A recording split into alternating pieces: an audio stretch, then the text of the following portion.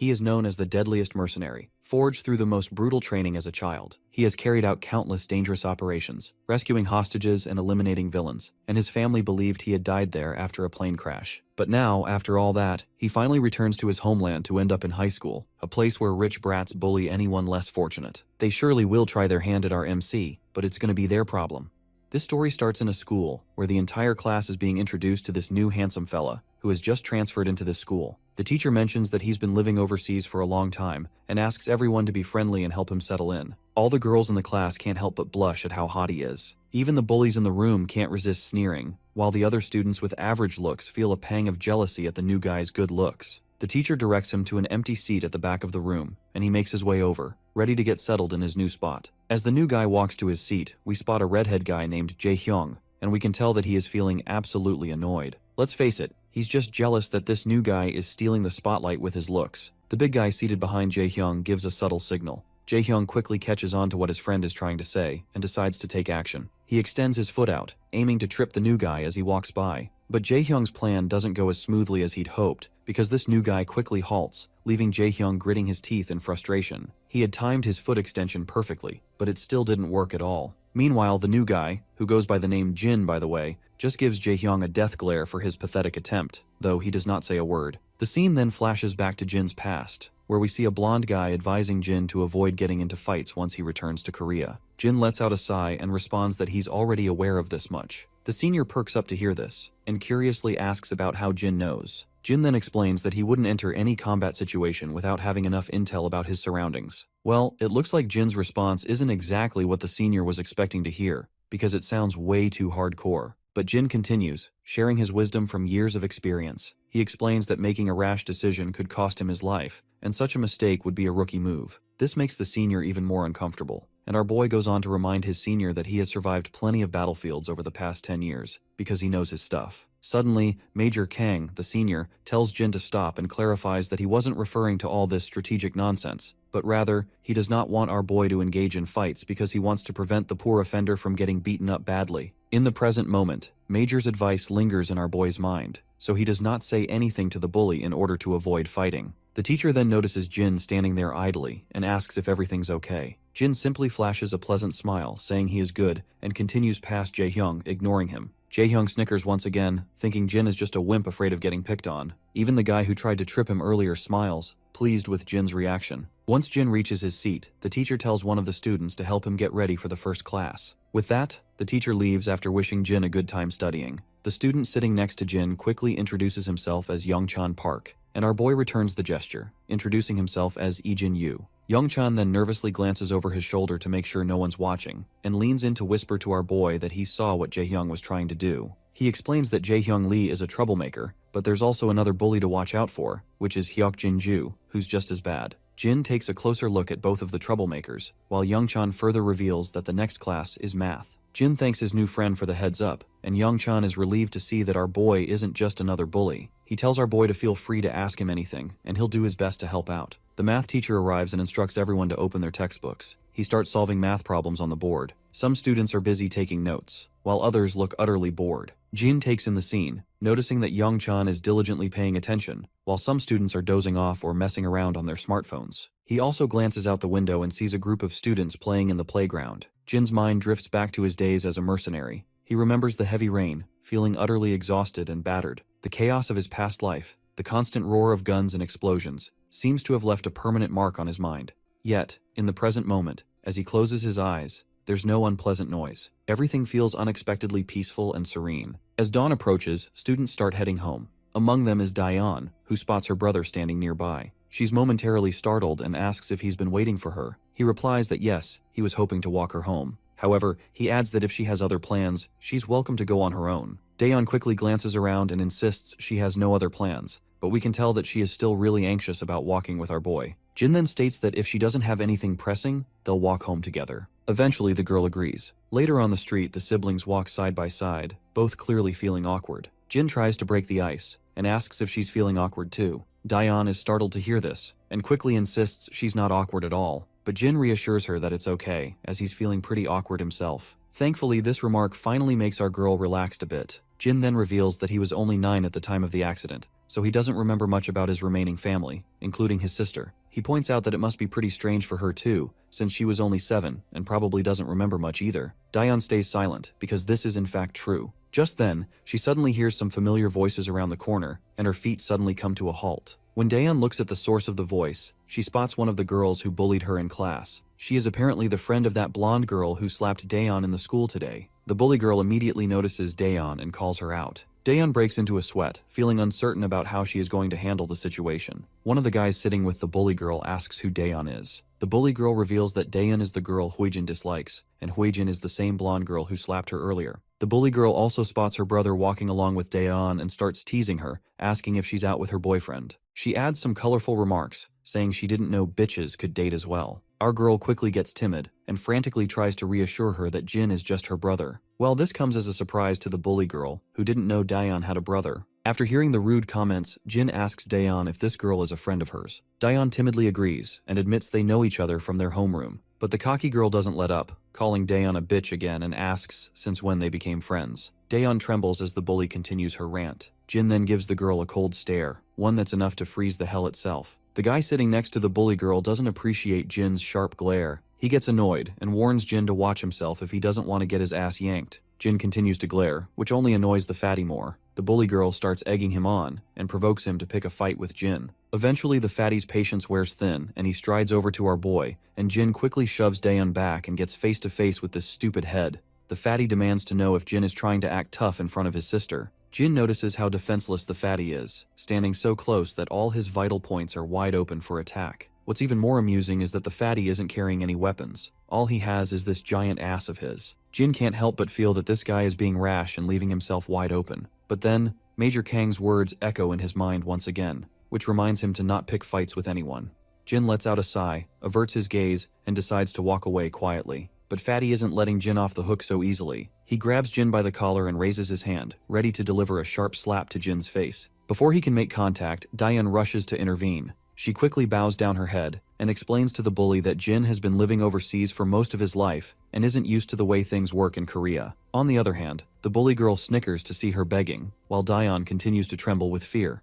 The fatty, however, snaps at Daeon, saying he doesn't care if Jin was living overseas or not. Seeing his sister so terrified and shaking in fear boils Jin's blood. Fueled by anger, he grabs Fatty's wrist and yanks it. Fatty squirms in pain, even though Jin hasn't done anything particularly aggressive. Jin throws his bag down and takes off his school coat. Calmly, he tells his sister to wait for him and covers her face with the coat, assuring her it won't take more than a minute. Just then, the rowdy thug charges at him from behind. Jin effortlessly twirls around and delivers a solid slap to the thug's face. The single slap sends the thug staggering, blood spilling from his mouth as he stumbles backward and crashes to the ground like a sack of potatoes. The cocky girl and the other goon feel a chill run down their spines, and I can tell they are about to crap their pants if our boy continues like this. Meanwhile, Jin lets out a sigh of disappointment, knowing he's broken his promise to Major Kang. But I guess this is not his fault entirely, as this fatty bastard had this coming. The other goon is so terrified that he has started to reconsider making any move against our boy. The next scene takes us to the countryside, where military soldiers are training tirelessly. Among them is Major Kang, overseeing the rigorous exercises. A fellow soldier approaches from behind and reminds Kang that today is Jin's first day at school. Hearing this, Major Kang gets concerned that despite 6 months of lessons on leading a normal life, Jin might struggle to adapt to his normal school life after so many years as a mercenary. But still,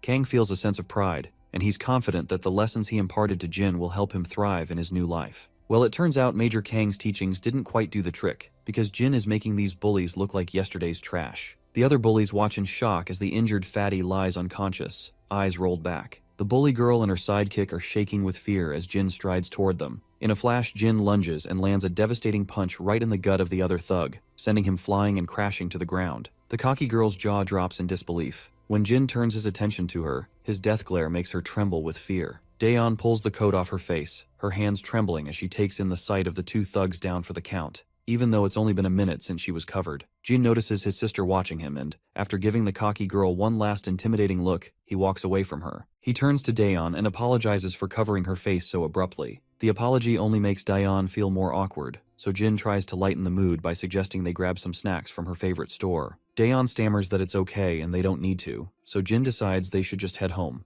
As Daeon and Jin cozy up, The bully girl is left terrified to see this. She's completely blown away by how this guy who was so terrifying with just a glare is now acting like a sweet, caring brother. As the siblings walk off together, Diane gives her one last friendly wave before they head out, leaving the bully girl standing there, face frozen in terror. As they walk home, Daeyeon asks Jin if he was the one who knocked out those two guys earlier. Jin confirms it, and this only makes her curious about her brother, since he doesn't seem like the type to pick fights. She then explains that in Korea, staring at people like he did can be considered rude and might lead to uncomfortable situations. Jin agrees, adding that meeting someone's gaze can be risky depending on who you're staring at, which is similar to where he's from. Confused, Daeyeon asks why he stared at those thugs earlier. Jin simply replies that he noticed she was scared and he wanted to protect his sister. Daeyeon is startled by these unexpected responses, and she simply bows her head down while blushing. An awkward silence falls between them as they continue walking. It looks like Daeyeon will need to get used to having a caring brother around to look out for her. When they get back to the apartment, we see Grandpa is a bundle of nerves. He frantically tells Jin to just chill and enjoy some fruit, but our boy insists on taking care of the dishes himself. Grandpa's not sure how to handle this, so he eventually lets Jin take over. As Jin washes up the dishes with a steady hand, Grandpa asks if the dinner was okay, admitting he's not exactly a master chef. Jin, keeping it casual, tells Grandpa not to sweat it. He says the food has been great and he's loved every meal. The old man looks visibly relieved to hear that Jin enjoyed the food.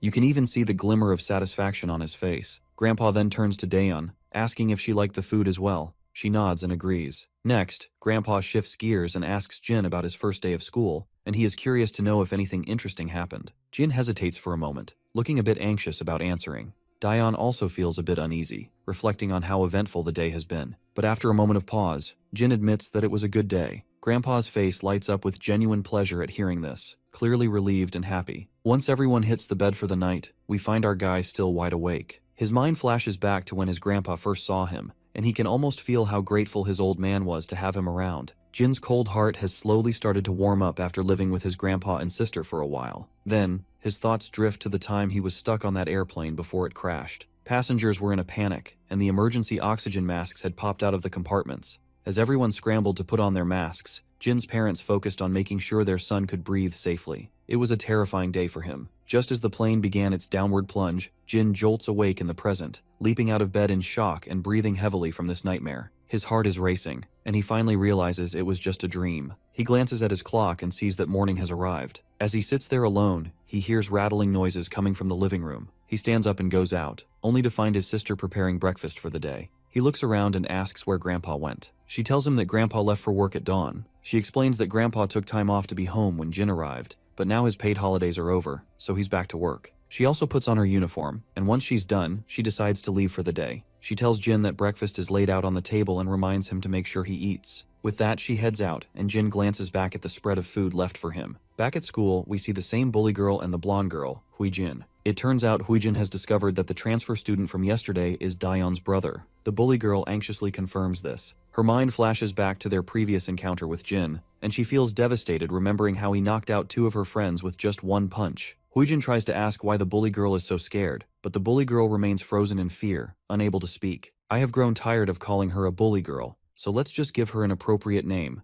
and let's call her Chicken Shake from this point onward. Huijin continues to press Chicken Shake about what happened. Finally, Chicken Shake swallows her fear and says they should stop picking on Daeyeon from now on. The glare Jin gave her is still burned into her mind and she can't shake it off. Despite her fear, she tries to reassure herself that everything will be fine because Huijin and her brother are basically the top dogs, and everyone at school bows down to them. After a while, we see Daeyeon again. As usual, she gets brutally smacked on the head. When she turns around, she sees Huijin and Chicken Shake together, once again there to bully her. Daeyeon quickly asks what they both want now, to which Huijin tells her to come with her for a second. Our girl asks where they are going. The cocky blonde is clearly ticked off and snaps at Daeyeon, telling her not to get too big for her boots and to follow orders if she doesn't want to get beaten down. She adds that having a brother isn't going to change a thing. A little while later, we find ourselves at the school's recycling station, where Daeyeon is getting absolutely pummeled by the cocky blonde. After a few solid kicks, the blonde tells Daeyeon to keep her head down. Daeyeon, trying to catch her breath, asks why she's getting beaten up in the first place. That's when Huijin reminds her about her brother. She tells Daeyeon that her brother doesn't have to act like a tough guy and warns her to explain to her brother to stop getting so full of himself. She further makes it clear that they won't be responsible for Daeyeon's brother anymore because he's in for one hell of a ride.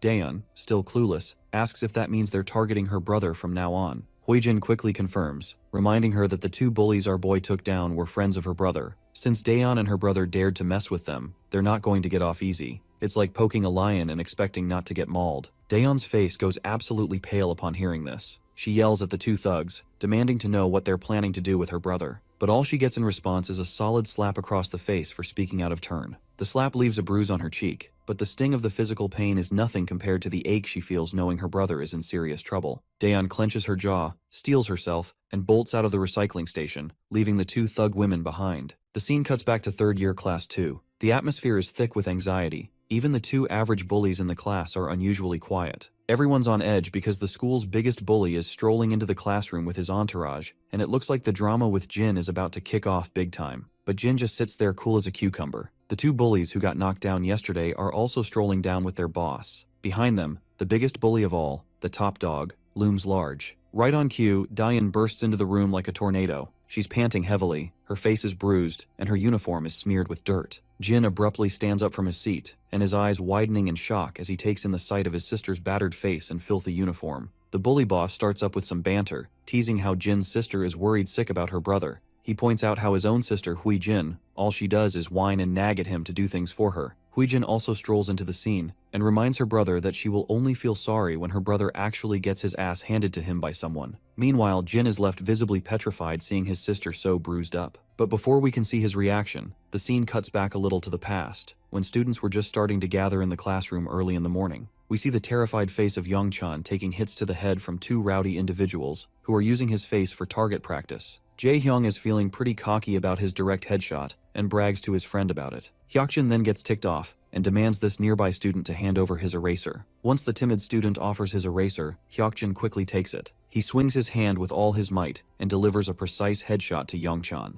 He breaks into a happy dance after landing the perfect hit, but Jae-hyung tries to downplay it, saying this was just a lucky shot. The two friends go back and forth, trying to outdo each other with their headshot skills. Jae-hyung decides to take another shot, swinging his hand violently and throwing the eraser down at the poor Youngchan. But surprisingly, Jin steps in, and the eraser hits him in the waist instead. The two bullies are annoyed by this sudden interruption, and the eraser falls to the ground. Jin then takes his seat right next to the terrified Youngchan. The redhead is visibly ticked off, feeling Jin is finally getting on his nerves. Hyokjin decides to talk some sense into Jin for stepping in, and the redhead quickly agrees. Meanwhile, our boy simply puts his bag on the desk and asks Youngchan if he's alright. The poor fella mutters that he is fine, but we can tell by his pale face he is not fine at all. Youngchan simply leans toward our boy for avoiding any eye contact with those bullies, and asks our boy if they should hang out after school. Jin reveals that he has to walk home with his sister, so he can't hang out. The timid boy perks up at this, and asks if his sister transferred here with him. Jin shakes his head, saying she was already studying here before he arrived. When Youngchan asks her name, Jin tells him it's Daeon. Youngchan is startled to hear this, and Jin notices his sudden reaction, so he asks his friend if he knows her. At first, Youngchan feels reluctant to say anything, but admits that Daeon isn't having the best time at school lately. He explains that she was quite popular back in middle school for being smart and pretty, which attracted a lot of attention from the guys. But then a blonde girl named Hui Jin, who was jealous, started bullying her. Jin asks if no one stopped them from bullying Daeon. Youngchan reveals that the girl who used to bully her, Hui Jin, has a brother named Gisu Kim, who's one of the worst troublemakers at their school. What's even worse is that Daeon is stuck in the same homeroom as Hui Jin, and she gets bullied to the point where every student is amazed that she still has the courage to come to school. Jin puts two and two together and realizes that Hui Jin started bullying his sister just because someone liked Daeon, and that's the only reason she's being targeted. But Youngchan somberly reveals that this is just an excuse, because Hui Jin simply wanted a reason to bully someone. Jin's mind flashes back to several days before, when his grandpa hoped that Jin would have an easier time adjusting to his new school after living overseas for so long.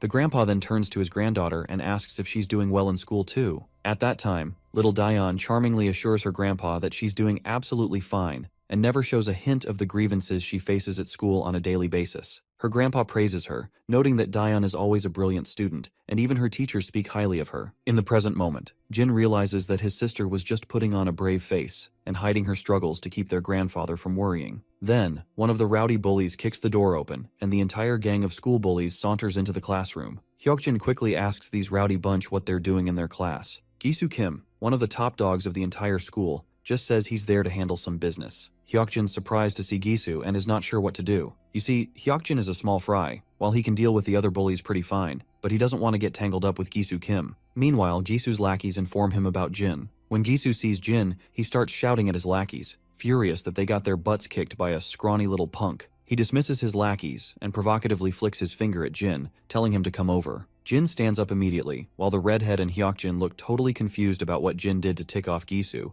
and they're pretty sure he is pretty much screwed now. Meanwhile, Jin stands his ground defiantly and asks if Gisu is actually the big shot here. Jisoo sneers, and he finds it fascinating that our boy took his sweet time to figure out who is in charge here. He turns to his lackey and tells him not to just stand there like an idiot and to make a move. But we can clearly tell that the lackey is absolutely scared, but he eventually steps forward towards Jin. But before the showdown starts, Daeon also bursts into the classroom, breathing heavily. In the current time, this is how Jin finds himself looking at his bruised-up sister. Tears well up in Daeon's eyes as she starts apologizing to Jin for putting him into trouble. Meanwhile, Huijin scoffs after seeing those tears and calls her the biggest drama queen ever. Jin, however, tells his sister she has nothing to apologize for. Before she can say another word, he loses it and slaps this lackey across the face with such force that he hits the ground, knocked out cold. The other bullies, who already know how hard Jin can hit, start to tremble. With one lackey down, Jin turns to his sister and says that these bullies are the ones who should be apologizing. The fatty charges at Jin with a clenched fist, but Jin effortlessly pushes his hand away. When he spots the exposed throat, Jin delivers a brutal, precise smack to it, like a ninja, leaving the bully spitting and coughing before collapsing to the floor. The other lackey, shaking with fear, tries to land a hit on Jin. Jin responds with a crushing blow to his ribs, and with lightning-fast reflexes, sends the lackey tumbling to the ground. Meanwhile, Gisu's confidence has finally started to fade away, as he sees our boy effortlessly taking down his bullies like they're nothing. The local lackeys of this class, who are still in their beta stage, stand there wide-eyed and expressionless. Even Huijin and Chicken Shake are freaking out, completely losing their composure. After taking down the last two bullies, Jin turns to Gisu and makes it clear that his sister has been suffering because of these thugs, and he's not about to stand for it. Gisu finally decides to speak, sneering as he admits that Jin is not a pushover after all. With a smirk, Gisu swings his leg with lightning speed toward Jin's face, but Jin effortlessly blocks the kick, leaving Gisu absolutely stunned, because he did not expect our boy to react so fast. Nonetheless, Gisu quickly swings his other leg, which is also blocked by Jin quite easily. Jin seizes Gisu's leg, pulls him closer, and delivers a brutal punch to his face. The punch sends blood spraying everywhere as Gisu crashes to the ground like a rag doll. His nose and mouth are bleeding, and he looks up in horror at Jin, who towers above him like a goddamn Death Reaper. Without hesitation, Jin swings his leg again, striking the bastard in the face with a powerful kick that sends more blood splattering. The guy, who was once cocky and full of himself, finally hits the ground, defeated and humiliated. The entire class falls silent, eyes wide in shock as they watch Jin take down one of the biggest bullies in one fell swoop. The two beta bullies are slack-jawed as well, unable to believe that our boy just took down a major player like Gisu so effortlessly. The girls are equally horrified, with the blonde especially stunned, unable to fathom if Jin is really this formidable. Jin starts walking towards Huijin, who is feeling terrified because she does not want to get slapped and face the same brutal treatment. But before anything else can happen, Daeon rushes to stop her brother, pleading with him not to do anything anymore. Jin reminds her that Huijin and her crew have been bullying her for a long time, and he also knows that she was targeted by them yesterday as well. Daeon's face falls as she realizes her brother has uncovered the truth, and she bows her head in silence. She then suddenly realizes that Jin is fighting for her sake, so she quickly forces a smile, telling her brother that she's fine and he should stop. Her brother hesitates at first, but eventually agrees, deciding to walk her to class. As they leave, the students in the room erupt into murmurs, unable to believe that Gisu, the top dog, was taken down by a single boy. Even the beta bullies admit that Jin is hardcore, and they are feeling a wave of relief that they didn't try to take him on earlier. As the chatter continues, the blonde girl trembles in a mix of fear and humiliation, unable to process her defeat. Meanwhile, as Jin and Daeon walk together, she expresses her shock at how good her brother is at fighting, but then starts apologizing again. Confused, Jin asks what she's apologizing for. Daeon explains that it was her fault he got dragged into this mess. She feels responsible for the fights he had to endure, both yesterday and today. Jin gives Daeon a reassuring smile, telling her she doesn't need to apologize for anything, because this is what families are for, to protect each other. He then begins to explain that back where he used to live, everyone only looked out for themselves. They didn't care what happened to others as long as they weren't the ones suffering. But even those people would act differently when their own families were involved. That is when the scene cuts down into the memory lane, to a chaotic battlefield, with smoke and explosions tearing through the area. Gunfire and bombardments echo from both sides. In the middle of the madness, we see a younger Jin, caught in the mayhem. Among the carnage, he spots one of the opposing soldiers desperately trying to save his little daughter, shielding her from a man who is holding his gun right over their faces. Even in the middle of the violence, The sight of that soldier risking everything for his child left a deep impression on Jin. It made him question what family truly meant and why it was so important. In the current moment, Diane points out that he barely remembers her, so why is he still going out of his way to help? The boy agrees, admitting it's true he doesn't remember her, but insists that doesn't change the fact that they're family. The girl just stands there in silence, but just as our boy's words sink inside her mind, she starts to feel a bit embarrassed. She quickly tells him she's fine and that he should head back to his class. She points out that they're already at her homeroom, so she waves a final goodbye and vanishes, leaving the boy with a faint smile on his face. Back in his room, Jin is still the hot topic of conversation, and he's feeling a bit awkward with all the attention he is getting. The beta bullies then flash him a thumbs up, cheerfully asking what kind of lessons he got overseas because he took those noobs down like they were yesterday's leftovers. They keep showering him with praise, but the boy just sinks into his seat, looking a bit overwhelmed. Even his friend Young Chun chimes in, saying he was actually pretty awesome, which brings a subtle smile to Jin's face. Meanwhile, we shift to the defeated goons, who are feeling pretty anxious after their embarrassing loss. Their boss, in particular, is still fuming, grumbling that there's something different about our boy, because he doesn't fight like your average third-rate thug. His sister tries to cheer him up, reminding him to stop sulking and pointing out that their loss was just a fluke, and Jin just caught them off guard, so she suggests they should try to catch him later. But the bullies stay silent, because they've learned the hard way that our boy is a powerhouse not to be messed with. Still, the blondie reminds her that he's just one guy, and they shouldn't let some dude take us down like this. Her brother finally shuts her up, telling her if she's itching for a fight, she can go take on the boy herself if she thinks it's so easy. Of course, Huijin doesn't like the way her brother's talking to her, so she snaps back that he shouldn't take his frustration out on her just because he got his butt handed to him by some random guy. Her brother is absolutely furious, and it's clear Huijin's words hit him hard. He is seething in anger because we all know that she is speaking some uncomfortable truth. Huijin glares at him one last time, her eyes welling up with tears from the frustration of seeing her brother act like this. Quietly, she turns around and slams the door behind her as she leaves. As she stomps down the corridor, Chicken Shake catches up with her from behind. Meanwhile, Blondie is absolutely fuming. It's incredibly frustrating for her that all those bullies couldn't handle just one guy. She slams the door open as she storms into the classroom, and when she sees Daeon sitting in the classroom, she asks our girl that she must be feeling pretty lucky to have a brother now. She reminds her how she now can go to school without a care in the world, and can just run to her big brother if she gets into trouble. Daeon doesn't say a word in response, which only makes Huijin more annoyed. She thinks Daeon is giving her the cold shoulder just because she has her brother around. She grits her teeth in frustration and makes it clear that she won't let Daeon do whatever she wants just because she has a brother. As dusk starts to settle, students begin heading home, and among the crowd is our girl, looking pretty dejected. She's lost in thought, recalling the scene where her brother stood up for her and fought those thugs. She remembers him saying they're a family, and wonders if this means she can finally go to school without worrying about getting bullied. Her mind drifts back to her miserable days under Huijin's rule, where she was constantly bossed around and obeyed every command like a faithful dog. Whenever she tried to speak up for herself, she'd get slapped down. Suddenly, her brother appears behind her and asks if something's bothering her. She is startled by this sudden call, but our boy reminds her that he'd called her a few times already, but she did not respond. The sister quickly says sorry, explaining she didn't hear him, and then asks if he was waiting for her again. The boy nods, saying he was because he still doesn't know his way back home. So, they start walking together, talking about how they should grab some groceries on the way, since Grandpa always gets super hungry when he's home late. As they walk side by side, that rowdy bitch stands behind them. She's looking utterly mad, and just can't handle seeing the smile on our girl's face. This bitch is biding her time, waiting for the perfect moment to make Daeon forget how to smile. In the next scene, we see our duo is shopping around the store. The girl seems to be having a tough time choosing what to get, while people around the store are looking at our duo. Girls in the store can't seem to take their eyes off our boy, and Daeon can't help but notice how much attention he's drawing from the ladies. She knew he was popular at school, but it seems he stands out even outside of it. Out of curiosity, Daeon finally asks her brother if he's ever had a girlfriend back when he was overseas. The sudden question takes him by surprise, and he looks like he's never even heard of the term girlfriend before. Seeing his confusion, Daeon clarifies, saying she means a girl he might be dating. He simply replies that he hasn't had any, which prompts his sister to suggest that he should consider having a girlfriend,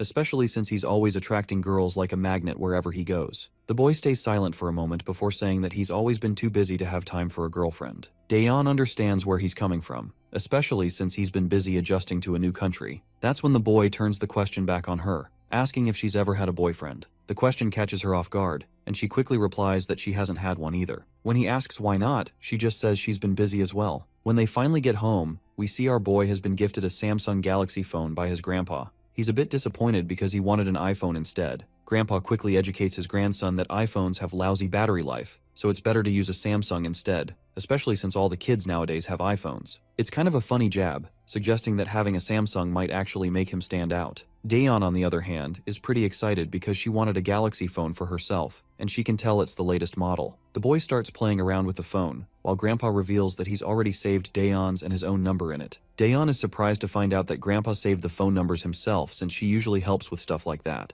Grandpa quickly clears it up, saying he got some help from the salesperson. He adds with a grin that he's heard how the younger crowd loves to unbox new things themselves, so he hoped our boy wouldn't mind that he opened the box to save their numbers. In response, Jin quickly says he's totally fine with it. Grandpa then apologizes to Daeon, saying the store only had one of those phones, so he couldn't get one for her too. Daeon reassures him it's no big deal, and they end up having a great dinner, chatting and enjoying their family time. Later that night, the boy is still playing around with his new phone, and he is really digging into the Galaxy experience. He starts to think maybe Samsung phones aren't so bad after all, and could be even better than iPhones. The scene cuts to Major Kang, who's busy working at his computer when his phone rings. He picks it up and sees it's Jin, who lets his senior know that he's got a new phone and this is his new number from now on. The senior is a bit surprised by this news, and even the junior standing behind him asks if Major Kang didn't already give Jin a phone. Major Kang confirms that he did. That's when the senior gets tomato red with anger, pointing out that he had given Jin the most expensive iPhone they had, so he is kind of furious that Jin has changed his phone already.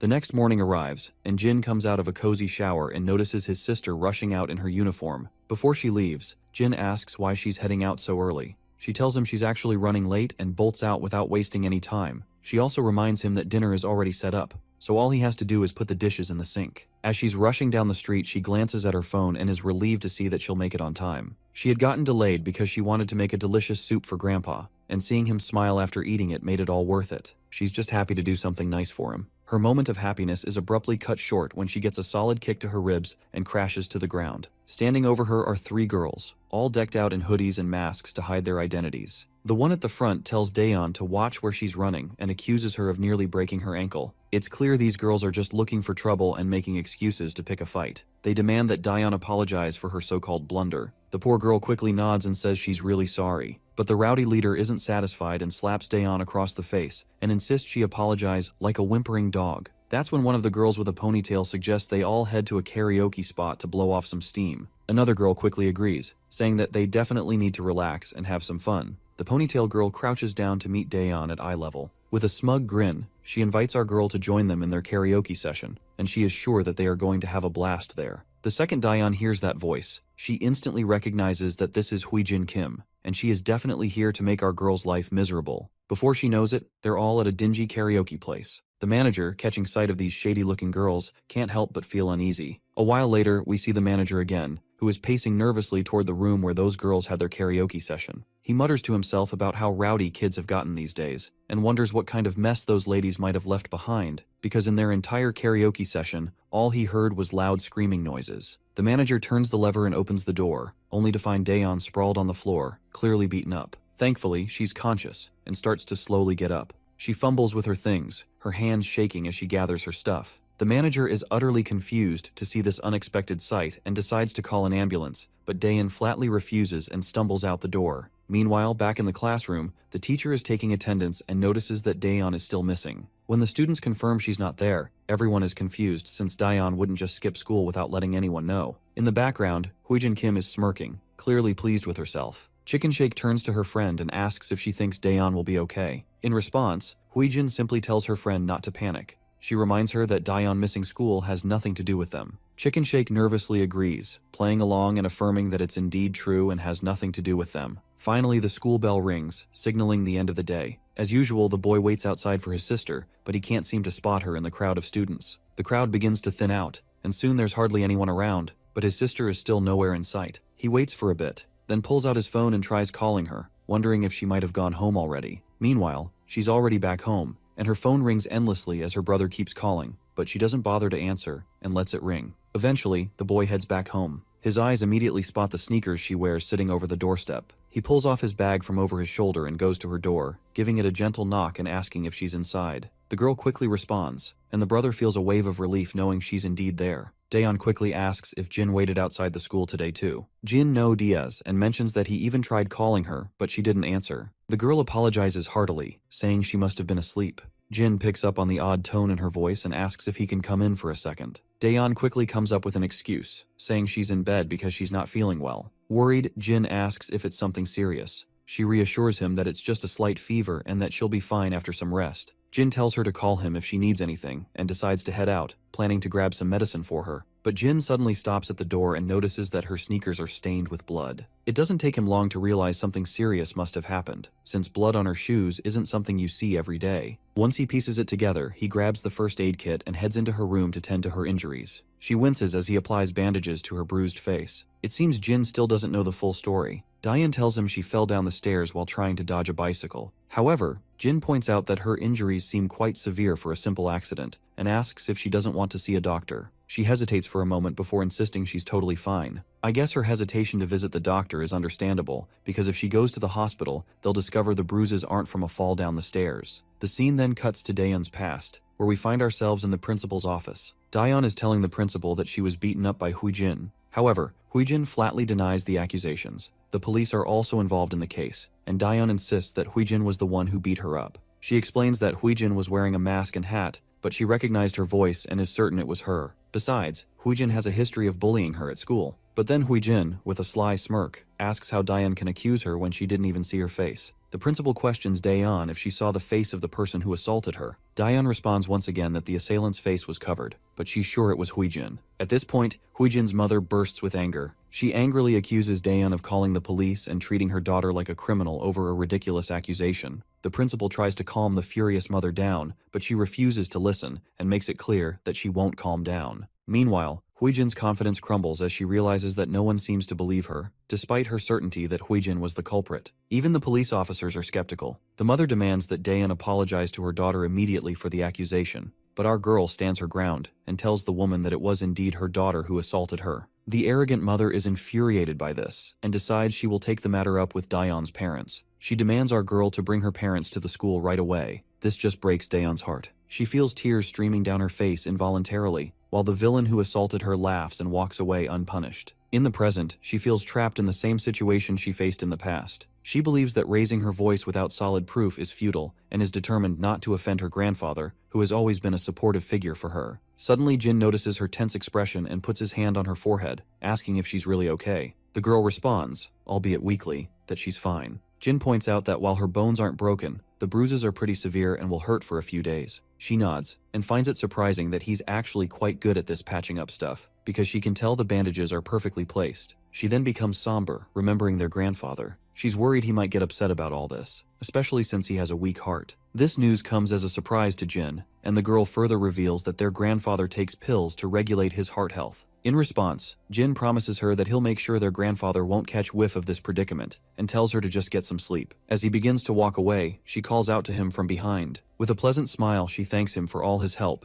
and Jin reciprocates with the same warm smile. But once he's gone, her smile fades. She wonders if she did the right thing by not telling him everything. She feels that there's nothing a couple of teenagers like her and her brother can really do about the situation. However, we all know that Jin isn't an ordinary teenager, and I wouldn't be surprised if he already knows who was behind her injuries. Later, we find ourselves in a club where the high-energy music is blasting and people are buzzing. In the middle of it all, we spot the boss bully, Gi-soo Kim. He's gritting his teeth as he drinks and laughs with his boys. They're all discussing Jin and wondering how a single brat could manage to mess things up for everyone. One thug speaks up, reminding everyone that their downfall was due to underestimating Jin. He insists that they can take him out easily if they plan ahead. Another goon agrees, emphasizing that they can't just let him get away with this. A third adds that Jin won't stand a chance against all of them. Despite their enthusiasm, their boss knows that taking Jin down won't be a walk in the park. He's still seething from the humiliating defeat, but doesn't want to let it slide. He puts his glass down in frustration and reluctantly agrees with his lackeys. He makes it clear that going one-on-one isn't their style, so they might think of a strategic plan to take our boy down with numbers. The lackeys grin like Cheshire cats, clearly excited about their plan.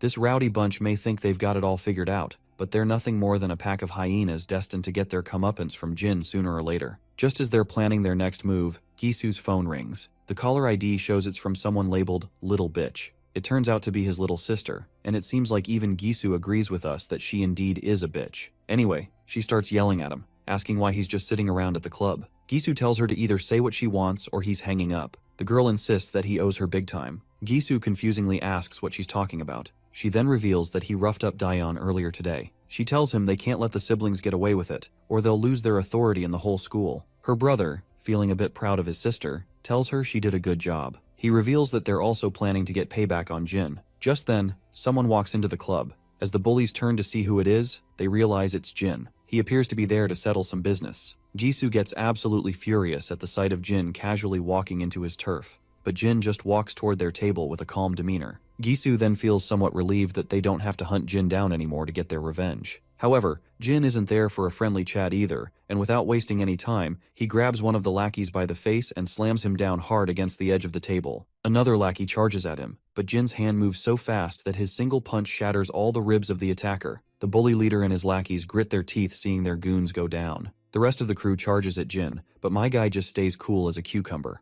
As they get close, he kicks one of them down effortlessly, like a true Sigma male. Next, he grabs this purple head and slams him down on the table with a brutal thud. While this purple head is cowering for his life, Jin doesn't stop there and slams this dude against the wall like a rag doll. Then he balls up his fist and delivers a devastating blow to the fatty's face. One of the thugs grabs a glass bottle and swings it at Jin, but my guy casually knocks the bottle from his hand and follows up with a brutal whack to his face, which leaves the thug bleeding his mouth out. Another bully charges from behind, but Jin ducks down, grabs his hand, twists it painfully, and then delivers a hard slap across his face. Jin throws the thug aside and then grabs another lackey by the face. He smashes the guy's ugly mug right into his knee, breaking the thug's nose with a sickening crunch. With all the thugs down for the count, Jisoo is left speechless, unable to process what's happening. Meanwhile, his sister is still on the line, and she quickly asks what's going on, because she has been hearing the loud commotion and chaos. Jin turns to Jisoo with a chill in his voice, making Jisoo shiver. He asks if he needs to repeat himself, because as far as Jin remembers, he's already told Jisoo to stay away from his sister. Jisoo is absolutely boggled out of his mind to see how the tables have turned. It's kind of ironic that they tried to gang up on Jin, only to end up getting their own gang banged. Jin fought like a pro, and wiped the floor with everyone in just a few seconds. Meanwhile, Jin continues to question Jisoo, asking what his sister ever did to him. Jisoo plays dumb, pretending he knows nothing, while secretly reaching for a glass on the table. He throws the glass at Jin with lightning speed, but Jin just steps back casually, letting the glass shatter against the wall. As he stands there nonchalantly, Jisoo grabs a bottle and swings it at him. Our boy steps back once again, avoiding the hit, but when Jisoo swings the bottle once more, Jin knocks it out of his hand and counters with a punch, sending the contents of the bottle splattering everywhere. Jisoo tries to swing his fist this time, but my guy responds with another brutal smack to the bastard's face, leaving his nose bleeding like crazy. Jisoo stumbles backward, gasping for air after the hit, while Jin remains cool and composed, not even breaking a sweat. Jin then asks this bastard what twisted pleasure he gets from harassing a helpless girl. In a desperate move, Jisoo grabs a bottle, shatters it, and aims the sharp pieces at Jin's chest. But our boy shows no fear, and he quickly slaps Jisoo's hand hard, making the bottle drop. Then he grabs Jisoo by the throat and squeezes, causing him to struggle for breath. Jisoo's feet trip over themselves as he struggles helplessly, and Jin forcefully drives him to the ground. The bastard writhes and squirms, desperately trying to break free from Jin's iron grip, but my guy doesn't let up. His hand pressed firmly on Jisoo's throat, ensuring the once cocky bully knows exactly who's in control now. Jin then leans in and asks Jisoo what he should do with him. Jisoo, barely clinging to consciousness after the brutal beating, can't muster a response. Jin delivers his final warning, making it clear this is the last time he'll spare him. He warns him to stay away from his sister and to keep Huijin, who is Jisoo's sister, in check as well. He emphasizes that if he hears even a rumor about Jisoo or Huijin bothering his sister again, he'll be back to finish what he started. To drive his point home, Jin tightens his grip on the bastard's throat even further, pushing him to the brink of unconsciousness. The bully is now desperate and on the edge, starts squirming and apologizing profusely. After that, Jin finally releases his grip, leaving Jisoo gasping for air and coughing violently as Jin walks away. As Jin walks out of the club, the staff inside exchange nervous glances, unsure of what just went down. Meanwhile, Huijin and her friend Chicken Shake are strolling down the street. Huijin has got a bad vibe and starts worrying that her brother might be in trouble. When they reach the club, they hear footsteps coming up the stairs, and it's Jin, casually making his exit. Huijin is caught off guard and isn't sure what to do. She shouts for Jin to stop, thinking she can still play it cool because no one can pin the blame of what she did to Daeon. But Jin doesn't even slow down. Huijin, now really nervous, starts backing away, trips, and falls hard on her butt. While she's rubbing her sore shoulder, Jin's phone rings. He checks it and sees it's his grandpa calling. After a quick chat, he simply turns around and just heads home quietly, leaving them curious about what he is even thinking. When Huijin enters the club room, the scene is a mess. Her brother and his lackeys are all battered and bruised. She immediately starts shouting at him, demanding to know how he got whooped by Jin again. But her brother, too exhausted to argue, cuts her off and tells her to stay the hell away from Daeon from now on. Huijin, not grasping the seriousness of the situation, keeps pushing back, asking what the hell he's talking about. Her brother, visibly frustrated, finally loses it. He grits his teeth and yells at her to leave our boy's sister the fuck alone. But Huijin doesn't back down and keeps shouting,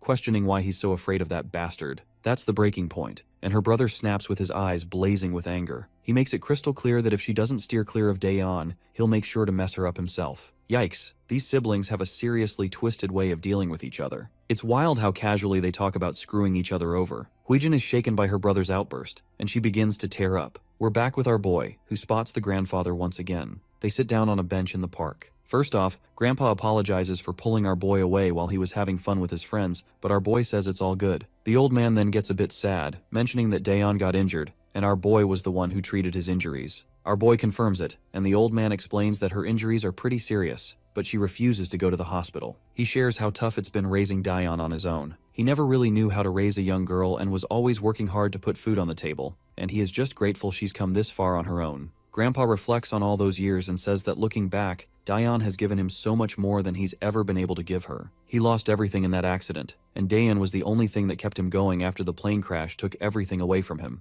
It breaks his heart to see her so hurt, and not even tell him the real reason behind it. He wonders if she thinks he's too old to understand. He mentions a saying about how kids become distant from their parents as they grow older, so it must be even harder for her to reach out to an old grandpa. But our boy quickly reassures the old man that he's just overthinking. He points out that it's clear how much Grandpa loves Daeon, and he's sure Daeon loves him just as much. He tells Grandpa to stop worrying so much and promises that he'll look out for her at school. Hearing this, the old man is finally a bit relieved and genuinely happy that Daeon has a brother-like figure in her life. The next scene shifts to Omnia Medical Examination Center. Inside, we see Gisu with his injuries finally patched up. He's getting an earful from his father, who's clearly disappointed in him. His dad doesn't hold back, making it clear that Gisu deserves every one of those injuries because, as he puts it, if you're going to play stupid games, you're going to win stupid prizes. The arrogant mother starts yelling at her husband, clearly outraged. She reminds him that their son is in the hospital, and this is all he has to say? She tells him to go find the brute who did this and yell at him instead. She also points out that the same brute busted Huijin's arm too. Honestly, it's a real mess. Huijin is a bitch to the point that she even pinned the blame of her own mishap on our boy. We all know that she tripped and banged up her shoulder, but instead of taking responsibility, she's blaming him for everything. The angry father finally calms down and lets out a deep sigh. The concerned mother tells her son to just focus on resting and recovering. As they start to leave, the mother grumbles about making the kid who hurt their son pay if she ever gets her hands on him. Once they're gone, Gisu finally asks his sister why she had to tell their parents everything. He explains that by doing so, she's just made things worse for him. He feels humiliated that people will think he ran to their parents like a whining brat after getting beaten up. His sister then asks how she was supposed to hide the fact that her brother was in the hospital and that her arm was broken. Gisu gets pretty ticked off and demands to know if Jin was the one who did this to her arm. She remembers how she tripped and fell, but she doesn't mention that to him. Instead, she just says that Jin was responsible. It's messed up how she's shifting the blame so shamelessly. She then quickly stands up and tells him to just stay here and get better. She says she'll make sure they realize once and for all who they're dealing with. Gisu sits there, unsure if they should mess with our boy again. Meanwhile, we're back with their parents. The woman reveals that she's just spoken to Mr. Cha, but her husband asks why she's complicating things and tells her to let the school handle it. The woman responds that it's Saturday already, and she doesn't want to sit back and twiddle her thumbs waiting for them. She starts yelling, pointing out that the school won't deliver real justice for what was done to their kids, and they'll likely only settle for a suspension or expulsion at best. The husband continues to argue, saying she has no business going to Mr. Cha to handle this personally. The woman reveals that she already knows Mr. Cha and that he's been handling his dirty work for years. Meanwhile, Huijin is eavesdropping and feeling pretty smug about her mother contacting Mr. Cha. She knows that Mr. Cha is the scary gangster who works for her father, and she's sure this will put an end to those troublemakers once and for all. The scene shifts to a rundown place where a man is fidgeting with his lighter, clearly on edge. Two goons walk by, looking pretty disappointed. They grumble about being ordered by their boss to handle some teenage drama, and none of them are thrilled about it. Even the boss himself isn't thrilled about dealing with this kid's squabble. But hey, a job's a job, even if it means wading through a mess of teenage nonsense. The scene flashes back to a time where a luxury Mercedes is zooming down the road.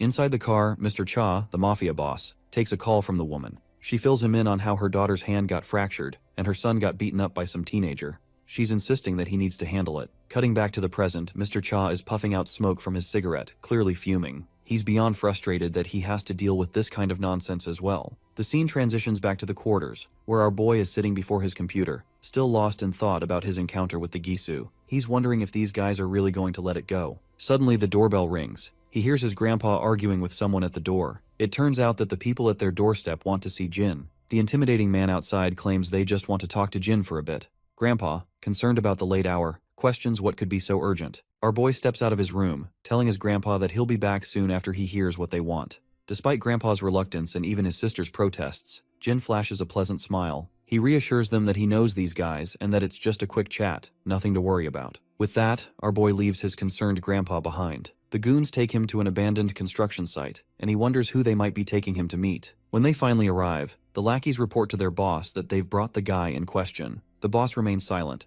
puffing on his cigarette. The bald lackey reveals that the kid caught on quickly, didn't make a fuss, and just came along. The boss, a bit surprised and pleased, decides to make it quick. He snaps his fingers, and the lackeys immediately grab their iron bats. One lackey tells his friend to hold our boy's arm, as he'll be the one to dish out the beating. Meanwhile, the boss sighs and decides to text the mother, letting her know that he's taken care of the job. While the boss scrolls through his phone looking for that mother's number, the lackeys ask him why our boy had to mess with the kids of Kim family. As soon as our boy hears the mention of kids, he realizes this must be about Gisu Kim. The boss, feeling frustrated and annoyed, pauses his scrolling, deciding he shouldn't call her while our boy is present. However, he looks over at our boy and is intrigued by how unfazed and emotionless he appears. Just as the lackeys charge at him, Jin suddenly uses his ninja-like speed. He grabs the bald lackey's hand before he can swing at him and pushes the man toward him, delivering a brutal shoulder smash right to the lackey's face. The boss watches this with his wide-eyed eyes, as he witnesses this flawless execution of the move. Meanwhile, the other lackey, bat in hand, swings at our boy. He ducks, letting the bat swoosh harmlessly over his head.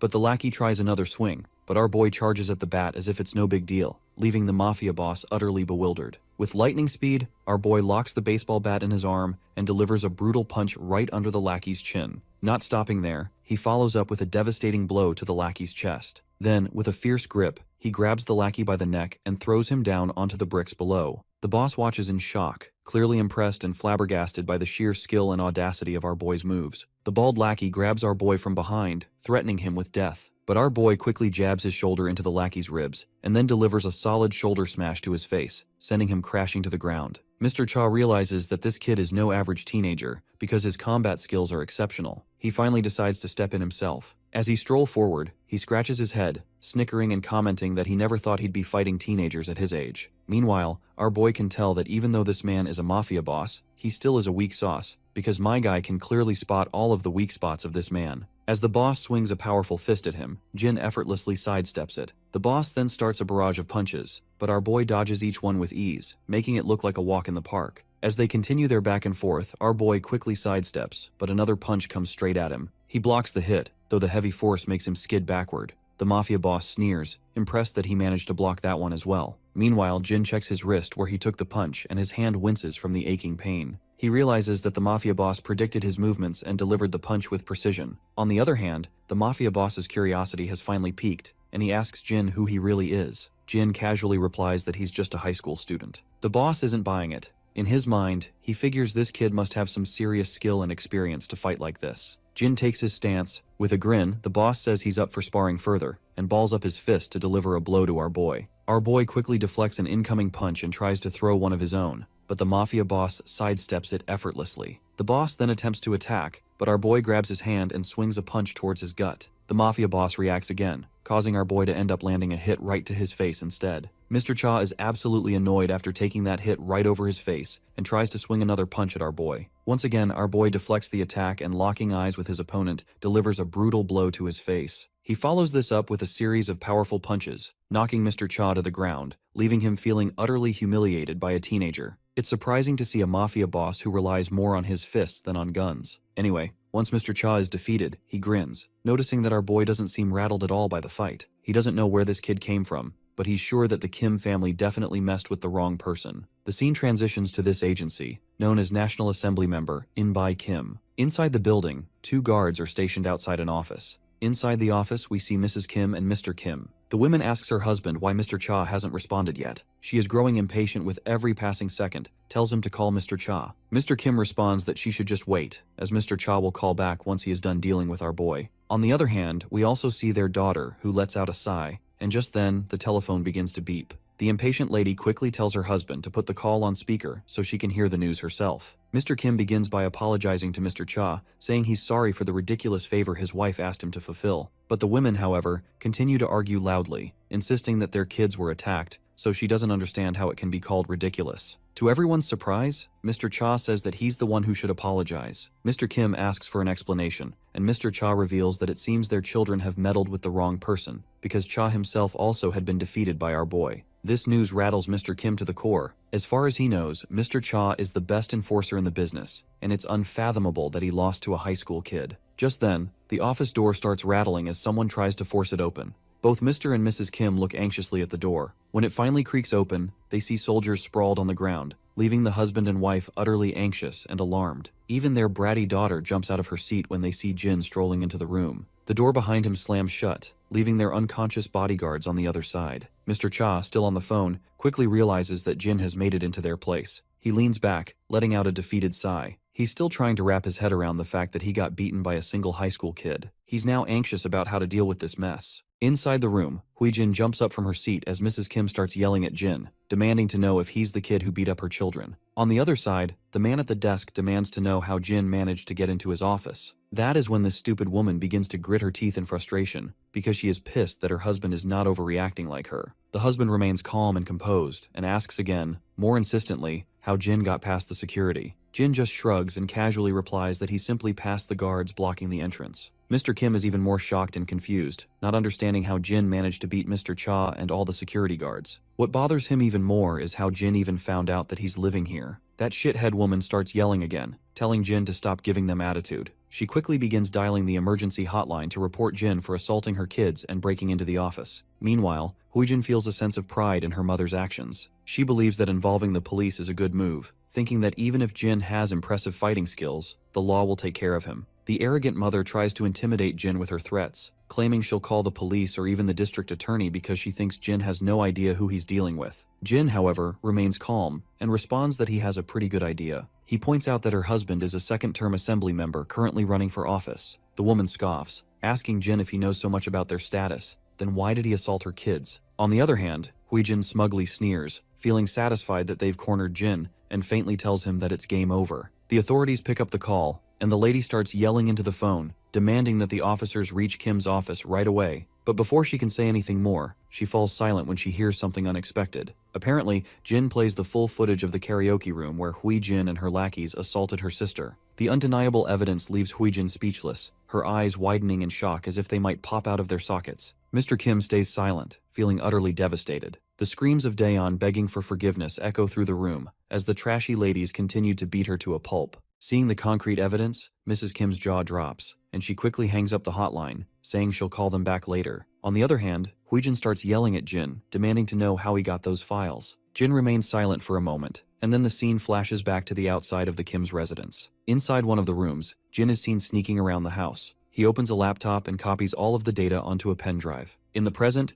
Mr. Kim grits his teeth in frustration, feeling that his kids are a total disappointment. But Hui-jin quickly tries to reassure her father, explaining that she had a good reason for everything. Mr. Kim, however, angrily tells her to shut up. Jin then reveals that he also has files involving Gisu Kim. He explains to the Kims that their children always save videos of their conquests. He states that he has dozens of clips showing their violent behavior, beating up kids at school, extorting money and valuables from their victims, and even the latest clip of his sister being assaulted by a group of girls at karaoke. Hui-jin is shaking like a leaf with all these truth bombs exploding around her, but her mother quickly jumps in to defend her daughter, claiming that our boy is just trying to threaten them and that he won't get away with it. But Jin reminds her that he didn't start this mess, and what he's doing now is hardly a threat compared to hiring a bunch of gangsters to attack him, and makes it clear that he has recorded all of it too. The father facepalms in utter disappointment and asks our boy if he did all this just because his kids assaulted his sister first. Jin responds that, as a parent, they have the right to take their children's side at all costs. So as a brother, he will do whatever it takes to protect his sister as well. The man understands where he's coming from and points out that they'll cover her treatment and offer a hefty settlement to make amends. But our boy makes it clear that this isn't necessary.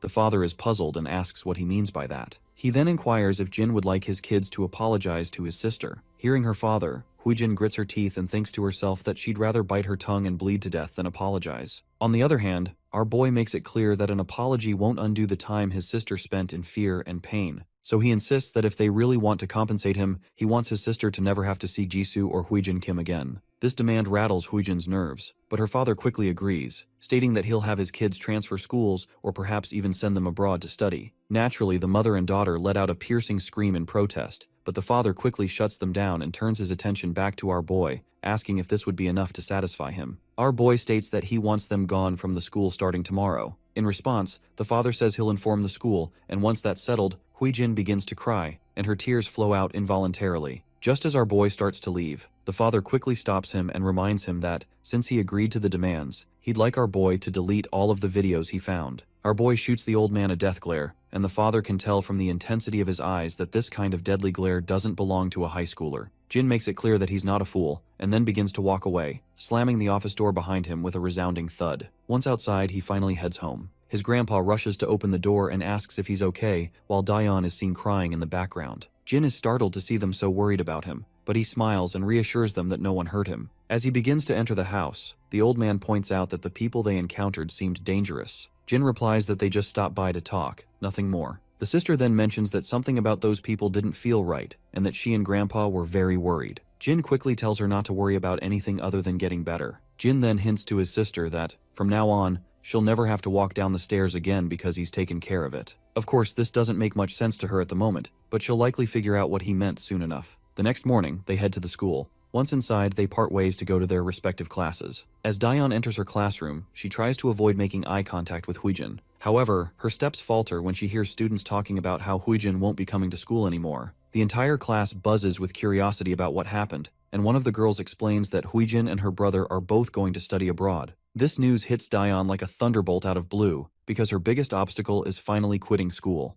The words Jin had said about taking care of the stairs she had fallen down replay in her mind. She quickly realizes that he must have known about Huijin's transfer all along. Daeon rushes out of the classroom in order to talk to him about this. When she finds him and calls out to him, he turns around, but as soon as she tries to speak, she's at a loss for words and remains silent. Jin simply smiles and says, "See you later," leaving Daeon to tear up. She manages to reciprocate with a soft, "See you later," before she breaks down, her emotions overwhelming her. A while later, we find ourselves in an apartment where a blonde girl is asking her friends if it's true that Huijin is moving overseas. One of the other girls confirms that it's true, saying she was shocked when she first heard but has no idea why they're leaving suddenly, as Huijin never mentioned anything about moving abroad. The blonde girl then turns to Chicken Shake, who is sitting silently and seems too preoccupied with herself to respond. One of the girls snaps her out of her reverie and asks if she has nothing to say about it. This rattles the timid girl to her core, and the blonde girl asks her directly if Huijin is really moving overseas, figuring that since they're in the same class, Chicken Shake might know more about it. Timidly and nervously, the girl confirms that it's true, and that their teacher announced it to the class earlier. The blonde girl then asks if she tried reaching Huijin directly. Chicken Shake admits she did, but Huijin didn't pick up the call. Hearing this, all the girls start to believe it might be true.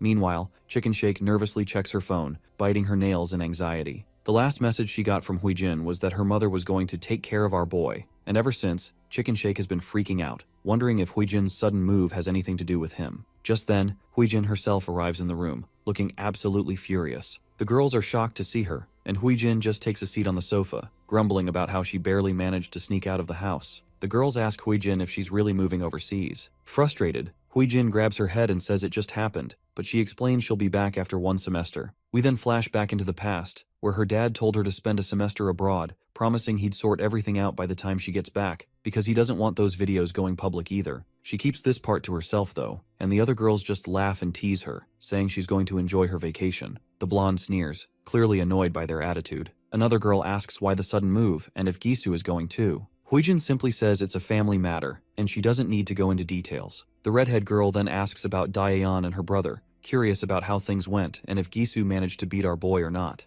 Huijin tells them not to ask, insisting that Gisu probably has handled the situation already. However, we all know that she just doesn't want to admit that her brother and his lackeys got thoroughly defeated by our boy, as it would be too humiliating. She grows even more agitated thinking about how pleased Daeyeon will be to see her leaving the school. This irritation sparks an idea in her mind, and she decides to mess with Daeyeon one last time, asking her friends to help with her plan. Her friends question whether it's really necessary, and even Chicken Shake jumps in shock and expresses her reluctance. But Huijin insists they should consider how cocky Daeyeon will be without anyone to bully her. She plans to deal with Daeyeon before she leaves Korea, wanting to make sure she gets her revenge. Chicken Shake grows increasingly anxious and terrified as Huijin continues to reveal her twisted plan. Huijin gets cocky, boasting that Daeyeon's grandpa is a security guard somewhere, and she plans to have her mom get him fired. She believes this will teach Daeyeon a lesson not to mess with anyone from the Kim family. This is seriously messed up. Daeyeon is just an innocent girl, and Huijin's plotting is enough to make anyone sick. But before this trash woman can act on her disturbing thoughts, her face goes pale when she sees a figure standing before her, cloaked in a hoodie with a mask over their face. It doesn't take long for her to recognize that it must be Jin. However, Jin pulls a classic you-know card move and asks her who Jin is, questioning how she can be so sure when he's wearing a mask and she can't see his face. He casually explains that he's just here to check if everyone's having a good time, and is quite pleased to see that everyone from the karaoke room video is present. One of the girls starts trembling and asks what he's talking about. That's when the boy reminds them he's referring to the place where they all filmed his sister getting beaten up. Huijin's face turns ashen as she realizes he might have been there waiting all along just to mess with her. Chicken Shake is visibly sweating and trembling, clearly aware of what might come next. The other two girls just sit there, utterly silent. The boy starts to shut the door, asking why no one's singing, since he thought everyone here loved to scream along to loud music. With that, he slams the door shut, leaving us with no clue about what he might do next. The scene takes us to the hospital, where the Kim family is gathered. The father, In-by Kim, is clearly annoyed, asking where Huijin went. Her brother explains that she stepped out to say goodbye to her friends. In-by's irritation grows as he asks why she left when she was supposed to stay put until they had everything sorted out. Just then, a guy bursts into the room, quickly turning on the TV and telling his master he needs to see what's going on. On the screen, it's clear that our boy has already made the videos of what Huijin did go viral. The footage is spreading fast, and the situation is quickly becoming a public spectacle. The entire Kim family falls silent as they watch the news. The reporter continues to drop bombshells, revealing that there are dozens of violent videos circulating, with many more incidents likely unrecorded. Civic groups and politicians are now proposing a special bill to bring the culprits to justice. Gisu starts to lose his composure, and the reporter adds that the nation is especially appalled by the revelation that the culprits are the children of candidate In-by Kim. It's clear that the father is in deep trouble, and it's all thanks to his outrageous wife who pushed everything to this point. Given Huijin's plan to make our grandpa jobless, it seems they're getting exactly what they deserve. We cut back to our boy being grilled by Mr. Cha, who demands to know why he went ahead with his plan when he had already come to terms with the Kim family. Our boy's mind flashes back to the past, where we find him learning all about the Kim family's deep political connections. He reveals that it was highly unlikely everything would have gone smoothly, so he did what he felt had to be done. In the present, he admits he did not honor the agreement they had. Mr. Cha questions whether he really thinks the Kim family would just let him walk away. Our boy confidently asserts that he's probably the last thing on their minds right now. It seems our boy might be right. The reporter continues to drop more bombshells, revealing recent evidence of In-by Kim's involvement in money laundering, bribery, and election fraud. The evidence is so damning that even his fellow party members are calling for a strict investigation, with everyone trying to cut ties to avoid any damage to their party. As soon as Mr. Kim hears this, he slumps down on the bed like a lifeless doll. Back with Mr. Cha, he seems to suspect that our boy has dug up some data about his past as well, and Cha does not want to get exposed to the law just like the Kim family. So he quickly asks who our MC really is. Our boy responds simply, saying he's just an average teenager. Mr. Cha smirks at this ridiculous remark, noting that nothing about Jin is average. The scene shifts to the classroom, where the girls are feeling anxious and blushing as they see Jin. They whisper among themselves, trying to muster the courage to approach him and ask him something, but everyone remains too shy to make a move. As Jin sits lost in thought, his phone rings. It's Daeyeon, letting him know that she can walk home by herself today and telling him to take a break and hang out with his friends. Jin is puzzled by the concept of hanging out and wonders how to go about it. Just then, one of his friends, Young-chan, pops up and greets him. As Young-chan sits down, he asks if he is busy today. Our boy remains silent, which prompts Young-chan to remember that Jin always walks his little sister home, so he must be busy after school. But not surprisingly, Jin tells his friend that he's actually free today. Young-chan's face lights up with happiness, and they plan to hang out after school. However, Young-chan's enthusiasm quickly fades when he hears an unpleasant voice. As the scene zooms out, we see these two beta bullies of the class step forward. They both reveal that they've heard the news and know that Jin is the reason Gisu Kim is moving abroad. Young-chan is totally shocked by the news, and the other students lounging around are equally caught off guard. The bullies spill the beans that even though Gisu and his sister were all set to move abroad, they're stuck now because their whole family's in hot water after the info leak. Our boy jumps in to set things straight, telling the bullies they've got it all wrong. but Jae-hyung chimes in, saying there's no need for modesty because everyone knows our boy trashed Gisu and his crew at their hideout a couple of days ago. Hyokjin backs him up, explaining that Jin took them all out by himself, and now everyone's saying Gisu is too embarrassed to show his face at school. He's itching to hear just how badly our boy must have beaten Gisu to make him leave the country altogether. Youngchan is finally convinced that Jin is actually a skilled fighter, and that his performance that day wasn't just luck. Hyokjin leans in and says, now that they won't have to deal with that jerk anymore, he's itching to throw a party, so he invites our boy to celebrate after school today. Jae-hyung agrees, adding that they've been in the class for days without really spending time together, and he suggests they show our boy around the area, but our guy flatly turns them down, saying he already has plans for today. Naturally, the bullies are puzzled and ask what he's up to. With a pleasant smile, Jin replies that he's planning to hang out with Youngchan. That's when Jae-hyung starts creeping in with his disgusting grin, leaning toward Youngchan and saying he'll join their hangout. Hyokjin also leans closer to the terrified guy and expresses his desire to join in as well. After forcefully making Youngchan agree, they start to walk away, saying they'll meet up later. Our boy quickly asks his friend if he really wants to let these goons join in, and the poor guy stutters a positive response with a pale face. The teacher finally arrives in the classroom, and she's brought along 2 transfer students. One of them is a plain-looking guy, but the real standout is a stunning beauty with striking black hair. Youngchan's eyes immediately light up at the sight of her, and our boy quickly asks if he knows who they are. Youngchan explains that everyone knows this girl. She's Yeona Sin, and her grandpa owns SW Corporation, the biggest company in Korea. The guy next to her is Seokju Ko, and there are rumors that he's been with her since they were kids and is seen as her associate and bodyguard. The teacher notes that since everyone's familiar with these two, she won't waste time on introductions. She reveals that both of them have been studying in the US for the past 2 years and will be joining the class starting today. The beta lackeys don't seem too thrilled about these 2 newcomers in the classroom. With just Jin before, their chances to rule the classroom were slim to none, but now, with these 2 around, they're not so sure they can even think about bullying anyone. Meanwhile, Youngchan was curious about the 2 extra desks in the class, but it's clear now who they're for. He can't help but think Yeona looks even more stunning than he remembered. Even the students in the class can't keep their eyes off her. As Seokju behind the lady walks forward, he could not help but notice our boy, and their eyes lock for a moment. Yeona too can't resist but glances at him while she is walking past him. Once both of the newcomers take their seats, Seokju tells Yeona that our boy wasn't in the evaluation report he received a week ago, and he wants to double check. Yeona is intrigued and glances at our boy once more, and we can tell she is clearly curious about him. Our boy notices Yeona glancing at him, and when he looks back, he finds her smiling. However, he just turns his gaze away again, which seems to irritate her since she didn't get a reciprocating smile. Meanwhile, Youngchan continues their conversation and asks if he has any particular place he wants to go. Jin says he's okay with anywhere, so Youngchan suggests hitting the game room. Well, it seems like the word gaming room triggers some memories for our boy, while his friends explain that it's nearby and just upgraded their PCs. That's when we flash back to the past, where we hear the authoritative tone of a senior telling a group of soldiers that they will begin today's portion of their practical life training program. He explains that there's one thing every Korean teenager must know, and that's the gaming room. This is the first time our boy has heard about the gaming room. The senior further explains that gaming rooms offer personal computers for a fee, and both students and adults can use them. Curious, our boy asks what people do there. The senior explains that while some users browse the internet or watch X-rated videos, most people are there to play games. For the average high school student, over 90% are playing some kind of computer game. The senior then introduces some of the most common games. First up is Legends of League, followed by Battle Royale. Back in the present, our boy reflects on how he can finally make use of the Major's intel. Meanwhile, Youngchan adds that they'll also grab some ramen at the game room and maybe check out Koinka afterward.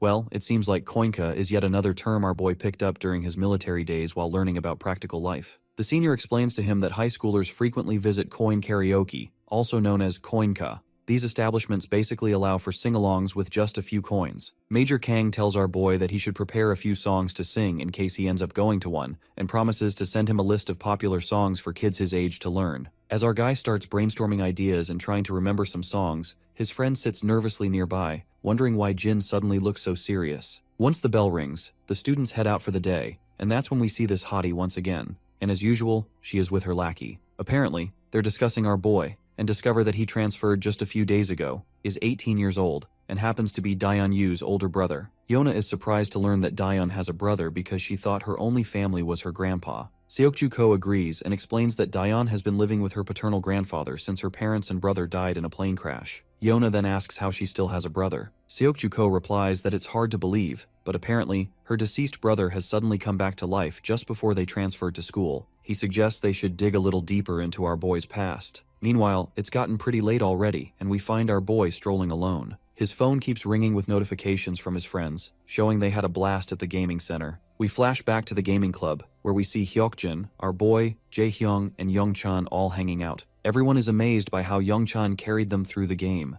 Jaehyung even asks about his rank, guessing it must be Diamond or Master. Their jaws drop when Youngchan timidly reveals that he's actually at Challenger rank. From that moment, their attitude toward Youngchan shifts completely. In the present moment, even our boy finds this sudden change odd as they keep chatting excitedly about Youngchan's impressive rank. As he's looking at his phone, his sister arrives. He quickly asks her what she's doing here. She explains that they ran out of garbage bags at home, so she went to get some, and she also picked up a few snacks. Our boy offers to carry the bags, but his sweet sister insists it's not necessary. She then asks if he was hanging out with his friends, and he confirms that he was. She feels a warm sense of relief, glad to see that he's made friends and that people aren't avoiding him because of the fight. When she asks where he went, he bluntly replies that he went to the game room. Well, it seems like this isn't exactly what she expected to hear, as she thought he might have developed different interests after living overseas for so long. Curious about her own experiences at school, he asks how things have been for her. She pauses for a moment before responding that school hasn't been this fun in years. She then asks if he also had something to eat. He nods, saying they had a blast at the game room, where every kind of snack was available. He then asks her about her plans, and she mentions that she's waiting for Grandpa to come home so they can eat together. Our boy then asks if he can join them, which confuses her since she thought he'd already eaten. He awkwardly admits that he's still a bit hungry. We already know that our boy just wants to have some quality family time. When they get home, there's a spread of delicious food laid out on the table, and they all seem to be having a great time eating together. It does seem odd that Grandpa only works a security job, yet they have such a variety of food every day. It's a bit of a mystery how they manage that.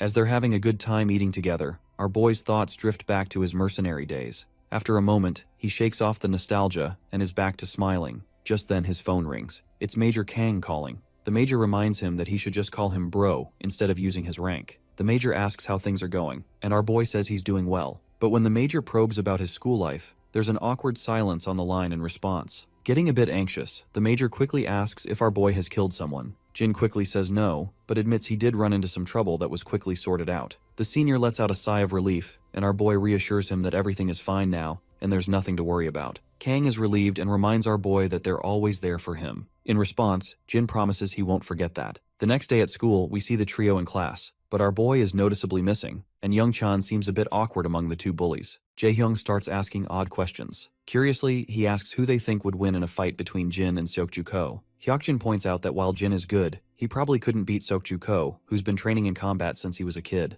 To him, our boy seems like an amateur in comparison. Jaehyung agrees, adding that Seokju-ko is one tough motherfudger. Youngchan then asks if it's true that Seokju-ko fought against 20 dudes and won. Blonde quickly corrects him, saying it was actually 30 guys. The number leaves Youngchan momentarily stunned. He even forget to breathe for a second. Brownhead explains that when a group of street thugs was harassing Yona Sin, Seokju-ko took them all out. He says it started with 10 guys, but they kept coming. By the time 30 guys showed up, Seokju was still going strong. He walked off without a scratch while the 30 thugs were left unconscious on the street, like discarded toys. The timid boy then asks about the rumors he heard, about Seokju catching the kidnappers who took Yona. He's heard that the people behind it were all retired soldiers. The blonde quickly confirms that the story about Seokju-ko catching the kidnappers is probably true as well. He insists that Jin doesn't stand a chance against Seokju because he is on a whole other level. It's sometimes hilarious to think that teenagers in these Korean manhwa are taking down entire gangs single-handedly, making the government and all those intelligence and law enforcement departments look like they're just wasting taxpayer money. In the meantime, our boy suddenly stops in the corridor when he comes face to face with Seokju. Without wasting any time, Seokju asks him straightforwardly what he's doing here. Confused, our boy makes it clear that he doesn't understand what he is getting at. Seokju simplifies his approach and asks why he is lying about his identity. He mentions that he's heard our boy had a hand in Gisu and Huijin Kim moving away. Jin clarifies that he did have some beef with Gisu,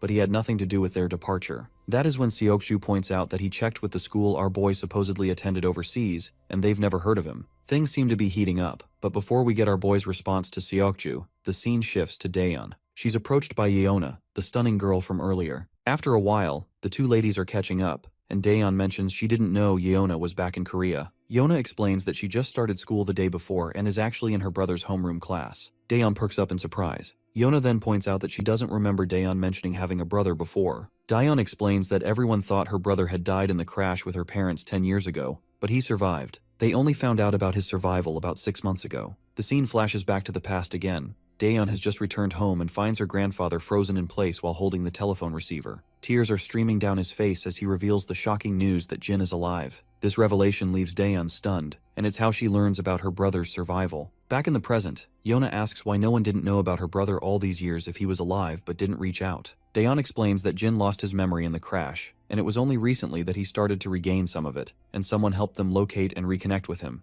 Yona, clearly skeptical, finds it hard to believe. Daeyeon confirms that Jin only has faint memories of having a grandfather and a younger sister. After the interrogation, Yona flashes a pleasant smile and comments that their grandfather must have been overjoyed to get his grandson back. Yona comments that their grandfather is indeed overjoyed, explaining that after receiving the call, he cried for hours and then took time off work to enroll in cooking classes. He wanted to improve his Korean cooking skills, thinking that Jin might not have had much of that growing up. Yona comments that their grandpa must really love his grandkids, and Daeyeon smiles, agreeing that he definitely does. But then Yona throws a serious question her way, asking, is she absolutely sure Jin is her brother? Daeyeon looks a bit surprised but quickly gives a positive response, saying Jin is definitely her brother, and they even took a DNA test to be sure. Our girl then asks why Yona is so interested in her brother. This question clearly catches Yona off guard. Since she is not sure what to say, she quickly asks, almost frantically, if her brother has a girlfriend. We then cut back to our boy, who asks Seokju what the hell he's talking about. Seokju repeats his question, asking what's so important about this school that our boy had to forge his records just to be here. Jin responds by asking if he's being accused of having fake records. Seokju confirms this, saying they must be fake because, according to his research, Jin never lived in that city, and the school he claims to have attended doesn't even have a record of him. Our boy then asks about the proof, and reminds Seokju that if he's claiming the records are fake, there must be some evidence to back up the claim. Seokju is momentarily at a loss for how to counter this question. He discovered the discrepancy by digging around and talking to people connected to the school overseas, but he has no tangible proof. He's amazed at how Jin handles the situation without flinching or showing any sign of being startled. Then, our boy finally asks why Seokju is running a background check on him. In response, the blackhead explains that he can't just sit around and watch a suspicious kid who might pose a threat to his mistress. A silence falls between them for a moment, but then our boy finally answers, saying he came back home.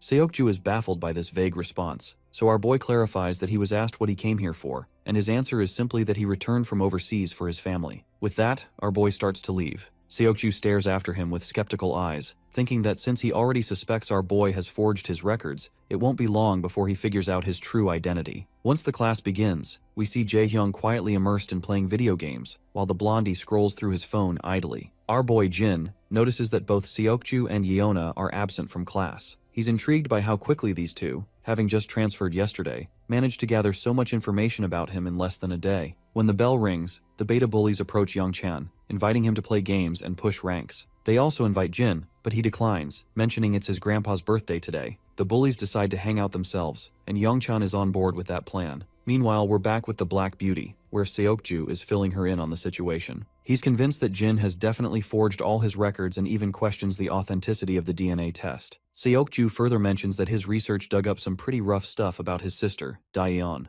Apparently, she's been getting seriously bullied by Gisu Kim and his sister for the past 2 years.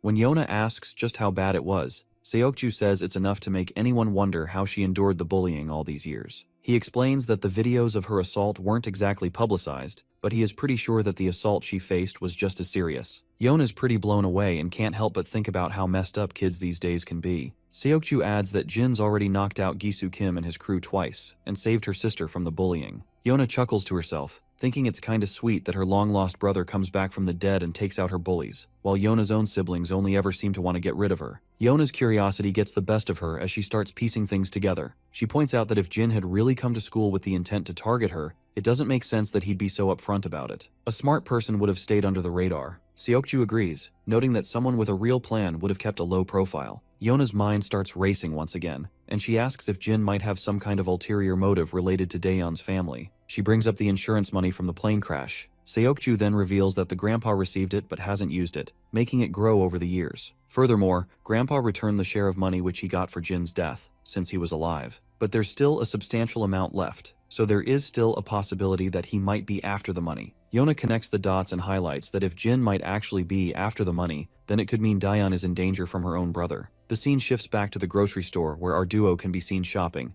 and as usual, Jin is drawing a lot of attention from the girls around. While they browse for items, Daeun takes a deep breath and admits she hesitates to ask, but her curiosity is overwhelming, so she desperately wants to know what his life was like after the crash. Our boy remains quiet for a moment, and the girl starts apologizing frantically, saying he doesn't have to answer if it's uncomfortable, but he just smiles and reassures her that it's okay. He begins his story, explaining that he was deeply traumatized and could barely think straight. He did whatever he could to survive in a place where he didn't even speak the language, staying constantly busy just to get by. The girl falls silent, absorbing this heavy revelation. Then she starts to chuckle and asks if he was too busy to have a girlfriend during that time. He nods, agreeing with a laugh. She then reveals that she was surprised to learn he's in the same homeroom as Yeona, something Yeona herself had mentioned to her. Jin is surprised to hear this, and quickly asks her if she knows her. Daeun explains that Yeona was really nice to her before she moved to the US, and she had missed her a lot. So, when she saw her again today, it was a happy reunion. Then, with a playful grin, Daeun reveals that Yeona even asked her if he has a girlfriend. And of course, our boy just gives a somewhat typical reaction upon hearing this. Later, back at home, the birthday celebrations are in full swing. The siblings present their grandpa with a gift. As he unwraps it, he discovers a high-quality wallet inside, and his face lights up with joy. He's genuinely touched and feels a bit guilty for the low pocket money they have, thinking they must have spent more than they could afford. But his granddaughter just smiles warmly and reassures him that they had more than enough to get him a gift, and besides, it wasn't too expensive. The old man's hands tremble with happiness as he holds the wallet. With his voice thick with emotion, he tells them that the biggest gift he could ever ask for was already given to him when Jin came back home safe and sound. Nothing could ever top that. Suddenly, the sound of a phone ringing grabs everyone's attention. Daeun rushes to her room to answer it. While she's chatting on the phone, Jin tries to eavesdrop quietly. That's when he hears the girl mention she's heading out to the convenience store for a bit. The old man questions why she's going out at this late hour, and it turns out she is heading out because Yeona stopped by for a quick chat. Well, we can tell that Jin definitely senses something is off. Later that night, Jin is digging into his computer, trying to uncover all he can about SW Corporation, which Yeona's family owns. He's curious why Yeona seems so interested in him, and why they're running a background check on a random transfer student like him. Jin reflects on his conversation with Seokju when suddenly he hears a call from his grandfather. When he steps into the living room, his grandpa mentions he's heading out for a bit too. Our boy asks if he's going after Daeun, and the old man kinda agrees. He adds that he just needs some fresh air. Jin smiles and tells his grandpa to stay put, and he'll go check on her instead. But the old man insists on going out by himself. Jin then reminds him about the early job he has in the morning. And finally, our boy decides to head out on his own. Later, we see both girls chatting away about their studies and other topics. Yeona shares her experiences studying abroad and suggests that Daeun consider studying outside as well. In response, Daeun admits she never really thought about it before. When Yeona asks why, Daeun explains that it costs a lot, and she'd need to be away for several years, which means she wouldn't get to be with her grandpa for a while. Yeona finds this a bit strange, so Daeun further elaborates, explaining that she doesn't want her grandpa to be alone, especially since he's not in the best of health these days. However, she's grateful that her brother is always around, as his presence really helps her feel better. Meanwhile, Yeona's having a hard time bringing up the real reason she came over. Since Daeun seems to really trust her brother, she's not sure how to bring it up without causing problems. We then flash back a bit, where Seokju tells Yeona that someone from the supposed overseas school confirmed that Daeun's brother never attended there. They even looked at his photo and verified he was never a student. Plus, the current resident at his false address gave solid proof that he never lived there. Seokju's also checking out some other leads, so Yeona decides she needs to meet with Daeun to discuss what they've found. But Seokju reminds her that while they have proof the records were forged, they can't yet prove that he isn't Daeun's real brother. Yeona's concerned because the records from the decade he was missing are basically fake. Since she's now living with him, it's a big deal that can't be ignored. She thinks Daeun deserves to know the truth about the records and wants to at least fill her in on what they've found so far. In the present, Yeona is struggling to bring up the main topic she came here to discuss, even though it's her primary reason for visiting. Just as Daeun expresses how happy she is to be chatting like this after a long time, we also see our boy making his way toward the both of the girls. However, Seokju steps in front of him, but Jin simply tries to walk past him, but the newcomer quickly tells him to stay put. In Seokju's mind, he's sure Jin must be here because he's worried they're going to share everything with Daeun. So he quickly blocks our boy's path and tells him that the both girls are just catching up and asks him to give them some time alone. Suddenly, a high-speed Volkswagen comes barreling toward them. Before anyone can react, the car slams into both of the boys, knocking them down like bowling pins. They hit the ground, as the Volkswagen screeches to a halt right where the two girls are sitting. Jin tries to stand up, but it's clear he's severely injured, especially around his head. As he struggles to focus, his groggy eyes catch sight of some shady people from the van trying to abduct both of the girls. Without wasting a second, Jin starts sprinting like a madman, but his efforts are in vain. The kidnappers have already taken the girls, and there's no way he can outrun a car, so they're left behind, helpless. The both of them quickly look at each other and, in their anger, grab each other by the collars. But after exchanging a few heated words, they realize neither of them is behind the abduction, so they let go. The black-haired guy immediately pulls out his phone and calls the security team at SW Corporation, urgently reporting that Yona has been kidnapped. He tells them to track her down using the security footage. Meanwhile, Jin starts walking off, and the black-haired guy quickly asks him where he's going and if he's actually not behind all this. Jin simply replies that he doesn't have time to argue with anyone. Seokju points out that SW Corporation's security is already on it and will find the girl soon. Until then, Jin will need to stick with him so they can confirm his identity. But our boy makes it clear that he's going to find his sister, and if Seokju wants to follow him, he can gladly do so. Seokju starts to get the sense that Jin might not be involved after all. But then our boy suddenly stops and humorously asks Seokju if he brought his car with him. The scene shifts to the bustling heart of the city's entertainment district. Inside one of the pubs, Mr. Cha is sitting back, puffing on a cigarette and enjoying his laid-back time. Just then, his lackey informs him that someone is here to see him. When Mr. Cha turns around, he sees Jin standing there. The scene then shifts to Saw Corporation, where we see a regal-looking lady sitting in her chair. I can tell she's definitely Yeona's sister because she looks just as gorgeous with her flowing black hair. Suddenly, an assistant bursts into the room. The woman looks a bit annoyed at this sudden intrusion and wants to know why he didn't bother to ask for permission before barging in. The assistant quickly reports that Yona has been kidnapped. The news surprises the lady, but surprisingly, she doesn't seem too troubled by it. In fact, she starts to smile faintly and seems to think that the rumors must be true after all. Not entirely sure what she's referring to, but let's roll with it. She then asks if their grandfather is still planning to go after the company. The assistant states that he is not sure, so she leans back, hoping that if he continues to pursue them without backing down, Yuna will eventually die. It's definitely something she's looking forward to. The scene transitions back to the pub, where we pick up the story with our main character meeting with Cha, and Seokju is also tagging along with him. Seokju already seems to know about Cha as he recognizes him from their database, and is curious about how our boy knows this gangster. Cha starts by asking what our boy wants. In response, Jin simply says he needs some intel. Cha lights up another cigarette and scoffs, asking why he would bother to help him. Our boy cuts to the chase, revealing that the granddaughter of Saw Corporation has been kidnapped. Well, that is something Cha definitely was not expecting to hear. However, he quickly brushes it off, saying it's not their problem and that they don't deal with such issues because it would be incredibly risky to mess with Saw Corporation. Our boy asks if Cha has any leads to offer, but the mafia boss makes it clear that there's no reason for him to share anything, especially since he's already in a difficult situation thanks to our boy. That's when our boy reveals that his younger sister was also taken along with Saw's granddaughter. Cha finally realizes he's in a tough spot now, as messing with our boy's sister is like messing with John Wick's dog. Both are equally dangerous. So he then starts explaining, and mentions that some people speaking broken Korean were asking around for untraceable warehouses, as well as for burners, cars, and a few extra hands. The offer was tempting, but he turned them down because dealing with this kind of trouble isn't something you can easily wash off. He adds that he's heard another crew took the job, and all he knows is they're working out of Incheon. That's all the info he's got. It wouldn't be surprising if Seokju had already figured out who's behind this mess. Meanwhile, our boy starts to walk away after giving a final thanks. But then, the mafia boss tosses his phone to our boy and tells him to save his number. Jin cluelessly looks at him, puzzled about why he'd need his number.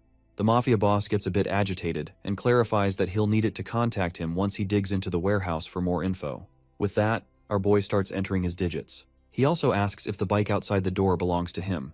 Cha knows exactly what our boy is planning to do with it, so he feels hesitant to respond.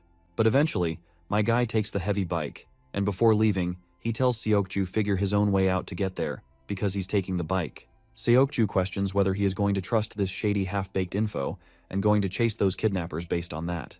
Our boy explains that he doesn't have time to waste, because Yeona will probably be safe until the kidnappers get what they want, but there's no telling what they might do with Daeon. Seokju gets the logic behind Jin's reasoning and stays quiet, and he can tell that he is a quick and sharp thinker. Seokju then tells him that he's already passed the info to his security team and will follow him in his car. Jin just gives a cold response, saying Seokju can do whatever he wants. With that, he puts on his helmet, revs up the gas pedal, and speeds off through the streets. The scene then switches back to the girls, where we see Daeon waking up with a headache and, As she becomes aware of her surroundings, Yona quickly apologizes, saying it's probably her fault that Daeon got dragged into this. Daeon's mind starts to recall the recent event, and she is shocked to remember that they have been kidnapped, and Yona sadly confirms it, adding that she didn't expect this to happen so soon after returning to Korea. Just then, the kidnappers arrive, and Yona coldly asks them why they had been abducted. One of the kidnappers snaps at her to shut up and stay quiet, and it'll be over soon enough. Of course, it does not take her long to realize that these filthy people must be planning to use her as leverage against her grandfather. One of the lackeys then asks the boss what they should do with Daeon, who was kidnapped simply because she was with Yona. Unsurprisingly, the boss decides she is useless to them and orders his lackeys to get rid of her. But Yona immediately speaks up, insisting she won't let them harm Daeon. The boss asks what she can possibly do, and Yona threatens that she'll bite her tongue and bleed to death, making it impossible for them to use her as a bargaining chip. The mafia boss finds it hilarious that she's willing to risk her life for someone she barely knows. He further taunts her, urging her to go ahead and try biting her tongue. Well, the mafia boss should have been more careful with his words because Yona doesn't hesitate and bites her tongue, leaving blood pouring from her mouth. The boss yells in surprise, while the other lackey watches in silence, clearly startled to see her steal like guts. The boss quickly stands up and tells her that her guts have bought her some time. The lackeys ask what the next order is. The boss tells them to get rid of Daeon later and instructs them to stuff her mouth shut so she can't make any noise. The scene then flashes back to our boy and Seokju. It looks like they've arrived at the location Mr. Cha mentioned. Seokju points out that the location seems legit because SW security tracked the minivan footage to this area. As our boy starts to move forward, Seokju tells him to stop and wait for backup, since he sent their coordinates to SW security and they should arrive soon. But our boy reminds him that Daeon doesn't have much time left, so he gotta make it quick. There's no room for argument, so they proceed forward and spot a bunch of goons patrolling the area. Suddenly, our boy leaps over one of the goons, grabs him by the throat, and starts choking him out. The lackey eventually loses consciousness, and our boy quietly drags him into the shadows, adding him to a pile of other goons he's already taken down. Seokju is also helping out, and he's blown away by Jin's ability to take down opponents silently. He's so impressed that he asks Jin who the heck he is. Jin just casually replies that he's an average student at the same school. The scene shifts to SW Corporation, where we finally meet the big boss, the grandpa of the company. He's getting a report from the black-suited guy about the kidnappers' demands. The guy explains that the kidnappers want SW Corp to cancel their recent contract. If SW Corp doesn't respond within an hour or refuses to comply, they'll kill Miss Yona. The old man asks about the security details, and the black-suited guy says that SW security will reach the location where Yona is being held within 50 minutes. Back at the shady location, we hear two lackeys chatting. They're curious about their client and why they're making them do this kidnapping. One of them says their boss has already made it clear that it's none of their business and they should just follow orders. Just then, one of the lackeys gets a smack right on the head and crumples to the ground. He turns around, wincing, to see Jin, who's already taken out the other guy. After they're done with the goons, Jin asks his fellow how many he's knocked out. Seokju says the guy he left behind makes it 5 in total. Jin then does a quick mental tally and realizes they've taken down 14 guys, meaning the enemy have got plenty of muscle and resources. Seokju is blown away that Jin managed to take down 9 guys while he struggled with just 5. Finally, Jin asks the blackhead who's pulling the strings. The guy lets out a heavy sigh and says they don't really know. Apparently, these kinds of incidents pop up now and then. This kind of thing also happened when they were in America. He never thought it would happen again so soon after coming back to Korea, and feels like he should have been more on the ball. Jin points out that the real mastermind must be with Yona right now, so he decides to push deeper into the location. Before he moves on, Jin asks Seokju if he'll be okay. Seokju looks puzzled and asks, "Okay? About what?" Jin explains that he was pretty banged up when that van ran over him. The blackhead just shrugs it off, saying our boy should focus on his own injured leg instead. Suddenly, someone starts shouting, asking where all the lookouts went. Another one jokes that maybe everyone went to take a dump. But then another questions why they'd all need to take a dump together. As they walk forward, they finally spot their guys lying unconscious. Before the confused goons can figure out what's happening, Jin delivers a brutal knee smash to one's face. Jin then turns to the thin-mustached goon, grabs his hand, and delivers a savage kick to his leg, followed by a brutal smack to his head. With that, both goons are out cold. Jin decides to split up, but before they part ways, Seokju calls out to him. When our boy turns around, Seokju says that once they're out of this mess, he owes Jin an official apology. Back with the boss, he's hearing the commotion outside and tells his lackeys to check it out. We see our ladies with their faces covered in clothes to keep them from screaming. As Jin walks down, he runs into the lackeys. The guy in the mask points out that he has seen Seokju in pictures, so he can confirm that this brat definitely is not him. He then questions our boy how he came inside. Jin stays silent in response, and he quickly figures out these are the guys behind the kidnapping. Meanwhile, the masked guy orders his lackeys to just get rid of this brat. Just before we see Jin take out the goons, the scene cuts to Seokju, who's hiding in the storeroom, looking around cautiously. There, he finds both ladies tied up, and thankfully, no one else is around, so he figures they must all be out looking for Jin. He sneaks over to the girls, quickly pulls the mask off Yona's face, and she asks if the security team has arrived. Seokju tells her they're on their way. Yona is shocked to hear this and asks how he found them out here. That's when the mafia boss chimes in, and he is thoroughly pleased to hear that the security team won't be arriving anytime soon. The boss then says he must be Seokju from SW Corporation, and he's heard a lot about him. He adds that this brat has been quite the pain, always lurking around Yona and ruining their plans. The mafia boss makes it clear he has no clue how Seokju found their hideout, but he's certain it wasn't smart to come here alone without backup. One of the lackeys suddenly lunges at Seokju, but my guy sidesteps the attack and throws a punch of his own. However, this lackey isn't a pushover. He dodges the punch and quickly retaliates. Seokju realizes this guy is tougher than the goons they took down outside, and he's having a hard time keeping up. But then, Seokju lands a brutal whack and follows up with a devastating punch to the lackey's gut, leaving him doubled over in pain. To finish things off, Seokju delivers a powerful leg swing, and the lackey finally looks like he's down for the count. Just when we think it's over, the thug tries to swing back in retaliation, but Seokju meets him with a devastating knee smash to the back, and the guy quickly starts to crumble. The scar-faced boss notes that he knew Seokju had been trained from a young age, but he didn't realize he was this impressive. Even the two girls are shocked by what they're witnessing. But the mafia boss isn't here for a duel of pride. With those words, the lackey pulls out a blade and starts slashing at Seokju, landing several brutal cuts across his body. The boss grins under his mask, saying he didn't expect this brat to fight empty-handed, which makes dealing with him a lot easier. The lackey charges at Seokju again with the dagger and begins swinging left and right like a madman. Seokju does his best to dodge, but he's still taking deep, painful cuts that leave him struggling to move. The boss pulls out his own dagger and starts juggling it in the air, clearly enjoying himself as he eyes the girls. As soon as Seokju sees this, he immediately knows Daeon is in serious trouble. The poor girl is already terrified, just imagining what's about to happen. Before Seokju can react, the bastard throws his dagger straight at her, aiming to end her life. But at the last second, Yona leaps in front of Daeon, and just as the dagger is about to hit, Seokju jumps in front of both girls, taking the blade straight into his back. The mafia boss scoffs at Seokju, mocking him as a pitiful bastard who's only good for the empty praises people give him.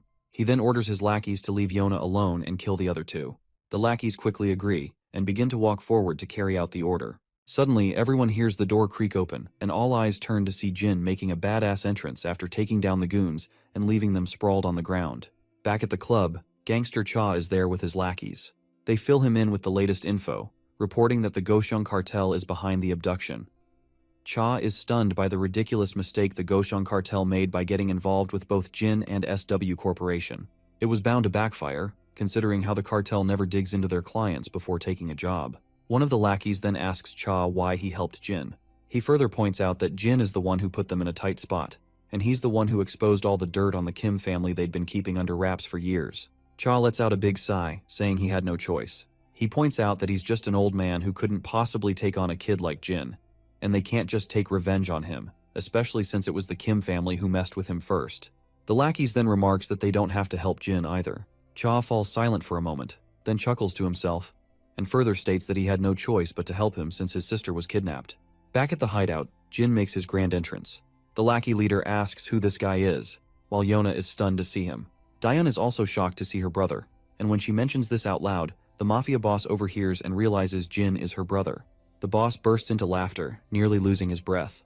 He finds it hilarious that he kidnapped a girl, and now her adorable brother is here trying to save her. He finds the whole situation quite amusing. Meanwhile, Jin turns to his sister and asks if she's okay. Daeon starts to cry, her tears streaming down as she begs her brother to just get out of here. Meanwhile, Yona is heartbroken seeing these two siblings dragged into this mess because of her. She shouts at the lackey leader and offers to cooperate and tells them to let everyone else go in exchange for her cooperation. The mafia boss snaps back, asking why he should do her any favors. Yona falls silent, realizing she doesn't have much leverage. Seokju, battered and bruised on the ground, watches Jin with a mix of admiration and amazement. Despite the tense situation they are in, Jin doesn't seem to flinch. Finally, the lackey leader orders his goons to take Jin down. He says they've already given him enough time and it's time to finish this. The lackey steps forward, dagger in hand, ready to take down Jin. But before he can make a move, Jin quickly deflects the attack, grabs the lackey's wrist, and drives the dagger into the lackey's own chest. The mafia boss is utterly stunned by this turn of events, and Seokju watches in shock as well. Daeon is also blown away by the sight of her brother's skill, and her brother quickly tells her to close her eyes. The girls quickly comply, shutting their eyes tightly. Jin then slashes the lackey, leaving deep, bloody gashes across his body. Blood splatters everywhere as the lackey collapses to the ground, covered in his own blood. Yona is still trying to process what just happened, because it's all too overwhelming for her.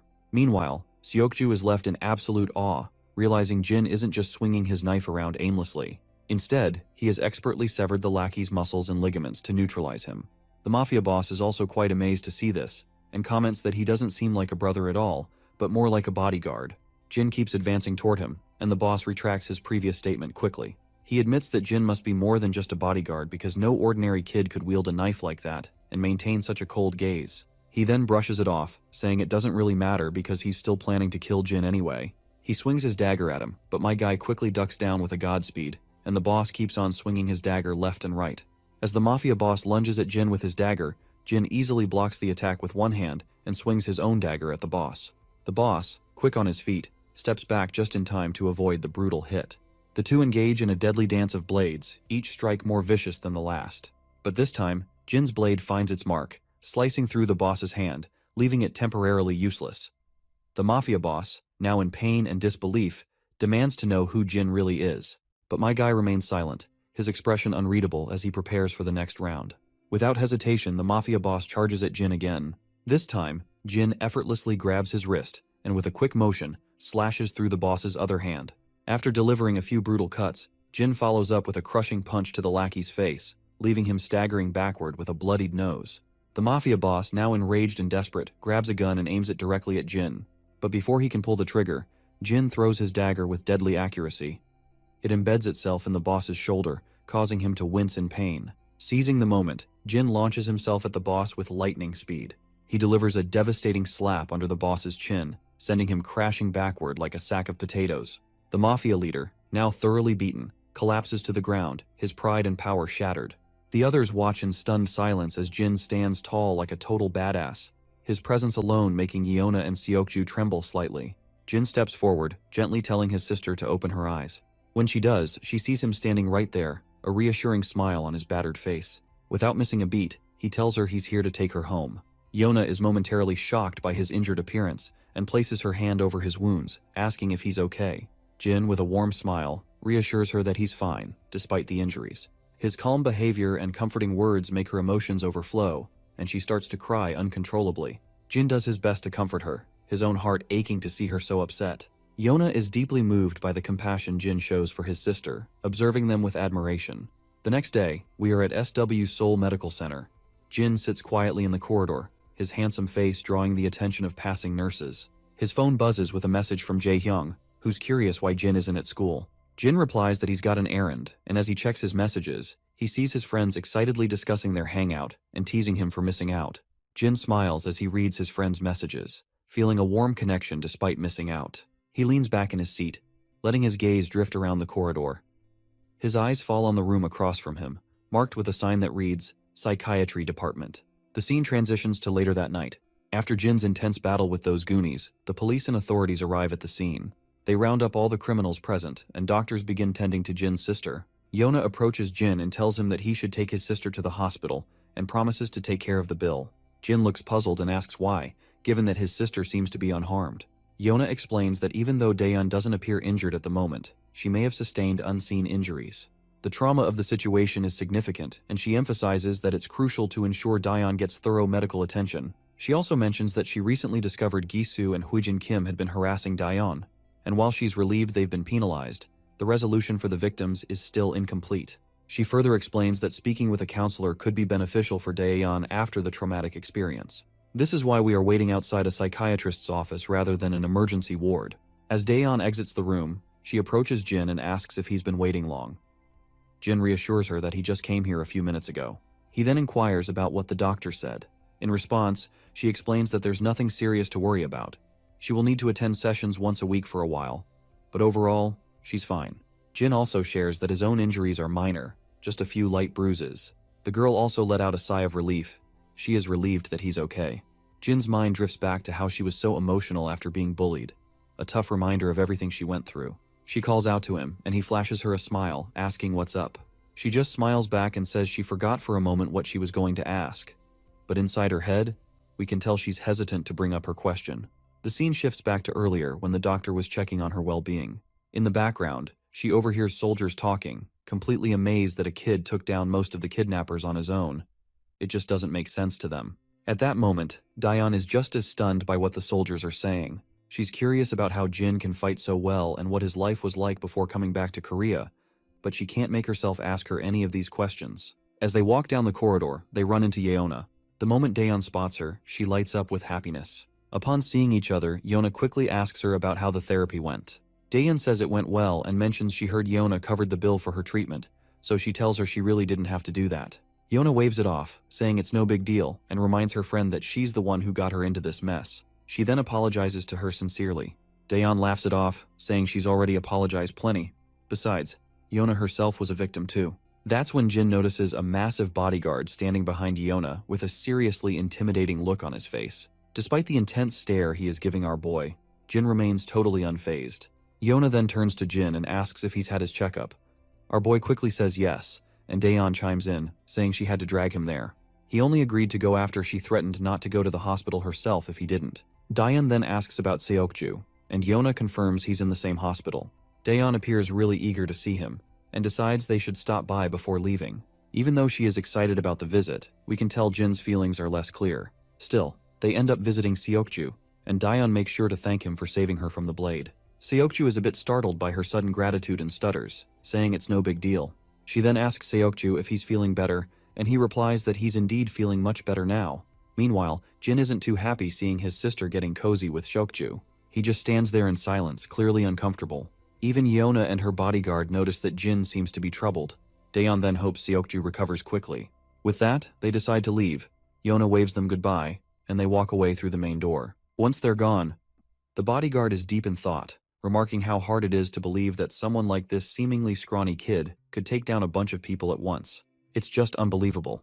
Yeona chuckles and admits she's pretty amazed herself, but she isn't sure if it's something that would even surprise a pro like the bodyguard. The bodyguard shrugs and says it's not just about the kid beating up a group of guys, because there appears to be something way deeper about our boy. The bodyguard explains that our boy quickly and quietly neutralized over 10 guards, which is no easy feat. Even a trained pro would struggle to do that without some kind of backup. What's even more mind-blowing is that he didn't kill any of them. He just made them unfit for combat. And judging by the cuts on the 2 men found in the cargo container, his knife skills are insanely advanced, especially considering those guys were retired soldiers, not just a bunch of common thugs. He wraps it up by saying that, based on Seokju's report and the state of those thugs, it's pretty clear that Jin Yu is a highly trained pro with a ton of combat experience. Both Seokju and Daeon are completely blown away by this.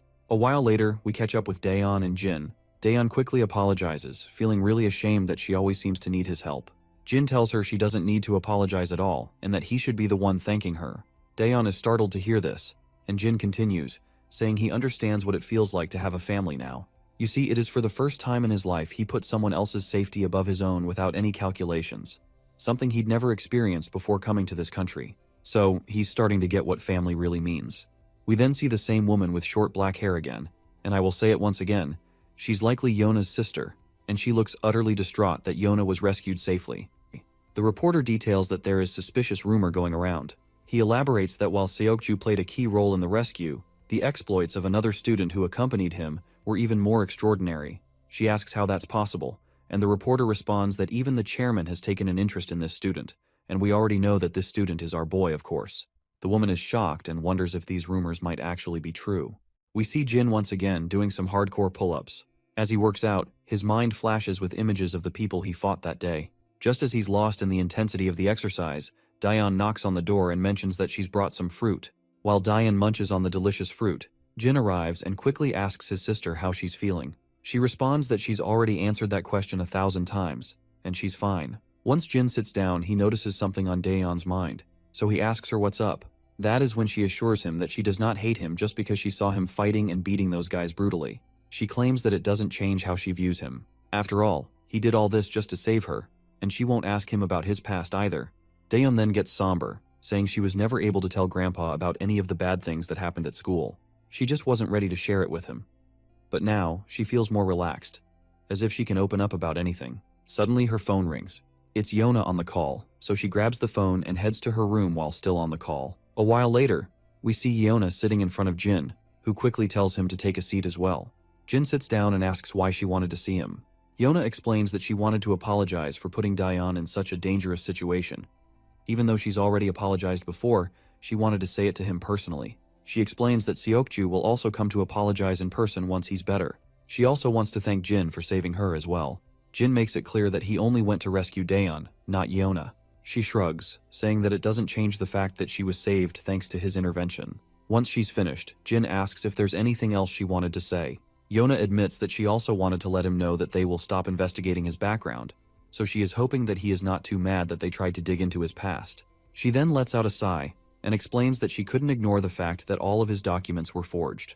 After a recent kidnapping attempt in America, it raised some red flags for her. She's been in many tough situations since she was little because of who she is. She says that although they never figured out the truth behind his fake records, she won't be investigating it further. Jin starts to leave, saying if there's nothing else, he'll be on his way. Yona looks startled and asks if he could spare a couple of hours because her grandpa wants to meet him and thank him in person. While Jin is heading back, he replies that there's no need for that since he wasn't there to rescue her in the first place.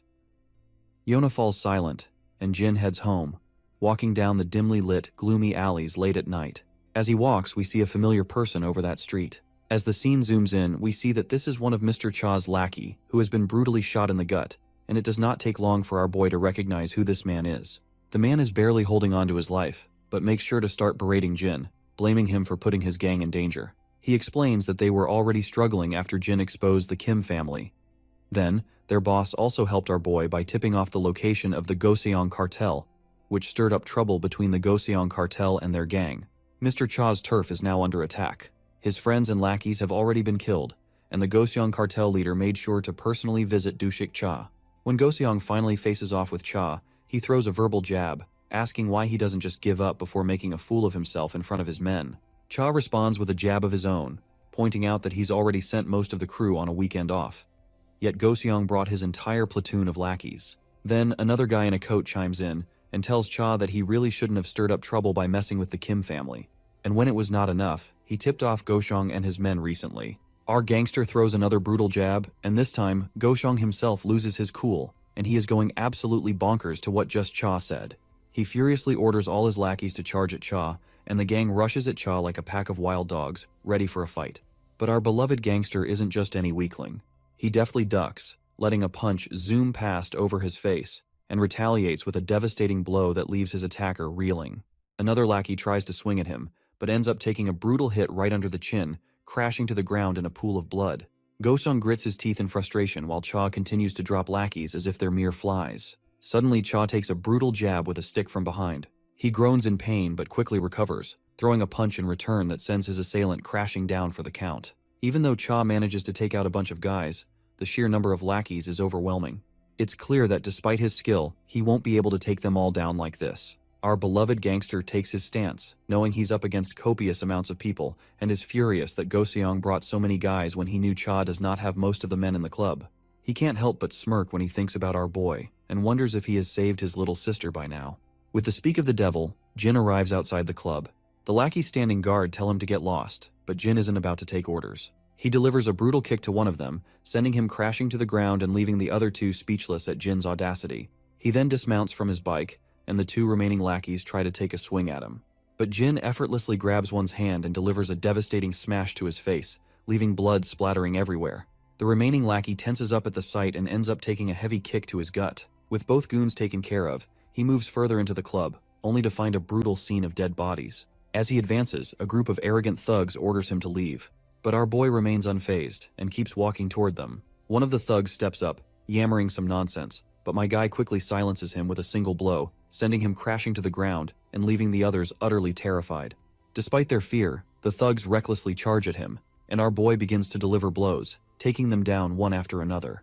The scene switches back to Gangster Cha, who is now exhausted after knocking out a bunch of thugs. Goseong is absolutely livid, unable to believe that Cha is holding his own for so long by himself. On the other hand, Go-seong's assistant feels a sense of relief that they only attacked Cha while he was alone. Otherwise, it would have been a massacre. More lackeys charge at our gangster, but he quickly takes out the one in front of him. Before he can fully move around, he receives a devastating punch to the face. Cha responds in kind, delivering a powerful punch back with equal force. At this point, Cha is barely hanging on. Even Go-seong reluctantly admits that he is a tough nut to crack and deserves praise for his efforts. However, he makes it clear that Cha looks like he's at the end of his rope and should just give up now. They'll make it worth his while. Cha spits out a mouthful of blood and asks why he should do that. Wiping the blood off his face, he decides he's going to finish what he started, no matter what. We can tell that the big cheese is not impressed by Cha's gutsy display, and the swarm of lackeys surrounding the place are visibly shaking to hear his bold statement. Suddenly, there's a commotion at the entrance, with the lackeys screaming their heads off. Go-seong, bewildered, asks what the hell is going on and why his men are screeching like dogs. They turn around, initially seeing nothing, but then they hear footsteps. Out steps Jin, and the entire crowd of lackeys is stunned to see a kid in their midst. Cha is equally shocked to see him, and quickly asks what the hell he is doing there. To which Jin casually responds that he's just there to return the motorcycle he borrowed. Well, Cha was literally not expecting to hear this kind of crap while they are surrounded by death itself. Meanwhile, Go-seong's assistant sneers once he realizes that Cha knows this kid, so he promptly orders his lackeys to take Jin down as well. The lackey proudly complies, and begins to walk toward our boy as if he is about to scold the toddler. Cha then tells them that it would be better if they just leave him alone. But the assistant insists they can't just let Jin go since he's seen everything. Cha snaps back once again, saying they should pray to God that Jin feels generous enough to let them go, not the other way around. The assistant has no clue what this stupid head is yammering about, but he soon gets a wake-up call when Jin takes down one of his guys with a single punch. Our boy then follows up with a kick that cracks another lackey's leg and a headbutt to another, sending him sprawling. One of the thugs tries to swing a bat at Jin from behind, but Jin quickly grabs his hand and delivers a brutal smash to his face, leaving him bloodied. The bat clatters to the ground. Go-seong is completely blown away by Jin's display, and Cha just smirks, saying it's their fault for not listening earlier. He adds that even though Cha himself is tough, he wouldn't stand a chance against this kid. The big cheese simply commands his lackeys to take Jin down, and they quickly charge at him. But as usual, Jin effortlessly takes them down, making them look like amateurs in the process. Growing impatient, the big cheese shouts at his lackeys to stop letting a little punk beat them. But just as he's about to make another command, he suddenly falls silent when he sees Cha charging at him. At this point, Go-seong is pretty sure things are about to get even messier for him. Shortly after, the big cheese and his lackeys are all on the ground, looking like they've kissed the dirt, while Cha slumps back, utterly exhausted. Jin strides over to him, and when Cha looks up, he sees the wreckage of the fight, people scattered around like discarded wrappers, with Jin standing triumphantly. Jin starts heading out, casually saying that Cha has now paid his dues. Cha is shocked and still trying to wrap his head around how this kid is so fixated on the same bullcrap after all this. He then asks if Jin saved his sister. Jin calmly replies that he did, and it's all thanks to Cha. The next scene shifts to a hospital room where one of Cha's lackeys suddenly jolts awake. As he looks around, he spots Cha on the other side of the room, all patched up, but clearly still in rough shape. The lackey is stunned to see his boss there, and Cha quickly tells him to stop calling him boss while they're in the hospital. Confused, the junior asks how his boss ended up here. Cha casually mentions he got roughed up and just took a cab to get treated. The lackey then inquires about Go-seong and the rest of the lackeys. Cha, with a nonchalant shrug, says he took care of them all. The junior simply can't believe it and calls this BS, prompting the senior to get a bit annoyed and asks why his junior thinks he'd lie. The lackey suggests it's probably because he is too embarrassed to admit he got beaten by Go-seong. Cha then asks if he happened to have met Jin yesterday. The junior perks up and confirms that he did indeed meet him. He further explains that he got ambushed by the enemy team while he was heading out of the club, and after getting brutally wounded, he found our boy and yelled at him. He charged at Jin out of anger, but after receiving the first hit, he fainted and doesn't remember anything else. The boss explains that Jin probably knocked him out to get him to the hospital. Cha then continues, saying that inside the club, he was overwhelmed by the sheer number of enemies. That's when Jin showed up, took them all out in seconds, and then told him he'd paid his dues before simply walking out. The lackey finds this absolutely admirable and thinks it's really badass, to say the least. The senior agrees, acknowledging that Jin is indeed quite impressive. The lackey then asks his boss if he has any clue who this kid really is. The senior points out that Jin claims to be just an average teenager, so he figures they'll have to take his word for it. In the next scene, we see a football heading straight toward Jin, and he catches it effortlessly. The referee immediately announces it as a handball, leaving everyone on the playground absolutely shocked. His friend, visibly annoyed, reminds him that he's not supposed to grab the ball because he's not a goalkeeper. Jin is confused about why he's getting an earful, apologizes anyway. Suddenly the bell rings, and Jin's friends call out to him, asking if he has time to hang out since today is the only day Youngchan doesn't have lessons after school, and they're planning to do some gaming together. Jin tells them to go ahead, and that he'll meet them at the location later, because he needs to walk his sister home first. His friends are a bit bewildered and ask if he's started to babysit his sister again. Jin explains that she's not feeling well lately. Blondie decides to save a spot for Jin, and meanwhile, Daeon is preparing to leave her class. She's thinking about making kimchi stew for Jin because he loved it the last time. However, she's unsure if he can handle spicy food, so she's considering making a milder soybean paste stew instead. Suddenly, she hears a buzz of excitement from the other girls in her class. They're all gathered by the window, swooning over Jin. Some find him hot, while others are hoping he'll become their boyfriend. The girls even turn to Daeon and ask if her brother is dating anyone. Daeon is caught off guard by their dripping enthusiasm about her brother, so she hesitates, and then reluctantly says that he mentioned he's not dating anyone. As the ladies dash back over the window, Daeon smiles faintly, clearly pleased that her brother is well known among the girls. Walking outside the school, she wonders why Jin doesn't have a girlfriend, and if he might not be interested in girls at all. Suddenly, she hears some voices nearby and discovers that it's Jin with his friends. Startled, she quickly tries to greet them as politely as possible. One of the more bashful lackeys blushes at her cuteness and just waves in response to her greeting. The boys decide to head off to the game room, hoping Jin will meet them there. Once they're gone, Daeon asks if Jin is hanging out with his friends. He confirms that he is, but adds that he'll stop at home first. When she asks if it's because of her, Jin explains that he just left something at home. But she still insists that she can walk home on her own since it's still bright outside. However, Jin claims that he really needs to pick up something he left at home. She then points out that he doesn't need to go out of his way for her, just like she told Yona when she offered to have security escort her. All she wants is to lead a normal life. Jin stays quiet, but agrees to her request, saying he'll do as she says, though he suggests they still walk home together from time to time. Daeon pouts, saying he worries too much, but Jin explains he's not just worried, he actually enjoys their walks. In the end, she finally agrees to keep walking with him. As they're walking, Jin suddenly stops when he spots that same woman with black hair which we suspect to be Yona's sister. Anyway, she greets Jin, but he doesn't bother to respond to her greetings. Meanwhile, Daeon is just as clueless about the woman with the black hair. The woman then pretends to notice Daeon for the first time, puts on an exaggeratedly concerned look and says she must be the one who went through so much because of Yeona's abduction. Daeon is seriously confused by now and asks who she is. The woman introduces herself as Yeona's cousin and says she's here to thank Daeon for helping Yeona, and offers to treat her to dinner if she has some time. Jin flatly refuses, explaining that Yeona already thanked him personally, so there's no need for this stranger to go out of her way. The woman is bewildered by his bluntness but tries to continue the conversation, saying she also has a proposition that could benefit both of them. Once again, Jin firmly declines, saying he's not interested.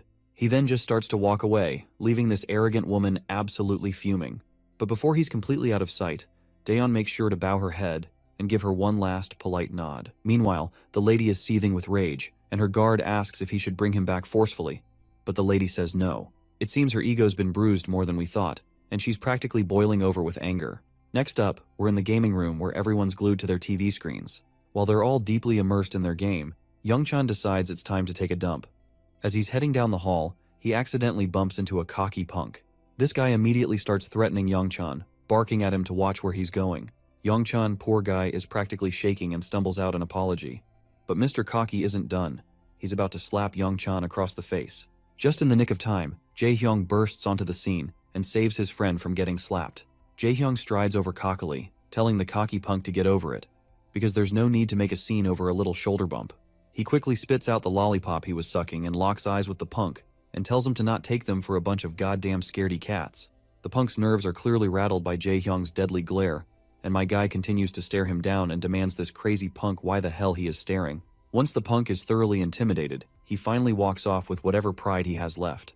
Jaehyung lets out a puff of air through his nostrils, looking pretty pleased with himself. On the other hand, Youngchan still appears to be in shock, watching his friend and reflecting on the turn of events. It's a bit of a shock to him, considering Jaehyung used to be the one bullying him, and now he's the one coming to his rescue. Orangehead tells them they'd better hurry, or Hyokjin will start giving them grief for being late. So, they head toward the toilet, while Youngchan still can't believe his eyes that this dude saved him. When they finally return, Hyokjin asks why taking a dump took so long. Orangehead explains there was some idiot trying to mess with Youngchan. Hyokjin's interest peaks and he quickly asks who it was. Orangehead says the guy was wearing a Gosok Tech uniform. Blondie then turns to Youngchan, checking if he's okay. The timid fella simply replies that he's fine, because nothing had happened since Jaehyung interrupted just in time. Orangehead decides it's time to just dive into the game. But then, a bunch of rowdy people burst into the gaming room. It's the same guy Jaehyung bumped into earlier, and he's brought his lackeys to get revenge for the humiliation. Hyokjin is completely absorbed in his game, and doesn't notice the people standing over his left shoulder. When he finally looks up, he sees a bunch of goons towering over him, and the leader of the gang quickly tells him to step outside.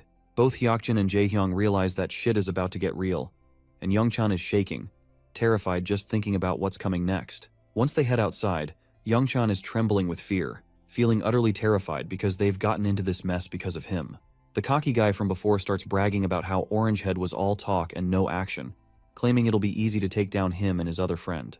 But our Orangehead doesn't back down. He mocks the cocky guy, pointing out how he was scared and walked off quietly earlier, only to come back with his lackeys. The cocky guy doesn't appreciate the jab and gets furious. He tries to land a punch on Orangehead, but Jaehyung quickly ducks and delivers a brutal punch to the cocky guy's face, showing him who's boss. The cocky leader staggers backward, and Youngchan, on the other hand, is practically panicking, convinced it's all his fault they're caught up in this mess. That's when Jaehyung speaks up, telling his terrified friend that he doesn't need to feel guilty about anything, because these bastards are the ones who should be sorry. Those words absolutely melt Youngchan's heart, because seeing his friend looking so badass while saying that is almost overwhelming. But then, Hyokjin chimes in, pointing out that it's the exact same line Jin used a while back, and even the way Jaehyung said it had the same energy. He jokes that he basically copied Jin, and now he feels like he needs to bleach his eyes after seeing his copycat friend in action. Orangehead starts blushing, feeling totally embarrassed, and admits that Jin looked so cool when he said those words that they stuck in his head, and he couldn't help but repeat them. While the trio is caught up in their own back and forth, they momentarily forget they're actually facing off against a gang, and they are too distracted to pay much attention to the goons. But soon enough, the lackeys charge at them, because they are not here just to be simply ignored in the middle of the fight. The Orangehead stands his ground. As soon as one of the thugs reaches him, he delivers a powerful kick to the guy's gut, sending him stumbling backward. Another goon tries to swing at him, but Orangehead responds with a brutal whack, taking him down. Youngchan, who's not exactly a fighter, is more or less panicking on the sidelines, unsure of what to do. Hyokjin, however, is in full battle mode, taking down goons left and right. He turns to Youngchan and tells him to stay back and just watch from behind. Orangehead agrees, pointing out that while Youngchan might be a pro gamer, he is out of his element in this fight, so they have got things under control. Youngchan is completely blown away by this. He can't believe they're fighting because of him, and yet they're telling him to stay back. The goons are squirming and quivering on the ground after taking a serious beating. Our boys, on the other hand, are starting to struggle a bit, exhausted from the fight and outnumbered. Eventually, Jaehyung takes a solid hit to the gut and feels the pain. He's sure that he is screwed because the cocky guy is about to land a punch right on his face, but before the punch can connect, Youngchan jumps onto the cocky guy, grabbing him tightly like he's found his brother from another mother. They both crash to the ground, and the cocky guy starts shoving Youngchan aside, but Youngchan holds on tightly despite the fear. That's when Orangehead takes his chance and swings his leg, delivering a devastating blow to the cocky guy's head. The impact leaves Youngchan a bit teary-eyed from the sheer brutality he's just witnessed, something he's never experienced before. Orangehead stands tall, looking like a boss after giving the cocky guy the final kick. He glances at the guy who's clearly down for the count.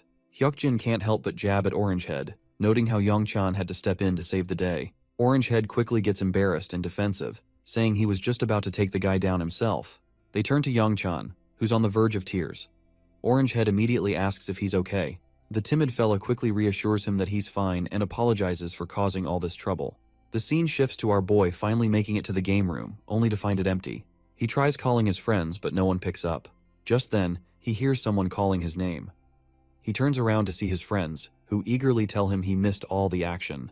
The beta bullies start bragging about how they just whooped some Goseok Tech guys. They head inside, and as they climb the stairs, they point out to Jin that while he might not be familiar with the Goseok Tech guys, they're pretty tough, but not a match for them. As they head into the gaming room, they're shocked to find a bunch of people lying unconscious on the ground. The beta lackeys are blown away by the sight and quickly ask who took down all these Goseok Tech guys. Our boy casually points out that he came looking for everyone and was jumped by these guys when they saw his uniform. The three of them are absolutely stunned to realize that our boy took out all these men single-handedly. After their mindless fun at the arcade, the group heads out to grab some grub. The beta bullies have brought the same delicious food Youngchan usually eats, but Orangehead forgets to grab drinks and decides to go get some as soon as possible. Youngchan decides to go with him, but Orangehead opts to go himself. As they start eating, Hyokjin feels proud and laughs about how they took down the Gosuk Tech goons. Orangehead agrees, saying the goons came in trying to act tough but ended up getting beaten like dogs. Meanwhile, our boy looks at the tuna mayo food with no clue how to proceed. He watches as Jaehyung tears off the seal and pops the snack out of its wrapper. He mimics Jaehyung and starts to take a bite. While eating, he asks his friends who started the fight. Jaehyung explains that one of the goons was messing with Youngchan outside the game room, which triggered the whole scene. Our boy checks in on his timid friend, asking if he's alright. The friend says he's good, because Jaehyung showed up to rescue him just in time. Orangehead then shares some advice, telling Youngchan that in situations like this, he should never back down. Youngchan looks a bit confused to hear this, so Orangehead explains that you shouldn't flinch in front of a bully. You need to make it clear you're ready for anything, or they'll just take advantage if they think you're scared. Hyokjin agrees, saying you've got to show you won't take any crap, or they'll just walk all over you. Youngchan asks what if they end up hitting him. Orangehead just shrugs and says they're going to try to hit him even if he's scared, but Youngchan worries they might hit him harder. Orangehead agrees, but he points out that if you don't stand up for yourself, you'll just be seen as a pushover, and that's worse than getting beaten up. Hyokjin also adds his 2 cents, saying he's seen this trick work before because no one wants to deal with trouble. Bullies usually pick on the quiet ones who never speak up. Youngchan stays quiet, probably realizing that he's always been picked on because he didn't stand up for himself. As they chat, our boy keeps munching on his delicious food. The scene then drifts to his past, where instead of fancy food, he was stuck with some mediocre curry and a piece of dry bread. At that time, he had no choice but to eat it. What made it worse was that there were always strong guys around him, bullying the weak and taking their food. One day, a cocky guy demanded our boy hand over his food, but Jin wasn't having any of it, so he fought back and left a gruesome mess behind. His memory makes him reflect on how the same pattern of the strong preying on the weak seems to repeat itself, both in his past and present situations. That's when Youngchan finally musters up his courage and says out loud that he doesn't like either of the beta bullies. The 2 bullies choke on their food, their breath caught in their throats at hearing this. Youngchan continues, saying he hates them because they bullied kids in class, including him. Orangehead looks curious and asks when they even bullied anyone. He points out that they only joked around sometimes, nothing more. The blondie also agrees, saying that they never physically hurt anyone in class or made anyone do their dirty work. Compared to some of the other guys, like Gisu Kim, they're practically saints. But Youngchan stands firm, saying that even though they might just be joking or playing rough, it's still a form of violence to others. The beta bullies are stunned, because they are not sure what to think of it. Youngchan further continues, explaining that it's the same kind of violence no matter how big or small. He resents them for being so cruel without a shred of guilt. Once he is done speaking, he points out that since beta bullies told him to stand up for himself, he spilled everything he had in his mind to try it out. The beta bullies are completely thrown off by Youngchan's words. The blonde one is at a loss and says no one's ever told him anything like that before. He didn't realize people could see their actions that way and thought they were just joking around. The other bully also agrees, saying they figured it was okay since they weren't as bad as some of the others. Youngchan, still feeling nervous, explains that he was surprised by how nice the beta bullies seemed when he hung out with them. He guessed they didn't realize that what they were doing was a form of bullying. Feeling guilty, Orangehead quickly apologizes. The blonde also says sorry, admitting they're not sure how to fix things but at least want to offer an apology. On the other hand, our boy is still messing with his food. When he takes off the shell of his rice ball, it drops to the ground, and he's totally bummed out to see his meal ruined. His friends don't really know how to react, and they end up yelling at him when he tries to eat the rice ball after picking it up. In the bustling heart of the city, we find ourselves back at SW Corporation. There, we see that same woman who claimed to be Yona's cousin is sitting at her desk. Suddenly, Yona storms into the room, clearly fuming, and she yells this woman's name, Jie. The sassy lady looks up and smiles at Yona, but before she can say much, Yona cuts her off with a sharp tone, demanding to know if she met Jin recently. Jie tries to play it cool and reminds Yona that it was actually Yona who was tracking Jin's background because she was suspicious of him. Yona frustratingly admits that she did investigate Jin, but had promised him she wouldn't pursue it further. Now she is also telling Jie to stop nagging our boy as well. Jie raises an eyebrow and reminds her that she shouldn't forget the kind of world they live in, especially given the recent kidnapping event. So, she makes it clear that they are not taking any chances, and our boy's background is a major concern. Yona insists that Jin wasn't involved in any of the recent trouble, but Jie quickly interrupts, saying that just because Jin helped with a rescue doesn't make him trustworthy. Jie's manager also chimes in, pointing out that Jin's identity is a significant issue for the school. They emphasize that a school affiliated with SW Corporation shouldn't have accepted a student with fake records, and they make it clear that they won't overlook this matter. Yona frustratingly grits her teeth, while GA just smiles with a hint of satisfaction. She explains that they might receive some good news soon. Curious, Yona asks what kind of news she is talking about. GA's manager explains that Jin's records were restricted, so they had to consult higher-ups in their network to obtain more information. GA looks at Yona with a challenging smile, asking if she's not curious about Jin's true identity. Yona firmly states that she doesn't care, emphasizing that Jin saved her, which is more than enough for her. Just then, the telephone rings, grabbing everyone's attention. GA's smirk widens as she says it's time for them to hear the news together. She answers the call, and the caller announces that they have news to deliver. As Yona waits anxiously, GA expresses hope that the caller will reveal information about Jin's identity. The caller responds that the higher-ups have decided that SW Corporation should refrain from any further inquiries into Jin's background. The announcement leaves GA visibly pale, and the guards stunned as well. Her frustration boils over, and she starts yelling at the caller, demanding to know how they can simply let the matter slide.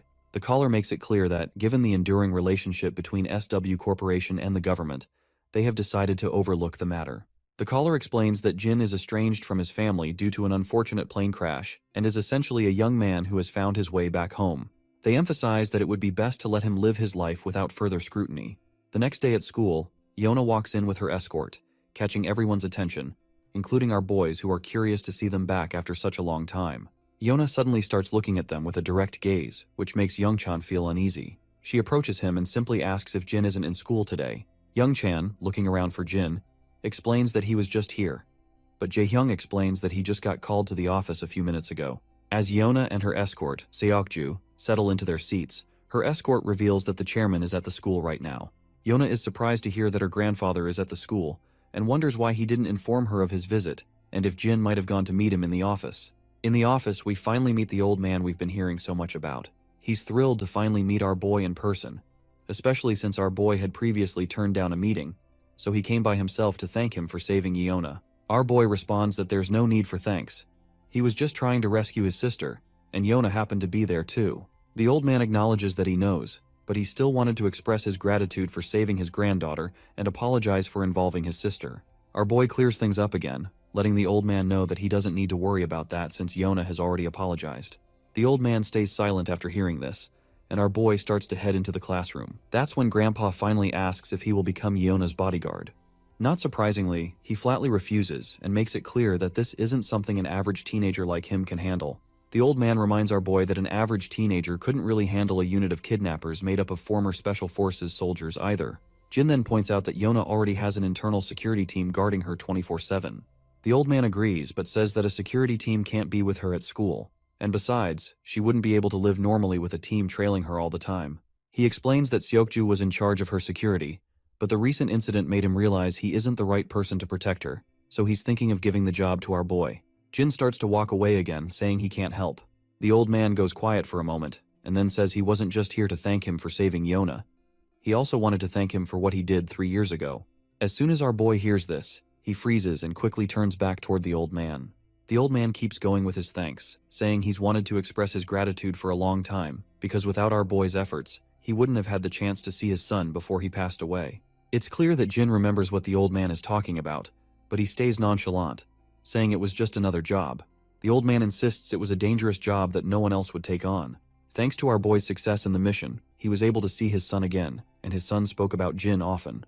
The old man reveals that his son was worried, and asked him to find out why our boy had become a mercenary. So, the old man tried to track him down but couldn't find any leads. Now, as fate would have it, they're face to face, and he adds that Yona is his daughter.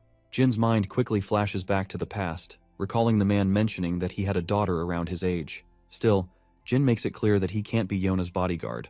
However, he adds that he won't turn a blind eye if something happens to her. The old man is a bit taken aback but then smiles and says that would be more than enough. He then adds that there's one more thing he'd like to request. He points out that he would like to hear Jin's thoughts on the security team at SW. Jin asks what he means, and the old man explains that SW's security team is part of a long-standing and proud tradition, maybe too proud for their own good. They believe that Yona's recent kidnapping would have been contained even without Jin's help. However, as SW continues to expand, the threats are growing, and their security division is lacking in innovation. The old man wants Jin's honest assessment of their skills, and it will be a paid assignment, of course. Jin lets out a sigh, feeling like all of this is just a drag. He then finally heads back into his classroom. As soon as he enters, Yona greets him, but he clearly ignores her and walks to his seat as the teacher starts the class for the day. Jin sits quietly in his chair, thinking about the old man's words. He realizes that Yona's father must have died since the old man mentioned he'd seen his son before he passed away. The scene then cuts back to the past. We see Jin as a mercenary, with all the site workers gathered around eating. Jin is munching on some kind of food bar when a voice calls out to him, asking how a kid like him ended up working as a mercenary. It's clear this man is Yona's father, and after he sees our boy's face, he comments that he didn't realize Jin was so young. Jin quickly covers his face and starts to walk away, but the man offers him his platter full of delicious and appetizing food. He tells Jin to throw away his trash and eat this instead, saying that what he eats really matters at his age. Meanwhile, the other mercenaries chat about how their new client seems really wealthy and explain how they're building roads, a school, and a clinic in the town they're all stationed in. As they chat, Jin listens quietly. While he's on guard duty, the man walks up to him again, offering him a chocolate bar. Jin just looks away. Later that night, the man offers him food once more, but Jin turns away again. On a particularly rainy day, the man brings an umbrella and coat, but Jin refuses them as well. One day, as Jin is packing up his stuff to leave, the same man approaches him again. He says he'll miss having Jin around and invites him to stop by if he can, since they'll be there for at least another month. The man then tosses a bag to Jin, explaining that he's packed some snacks and basic medical supplies inside. Finally, Jin speaks up and asks why he's giving him all this. The question catches the man off guard, and he's surprised to hear Jin speak Korean. He adds that he tried speaking in Jin's native language and in English before, but didn't get a response. The man explains that he's giving these things because he has a daughter around Jin's age, and he reminds him of her, so he can't help but worry. Later, we found ourselves in a rundown place where conflict is ongoing. We then see Jin with his fellow mercenary. His fellow informs him that the town where Jin was stationed as a guard has been taken over by a resistance group. He explains that they were waiting for the foreigners to finish their construction so they could take over the buildings, and most of the people at the site had been killed. Jin is jolted out of his flashback by the sudden ringing of the bell, and he notices Yona calling out to him, asking if he's free right now. A while later, they're in the lounging area, where Seokju is bowing his head in respect and offering a late apology in person. Jin tells him there's no need for that, as he understands the reason behind his actions. Yona then says she's pretty sure Jin will deny it, and explains that Grandpa asked her to invite him on his behalf. Jin agrees without hesitation, leaving Yona quite puzzled to see that he actually agrees without protest for the first time. The scene then shifts to Jie, who is gritting her teeth in frustration. She's fuming mad that the higher-ups aren't releasing Jin's true identity. Just then, her manager enters and mentions that the same student has arrived, which shocks Jie a little. In the SW Corporation's men's locker room, Jin is getting suited up in the company's dress code. Seokju asks how Jin ended up landing a job with SW Corporation. The scene transitions to the past, where Jin is reviewing the records of all the security personnel working for SW Corporation. The old man had told him to spend a few days with the team and share his thoughts since arrangements had been made to accommodate him. It should be fairly easy for Jin to get a sense of the program. Back in the present, Jin tells Seokju that he simply wanted to experience what being in the security team is like, so ended up here with a job. Seokju wonders if that means Jin wants to be a bodyguard. Jin then asks if Seokju isn't joining the training. In response, Seokju explains that today's session is for Team 2, and he is part of Team 3. He adds that Team 3 escorts Yona exclusively, while Team 2 escorts Ms. Jie and her parents. The scene transitions to a training hall where all the personnel are sitting on the ground. One of the instructors introduces Jin to everyone, explaining that Jin will be joining them for the next few days. He's in the same class as Seokju, and the chairman has allowed him to participate in their program to learn about their field. One of the men raises his hand and asks if Jin is the one who handled the kidnapping situation with Seokju. The senior confirms that he is indeed the same person. Jin introduces himself and thanks everyone for letting him participate. As the students begin their training, we see Yona standing above, observing our boy. Seokju reveals to her that our boy is here because he wanted to experience what it's like to be a bodyguard, or at least that is what Jin told him. Meanwhile, the guards are running down the halls, engaged in their training. As Yona watches our boy, she also notices someone else in the hall, and it's Jie along with her guard. Yona curiously wonders what she is doing there. Meanwhile, Jin is running across the hall with the other soldiers. The senior leading the pack takes a quick look back and sees that Jin is keeping up well, so he decides to pick up the pace, running even more intensely. After several rounds, all the soldiers are completely out of breath, and the senior looks utterly exhausted, as if he might faint any moment. Jin, however, looks as if nothing has happened, taking just a simple casual breath. The senior reveals to us that they've run enough to make anyone faint, but Jin kept up the whole time and even looks like he could handle 20 more laps. They move on to other intense exercises, and Jin excels at those as well. From the sidelines, Yeona is absolutely blown away by how Jin outperforms everyone, leaving them struggling to keep up.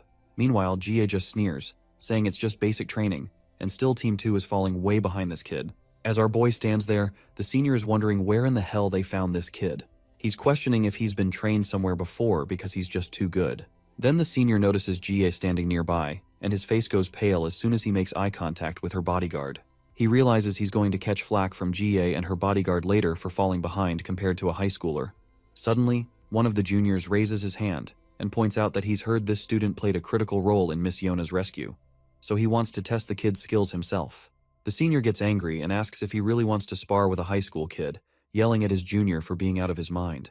But the senior finds himself completely blown away when the kid himself volunteers to fight and says he doesn't really mind. The senior, completely at a loss for words, scratches his head in frustration and reluctantly agrees. He tells his juniors to get the protective gear for our boy. Before long, our boy is decked out in his gear, and the other guy facing him gets suited up too. Yona wonders if this will be okay, and Seokju points out that it's hard to say, given how tough the other guys are. Even Jai thinks it would be pretty hilarious if this high school kid actually won. She mentions she's heard the kid has extraordinary fighting skills, but her bodyguard assures her that he's still no match for his men, because these guys have been highly trained in all sorts of combat, long before they started working at SW. The senior tells both of them to just take it easy, especially telling his junior to go a bit easy on the kid, and the junior agrees. The senior then tells them to get ready, so the junior takes his stance and reminds our boy that he's not against those chumps he has beaten before, so he better be careful. Our boy doesn't even flinch at the jab and simply takes his own stance. As soon as the senior signals the start of the fight, the junior lunges at our boy with an incredible burst of speed and swings a punch right at his face, but our boy quickly steps back. The junior swings again with full force, but Jin dodges effortlessly once more. Yona, growing anxious, points out that the soldier wasn't supposed to go that hard during a sparring match. But the soldier, however, keeps coming at Jin, swinging his fists left and right. Jin continues to dodge every attack effortlessly. Then, Jin quickly kicks the junior's leg, causing him to stagger. Seizing the moment, our boy balls up his fist and throws a brutal punch. But the soldier quickly raises his hands to block, avoiding a direct hit. The fatty mocks our boy for his futile attack and gets ready to hit him with a punch of his own. But Jin quickly deflects the incoming fist and counters with a brutal blow right to the bastard's face. That display of power leaves Yona breathless, and even her guard finds it pretty impressive that Jin struck precisely where the fatty's face was exposed. As the fatty writhes in pain, Jin grabs him by the head and delivers a vicious knee smash to his face, leaving him bloody and beginning to collapse to the ground. Jie is absolutely blown away by what just happened, while Jin stands there as the clear winner, with his opponent slumped unconscious on the ground. He removes the protective gear from his head, and both the senior and the other soldiers are stunned by the turn of events. Seokju notes that they were clearly instructed to take it easy, but this was just too intense. Jie speaks up again, questioning if this kid is really the 19-year-old they claimed he was. Meanwhile, her bodyguard is fuming at the top of his head, as Team 2 is part of his crew, and he is not at all happy to see one of his soldiers going down like flies after being beaten by a teenager.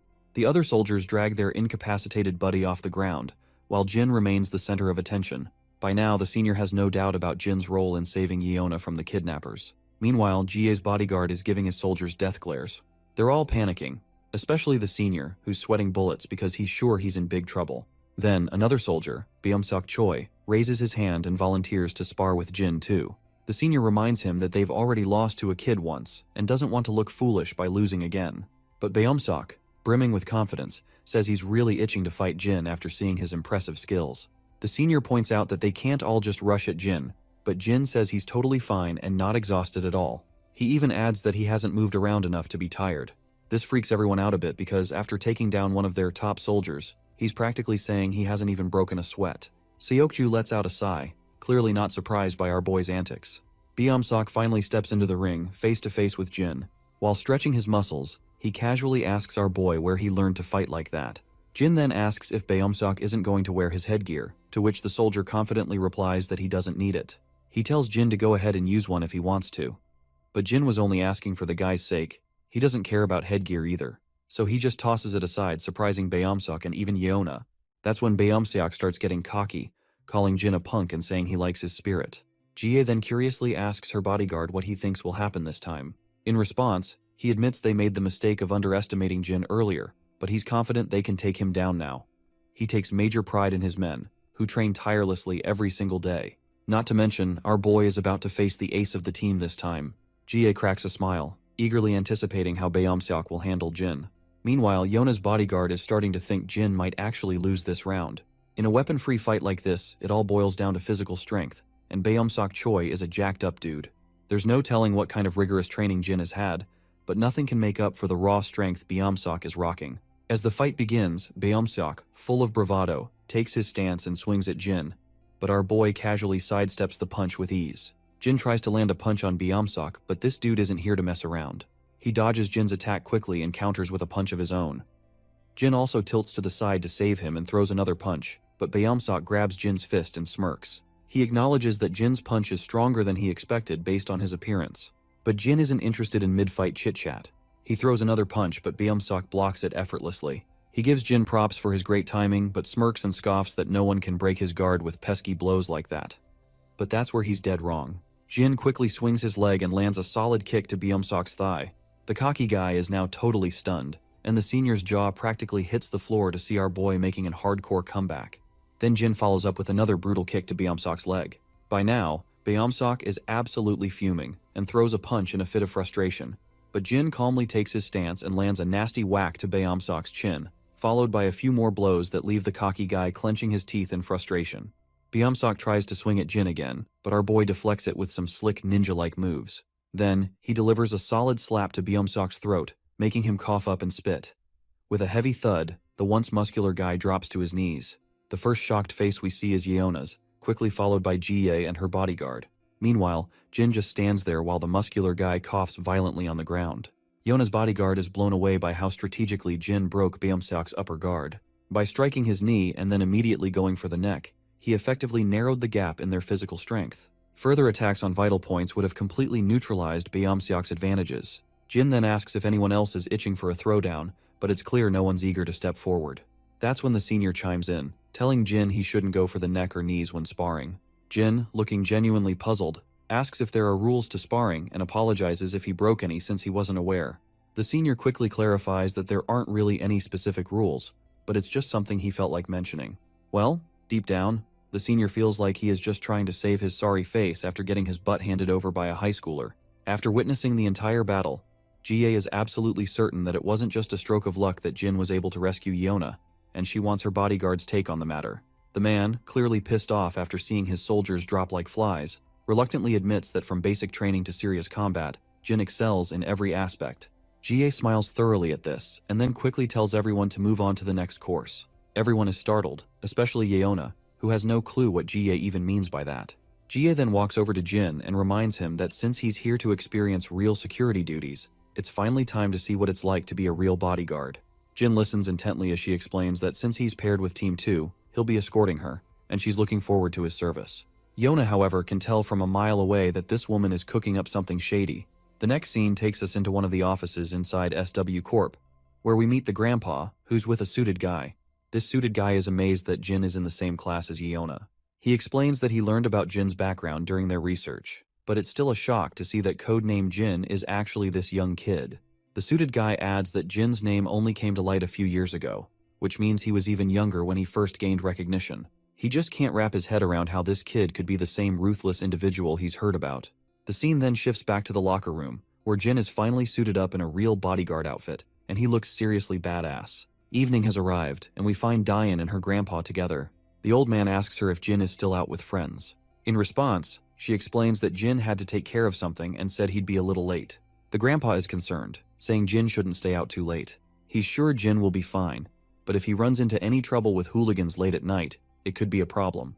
The next scene shows the two defeated soldiers who were getting pretty cocky before fighting Jin.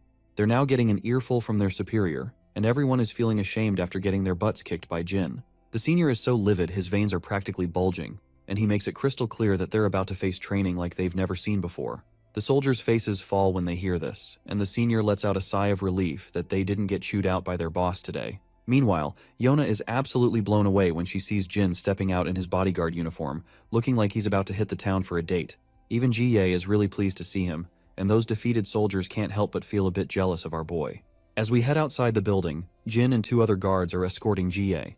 There are several other guards as well, making sure she gets into her luxurious Bentley without any issues. Once she's inside, the guards follow, while Jin stands outside until the senior bodyguard tells him to just get in the car. With that command, Jin takes a seat in the back alongside Yeona. Once inside, he notices how 2 guards are always at Jie's side. Out of the blue, Jie asks our boy if he's ever thought about singing or acting as a career. She explains that one of the SW subsidiaries she runs is an entertainment agency, which is where they're headed right now. Jin, however, simply states that he's not interested. She then asks him why he's interested in becoming a bodyguard. As soon as our guy hears this, he realizes these folks probably don't know the real reason behind his involvement, so he just goes with the flow and says he wanted to experience life as a bodyguard. She then gives him props, saying he's pretty good at this job. Judging by how well he did in training today and how easily he beat the guards in Team 2, she's impressed. But when his bodyguard hears about his Team 2's defeat, he's absolutely livid, turning red with anger. He's embarrassed to get reminded that his team got trounced by a high schooler. On the other hand, Jin points out that he only won because Team 2 let their guard down. They had to hold back because he's just an inexperienced kid, so he had a greater advantage from the start. If they had taken him seriously as a real opponent, he's pretty sure he would have lost both duels. The woman acknowledges the situation, but deep down, she thought Jin would be more boastful about beating working guards. Turns out he's not like that at all. Meanwhile, the bodyguard is blown away by how our boy has thought through everything so well. A while later, they finally reach their destination. In that other SW Corporation building, we see she's sitting in her office, while our boy and the senior bodyguard are standing outside. The senior is amazed that after standing there for an hour, our boy hasn't even flinched. So out of curiosity, he asks where he received such intense training. Our boy simply looks at him and stays silent. The senior asks again where he picked up those moves from the sparring session, because this isn't something you can just pull off by luck. In response, Jin just says he learned on the streets where he grew up. This vague answer really ruffles the senior bodyguard's feathers, who wasn't expecting such a brush-off. Well, his answer wasn't too far from the truth. The scene then transitions to his past, showing how he really did learn these skills on the streets. We see him running alongside his buddy, while a hail of bullets rains down from behind. He's climbing ropes to reach the treetops in harsh weather and facing off against highly trained soldiers and killers. But he never flinches. Once they head out again, their car zooms down the highway. Jie asks if he's feeling alright since it's been a long day. He says he's fine, and she finds it odd because it's his first day on the job for this line of work. But he confirms once again that this is indeed his first time. Meanwhile, the senior bodyguard reflects on how this is typical of our boy. He hasn't asked a single question since they started the route, and hasn't shown any signs of being affected, even when they deliberately skipped dinner to test him. It's as if he's fully aware that these things can happen in security work. He never budged from his position until he was instructed to do so. Suddenly, Jin notices something serious up ahead. There's a truck coming, and the driver inside looks either drunk or sleepy. It's hard to tell. What is clear is that the truck veers out of its lane and heads straight for the car Jin and Jie are in. The truck skids across the road and crashes into their car. Once the car comes to a stop, the bodyguards from the other car rushes over. The airbags have deployed, and the senior bodyguard quickly checks the back seat, asking if Jie is all right, and what he sees there blows his mind. Jin has managed to hold Jie close, saving her just in time to avoid the worst of the crash. The bodyguard is amazed that Jin could react so quickly and protect her in that split second before impact. But then Jie yanks herself away from Jin and creates some distance. The other bodyguard rushes to her, asking if she's okay. The other guards quickly gather around to discuss what just happened. One of them reports that the truck driver was definitely drunk. The junior guard adds that the driver appears unconscious, and they're currently pulling him out of the vehicle. The senior guard tells everyone to call an ambulance, secure the driver, and make sure to get to the bottom of this incident. Meanwhile, inside the car, Jie looks at Jin, who's sitting quietly. She's startled and asks if he's okay. Jin simply nods in affirmation. But Jie points out that he might have been hurt and suggests he should come with them to the hospital to get checked out. Instead of responding to this, Jin reminds her that she should always wear her seatbelt, even when sitting in the back seat. Seems like this is not what she was expecting to hear at such a critical moment, so she has no clue how to respond to this brutal truth bomb. Back at home, Daeon is busy preparing some delicious food, and Jin also walks into the living room and asks if she's making lunch. She responds that she's cooking for Grandpa and will save some for him to have later too. Jin reminds her that Grandpa is already at work. Daeon explains she plans to take it to his workplace, just like she used to visit him there often, but hasn't ever since our boy came back home.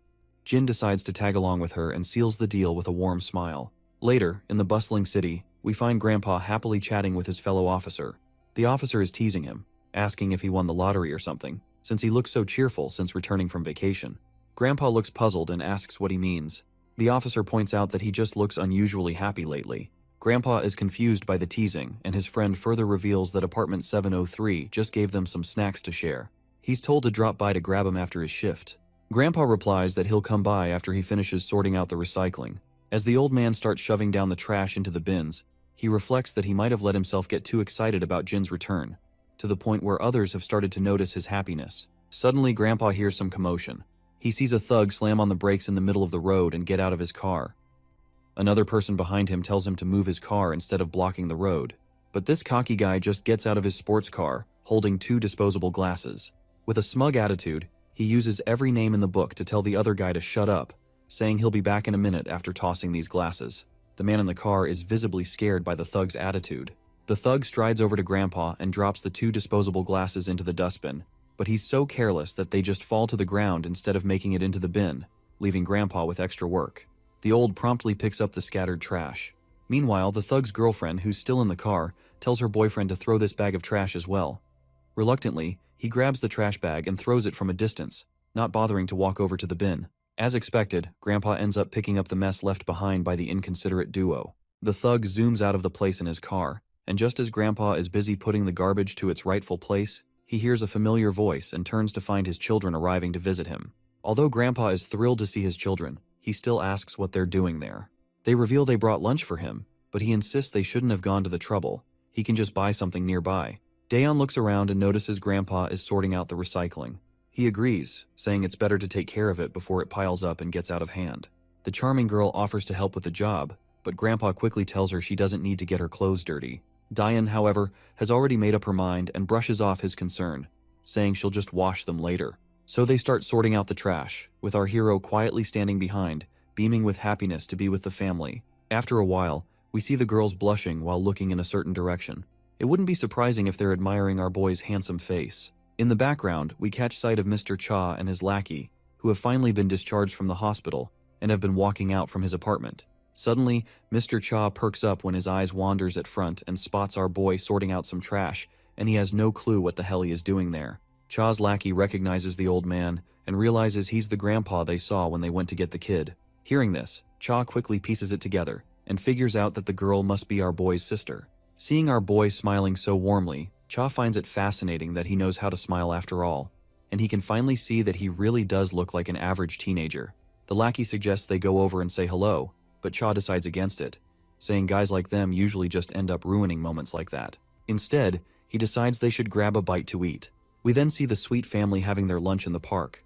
The 3 of them are enjoying themselves, eating and chatting away. Once they're done, Daeon waves goodbye, and they decide to head out. Once the evening strikes, the old grandpa is also done with his duty, and walks to his home while smiling pleasantly. Then, he notices that same Corvette he had seen in the noon when that thug came to throw that trash. The old man approaches the thug and reminds him that parking there isn't allowed because it blocks the entry and creates a hazard for children, so he suggests parking in the lot instead. The thug sneers and asks why he should listen to an old guy like him, making it clear he'll park his damn car wherever he wants. The old man tries to reason with him, but the blonde woman beside the thug threatens him, saying he's just a guard and wonders if he's trying to get fired. The old man keeps his smile and calmly explains that he knows he's paid by the residents, which is why he's asking them to park elsewhere to avoid causing trouble for others. The thug scoffs and says he won't park in the tiny parking lot because if another car scratches his, who's going to reimburse him for the damages? Grandpa is left without an answer, and the blonde woman sneers, doubting that Grandpa could cover the cost of the car. That's when Mr. Cha's lackey grabs the thug by the neck from behind. With a terrifying tone, he asks if this thug has no manners when speaking to his elders. The stupid head groans in pain and demands to know who's behind him. Cha's lackey leans in with a face that could scare ghosts and simply asks why he wants to know. The thug is absolutely terrified by the look Cha's lackey is giving him. The lackey yanks the thug away and tells him to shut up and move his car. He makes it clear that if he ever catches him giving this gentleman trouble again, he's going to make sure both of them get a serious beatdown. The disgusting couple quickly hops into their car and speeds away. Cha's lackey then smiles at the old man and asks if he's all right. Grandpa, unsure how to respond, simply says, "Thank you." The man then reminds Grandpa that Jin is his friend and that he saw Jin working with the old man earlier today. Grandpa's mind perks up and remembers that this man is the same guy who came to their home one day to meet Jin.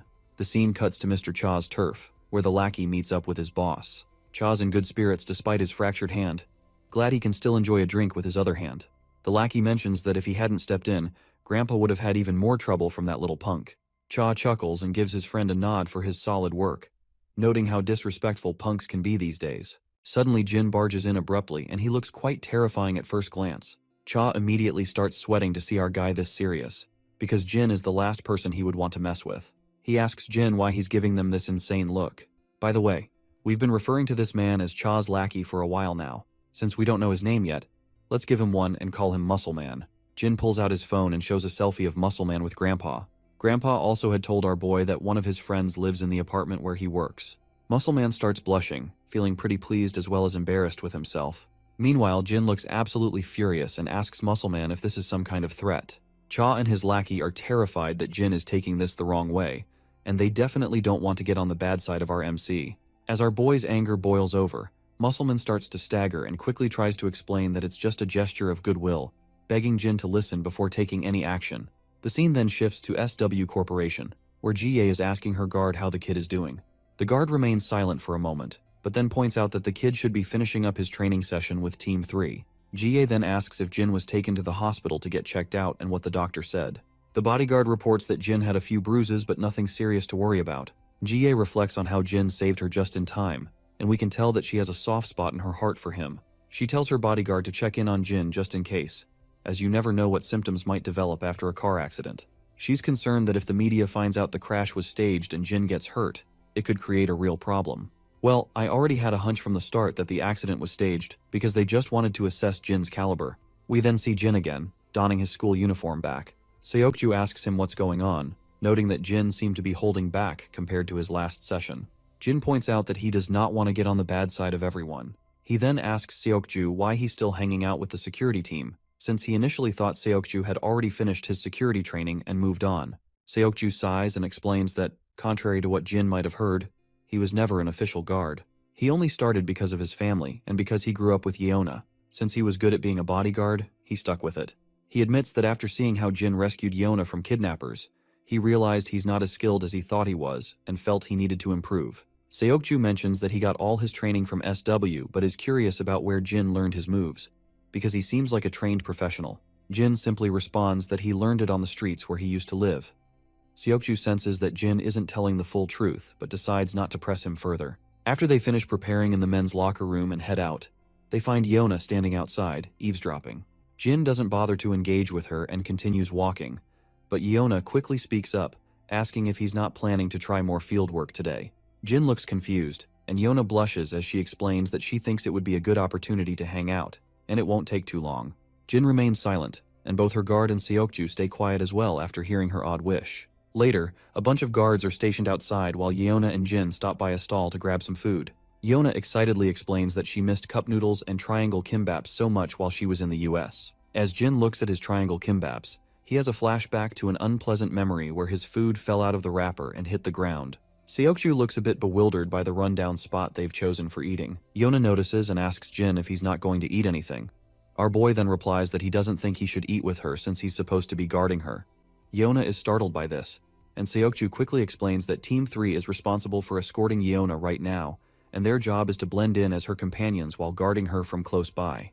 Yeona charmingly agrees and tells everyone to just dig into the food. Meanwhile, Seokju reflects on how Yeona picked the convenience store near his home on purpose because she knew he would decline if she took him somewhere nicer. Yeona then brings up the accident that happened while Jin was escorting Jaye and asks if he's okay. Jin replies that he's fine, all while staring at his triangle kimbaps inside the packaging. Yeona then asks if Jie gave him a hard time, noting that Jie is known for being super demanding and harsh. In response, Jin simply says everything went smoothly. Yeona finds this hard to believe, as it doesn't sound like Jie at all. She comments that Jie only smiles when she's insulting others. As they chat, Jin looks at Yeona's pleasant personality and finds himself drifting back into his memories. He remembers her father, utterly exhausted and injured, with Jin himself panting heavily, gun in hand, scanning for enemies. Her father tells him to leave him behind, saying that at least one of them should survive. He adds that he doesn't have much time left, and even if he's saved today, he won't live much longer. He reassures Jin not to feel bad about abandoning an injured man because he's just glad that Jin stayed to help when everyone else refused. The father's only regret is not being able to see his daughter's face one last time before he dies. Jin tells him to stop being sad about it and insists that since he is still alive, he should just stand up and go see his daughter. The father's face lights up at Jin's words, feeling a glimmer of hope even in this despairing situation. And as the flashback fades, Jin turns to Yona and asks if they can talk alone for a moment. The girl is startled to hear this, and repeats his question, asking if he means just the two of them. Jin responds positively, so Seokju decides to step away, saying he'll give them some space. Once Seokju is out of earshot, Yona asks what's going on, and why Jin suddenly wants to talk privately. In response, Jin drops this name, Inguk Sin. Yona quickly catches on that Inguk Sin is her father's name, and she is now even more confused why Jin is bringing this up out of the blue. Jin then asks Yona what her father was like. Yona looks puzzled because she is not quite sure where Jin is going with this. She eventually sighs and explains that her father was a busy man who spent a lot of time working overseas. They weren't very close because they barely saw each other. She goes on to tell him that her father fell ill, and the doctors told him he didn't have much time left. Despite the bad news, he kept working and ended up falling sick while abroad.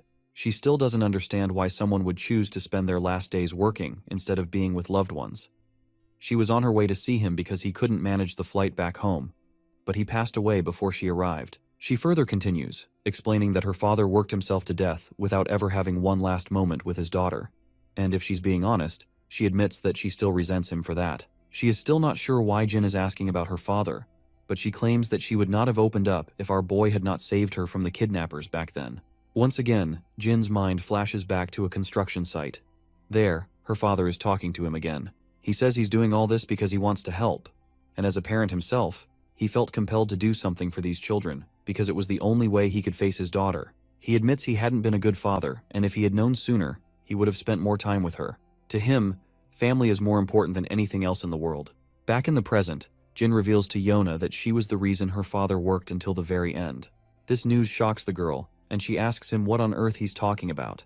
Jin then explains that he's here to deliver the final request of his client. He reveals that her father wanted to tell her that he wanted to see her one last time before he died, and that he's sorry he couldn't make it happen. These are the words her father wanted Jin to deliver to her. We flash back once again into the past, where her father tells Jin that this is an official job, and he must carry it out no matter what. He further says that whether he lives or dies, Jin will be the one to deliver this message to her. Yona is stunned to hear that Jin met her father before he passed away. After dropping this bombshell, Jin simply grabs his bag and begins to walk away, leaving Yona wide-eyed.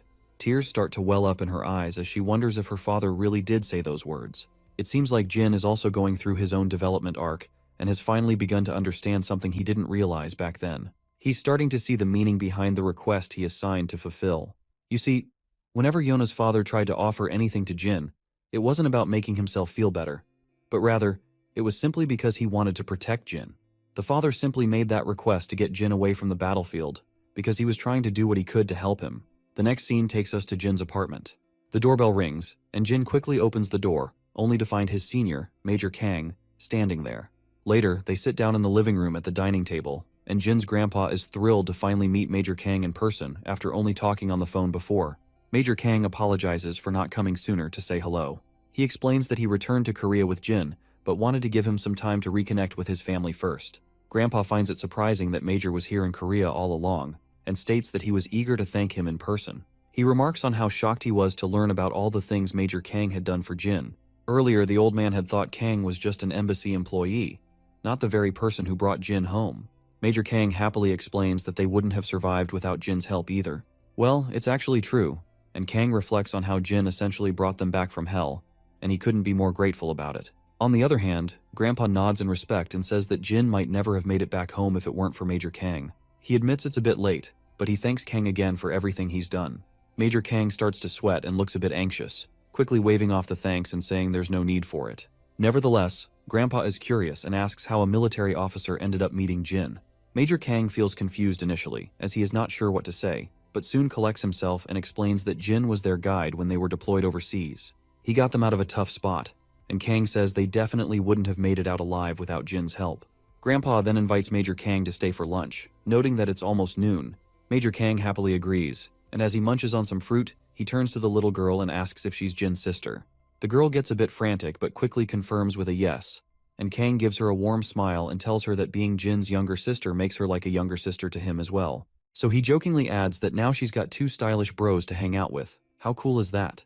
The little girl feels a bit awkward, but musters up a polite response. After all, She's just a 17-year-old trying her best to be courteous, while a 36-year-old man is trying a little too hard to be hip.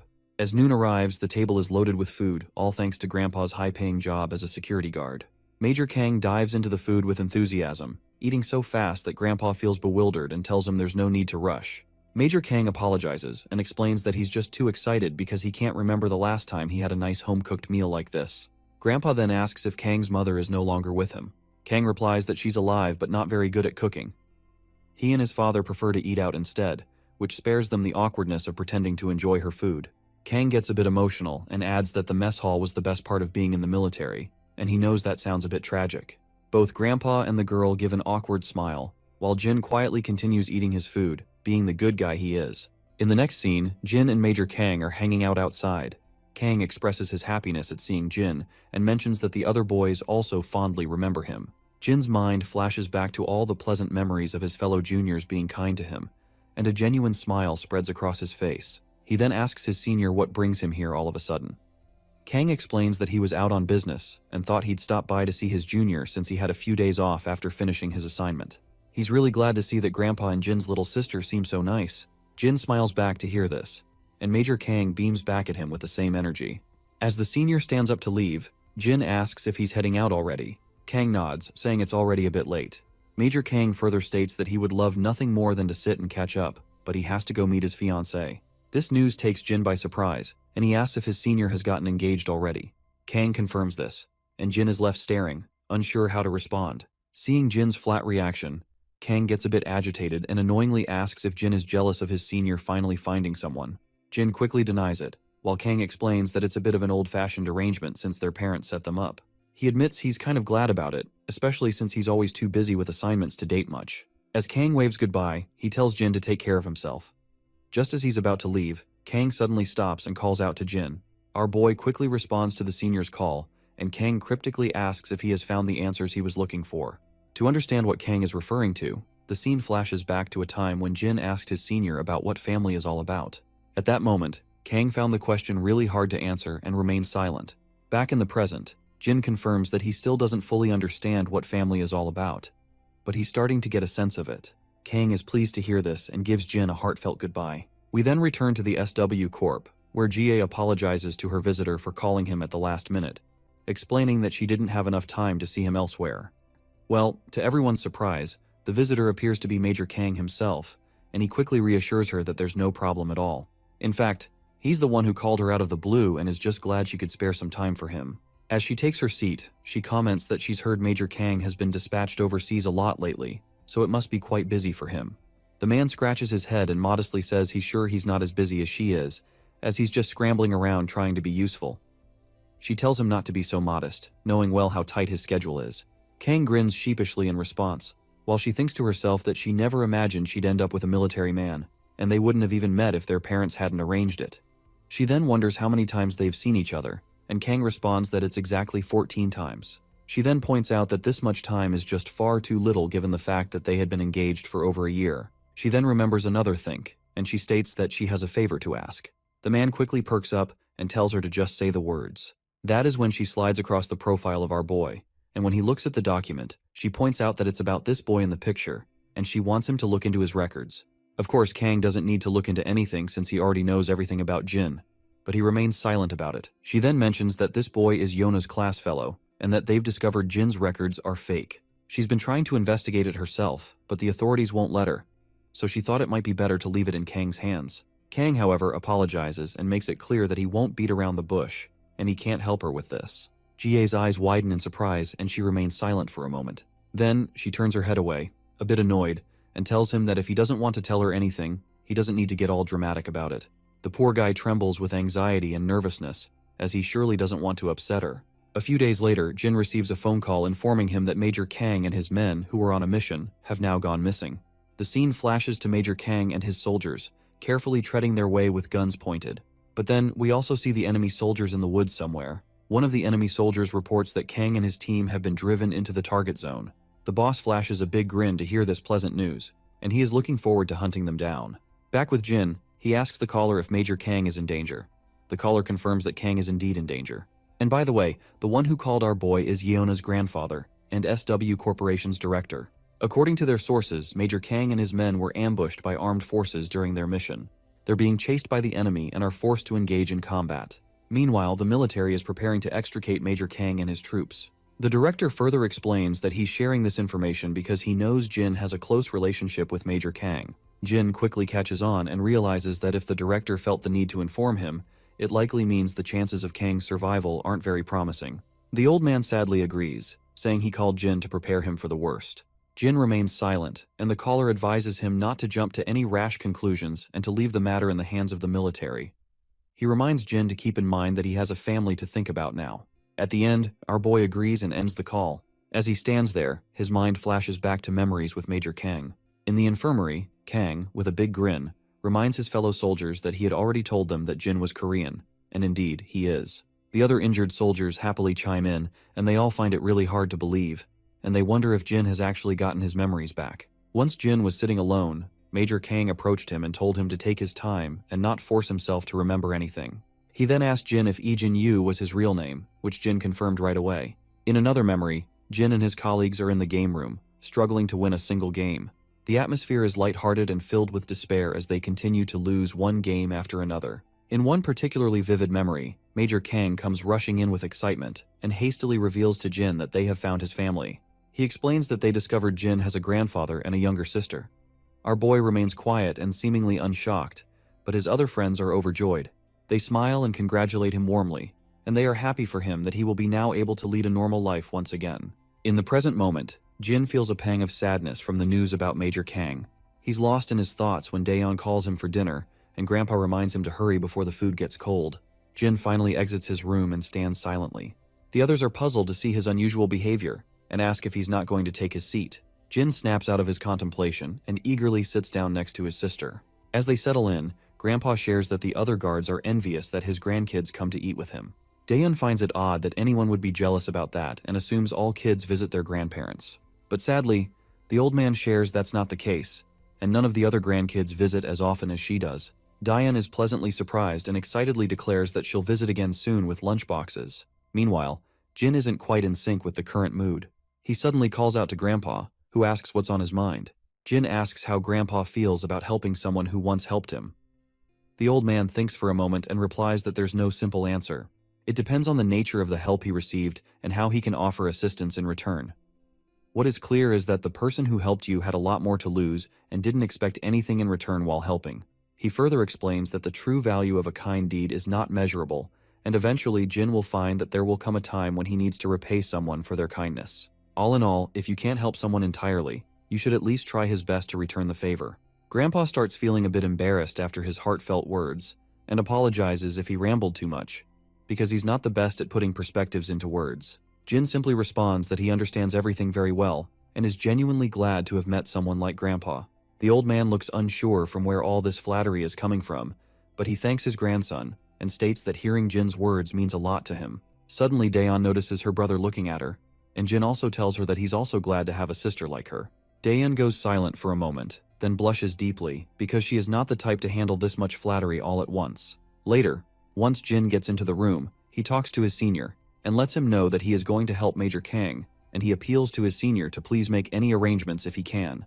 Well, it seems like the director isn't too sure about sending our guy into the fight, but it looks like he doesn't really have a choice. The next scene cuts back to the woods, where we see Major Kang completely exhausted, taking deep breaths to catch his breath. He then instructs everyone to rest for a bit and tells one of the soldiers, Seokun, to scan the perimeter, while Jiseok and Suchiol are sent to check how close the enemy is. One of the soldiers speaks up, mentioning that everyone is pretty wiped out, and Gwangsik has lost a lot of blood, but the senior responds that they've got to reach the next checkpoint to wait for rescue. The soldier asks if they can even make it since they're almost out of rations. The senior feels agitated and begins gritting his teeth. The scene then cuts to the enemy base, where one of their soldiers reports to the boss Kang's party is close to giving up. The boss says he's impressed they've lasted this long, and he admits that he would have suffered greater losses if Kang's party would not be burdened with protecting civilians. Plus, Major Kang in his time is also unfamiliar to this land as well, which gives this eye patch bastard an edge in this fight. Suddenly the man's eye begins to throb under his eye patch, and he can't help but feel agitated as the image of our boy flashes through his mind. Looks like our guy is the one who took this bastard's eye. Later, we see a plane zooming through the skies, and inside, our boy sits in his soldier uniform, gun in hand. It's clear he's familiar with the land he's headed to. You see, this region is known as Grian, one of the places where Jin had operated as a mercenary before. Before he boarded the plane, the director's assistant explained that Major Kang and his men were deployed to extricate a group of researchers gathering data on the region's minerals. The rescue mission was successfully underway, but then the troops were ambushed by an unidentified armed force. The assistant also mentioned that they've prepared the list of items our boy requested, and the military forces of both nations have agreed to assist in securing his passage to the region. Lastly, the director himself asks our boy one final question, inquiring if he's absolutely sure about his decision, and Jin quickly replies that he is. With that, we're back in the plane, and the sirens start blaring as they reach the checkpoint. It's finally time for our boy to jump into action. The scene cuts to the school where the lecture is going as usual. Our beta bullies are slacking off, and not surprisingly, Young Chan is busy taking notes. Yona, on the other hand, is puzzled and wondering why Jin isn't in class and hasn't responded to her messages. We're back in the woods again. As our guy moves cautiously, he spots bullet cartridges scattered around. Scanning the area, he realizes that Major Kang hasn't made it to the second foothold. But after seeing the remnant of the battles here, he figures that the Major might have moved on to the third foothold from the second foothold already.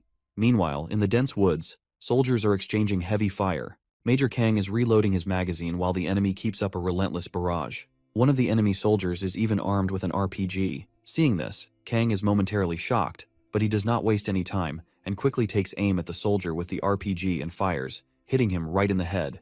The RPG also detonates for some reason after the soldier is shot in the head, creating a massive explosion and sending debris flying everywhere. Many enemy soldiers are down, and Major Kang and his squad continue their relentless barrage of bullets. Once all the current soldiers are dealt with, those hiding behind hesitate to advance and eventually retreat. Kang quickly calls for a status report. The soldier reports that no one else has been injured, but their ammunition is running low. It's hard to say for sure, but they might not have enough for another skirmish. Kang then asks how far the next foothold is. The soldier replies it's about 8 kilometers southwest, with an estimated travel time of 3 hours and 20 minutes. Kang isn't thrilled to hear this, because covering that distance on foot with civilians and wounded men, especially in such a dense jungle, is far from easy.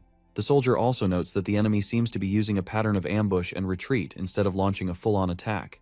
Kang grits his teeth after realizing that the enemy is deliberately trying to wear him down from the start, and they are even ready to sacrifice as many men as it takes to achieve their objective. He reflects that these men aren't fighting like trained soldiers, but are being strategically deployed by someone skilled in tactics. The attack seemed random at first, but after a few skirmishes, Kang noticed a pattern. The enemy's pursuit forced him to retreat from the first foothold to the second, and now they're driving him back from the second foothold as well. Also, the enemy is chasing him down as if they are already familiar with the path. His best option now is to defend the third foothold and hope that the rescue party arrives in time. No matter what it takes, Kang is determined to get his men back home safely. Back at the enemy base camp, a soldier reports to his leader that the enemy is following the predicted course, and he has already positioned the troops to block their way. The man with the eye patch grins, not surprised by this development. After all, there aren't many routes the enemy could have taken. Suddenly, a mercenary bursts into the tent, asking how many more of his men will have to die needlessly. He questions why the eye patch guy won't just let them charge in full force instead of sacrificing themselves just to retreat. The eye patch then shoots this mercenary a deathly glare, causing him to tremble and fall silent immediately. The eye patch's aura becomes even more intimidating as he explains that they are up against a highly experienced special forces unit, and charging at them without a strategic maneuver would have already decimated all their troops, leaving them with no men to fight and no territory to call their own. But then, the eye patch man starts smiling again and returns to his normal behavior. He assures his mercenary friend that none of them will matter to him from this point onward. With those chilling words, someone shoots the poor man in the head, and he falls to the ground. I guess he really won't have to worry about anything from now on. The leader exits his tent, and we see that other members of the mercenary group have also been captured. He finally gives the green light to hunt down Major Kang and his party, but also orders his soldiers to dispose of these useless fools before they go. A while later, we see Kang's party, all looking exhausted. One of the soldiers comments that they've covered half the distance and will definitely reach the foothold on time if they keep this pace. Kang decides to stay on guard and slow their pace slightly. You see, the enemy knows this terrain well, but they don't, and they're aware of the exact path Kang's party is taking right now. Back with the eye patch man, he's practically brimming with joy. He's reveling in the hunt and eagerly anticipates the moment he'll capture his prey, just when they think they've escaped. He can barely contain his excitement, imagining how the fools will feel when they realize they've been screwed from the start. He's so thrilled that he orders his soldiers to inform the others that their prey will be arriving soon. Meanwhile, Kang and his party make their way through the terrain and come across the slaughtered bodies of the mercenaries scattered on the ground. Every one of them is dead, and Kang is left bewildered, with no clue about what's happening. It seems like our boy is the one who took all those soldiers down. Back at the enemy base, a soldier delivers some bad news to the leader. Apparently the Alpha unit was waiting for the ambush, but they've lost contact with them. The boss is jolted in shock, demanding to know how this could possibly be true. The soldier explains that they've tried multiple times to reach the Alpha unit but have been unsuccessful. The eye patch man grits his teeth in frustration and angrily asks about the Delta unit, demanding to know if they are right behind the Alpha unit. The soldier replies that the Delta unit is closing in on the target, with almost 2 kilometers left to go. The boss orders his men to get in touch with the Delta unit and ensure they catch the prey no matter what. But then, he decides to contact them himself. Once the transmission is set up, he tells the Delta unit to report back. The man from the Delta unit reports back promptly, saying they're under heavy fire. The big boss is absolutely stunned to hear this, and demands to know what the hell he's talking about. In response, the man explains that they were ambushed while en route to the target.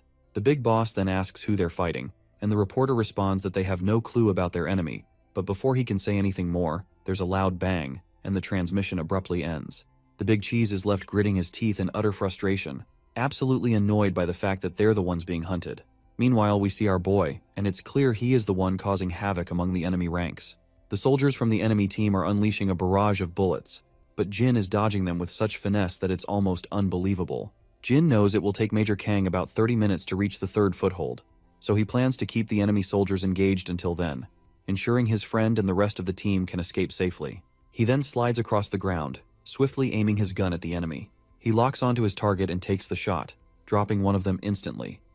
Without missing a beat, he aims at the second soldier and takes him down as well. The soldiers quickly realize where the sniper fire is coming from, but before they can react, Jin unleashes a barrage of bullets, blowing them away. More soldiers appear, and they immediately start bombarding Jin with a new wave of bullets. He ducks down to shield himself, with the bullets flying everywhere except hitting him. Jin begins running, confident that the enemy won't be able to track his route in this terrain. He plans to take advantage of this and strike from another direction.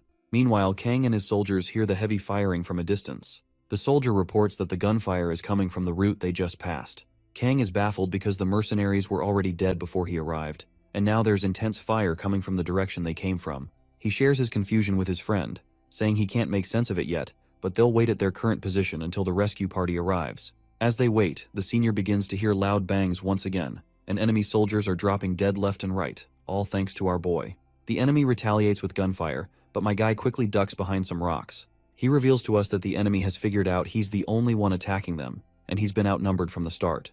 However, they're starting to panic because their numbers have dwindled to half. He spots 3 more soldiers who don't seem to know his exact location. With quick precision, he takes aim and shoots them down immediately. He then glances at his watch and sees that there are still 14 minutes left until the rescue team arrives. As the sun begins to rise, our soldiers keep a close watch on the enemy. One of them announces that the rescue unit will be landing soon.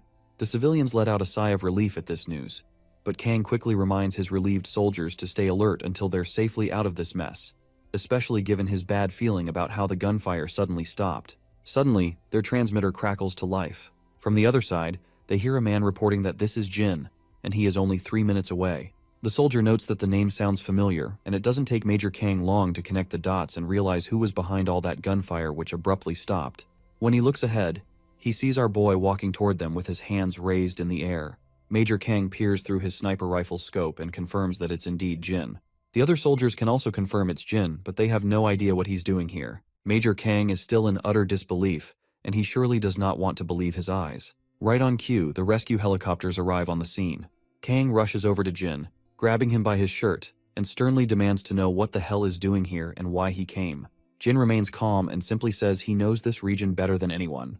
Kang reminds him that he doesn't need to be here anymore since he's transitioned from a mercenary life. In response, Jin explains that this is exactly why he came, because he did not want to live a regretful life. You see, ever since our boy heard that Major Kang and his men were in danger, he knew that he would regret it for the rest of his life if he didn't come to their aid. Kang just gets even more furious, reminding Jin that he's just a kid.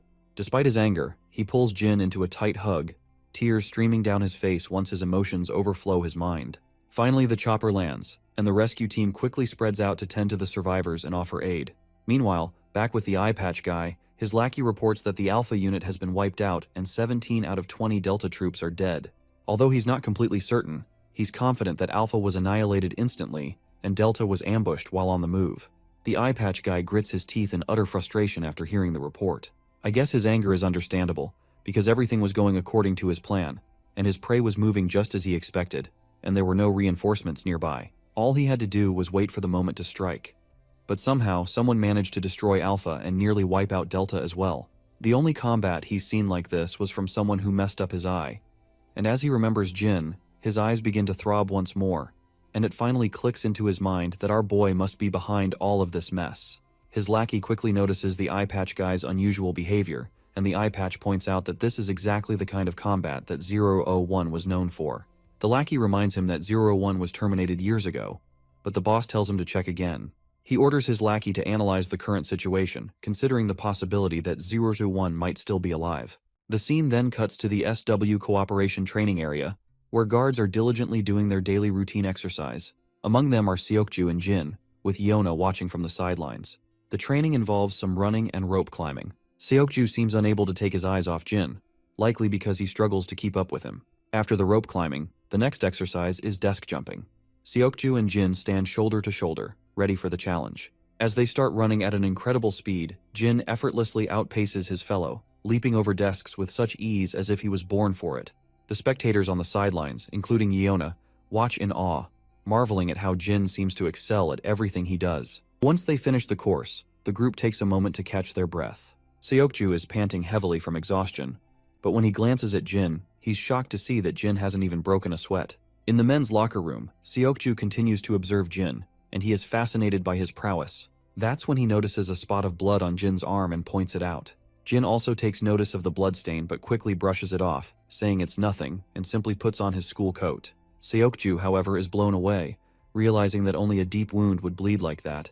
Yet Jin managed to outperform everyone in training despite the injury. Seokju then speaks from the heart and points out that whenever he looks at Jin, he feels like he's been stuck in a small pond his whole life. He doesn't know much about our boy, but he's sure that Jin is not an ordinary Joe, and it's clear that he has been at this game for a long time, especially after witnessing how he rescued Yeona and how he nailed the entire training session. He further explains that since he was young, everyone told him he was a prodigy, but seeing Jin has pushed him to confront his own limits, which is pretty damn frustrating. He makes it clear, though, that he won't let our boy outshine him in training.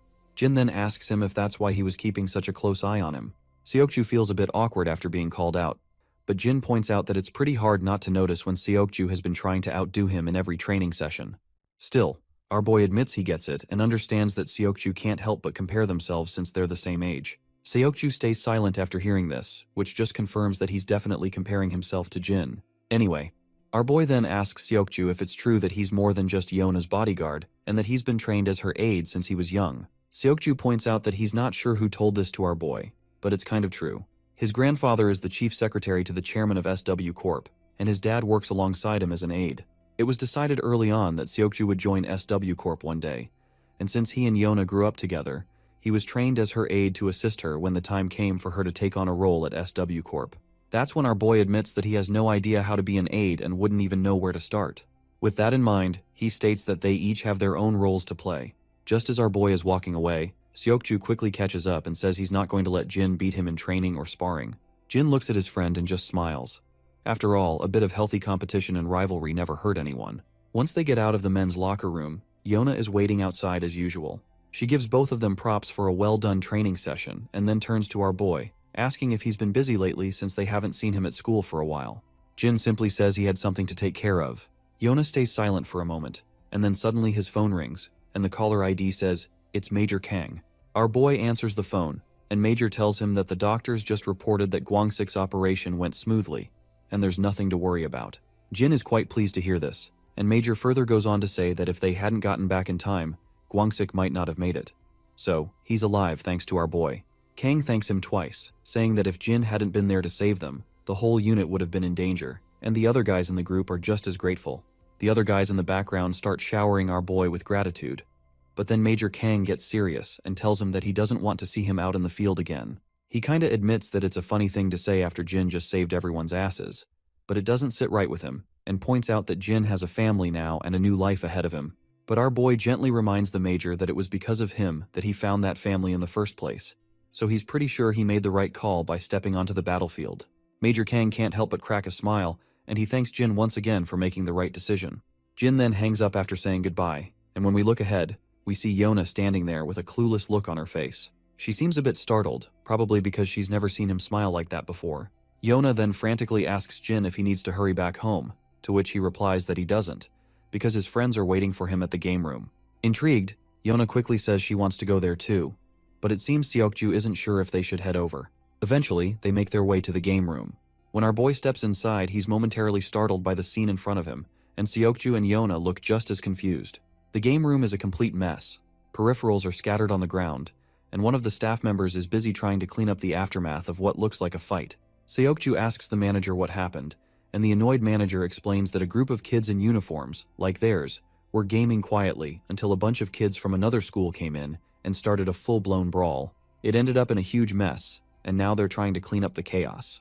Well, it looks like our two beta bullies and Youngchan might have gotten themselves into some serious trouble, and Jin seems to have a pretty good idea of what just went down.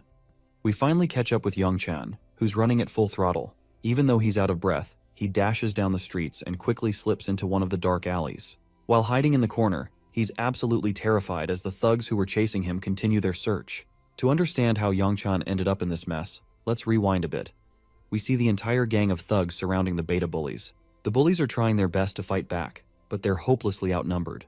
The orange head tells Youngchan to just run, and the blonde one even tells him he shouldn't tell Jin about this. So it looks like this pussy has abandoned his friends in the middle of the fight and is now trembling at the thought of how those beta bullies are going to handle an entire gang of kids from Gosok Tech. His phone rings abruptly, which scares the hell out of him, and it's our boy Jin calling. Back with the beta bullies, Jaehyung knocks out a thug with a single punch, but then gets hit by another guy. He quickly retaliates with a kick to the gut, sending the thug tumbling backward. Meanwhile, the blondie is also taking down thugs left and right.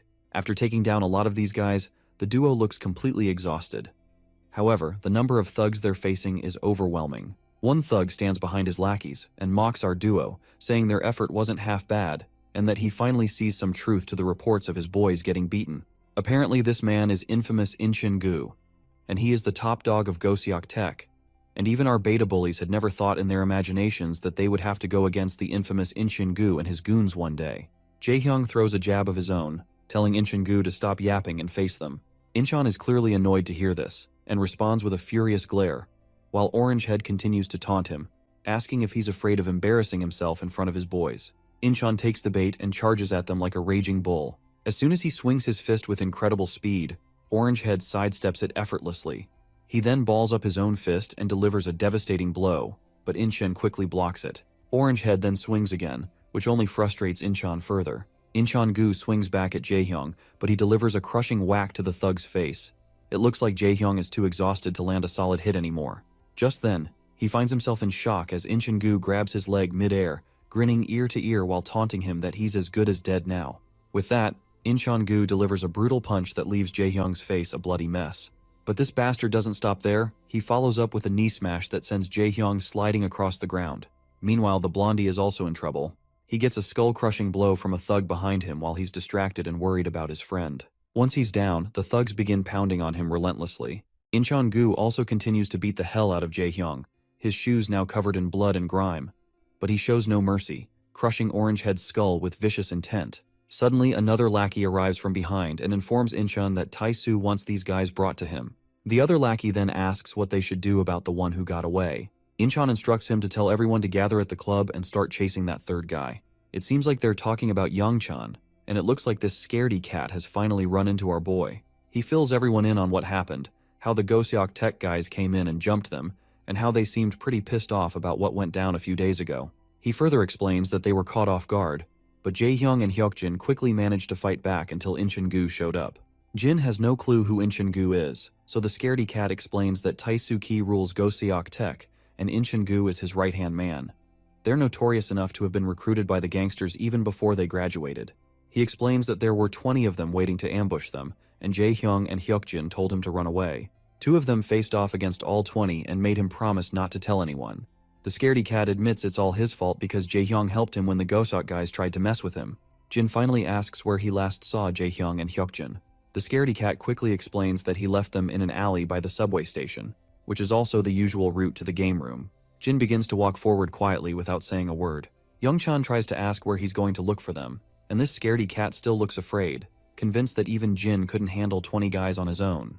The Goseok guys are known for being tough, as most of them go straight into gangs.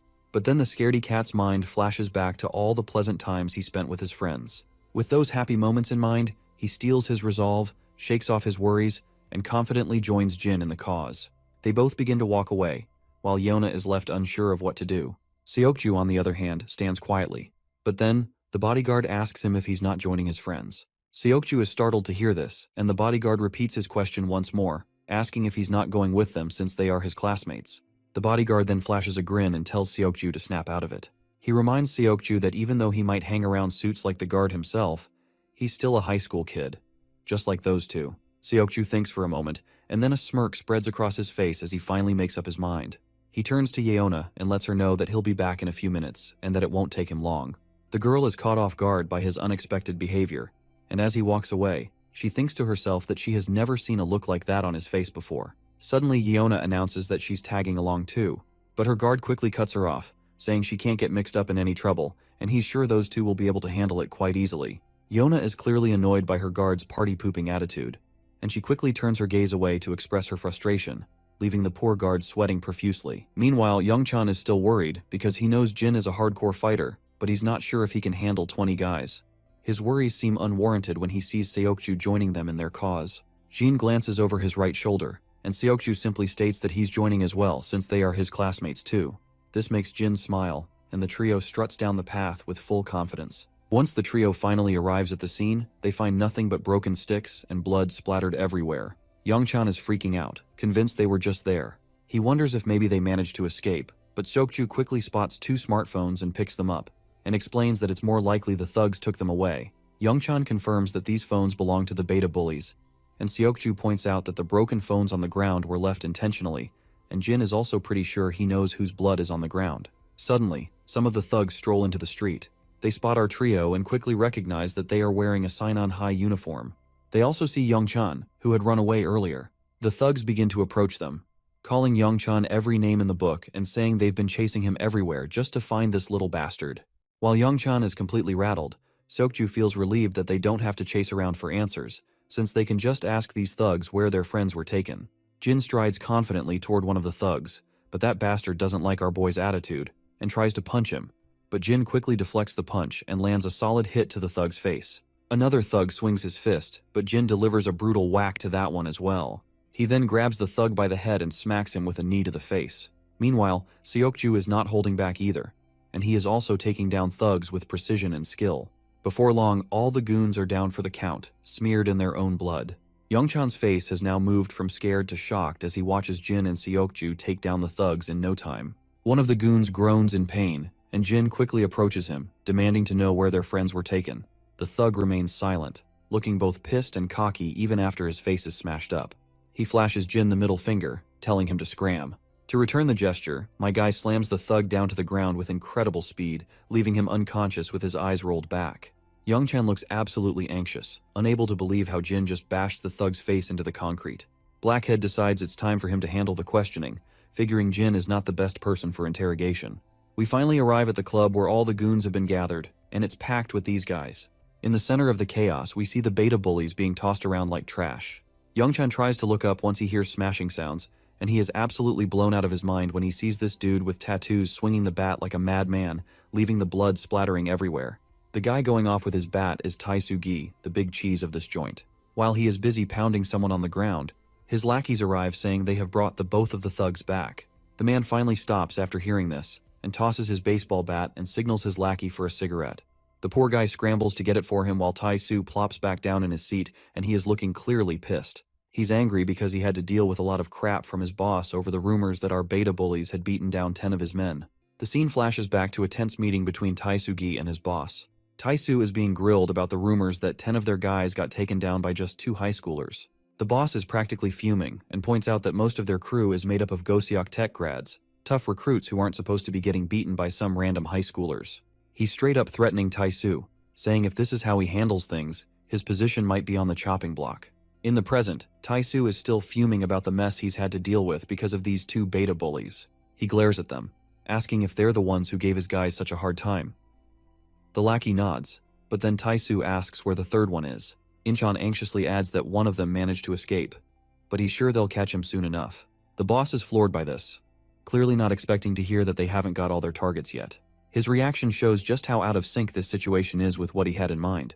Incheon and his lackeys feel anxious, realizing that Taisu is in an unusually bad mood, likely because of what his boss said yesterday. So he decides to keep things smooth and just offers a hasty apology, hoping to defuse the situation. Taisu finally calms down and asks incredulously how he's supposed to believe that these flimsy little guys managed to take down 10 men. He demands to know where their other partners are. Jae-hong just tells him to screw off, and gets a solid kick in the face for using foul language. Meanwhile, Taisu is blowing off steam by puffing out smoke, and his lackey keeps beating both of our guys. Taisu then puts out his cigarette and makes an arrangement, stating that the first one to spill all the information gets to walk free, but the other will have to stick around as their pawn for a while. He also gives them a chance to run, but makes it clear that his men will drag them out of their school, and he's willing to make their lives miserable. That is when our blonde bully snickers, and both of the beta bullies can't help but laugh so hard that it looks like they are about to lose their lungs. Well, that does it. Taisu is about to blow his lid, and his lackeys know things are about to get real. As expected, the cocky leader quickly starts charging at our boys with a bat in hand, swinging it down so hard that blood splatters everywhere on impact. Even the lackeys are getting concerned to see things spiral out of control. On the other hand, the bastard keeps beating the hell out of our beta bullies until he suddenly stops after sensing commotion nearby. When we look outside, the thugs who were loitering around the club are now sprawled on the ground. Inside, everyone falls silent as they hear the door creak open. All eyes turn toward the entrance, and in strolls our trio, confidently, without a care in the world. The boss is fuming at the sight of these high schoolers barging in and demands to know how these morons managed to take down the fools guarding the place outside. On the other hand, Youngchan is absolutely scared out of his mind when he sees both of his friends lying on the ground, covered in their own blood. Incheon quickly points out that this is the same guy who got away earlier. The other lackeys in the club start snickering, mocking Seokju and Jin, saying they're really scared if these two are supposed to be the backup Youngchan ran to get. Meanwhile, Youngchan is about to crap his pants, second-guessing whether infiltrating this place was a good idea after all. The boss drops his bat with a thud and says he's been in this business way too long, but he never thought he'd see the day when a bunch of scrawny-ass punks would come marching into his club looking for trouble. He then turns to his underling and asks what he plans to do with these fools. In response, Incheon quickly rallies his thugs, ordering them to bring our crew down to their knees. The lackeys charge at our boys, bats in hand, ready to finish this once and for all. At the same time, Incheon feels a bit relieved, thinking at least they'll be able to wrap this mess up today. He doesn't even want to imagine what would have happened if this dragged on for another day. But little does he know, he and his lackeys are in for one heck of a ride. As expected, Seokju and my guy have already started dropping these bastards left and right. Incheon and his crew go pale, and even the other fools standing around are trembling in fear. Our boys quickly shrug off their bags, and Incheon is absolutely boggled to see they've already taken down 4 of his guys. The rest of the lackeys rush toward them, but Seokju and Jin just take their stances, ready to rumble.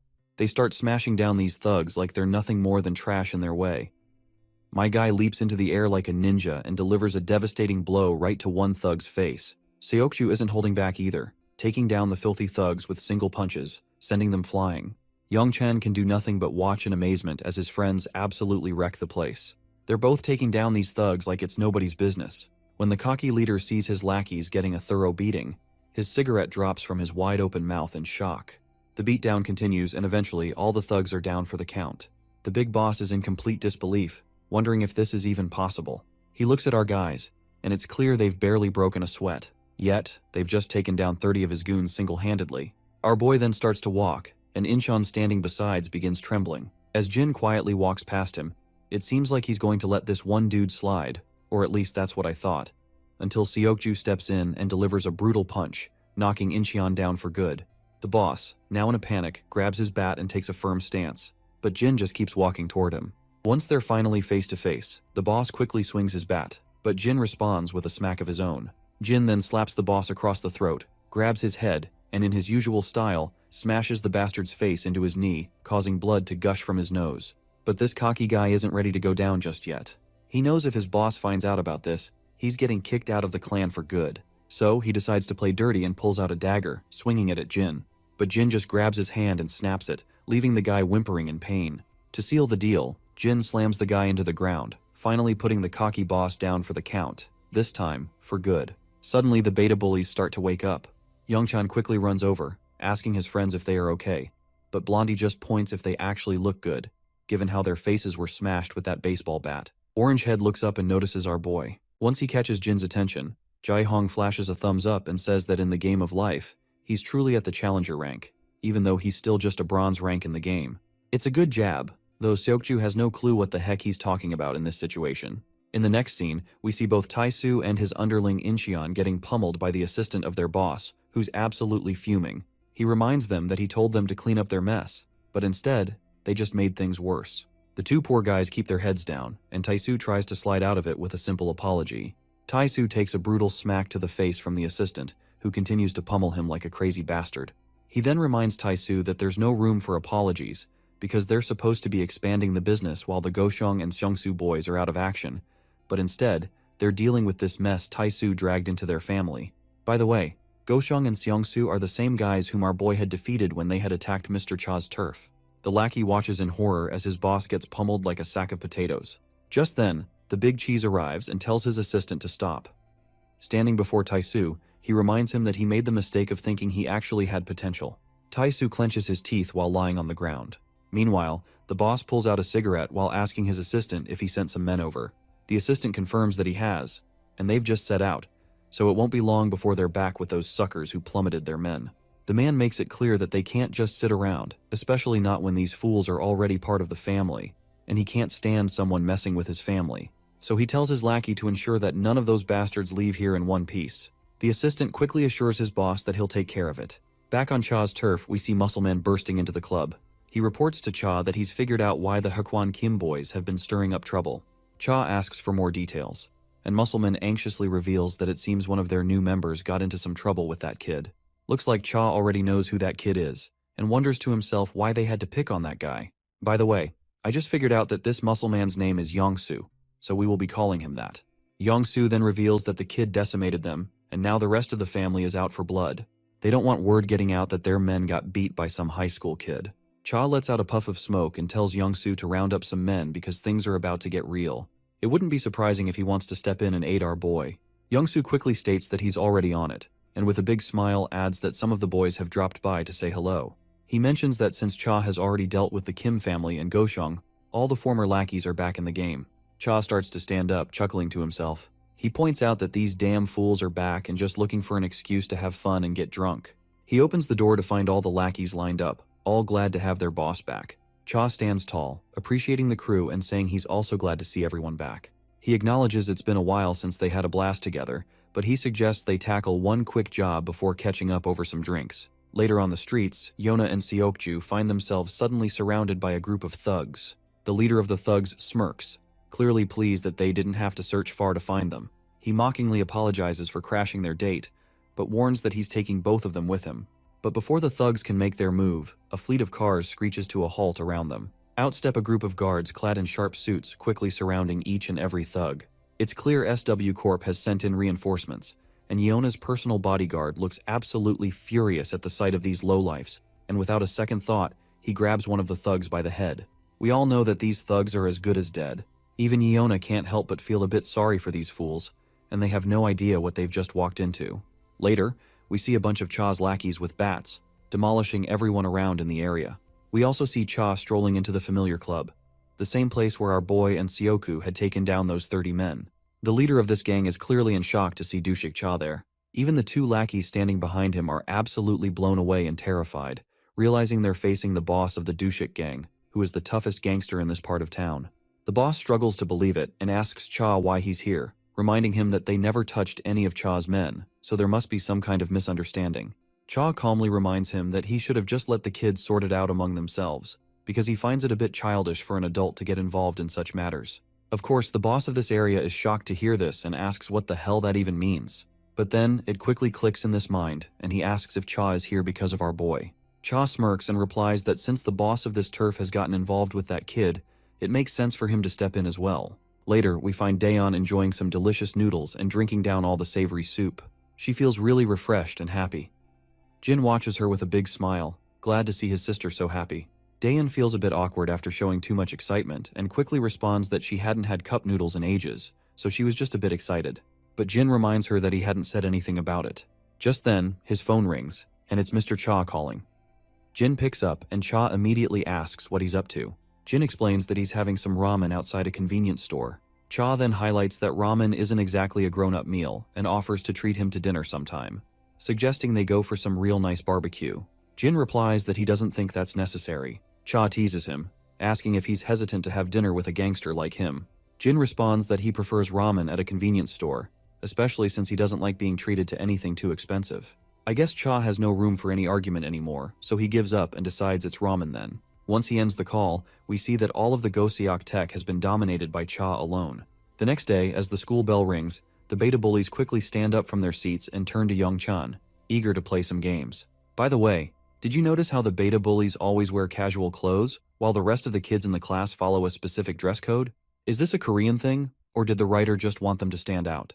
Anyway, Young-chan glances at Jae-hyung's fractured hand and asks if he's even in any condition to play games. Orangehead quickly raises his hand and starts flicking his fingers around, saying he's damn sure he can still play because all his fingers are okay, so he can use a mouse just fine. Young-chan is baffled by how Orangehead is trying to flex his broken arm, while our boy finds it a bit admirable. Blondie then warns Orangehead not to use his injury as an excuse during the game, because he already knows that he is going to blame his arm after he plays poorly. They then turn to Seokju, asking if he wants to join them. For a moment, Seokju looks startled, but Jae-hyung promises that snacks will be on him today as a gesture of thanks for all the help. Seokju is quiet for a moment but then agrees to go. In the end, Yeona also expresses her desire to join them. Blondie checks if she's sure about going to the game room, and she confirms it, wondering if it's a problem for her to tag along. Seokju then turns to our boy and asks if he's still at bronze rank. Our boy confirms that he achieved bronze a while ago. Seokju beams with pride, leaving everyone a bit puzzled by his reaction. Without further ado, he starts walking forward, ready to head to the game room. Jin can't shake the feeling that there's something off about Seokju. Despite this, they all enjoy themselves in the game room, with Yeona observing quietly behind them. Jae-hyung, in particular, is getting a lot of flack from his friends for being terrible at the game, and he is almost worse than Jin himself. After some intense gaming, they grab snacks from the game room's canteen, continuing their fun while munching on chips and other goodies. Yeona keeps glancing at Jin, her attention clearly focused on him. It's evident that something about him is capturing her interest. Eventually, they decide to head out. As Jin walks down the path, his phone rings. It's Daeun calling, and once he picks up the call, the girl quickly asks him if he is going to have dinner outside. Jin tells her he's almost home, and just as he says this, he spots Grandpa and Daeun standing there in the distance. Jin asks where they're headed, and Daeun and the old man reveal they're off to pick up some groceries for dinner. Jin decides to join them, but the old man is concerned that he might be tired. Jin responds that he's fine, since he was just hanging out with friends. At the grocery store, they diligently pick out everything they need. Once they're done shopping, Jin volunteers to carry all the bags. As they walk out, Jin's attention is caught by a shady figure standing nearby. The person is wearing a hoodie and exudes a serious, intimidating aura. Jin quickly realizes who this man is, and the figure greets Jin and calls him 001, making Jin's heart skip a beat. The scene flashes back to the past, showing a younger Jin and the same man with long hair, who appears to be a fellow mercenary. In the present, Jin's reaction to seeing this man is immediate, and he starts walking toward him, leaving Grandpa and Daeun puzzled by his behavior. Grandpa then curiously asks if this man is someone Jin knows. In response, Jin explains that they were teammates from back when he used to live elsewhere. The old man then tries to make a good impression by introducing himself as Jin's grandpa. The man responds with a pleasant smile, though Daeun looks a bit startled and begins to step back. While the two exchange deadly glares to each other, Grandpa points out that the newcomer must be tired from traveling, so he invites him to join them for dinner. However, the man politely declines, saying he was just in the neighborhood and thought he'd drop by to see Jin. Grandpa then decides to give Jin and his friends some space, so they begin walking off to let them catch up. Once they are left alone, the man smirks and points out that Jin seems to be doing well for someone who was supposed to be dead. Jin then finally speaks up and addresses this man as 006, asking how he managed to track him down. That is when the long hair reveals that their camp has found out that Jin is still alive, and they are now searching for him. He reassures Jin that there's no immediate danger since they haven't discovered where he lives. He further explains that he was in the area on a mission, and decided to drop by when he heard about how camp was already looking for him. However, he warns Jin that it won't be long before they catch up. It seems like the camp is preparing to send someone to deal with our boy once they have found out his location, and it's only a matter of time before they put 006 on the job. Jin gets alert to hear the threat, but 006 just smirks and brushes off the tension, telling Jin there's no need to get defensive since he's only here to catch up with an old friend. Jin stays quiet, with a mix of wariness and curiosity flickering across his face. 006, meanwhile, suggests taking a bite to eat, because he was so caught up in tracking Jin down that he nearly forgot to eat. After a while, we see the long-haired dude chowing down that bowl of ramen like it's no big deal, which even leaves our boy Jin a bit uncomfortable watching this guy eat like he hasn't seen food in days. After that hearty meal, the long hair lets out a satisfying burp and can't help but comment on how good it was. Jin agrees, saying not only is it delicious, but it's also convenient and high in calories. The long hair then points out how Jin still seems to pay so much attention to efficiency even after quitting as a mercenary. Nevertheless, Jin gets serious and asks his friend how he found him if the camp hasn't tracked him down yet. To which, Longhair replies that he already knew Jin was alive because he knows him like the back of his hand. He then asks Jin if he's gotten his memories back, and our boy quickly says yes. 006 then mentions that even 032 probably knows Jin is alive too, though he can't predict how he would react since the news of our boy's death hit him pretty hard. Our boy then asks him why he has not informed 032 about this. The blondie replies that the fewer people who know the better, even if it's someone close. Jin then points out that he figured he would eventually realize he was alive, but didn't expect him to keep it secret from the camp. The blonde just snickers and says he didn't expect this much from himself as well. That's when the scene flashes back to the past, where everything is on fire and soldiers are advancing. The explosions are massive, and we see Jin lying low on the ground with his gun in hand. The blonde guy walks over to him, crouches down, and rubs the ground, noticing blood on the grass, which is a clear sign that someone just cleared through the area. But, eventually, he just goes back, leaving our boy there in the hiding, and crawling down over the grass. In the present, the blonde admits he has no clue why he did not take our boy back to the camp when he found him back then, but he's kind of proud of his decision. He explains that they were trained like dogs, forced to obey the camp's commands, but he felt a strong camaraderie with Jin. But then the blonde gets pretty annoyed, crushing the can he's holding, and demands to know why Jin didn't stay hidden for good. Jin responds that he had no choice. The blonde then wonders if getting his memory back has changed him, or maybe living in a place like this did. He just can't quite decide if it's for better or worse. Suddenly, Blondie's phone rings, and he promptly pulls his phone out of his pocket. After picking up the call, he doesn't say a word, and after listening to the caller, he simply puts the phone back. The smile on his face makes it seem like the camp might have already tipped him off to take Jin out. As expected, he grabs that chopstick from that empty bowl, and after snapping one and sharpening it, he swings it down at Jin. But Jin quickly grabs his hand, stopping the sharp piece of wood just an inch away from his eye. The bastard then tries to swing his other hand, but my guy quickly stops that too, and the second piece of wood halts right before it hits his neck. While they're locked in this deadlock, the blonde apologizes, saying he had only come to say hello today. But the camp found out sooner than expected, and just gave him orders to wipe him out.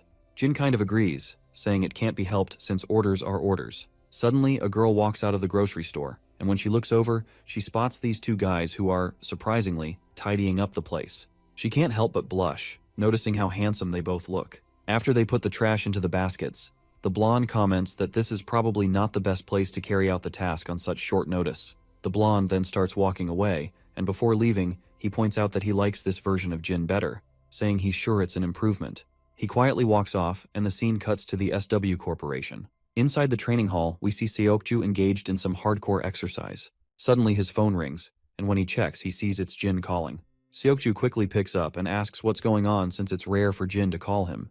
That's when Jin says he needs a favor, and states that he needs access to some surveillance footage in the area because there's someone he wants to track in real time. Seokju is startled by this unexpected request, and explains that he'll need clearance from his superiors, which will take some time, and tracking someone's location is difficult. Seokju then asks when he needs this, and Jin replies that he needs it right now. The reason behind this urgency is that if 006 is in charge of this mission, he might go after Grandpa and Daeon first. But he does not say this to Seokju. Seokju is utterly bewildered, because he has no clue how he's supposed to pull this off. The scene then transitions back to Cha's club, where the first thing we see is Cha's face. His lackey Youngsu reveals that Jin came by asking to borrow the motorcycle, so he let him take it. Cha's face turns to annoyance when he realizes his only bike had been taken by our boy. His lackey then asks if he shouldn't have let Jin borrow it, to which Cha replies that it's absolutely fine. Besides, he never even rides it anyway.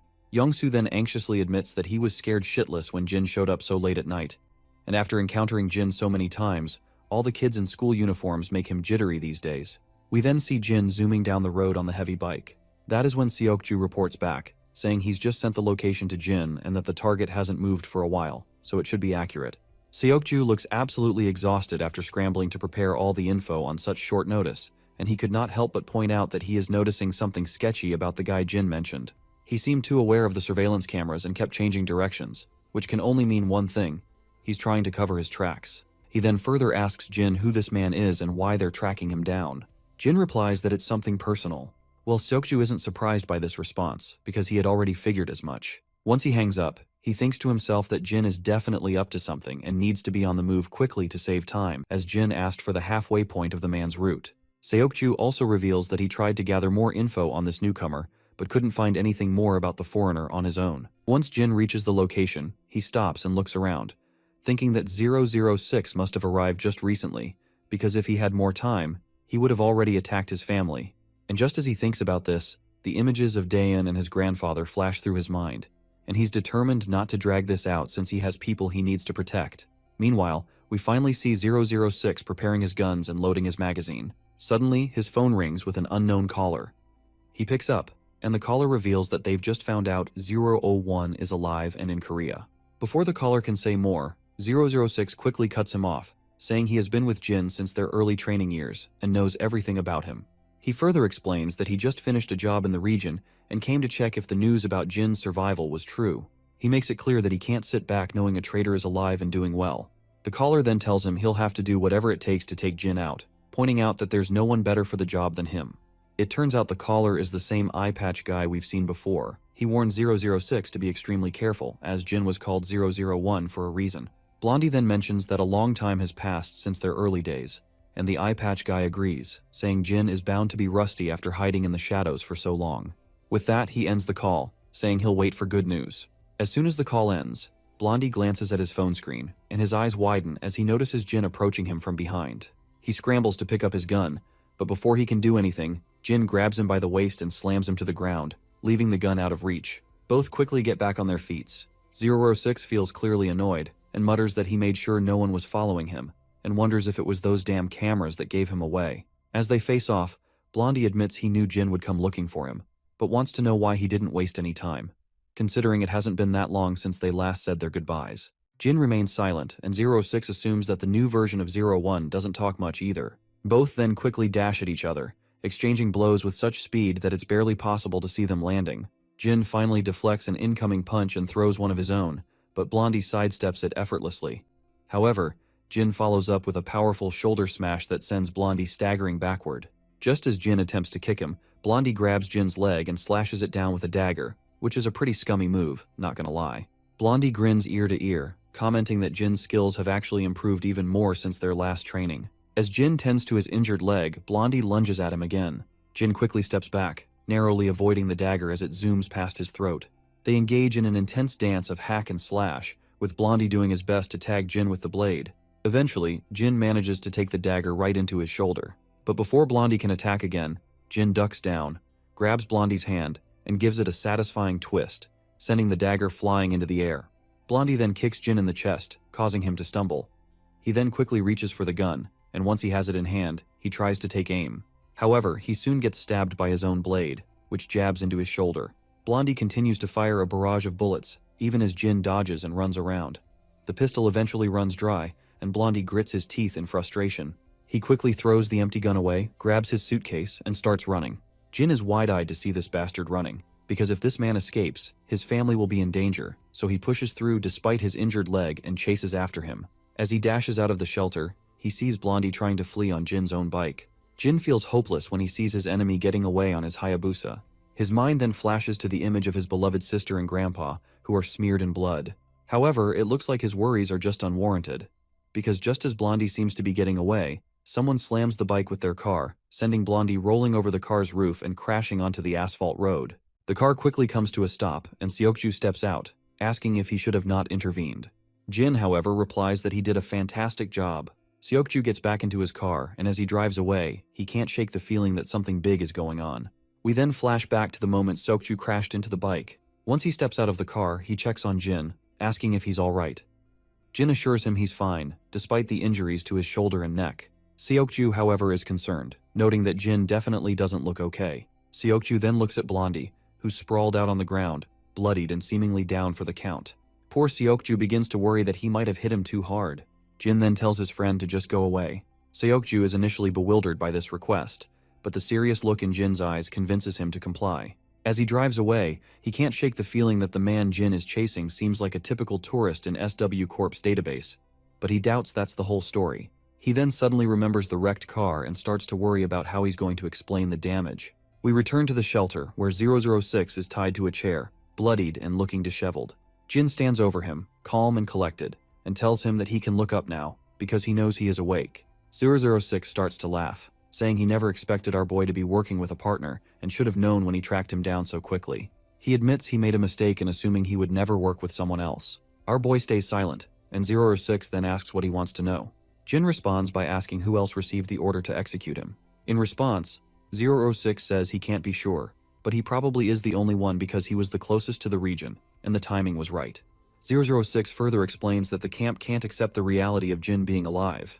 They don't want anyone to know his death was faked, so they'll try to eliminate him as quietly as possible. He adds that they will never give up because Jin has caused a lot of damage to the camp, especially to the Mad Dog, who is going to make his best efforts to kill our boy. Blondie then ends the conversation, saying that's all he has to say, and is only giving Jin this information because they were once comrades. He then finally tells Jin to just kill him now. Jin grabs the dagger and begins walking forward. It seems Blondie isn't really afraid of dying, because he'd rather be killed by our boy than by some random enemy. He begins to close his eyes, bracing himself for death. But to his surprise, Jin starts untying him. Blondie asks what the hell Jin is doing, and our boy simply responds that he's freeing his legs. Blondie then rephrases his question, asking why he isn't killing him. Jin then responds by asking why he should. He then goes on to remind Blondie of the reason he should stay alive, which is the same reason he can't escape the camp. Jin explains that he understands what that means because he has lived with a family and knows how it feels, so he suggests Blondie do the same. He also points out that since Blondie has failed his mission, he's as good as dead now, so he better lay low somewhere the camp can't find him. As 006 begins to walk off, he reveals to Jin that his family will be in constant danger, and the camp will ensure any attempts to terminate him. Jin responds that he's already aware of this. He adds that things would have ended differently today if he had targeted his family first, but he plans to guard this life as best as he can. Blondie smiles and says he'll try to throw the camp off his tail as much as he can before disappearing. He then asks one final question, which is the real name of our boy. Jin remains silent for a moment before finally revealing his name. Blondie smirks and also gives out his own name, which is Liam. He then jokes how it took them 10 years to learn each other's names. With this heartfelt exchange, 006 begins walking away, and the next scene takes us to our boy's apartment. Once he arrives home, he quietly opens the door and slips inside, trying not to make a sound. But before he can reach his room, he hears the creak of another door opening. His heart skips a beat as he realizes he's been caught sneaking in. It's his grandpa, standing there with a surprised look on his face, seeing Jin return at such a late hour. Jin gives a warm smile, while carefully hiding the wound on his shoulder, and asks why Grandpa is still awake. The old man explains that he had trouble falling asleep, which is probably because of the coffee he had earlier. With a pleasant smile, he tells Jin to go and rest, pointing out that Jin must be tired as well. With that, Grandpa retrieves back into his room. As Jin is about to head to his own room, he hears his sister calling him. Once he looks at her, she quietly reassures him, saying not to worry too much about Grandpa. He was just waiting up because he's still concerned about whether Jin is having a hard time settling back into life in Korea.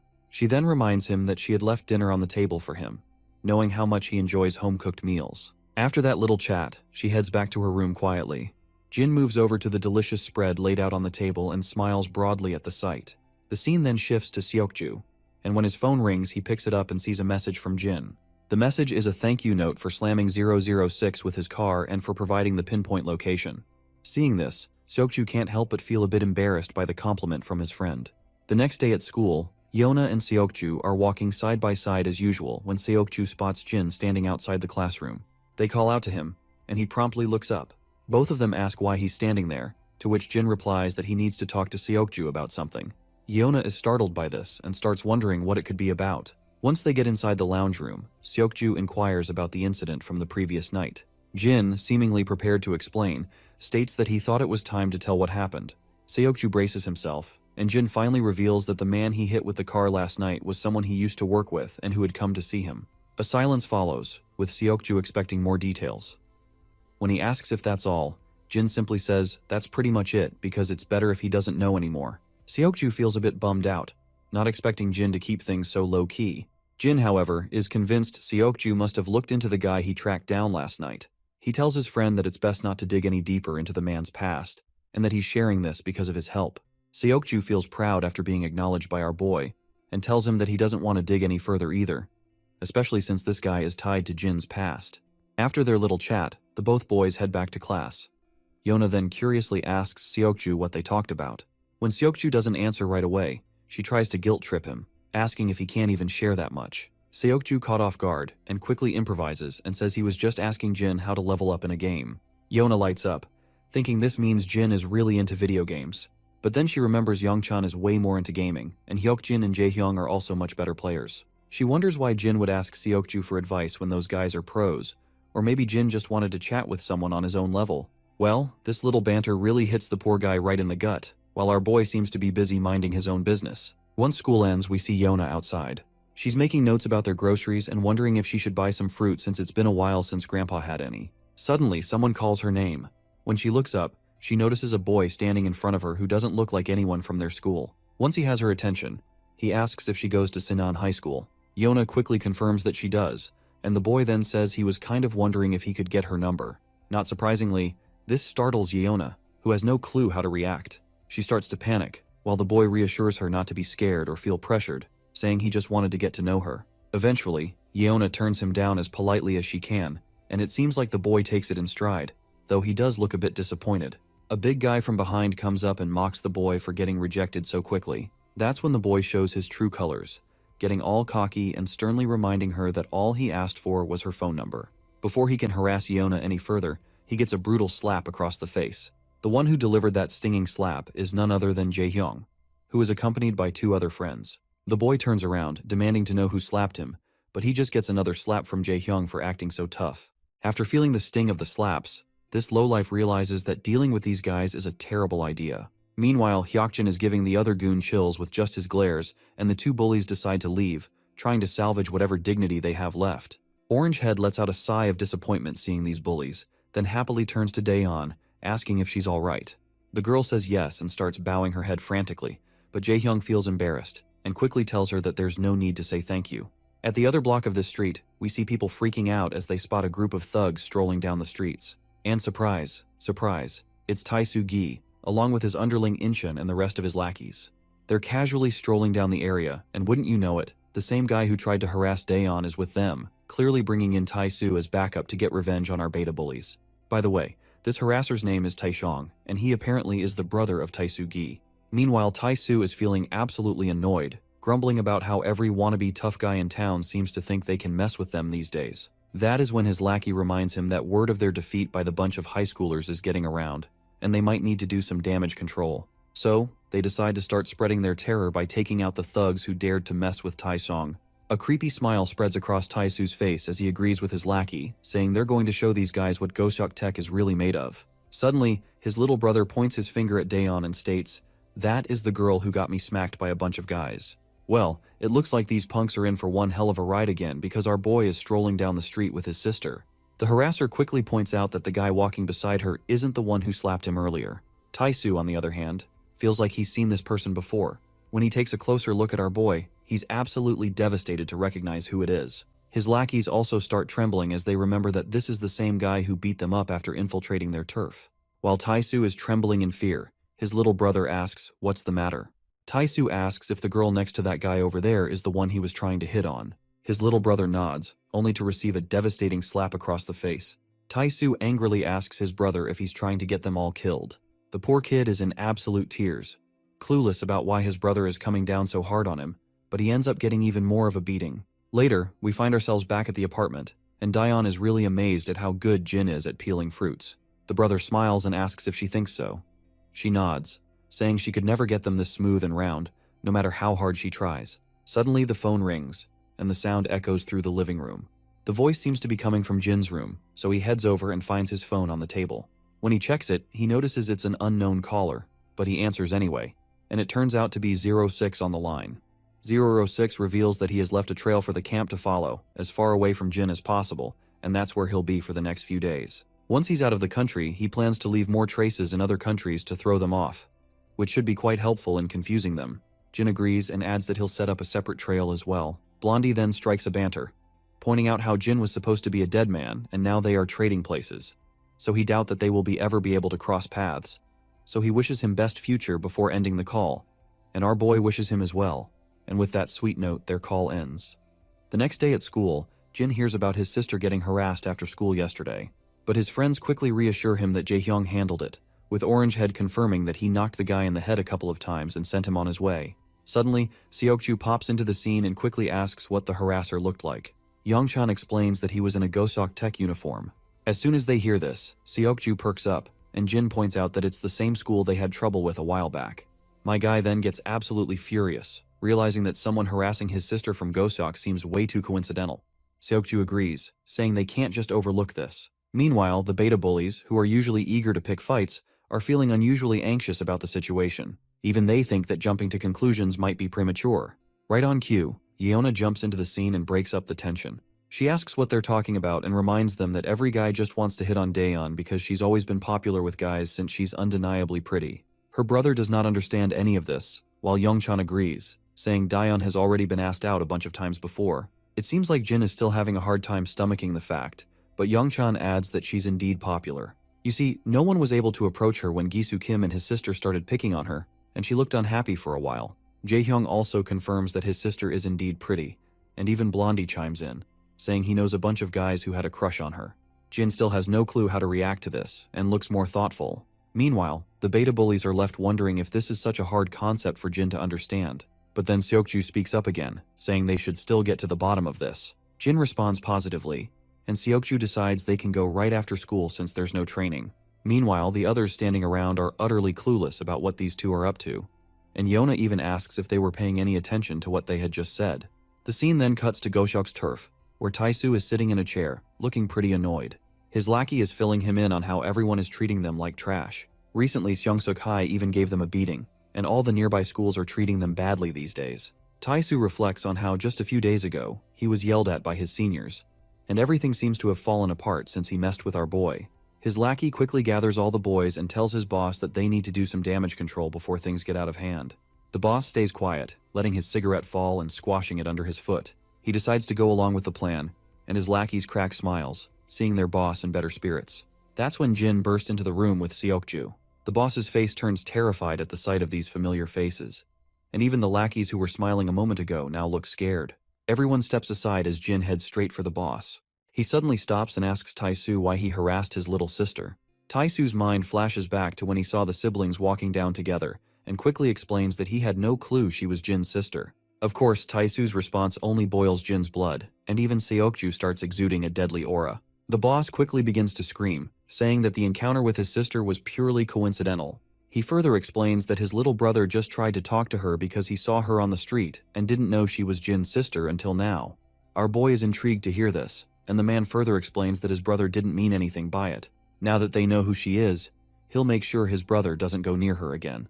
Jin remains quiet, while the gangster still looks terrified. After exchanging final glances, Jin and Seokju begin to walk away. Once they're outside, they slam the door behind them, and the boss quickly tells his lackeys that they'll think about damage control another day, and he is confident his lackeys will understand. Once outside, Jin meets up with his friends. They ask what was said, and he reveals that it was indeed a coincidence, and that the guy who talked to Daeyeon is Taisu's younger brother. Jaehyun is rattled out of his mind to hear this, and his soul nearly leaves his body when he hears this. Meanwhile, Yona reminds them that she had already told them there was nothing to worry about. But Jin states that he still plans to keep a close eye on them for the time being. After all, they can't just take their word for it. A while later, Jin is sitting with Mr. Cha, who looks at his ramen and the other strange stuff and remarks that it's been a long time since he had food like this outside a convenience store. He suggests they should have just bought some good barbecue instead. Jin, however, denies the suggestion, which annoys Mr. Cha. The gangster then brings up that he heard our boy had borrowed his motorcycle again. Jin admits he did and promises to return it later that night. However, Mr. Cha tells him to keep it, saying he'll just leave it sitting there anyway. Jin insists on returning it, and Mr. Cha sighs, telling him to do whatever he wants. Once Cha gets a lot of noodles onto his chopsticks, He begins to slurp down the deliciousness with gusto. On the other hand, Jin is politely enjoying his triangle food, while Mr. Cha can't help but notice how Jin looks like an average teenager. But on the other hand, this same kid totally destroyed the Kim family single-handedly, and also dealt with the SW Corporation like a pro. Suddenly, Mr. Cha calls out to Jin, asking what exactly he does every day. Jin simply replies that he goes to school, just like any normal kid. Of course, Mr. Cha had expected this kind of response, but it's not what he wanted to hear. The scene then transitions to SW Corp, where the chairman is standing and peeking through the window. It's always funny to see that classic manhwa scene where the rich boss stares out of the glass window from their office. Meanwhile, the director's assistant reveals that many have voiced concerns about SW Corp being a bit too aggressive in its expansion. The director just shrugs and says that things get a bit chaotic when people start looking out for their own interests. They're taking all the necessary precautions with their expansion, but they can't avoid making a few enemies along the way. The assistant also agrees, and points out that their aggressive tactics are causing SW Corp some trouble with some pretty shady organizations, and the SW Corp advisors have also noticed some suspicious activity from other companies lately.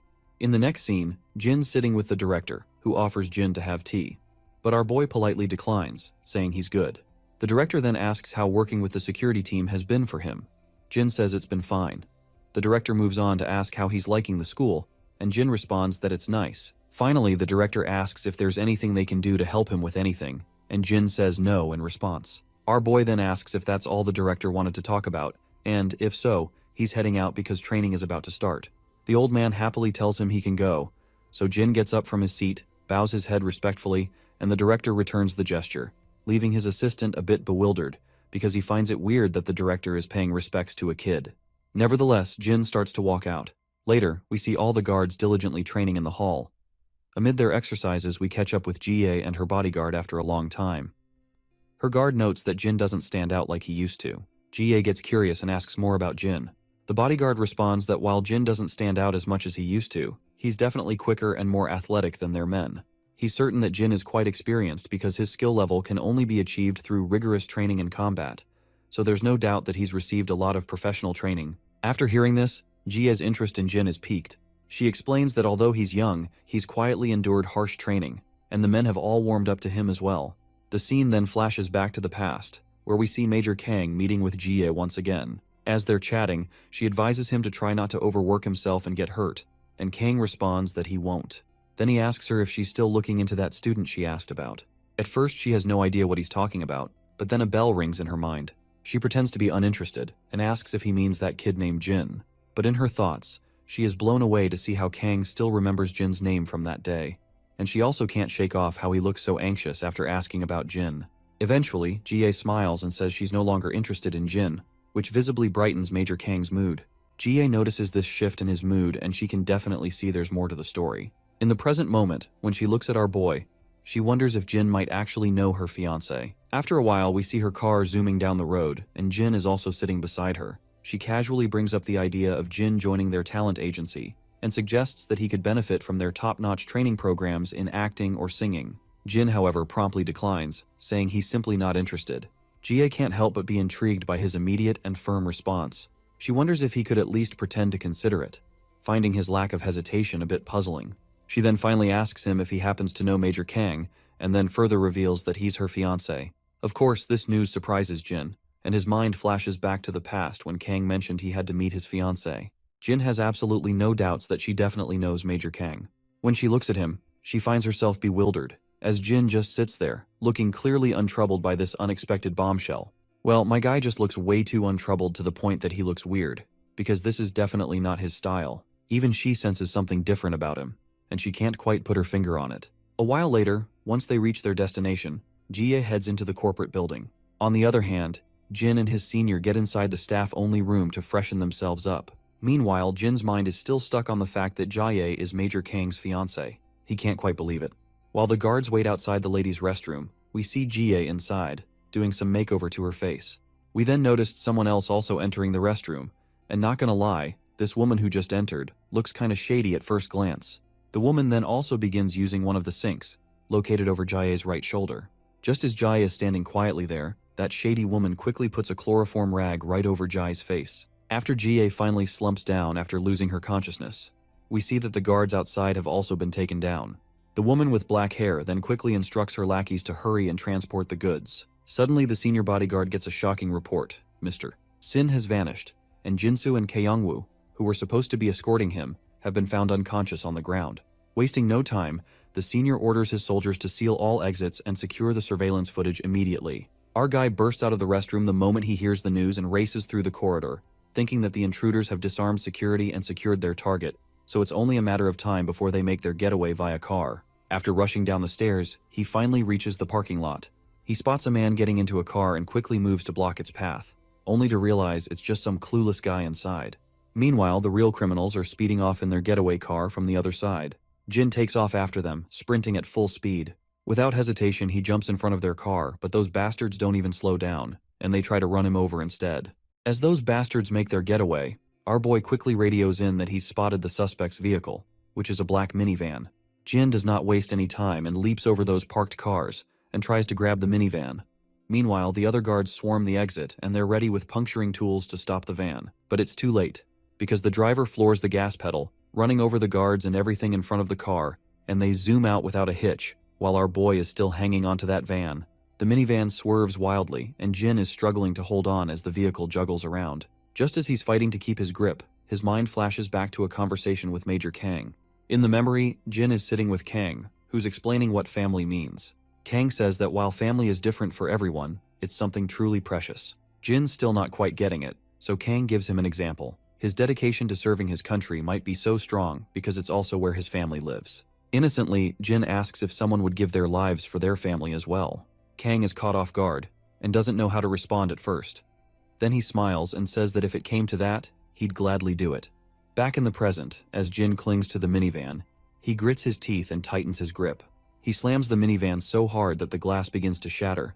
The driver, distracted by the commotion, doesn't notice an oncoming car in the intersection.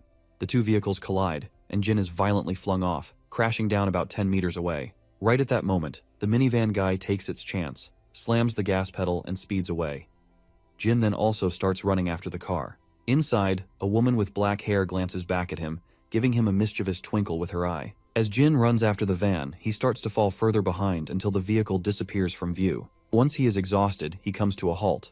But just then, the senior guard arrives, and he quickly asks which way the van went. Jin doesn't answer.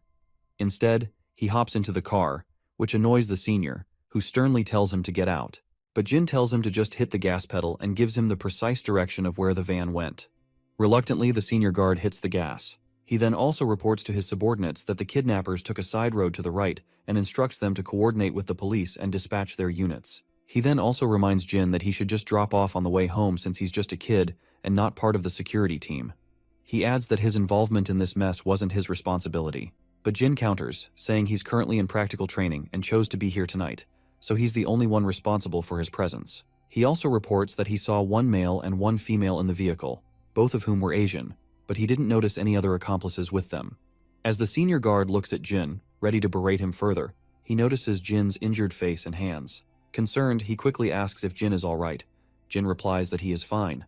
The senior is struggling to come to terms with the fact that Jin was reported to be hanging onto the vehicle and was the first to track down the kidnappers. He also managed to hang on as long as he could, identified their route, and even saved Miss Yona once. The senior realizes that Jin has proven himself in this situation, and he can't think of anyone more reliable right now. Meanwhile, Yona receives news that Madame Jie has been kidnapped. Her guard explains that they've left the security to a minimum and sent out all units to find her. Team 2 and NGU are currently in pursuit of the kidnappers.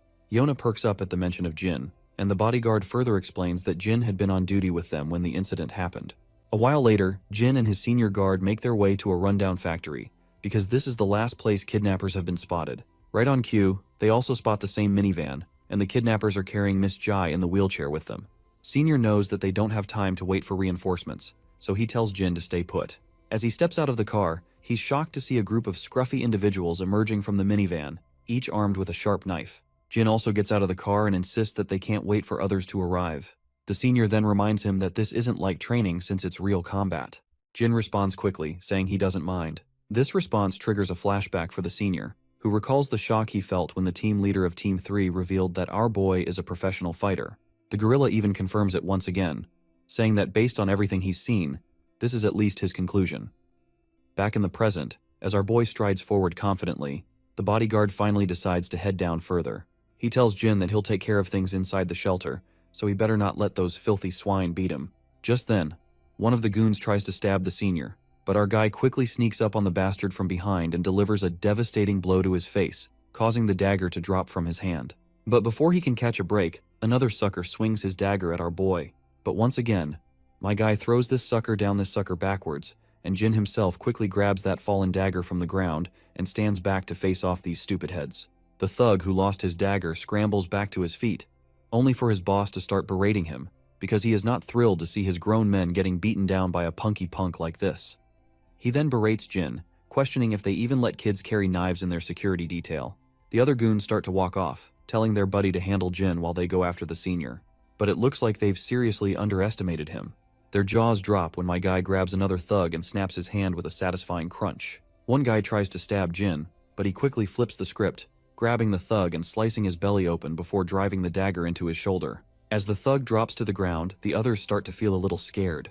When Jin gives them a deadly glare, they finally get the message that this kid is a bodyguard for real. Jin charges at the remaining goons, slicing through them left and right. One by one, he takes them down until only one thug is left. The last goon quickly blocks Jin's attack. As he swings back at Jin, my guy grabs his hand, slashes his belly with the other hand, kicks his leg out from under him, and holds the knife to the thug's throat. But instead of slitting his throat, he uses the back of the dagger to knock the thug out cold. Meanwhile, the kidnappers inside the shelter are still hauling Miss Jai along. The lady is frustrated that security is catching up faster than they expected. Her accomplice reports that they've alerted the client that they've secured the target. She explains that it's a bit early, but they'll have to move to the next location soon since the security team will be closing in. With the speak of the devil, the leader of Team 2 bursts in. The male kidnapper quickly tells his associate that he's the head of the security detail for their target. While the senior grits his teeth, glaring at the kidnappers, someone tries to sneak up on him from behind. But the senior quickly sidesteps the attack, and as the bulky thug charges at him again, the senior grabs his hand and delivers a solid punch to his face. Another goon rushes at him with a dagger, but the senior quickly takes him down as well. Just when it seems like the senior has the upper hand, the situation takes a sharp turn. Despite his skill, even the most seasoned fighter is no match for a gun. One of the kidnappers pulls out a gun, its barrel gleaming under the dim light, and points it directly at Jai's head. They coldly warn the senior that they won't hesitate to pull the trigger if they have to. The threat hangs in the air like a deadly promise, and the senior could do nothing other than express his frustration with his twisted face. The man makes it crystal clear that she'll die the moment he moves, so the senior doesn't budge an inch. Then, these scummy kidnappers drill a hole into the senior's shoulder with a single bullet, making his face go as pale as a ghost from the pain. Meanwhile, the jerk who just pulls the trigger is oddly fascinated that the senior barely flinches.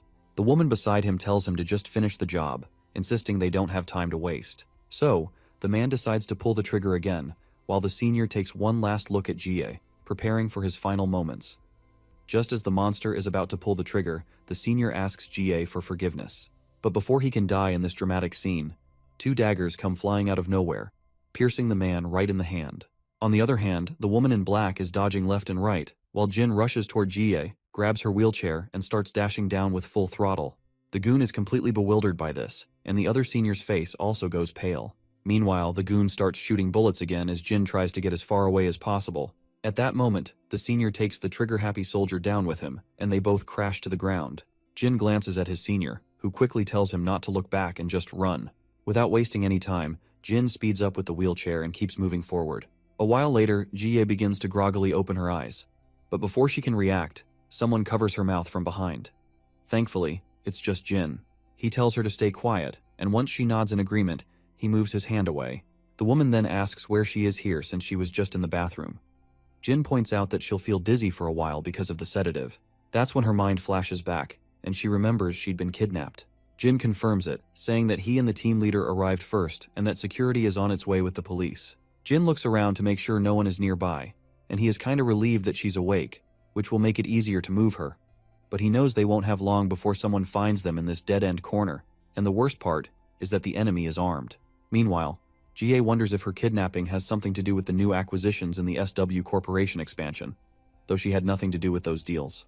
She looks at Jin and yells that he's hurt, but Jin brushes it off, saying he's totally fine, but Jie isn't buying this crap because she can see that his shoulder is banged up, his fingers are injured, and, to top it off, he's not even her bodyguard. She's confused about why he'd go out of his way to help her, and is surprised at how dependable he's turned out to be. Just then, they hear that familiar voice of that woman, which is the same one who is behind this kidnapping. She's walking toward them, gun in hand, and tells Jin to come out right now.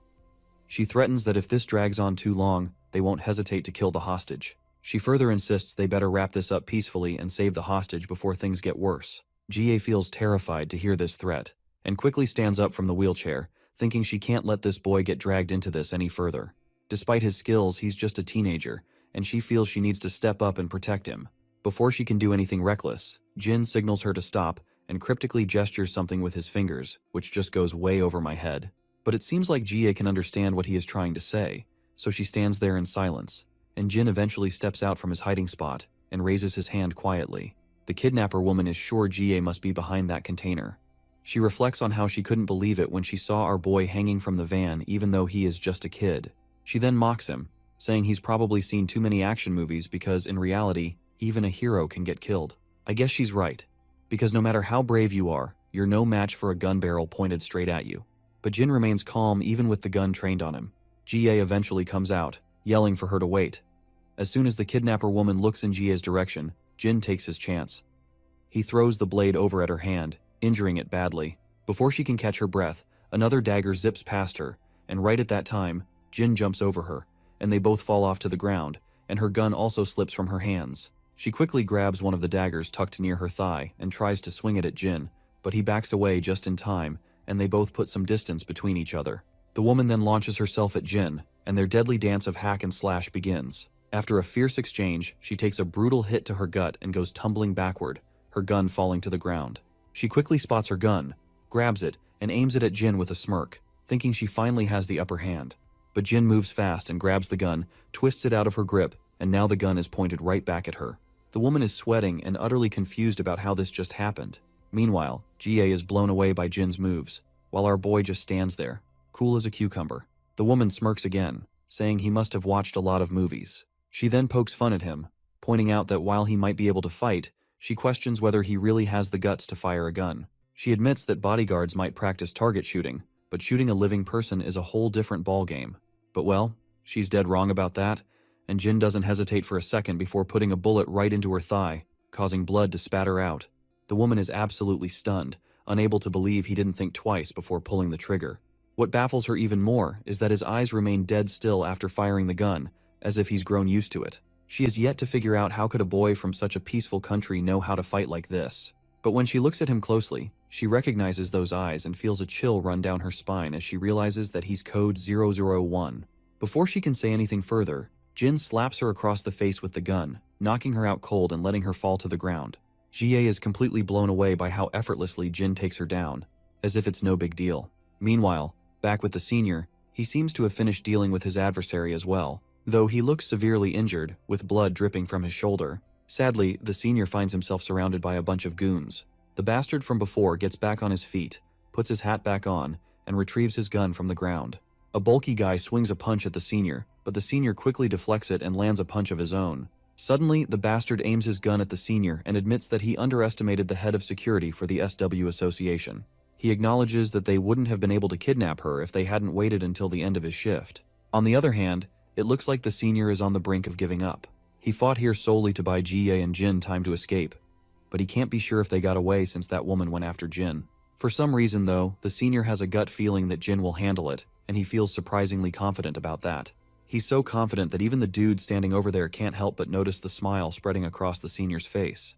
He finally asks the reason behind the senior's smile, but the bodyguard doesn't say a word, just keeps that smile on his face. The cap guy warns that if the senior thinks Jin is safe just because a woman went after him, then he is underestimating that woman gravely. He claims that no man here can defeat that woman, and now that she's angry, Jin will soon be begging for her to put him out of his misery. The senior's smile finally fades, and he grits his teeth out of frustration. The kidnappers also states that he did not send any men after Jin because she'll be done with him before they even get there. The cap guy then starts to squeeze the trigger of his gun, telling the senior to focus on saving himself because he's about to die. Suddenly, a bullet drills a hole into the cap guy's hand, and blood splatters everywhere. He staggers backward and his gun falls to the ground. The senior quickly turns into the direction to see where the shot came from, and is shocked to find Jin standing there, gun in hand. The cap guy is sweating profusely, his blood pouring out, and he's furious, trying to figure out what the hell Jin is doing here. He's also panicked, wondering what might have happened to his friend Priscilla, who went after Jin earlier. I guess he was just way too confident about her. On the other hand, Jin shoots another bullet and puts it into the cap guy's thigh, then turns and aims the gun at the senior. For a moment, the senior's heart skips a beat, but before he can react, Jin starts firing. But to the senior's surprise, the bullets whiz past him, taking out the lackeys surrounding him from all directions. Once Jin's gun runs dry, the senior looks around, only to find every man down on the ground, groaning in pain. What fascinates the senior the most is that Jin didn't even hesitate while drilling holes into those bastards, and he disarmed them with just a bullet for each man. In the background, GA stands with her ears covered, and once the shooting stops, she looks up. Meanwhile, the senior bodyguard's mind flashes back to what the leader of Team 3 said, which is Jin is definitely a professional. Right on cue, reinforcements arrive and cover the entire area. The police quickly start their work, handcuffing all the goons. Meanwhile, a few soldiers walk over to GA, asking if she is all right. In response, the lady quickly assures them that she's absolutely fine. She then notices our boy talking to the officers. Once Jin confirms he's with the security team leader, the soldiers quickly start tending to his injuries. GA walks over to him, asking if he's all right. He replies that he is fine, but GA questions how he can call himself fine in his condition. Our boy simply says that he has no problem with mobility so far, so he's mostly okay. He further adds that a few bruises for saving a VIP from kidnapping is a favorable outcome. Then Jin says he has a favor to ask. GA looks startled and quickly asks what it is. Jin reveals that he doesn't want to worry his family until his injuries are treated, so he needs to tell them that he'll be attending a security team workshop. GA is a bit confused, wondering if this is all he wanted to talk about. She then simply walks away, telling him to go get those wounds treated. But before leaving, she doesn't forget to thank Jin for his help. Shortly after, the senior also arrives and places a hand on Jin's shoulder. He flashes a warm smile and tells Jin that they'll see each other next time. With that, GA and her bodyguard walk off. The scene then cuts to an unknown location, where a mysterious man sits behind a desk in a dimly lit office. An unknown lackey stands behind him, delivering the sad news that their attempt to kidnap GA has failed. The boss smiles to hear this, and explains that success in kidnapping her was never the real objective, because it was merely a way to deliver a message to SW Corporation. He elaborates that they will start to watch their steps more carefully once they realize the trouble their expansion can cause, and that's all he's after. The scene then cuts to a chamber where that same woman from the kidnapping is sitting. She appears annoyed while saying she never expected a beast like Jin to be on their payroll, and she's talking about the mercenary who's really a force to be reckoned with. The man just stays quiet, so the woman goes on, saying if she'd known he was working with SW Corporation, she would have handled things a lot differently. In fact, she probably wouldn't have taken the gig at all. The man acts all clueless, but the woman tells him not to play dumb. She points out that Jin, the mercenary, always keeps his face covered, but she recognized his eyes because she'd crossed paths with him before. She mentions that about 6 months ago, Jin vanished off the radar, and there were all sorts of rumors about him retiring or even being dead. She never thought he'd end up working for SW Corp. The man's response remains the same, and he further states that he can't make sense of any of it. You see, he's heard a thing or two about that mercenary and thinks it's pretty hilarious to imagine one of their guards being a top-notch mercenary. The woman eventually just stops arguing because, let's be real, talking to this guy is like trying to reason with a brick wall. A bit later, we're at the SW Corporation's medical center, and the first person we see is Lady G chilling in one of the wards. I used to think she was a total villain, but it turns out she's not that bad, but just super curious about our guy. We also spot her guard hanging around. When GA asks what he's doing here since he took a bullet, he casually says he can handle simple stuff just fine. GA's not having any of that and tells him to head home and rest up, because one less guy on duty isn't going to make a huge difference anyway. The guard states that he just can't rest, feeling responsible since the whole mess happened while he was off shift. He further explains that the mercenaries were working from abroad, and they still haven't figured out who they were working for. Even the mercenaries themselves don't know their client, since multiple middlemen were involved. GA's mode turns sad as she reflects on how first Yeona was targeted, and now she's been kidnapped as well. She asks him if it's all just a coincidence. The guard shakes his head, saying it's definitely not a coincidence. Well, this just makes GA even more down. GA then thinks about how our guy handled the whole situation like a total badass, and he was looking even more impressive than during training. She reminds her guard that he's really not just an average teenager after all. The man agrees, acknowledging that he's definitely not an average guy. In her mind, she thinks to herself that Grandpa must know Jin's real identity since he put the kid on their security team.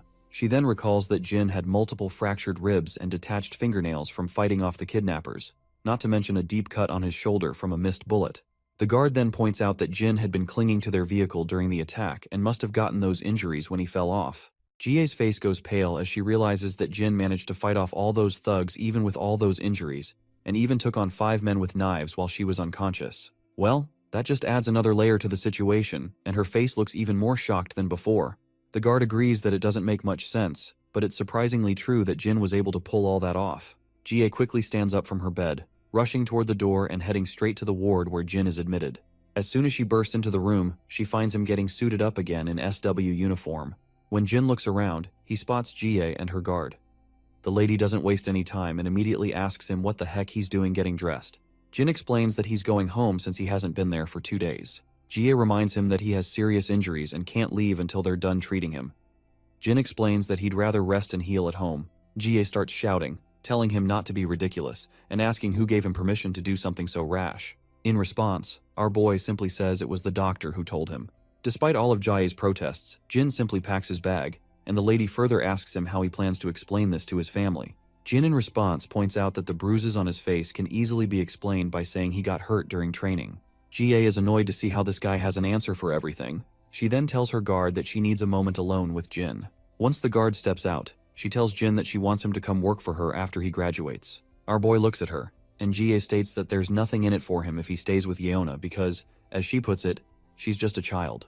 She goes on to explain that Yeona only has her inheritance from her parents, but she doesn't have the means to secure her own future. Jie, on the other hand, claims she can guarantee our boy a safe and secure future. After a moment of silence, Jin says he has one question. Hearing this, Jie assumes he's probably curious about the salary, so she quickly tells him not to worry, as she'll make sure he's paid more than he can imagine, with plenty of extra benefits on the side. But Jin flatly refuses to have such thoughts, and instead asks what she meant by him staying with Yeona. The woman remains quiet for a moment, then abruptly asks if he's dating Yeona, to which Jin flatly says he's not. But Jie thinks to herself that Yeona always waits for him during training, which probably means she has a serious crush on him. Anyway, she tells him to come and work for her when he graduates, promising to make his family happy and get him a good job right away. Jin seems to find the offer tempting, but he doesn't say much in response, and just tells her that he'll think about it. Later, back at the apartment, we see Yeona and Grandpa, and they both get utterly shocked when Jin explains that he got hurt during training. Grandpa asks if it's something serious, to which Jin reassures him that it's not, stating that it's just blisters on his fingers, and the doctor said it wasn't anything to worry about. The old man then asks his grandson if the security team he's working with is really what he wants to pursue in the future. Jin doesn't give a definitive answer, only saying that it's what he's interested in for now. Grandpa reminds him that even if it's what he feels like doing right now, he can always change his course if he finds something else he's passionate about down the line. Since Jin is still young, Grandpa adds that he'll support him no matter what he chooses to do. Jin smiles in response and agrees with his grandpa. Grandpa then feels a bit awkward and asks if he suddenly jumped into a heavy topic. He mentions that high school seniors are often worried about their future careers and wonders if he might have busted his chops. Yeona snickers at this and reassures Grandpa that he didn't say anything wrong. Jin, meanwhile, has no idea what busting chops even means. The scene then transitions to a familiar camp where we see that same eye patch guy. His lackey reports that 032 went off course without notifying anyone and suspects it might be because he heard the news about 001 being targeted for elimination. The eye patch guy just scoffs, calling 032 a fool. He says that no one should let their emotions dictate their actions when one of their brothers gets killed, which is precisely why he believes that having a family is absolutely useless. Meanwhile, we catch a glimpse of a mysterious man who might very well be 032. It wouldn't be surprising if he came to Korea to meet our boy. The scene then cuts back to Jin, who is stretching his fingers to make sure they're working properly. His mind flashes back to a memory of the kidnapper woman who seemed to recognize him as someone familiar. He has no clue who she was, but if she knows him by his mercenary name, maybe she isn't related to the camp. Suddenly his phone rings, and when he looks at the screen, he sees that it's Yeona calling. A while later, Jin finds himself outside a convenience store. Not surprisingly, Yeona is there too, and they have heaps of triangle kimbap spread out on their table. The girl then quickly points out that she didn't have dinner and was craving triangle kimbap, but Seokju still thinks to himself that this much food seems like a lot. Nonetheless, she also invites him to dig into the meal, since she is sure that he also did not have dinner either. She quickly opens one of the kimbaps, while mentioning that she heard he got hurt pretty badly, and asks if he's okay now. He replies that he is. She then explains that she went to see him at the hospital, but they said he couldn't have visitors and wouldn't let her in, and Jie also told her not to visit him right now. She admits she was really worried since he was absent from school yesterday. Jin explains that Grandpa told him to take the day off. Yona finds it touching how he really listens to his grandpa, but then she gets a bit dejected while mentioning how he had to rescue Jie single-handedly from the life-threatening danger. In response, Jin says that's not entirely true, and clarifies that the leader of Security Team 2 was the one who did everything.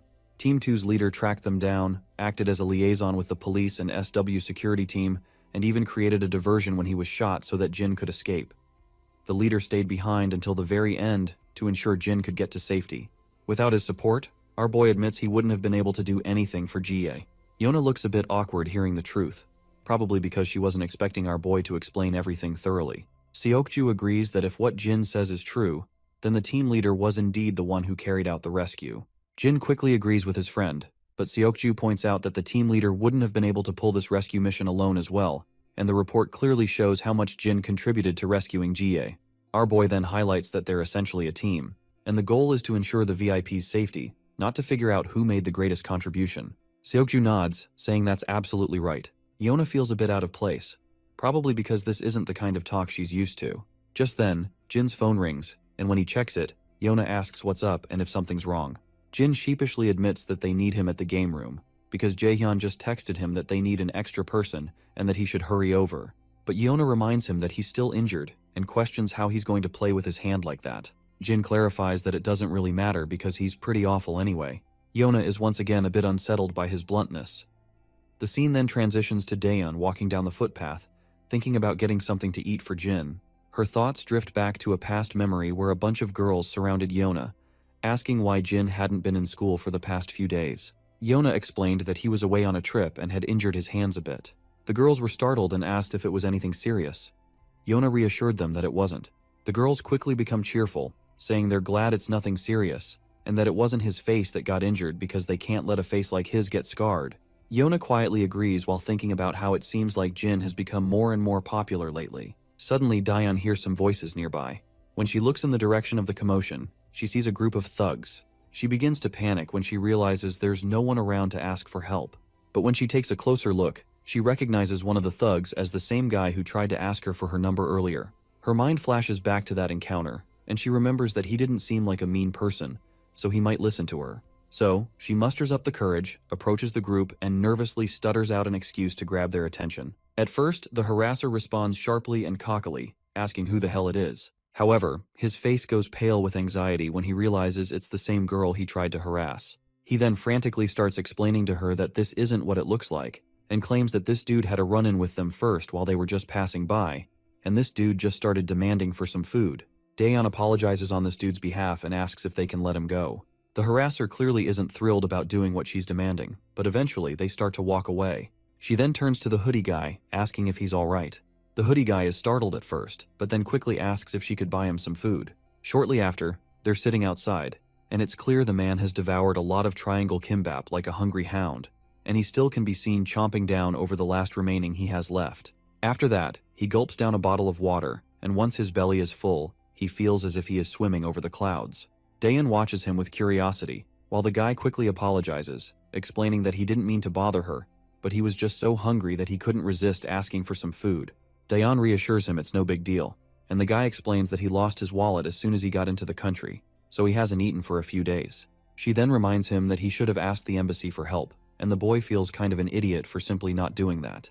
The girl then checks her phone and realizes it's gotten late, and Jin must be waiting for her to get home, so she quickly offers this boy some money, saying it's just a little something in case he gets hungry again. With that, she starts running off in a hurry, leaving the guy curious about her.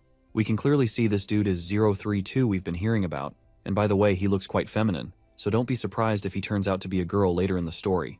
The scene then shifts back to the past, where we see Jin bursting into one of the rooms with his gun in hand. Inside, he finds this lady protecting a girl. Jin doesn't open fire immediately, but his transmission tells him to eliminate the target and return to base immediately.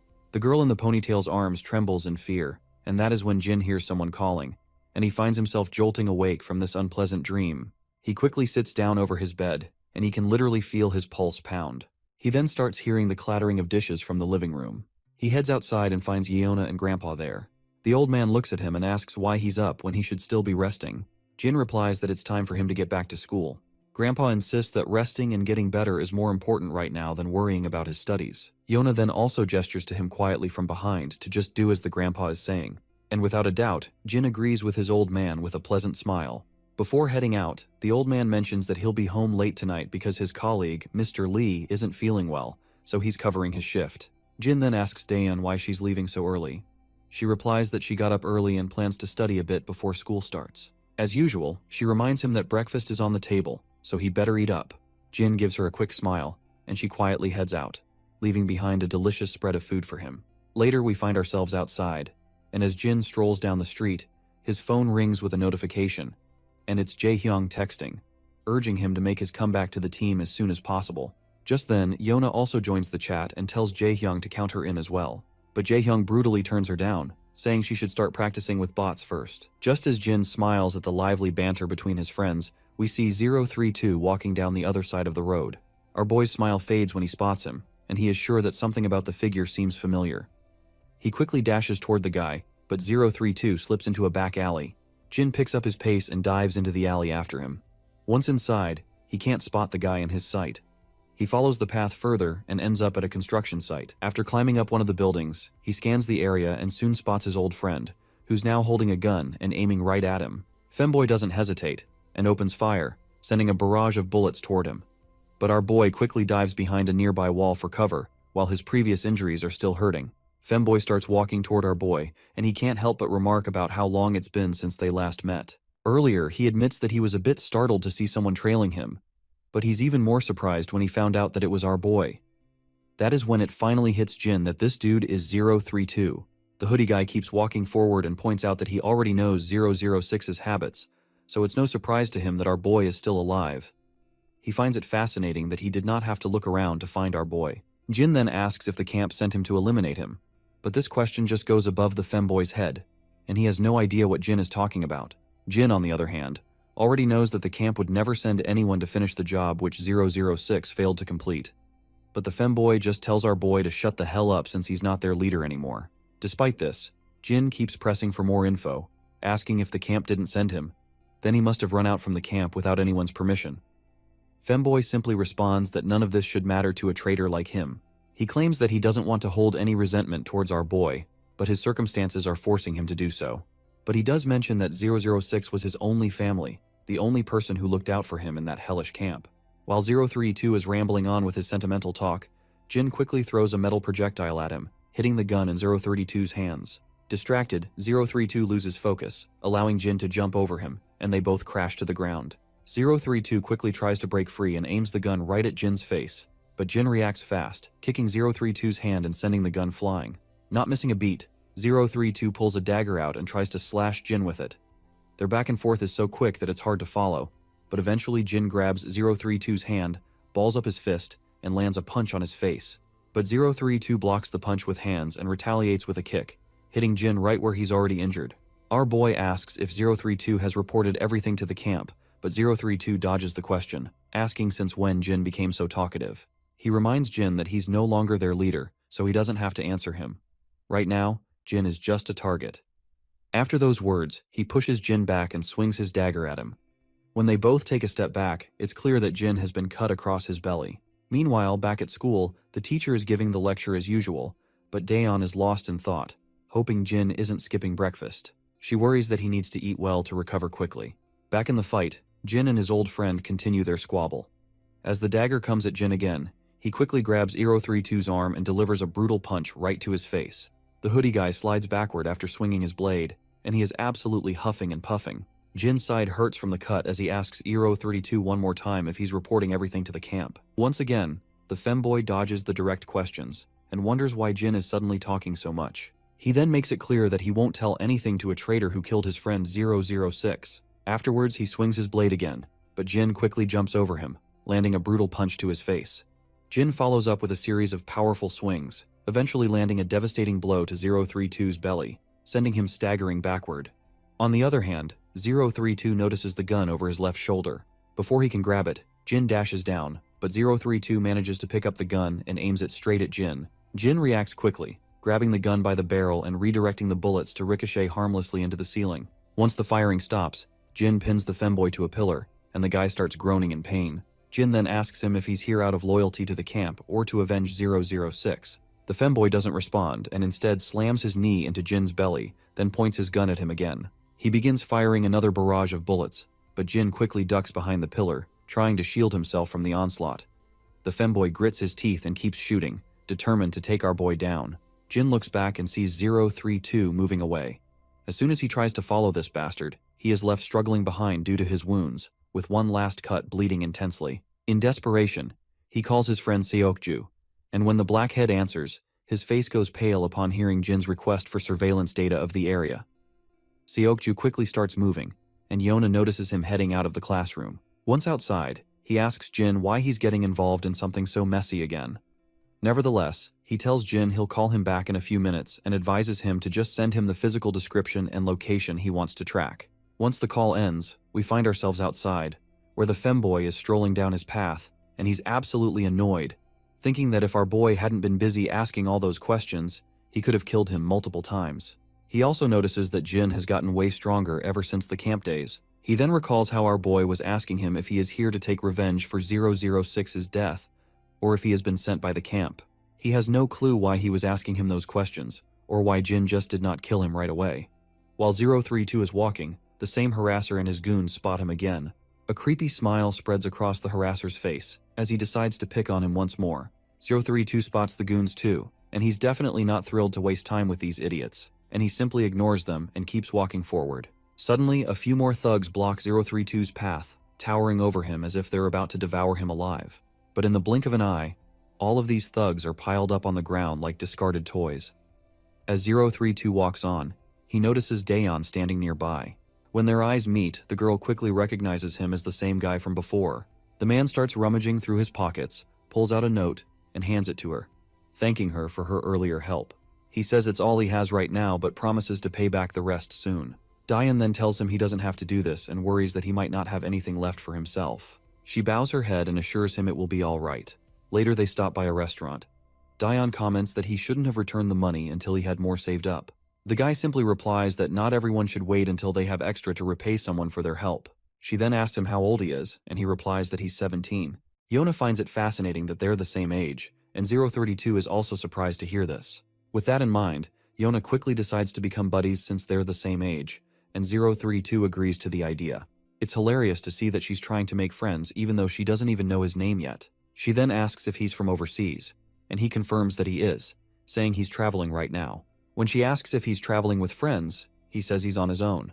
Yona is intrigued by this, finding it fascinating that he's traveling alone. She asks how many countries he's been to, and he admits he's not exactly sure, but probably he's been to almost 20 countries. As they're chatting it out, Jin finally arrives as well, but slows down when he sees 032 sitting there, and his eyes nearly pop out of his sockets when he realizes that he is sitting with Daeon. But Jin doesn't rush in immediately. Instead, he stands silently behind the wall while his sister and the guy continue their chat. Daeon asks how long he's been in Korea. The guy is initially silent, but eventually says he'll stay until he's finished with what he's doing here. She smiles and remarks that he must be staying nearby since she ran into him again. The guy confirms it, and states that he had some business in this area, but he also guesses that she must live around here as well. He then feels a bit awkward about asking such an obvious question, but Daeon reassures him that she doesn't actually live there. It's just her school is just around the corner. Suddenly Jin dashes in, and before 032 can react, our boy grabs him and throws him down onto the ground, leaving him in pain. Jin then picks up a chopstick from the bin and tries to jab it into 032's face. However, 032 quickly grabs Jin's hand, but Jin responds by swinging a punch instead. After their brief exchange of blows, both of them finally take a step back for a moment of respite. Jin feels guilty for dragging his sister into this mess and stands there, frustrated with himself. Daeon, on the other hand, is bewildered by what's happening. 032, clenching his jaw, tells Jin they should take this somewhere else because Daeon has nothing to do with this. Jin is surprised that 032 wasn't targeting his sister. When Daeon calls out Jin's name, 032 is also shocked to see that she knows him. She yells at her brother and demands to know what's going on and why he's here. But instead of responding to her, Jin tells her to get out of there immediately. The girl then asks him once again what he is doing here, but she suddenly feels a chill running down her spine by the serious look in his eyes, which is the same look she's seen before. She then points out that he's severely hurt. On the other hand, Femboy finally asks her if she knows Jin, and she responds that he's her brother, her older brother in fact. She also apologizes for Jin's behavior, explaining that he's not usually like this. The guy is initially shocked, but then smiles, seeing how big of a coincidence this is. Jin tells his sister to give them a moment, and Daeun quickly agrees. As 032 and Jin face each other, 032 comments on how he didn't think Jin was actually her brother, and questions why he's suddenly using this disguise. Jin makes it clear that he'll only answer if 032 answers him first. With that said, our boy asks him if the camp sent him here, or he just wants to take revenge out of loyalty just because our boy betrayed the camp. 032 is clearly frustrated by Jin's relentless questioning and eventually snaps at him, asking why he keeps asking the same useless questions and what good it does now. But when he looks into our boy's eyes, he eventually reveals that he left the camp as soon as he heard Jin had killed his friend 006. He further admits that he's not here because of the camp, but he's here because he wanted to avenge 006's death, because he was the only family he had. Jin reminds him that he and 006 weren't even close, so why is he actually feeling a great urge to avenge? The femboy kinda agrees, and points out that they never spent time together outside of training or missions, and he's not even sure if revenge is what he is really after. He is now not even sure why he just ran away from the camp. After a moment of silence, Jin reveals that his friend 006 is actually not dead. Not surprisingly, this revelation nearly makes the femboy's eyes pop out of his sockets. Jin further drops truth bombs that 006 faked his death and disappeared to avoid being found by anyone, and he does not want to even let his friends find him out. The guy is officially shocked, and he asks once again if 006 is really alive, and Jin confirms it without a shred of doubt. The realization hits the femboy hard, and he starts feeling pangs of guilt when he understands why Jin had been asking him the same questions repeatedly. Jin explains that he needed to know his true intentions before revealing anything. If femboy had been working with the camp, he would have immediately reported everything back to camp, so Jin just did not want to reveal anything without confirming if femboy is working with the camp or not. After getting overwhelmed by the news, the hoodie guy slumps into a chair and starts to snicker. He then asks Jin why the hell he's here. Jin, unsure how to respond, simply says he just came back home. The guy is shocked and asks if he is saying that the girl is really his sister, because as far as he knows, our boy had lost all of his memories. Jin replies that his memories have come back recently, though they're still a bit hazy. 032 asks if he betrayed the camp just because he got his memories back. Jin shakes his head and says it was because he couldn't follow their orders anymore. Then Jin remembers Daeun and gives 032 a serious look, demanding to know how he met her. 032, clearly freaked out by Jin's intense stare, is pretty sure that if he doesn't spill the beans, Jin might actually kill him. He nervously admits that Daeun helped him out a while back. Jin expects more details, but 032 just turns away and says that's all there is to it. Jin finally chills out, and 032 is relieved to see him calm down, though he's still a bit rattled by how Jin looks even way more deadlier than he looked while fighting. Despite everything, Jin starts cleaning up the mess, and his friend also lends his hand in cleaning the area. While they're cleaning up the mess, femboy asks if 006 is okay. This question triggers a flashback for Jin, and he remembers the brutal hit 006 took from the car and how he was tossed around afterward. Keeping that in mind, he doesn't go into details and just says his friend is kinda okay. Femboy shrugs and says it doesn't matter as long as his friend is still alive. After all, he did try to kill Jin, so it's expected that he might be hurt. Jin then turns to him, asking how he can trust someone like our boy, especially since he is a traitor to the camp. Femboy replies that it's because Jin has never lied to any of them. Even though he betrayed the camp, 032 believes Jin wouldn't betray his friends. He mentions that 006 had the same opinion about our boy as well. Upon hearing this, Jin then says that he understands everything. His friend gets curious to hear this vague line, so he asks what he means by that. Jin reminds him that on the day the entire camp was mobilized to track him down, 006 intentionally let him run away from the camp, otherwise he wouldn't have made it out alive. Femboy smirks at this and points out that they probably hated the camp even more than he did. Jin smirks in return, and then his friend asks if there's any way to reach 006. Jin says no, not until 006 makes contact first. Jin then reassures him that he will tell 006 to reach out to Femboy when he does get in touch. He then starts berating himself up for lashing out at Jin for no reason and almost getting himself killed in the process. He then also highlights how 006 had gone into hiding just to protect his friend. Jin then also reveals an interesting tidbit and explains that if the camp had known that 006 has a close relationship with the 032, then they would have used this to their advantage, so 006 did not tell anyone before vanishing.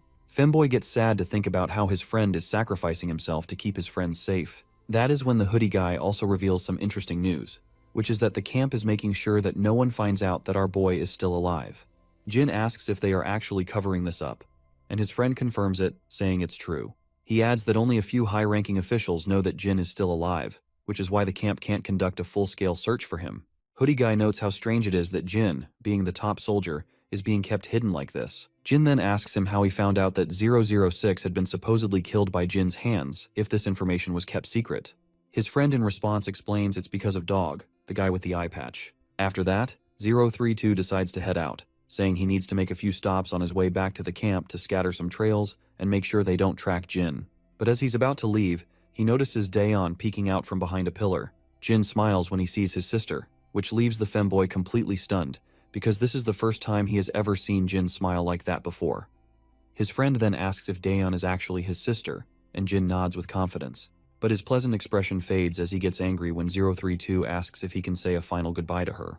032 starts to tremble under Jin's intense gaze. Eventually, the poor guy just waves his goodbye from a distance, and the girl reciprocates with the gesture. She then quickly turns to Jin, asking if he knew 032, and Jin responds with a simple, yes. She then questions why he was so harsh if he knew him. Well, Jin has no clue how to counter this question. But then he remembers Yona mentioning that Daeon has always been popular with guys, and is pretty. Keeping this in mind, Jin makes an excuse, saying he thought some weirdo was trying to hit on her because she's pretty. Daeon is startled to hear his explanation, and a cold silence settles between them after Jin's awkward comment. Later that night, Jin is back at the apartment, secretly tending to the wounds he got from the fight. Once he's patched up, he sits quietly, reflecting on how the camp is covering up the fact that he's still alive, and wondering what their next move might be.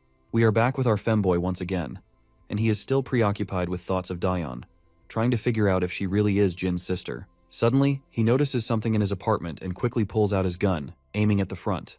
A voice calls out, telling him to take it easy. Once this mysterious man appears from the shadows, femboy sees a bald guy standing there, which leaves him momentarily stunned. The bald guy tells him to put the gun down before they talk. Femboy finally relaxes his muscles while the bald man looks around and asks if this is where he is living right now. He then questions if he has managed to kill our boy. Femboy counters it, asking this stupid head if taking down Jin looks like a walk in the park for him. The hoodie guy then inquires what he is doing here. The shady figure replies that he's just handling some business. But before the femboy can react, the bald man slips a dagger out from his sleeve and quickly plunges it into the femboy's belly. As he drives the blade deeper, he says he's here to teach him a lesson and to take this bastard out for disobeying the camp. The poor guy trembles as he asks if the camp really ordered his elimination. The big guy confirms, but only if he refuses to go back to the camp. He then yanks the dagger out from the chest and swings it again at the hoodie guy, giving a nasty cut across his thigh. The poor guy groans in pain, and he is further thrown away backwards, landing on the floor. The bulky bastard hovers over him, while complimenting him for his great agility. The poor hoodie guy is losing blood fast from his belly wound, and he demands to know what the hell this sucker is trying to achieve by doing all this. The baldy coolly replies that he's taking care of things while he has the chance, because he always waited for this moment to kill him. Now that 006 is out of the picture, he is sure that no one can save this femboy from getting killed by his hands. Hoodie guy then throws a jab at this bastard, stating that he did not know he was too scared of 06, and he finds it hilarious that this baldy had to ambush him like a coward. Of course, this little jab really ticks off the gorilla, and his anger takes over. He quickly swings his dagger at the boy. But then, femboy pulls out his own dagger and lands a nasty cut on the gorilla. Now the gorilla's even more enraged, and swings back at the femboy, and while the poor guy is doing his best to keep up, his wound starts to throb. The gorilla then lands a punch to his face, sending him crashing to the ground. As the femboy quakes in pain, the gorilla strides over to grab the gun from the ground. He aims it at the boy and reminds him how much effort the camp put into training him, and how it's all about to go to waste as soon as he pulls the trigger. But the boy just mocks him, telling him to stop being jealous and get better instead. With that, the gorilla pulls the trigger, and the gun drills a hole into the boy's thigh, leaving him collapsing to the ground like a rag doll. Seeing him in shambles, a creepy smile spreads across the gorilla's face. It's clear he thinks no matter how many jabs are thrown, he's the one who's going to come out on top tonight. But surprisingly, despite all the cuts and bruises, the femboy retaliates. He's back in action and throws his dagger at the gorilla's face. While the gorilla is momentarily distracted, the boy makes a run for it, and he quickly dashes out of the room. The gorilla starts shooting a barrage of bullets, but the boy finally makes it outside. His legs are trembling as the bullets make his wounds bleed even more. The gorilla chases after him, but all he finds is a trail of blood, because our femboy has long disappeared into the shadows. He continues to follow the blood trail, and as he's about to turn right in the corridor, Femboy suddenly grabs his hand and lands a crushing blow to his face. Before the gorilla can react, the boy pulls the magazine out of the gun and throws it right in the gorilla's face. After those humiliating hits, the big guy gets even more ticked off and recklessly swings his dagger, but he completely misses his mark. As surprising as it is, the blows this bastard took weren't from the femboy, but rather, they were from our boy, who just gave this bastard a run for his money. The gorilla's face goes pale when he realizes it's our boy. Without wasting a moment, Jin charges at him and delivers a devastating crunching blow to his face, leaving it all bloodied. The gorilla tries to attack again, but Jin hits him with more strikes to the belly and seals the deal with brutal knee smashes. But he doesn't stop there. He slams the gorilla's face into the concrete wall, and with his face all bloody, the wall is smeared with blood as well. Finally, the cocky gorilla drops to the ground. Once the fight is over, we see the femboy sitting on the ground with his injuries, asking Jin why in the hell he is even here. Hearing the voice, our boy turns around, looks at his friend, and then starts to walk away. He grabs this bag full of goodies from the ground and offers them to a femboy, saying that his sister told him he was broke, so he brought this to him. Femboy takes a look and finds food supplies. He starts laughing, teasing our boy for being such a softie, and asks what's changed him so much. He wonders if he's hurt his head or something, but then realizes that our boy has been like this all along. The scene shifts to the SW Corporation. We see our boy sitting before the director. The old man points out that the man he brought in turned out to be an international fugitive. He mentions that arranging what was requested will be straightforward since many countries want to claim him. He wraps it up by saying they'll make sure he spends his days imprisoned, isolated from society. It sounds like they're talking about the gorilla who attacked them, and I guess that bastard really deserves for all the mess he has caused. The old man mentions he presumes the gorilla is connected to our boy's past. For a moment, Jin stays silent and admits he wasn't directly involved. But yes, the connection is there. The old man says he won't dig any deeper, but assures Jin to come to him if he ever needs help.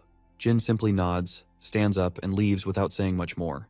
The assistant chimes in, saying he was startled when our boy called for help, especially when it involved such a serious criminal and gunshots on the scene. As Jin walks out of the corporation building, his mind drifts back to his injured friend, who is barely hanging on. Jin quickly pulls out his phone, saying he knows someone who can get the femboy treated somewhere safer. But the femboy insists he can handle it himself, because he just needs to stop the bleeding and disinfect the wound. Jin, however, points out that he needs proper treatment. The femboy mentions it'll take too long, and the camp might get suspicious. Jin is shocked to hear this, and asks if his friend is returning to the camp. The femboy confirms he is, but Jin reminds him that the camp gave orders to eliminate him. In response, femboy explains that the gorilla did mention that he was tasked to bring femboy back, but since this gorilla doesn't like 006 or any of the numbered guys, he just went ahead and tried to assassinate. Jin quickly points out that going back to camp is still risky. The femboy just snickers, saying since the camp believes 006 is dead, it doesn't make sense for them to kill him just because he went off looking for Jin. Besides, the femboy says he sees no other way either, because they will come after him if he go into hidings, and that could risk exposing 006 as well. Femboy further adds that if his plan works, he'll make sure they can't track Jin down. It's the least he can do after Jin saved his life. With all the traces 006 left behind, it should keep the camp busy for a long time. He tells Jin he hopes he'll make it and manage to protect his real life. Suddenly, Jin is jolted awake from his flashback when Lady Jai calls out to him. She asks what brings him here, and he responds that he was just running an errand. She then asks if it's really okay for him to be out like this, since he still has not recovered from his injuries. As soon as she mentions his injuries, Jin's mind flashes back to the past, where he remembers getting kicked and beaten by femboy, which only made his previous injuries worse. But instead of admitting that, he smiles and says he's doing great. The girl smiles back and asks if he's free now, suggesting they grab something to eat. It seems like she's taken a liking to him, and even though she has a meeting to attend, she'd rather have dinner with Jin. But unfortunately for her, Jin turns her down, saying he has to head straight home since he already has dinner plans with his family. It seems like she wasn't ready to be turned down by a kid, and she's clearly feeling the heat of the situation. To save her face, she quickly comes up with an excuse, saying she remembers she has some work to do as well. Meanwhile, the guard behind her looks completely pale after hearing her blunt lies. After all, the meeting was the only reason they were here. Suddenly, the girl asks if he'd be interested in taking a part-time job, guaranteeing that the money will be worth it. Once again, Jin turns her down, saying he's not interested. She sighs and finally asks if he wants a ride home. Jin replies with a simple no. As Jin starts to head out, Lady Jai's guard tells him to get well soon so they can train together again, mentioning that the other boys have been asking about him. On the other hand, Lady Jie secretly smirks, thinking Jin is fitting in better with the guys than she expected, and even her picky bodyguard seems to like him. Once our boy is out of the picture, the guard asks if Lady Jai plans to put him in Seoha-cha's security detail. She says yes, pointing out the recent stalker incident happened with Seoha-cha, and noting that it wouldn't be too dangerous since he'd just be escorting her. She asks what he thinks about it, and he replies it should be fine. While Jin's heading down the street, he notices his grandpa standing nearby. He calls out to him, asking what he's doing there, and Grandpa just says he's out for some fresh air. The old man then reveals that Dion's birthday is coming up in a few days, and Jin looks quite surprised. The old man admits that he doesn't know much about Gen Z preferences these days since he's a boomer himself. He asks Jin if he can suggest what kids his age might like as a gift and what her hobbies might be. It turns out, Jin is just as clueless as his boomer grandpa, and there's an awkward silence as they both realize they've fallen into the boomer category. Suddenly, Jie's phone rings while she is sitting in her office. When she checks it, a creepy smile spreads across her face. She picks up the call, clearly surprised that it's Jin himself returning her call, which is quite a big deal in itself. Our boy then asks her about the offer she had made earlier, and wonders if that is still valid. The girl smiles, thinking Jin must be calling about the dinner offer, so she acts all nonchalant, saying she's pretty busy but will check her calendar. However, her pleasant smile fades when Jin tells her he's actually calling about the part-time job she offered him. She looks annoyed when she hears Jin is actually calling about the part-time job, not the dinner. Our boy then asks again if the offer is still valid, and the girl asks if he's interested. Jin confirms he is, so she tells him to come to her studio tomorrow at 4 p.m. The scene cuts to the game room, where Jin and the other boys are lounging around, having fun while gaming and chatting. Jaehyung, who's been reading an article on Seoha-cha, tells his other friends about it. The other boys perk up and start staring at his monitor. Jaehyung explains that she's starring in a new TV series based on a webtoon, and will be the lead in the Mercenary teenager series. The blondie then adds that he's seen her in person, and she looks smoking hot. His orange head friend nearly chokes on his drink hearing this, while Blondie continues, saying he saw her while working part-time at his cousin's ad company, where they were shooting a commercial with her. Jaehyung is blown away by this news, as he's been a hardcore fan of Seoha-cha ever since her first show, which has been almost 8 years of following and loving her work. Youngchan asks Blondie how she was in real life. Blondie responds that she's pretty in person and admits he's never seen someone so beautiful. The other guys can't help but blush and call Blondie a lucky bastard. Jaehyung even asks Blondie to let them know if his cousin's company needs anyone again. The scene cuts to the ad shoot set, where everyone is preparing for the next advertisement. They're eagerly waiting for Seoha-cha to come out of her room. Inside, Seoha-cha hears the news that a bodyguard is coming to escort her. One of the crew confirms it, but Seoha-cha replies that they already have someone from the agency handling it. But the guy reminds Seoha that the guard coming this time is from SW Corporation.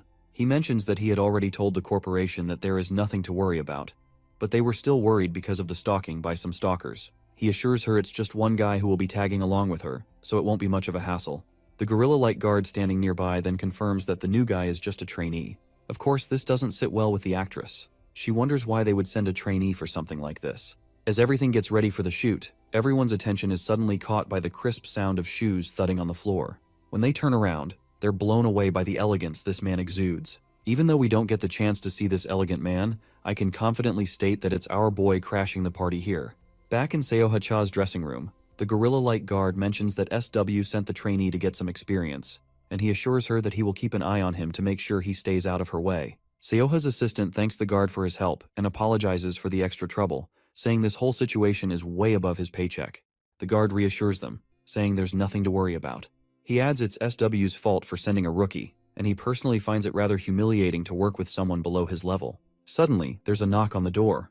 When the guard cracks it open, he finds Jin standing there, and our absolute handsome boy in his suit looks totally lady killer, and he quickly states that he's from SW. The assistant is totally bewildered, wondering if he's really a bodyguard or just trying to pull a fast one on them. Jin formally introduces himself and confirms he's indeed the guard sent by SW. The man finally acknowledges it, though he almost thought Jin was some kind of celebrity in disguise, because he just looks too hot to be some random bodyguard. On the other hand, the gorilla perks up to see our boy, and he finds this nothing short of a joke that they have sent a literal kid. Nevertheless, Jin asks if he can come inside, and the assistant gives him the green light to enter. Once Jin is inside, Seoha-cha takes one look at him and is absolutely blown away, finding it ridiculous that this handsome kid is a bodyguard. Jin introduces himself personally and tells her he'll be her bodyguard from now on. Seoha quickly reciprocates with the gesture and says it's nice to meet him. Jin starts looking around, trying to get a feel for things, while Seoha-cha is still wondering if this guy is really a trainee bodyguard. He looks more like a boy band trainee that SW is trying to debut, and she suspects they probably sent him here to get some exposure. Meanwhile, our boy wants to confirm if this is her first day on set. The assistant confirms this, and once the formalities are out of the way, our boy quickly points out the elephant in the room and asks if the stalking began 2 weeks ago with letters. The woman clarifies that it's been going on for longer than that. She explains that the stalker somehow knows her address and keeps leaving strange letters in her mailbox. It's gotten worse recently, but it's been happening for a while now. She adds that this is common in this line of work, so SW shouldn't worry too much about it. After that, the actress begins to ask how old he is, and that is when our boy's mind flashes back to a time when his senior told him that revealing his age would only make people doubt his abilities. So, in the present moment, he simply replies that it's a secret. At that moment, the gorilla from before calls our boy from behind and says he wants to have a quick chat outside. Once they're out, the gorilla starts by asking if he is a security trainee from SW. Once Jin hears this, he realizes that this is what these guys must have been told, so he just rolls with it, confirming that it's exactly right.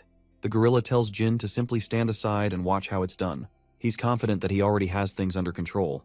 He then starts berating our boy, saying he has no idea why SW would send a runt like him because security is no joke, and practice drills won't cut it in real-life situations, so he tells him he better stay out of the way until his shift is over, and then go home.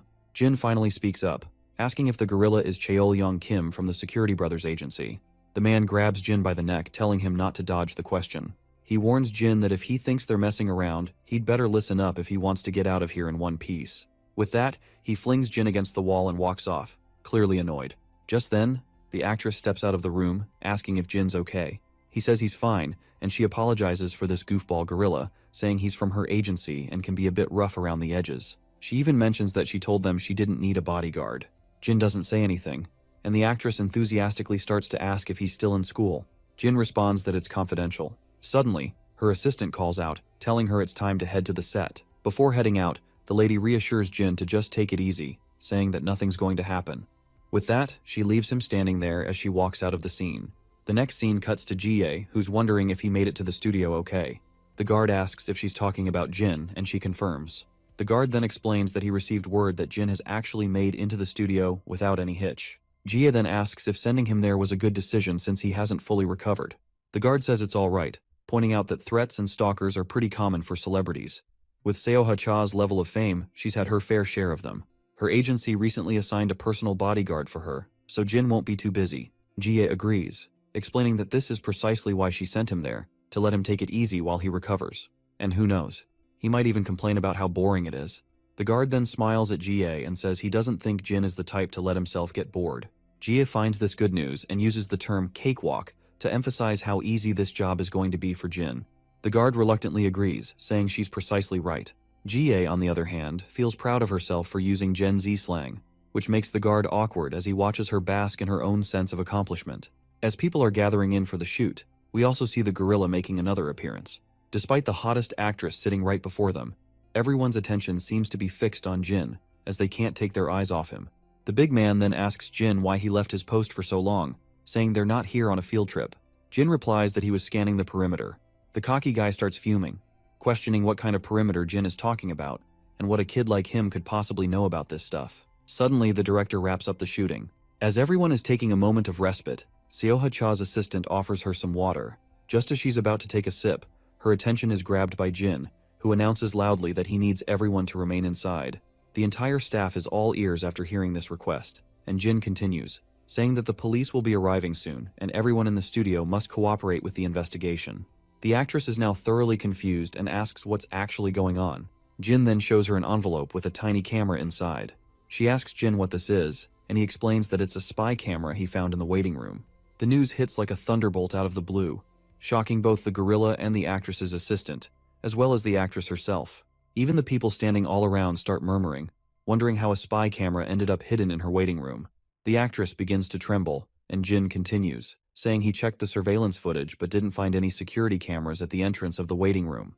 This makes it difficult to figure out who installed the spy camera. As usual, the gorilla is fuming, berating Jin for not revealing this sooner, but Jin doesn't give a damn about the gorilla's rage. He continues, saying that Ms. Cha didn't use the waiting room after he found the camera. He was just waiting so as not to disrupt the shoot, and no one has entered the room to retrieve the camera, nor has anyone left the studio. The gorilla's frustration reaches its peak. His nerves are practically popping out, and his mind is on the brink of exploding, and he's convinced Jin is trying to screw him over. He tries to snatch the camera from Jin's hand, demanding he hand it over. But Jin just steps back with such a nonchalant flair that it's almost unbelievable. The gorilla, clearly fed up, asks Jin what the hell he's trying to pull. Jin just says it'd be best if Miss Cha's assistant took the camera. The gorilla turns to the assistant and demands he let him take the camera so he can have his team stage it with the police. The poor assistant, clearly flustered, hesitates but eventually agrees. The gorilla snatches the camera from Jin's hand without a second thought, and everyone around is pretty unsettled by how this giant guy is throwing his weight around. As they step outside, the gorilla starts laying into Jin, asking why he didn't come to him first with something like this. Jin shoots back, wondering why he should have, especially since the gorilla had already said he did a thorough investigation when Jin asked if he'd checked the waiting room. The gorilla's rage hits a new level as he demands to know if Jin was aware of the camera when they spoke earlier. Jin confirms he was. This sends the gorilla into overdrive, yelling at Jin for not immediately reporting to his superiors. Jin makes it crystal clear that the gorilla is not his superior, and that's the last straw. The gorilla tries to slap Jin around, but Jin's not the kind of kid to just take that. He quickly stops the gorilla in his tracks. Fuming, the gorilla finally backs off, muttering that Jin would have been dead if it weren't for SW Corporation. Later, we see the van speeding down the highway. Inside, the lady and her assistant are having a chat. She asks how long it's going to take to figure out who planted that camera. The assistant says the forensic team is on it and should have some answers soon, but the lady isn't so sure. She mentions that they seem to think she was overreacting about something as little as this camera. The big man, ever the reassuring presence, tells her not to worry. He insists he will run his own investigation into the matter. While the actress looks sad and all, Jin glances at her but doesn't say anything.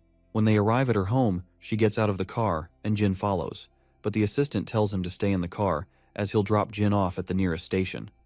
Jin, however, says he'll head back on his own. With the final exchange of goodbyes, the assistant drives off, leaving Jin standing there. Once the car is out of sight, Jin walks around the actress's house. That's when we see her sneaking out of her own house, wearing a mask and a cap. As soon as she steps out, she finds herself startled by the presence behind her and looks around, finding him standing by her side. She quickly asks how he's still there, and Jin simply responds that he was just scanning the area. She gets a bit embarrassed and tells Jin that he can go home since she's just heading to the convenience store around the corner, and asks if she's not allowed to do that. Jin responds that she's free to do whatever she wishes, and that's exactly why he's here. The girl lights up at this, and later, we see her enjoying some delicious noodles outside the convenience store. She tells Jin not to just sit there but to dig in too. She mentions that she was going to take the noodles home but decided to eat them outside since he's here. She looks down and admits that when she's really stressed, she likes to unwind and stroll around the neighborhood. She's been in the business for so long that it's hard to walk around anywhere freely, and she hasn't had time for friends either. She then asks Jin what he does for fun with his friends. He replies that he sometimes goes to the game room after school. She then asks Jin again if he actually mentioned a game room. Jin confirms that he did, which leaves her shocked, because it suddenly feels like she's talking to a teenager again. While Jin is sitting there, he spots some familiar faces, and they are his friends, who are absolutely blown away to see him hanging out with the infamous actress. Jin stands quietly in the background while the lady waves to them with a pleasant smile. After a while, all of Jin's friends join her at the table, and it turns out they all ended up at the game room together. Jae-hyung points out that he never imagined he'd be gaming with her today. The actress smiles and says she didn't think she'd end up at the game room either, as she usually just games at home. Jae-hyung gets a chill when the actress smiles and talks, because she looks even more attractive in person. She thanks him for the compliment and also points out that she won't forget how they told her she sucked at games. Youngchan, with a deadpan expression, confirms this, saying there's no doubt she actually sucked. Surprisingly, as much as Jae-hyung likes her, he adds there's no mercy for noobs. Blondie agrees, and he looks totally worn out, exhausted from playing with noobs like Jin and Seoha. Jae-hyung tells her not to take it personally, but advises her not to tell people she's a gamer, as it will be just insulting in itself. The actress erupts in a smile and a cheerful laugh after their little banter. Eventually, they decide to part ways. After a final wave, Jin and Seoha head off together, while the boys stand behind, still unable to take their eyes off her. Youngchan even remarks that he can't believe he grilled Seoha Cha about her gaming skills. Jae-hyung agrees, and he feels like it's all just one big dream. As they walk out, they carry the sweet autographs of Seoha Cha, signed over their uniforms. Later, we see a Mini Cooper zooming down the road. Inside, Seoha is still in disbelief that her bodyguard is actually a high school student. Jin feels a bit awkward, seeing her so chatty and enthusiastic, while Seoha continues to gush about how much fun she had with him, admitting she never thought she'd be hanging out at a game room like that. She usually just plays games alone at home. Jin suggests that if she finds gaming in public difficult, she could invite her friends over to play. Seoha explains that she's been a trainee since middle school, so she honestly doesn't have any friends.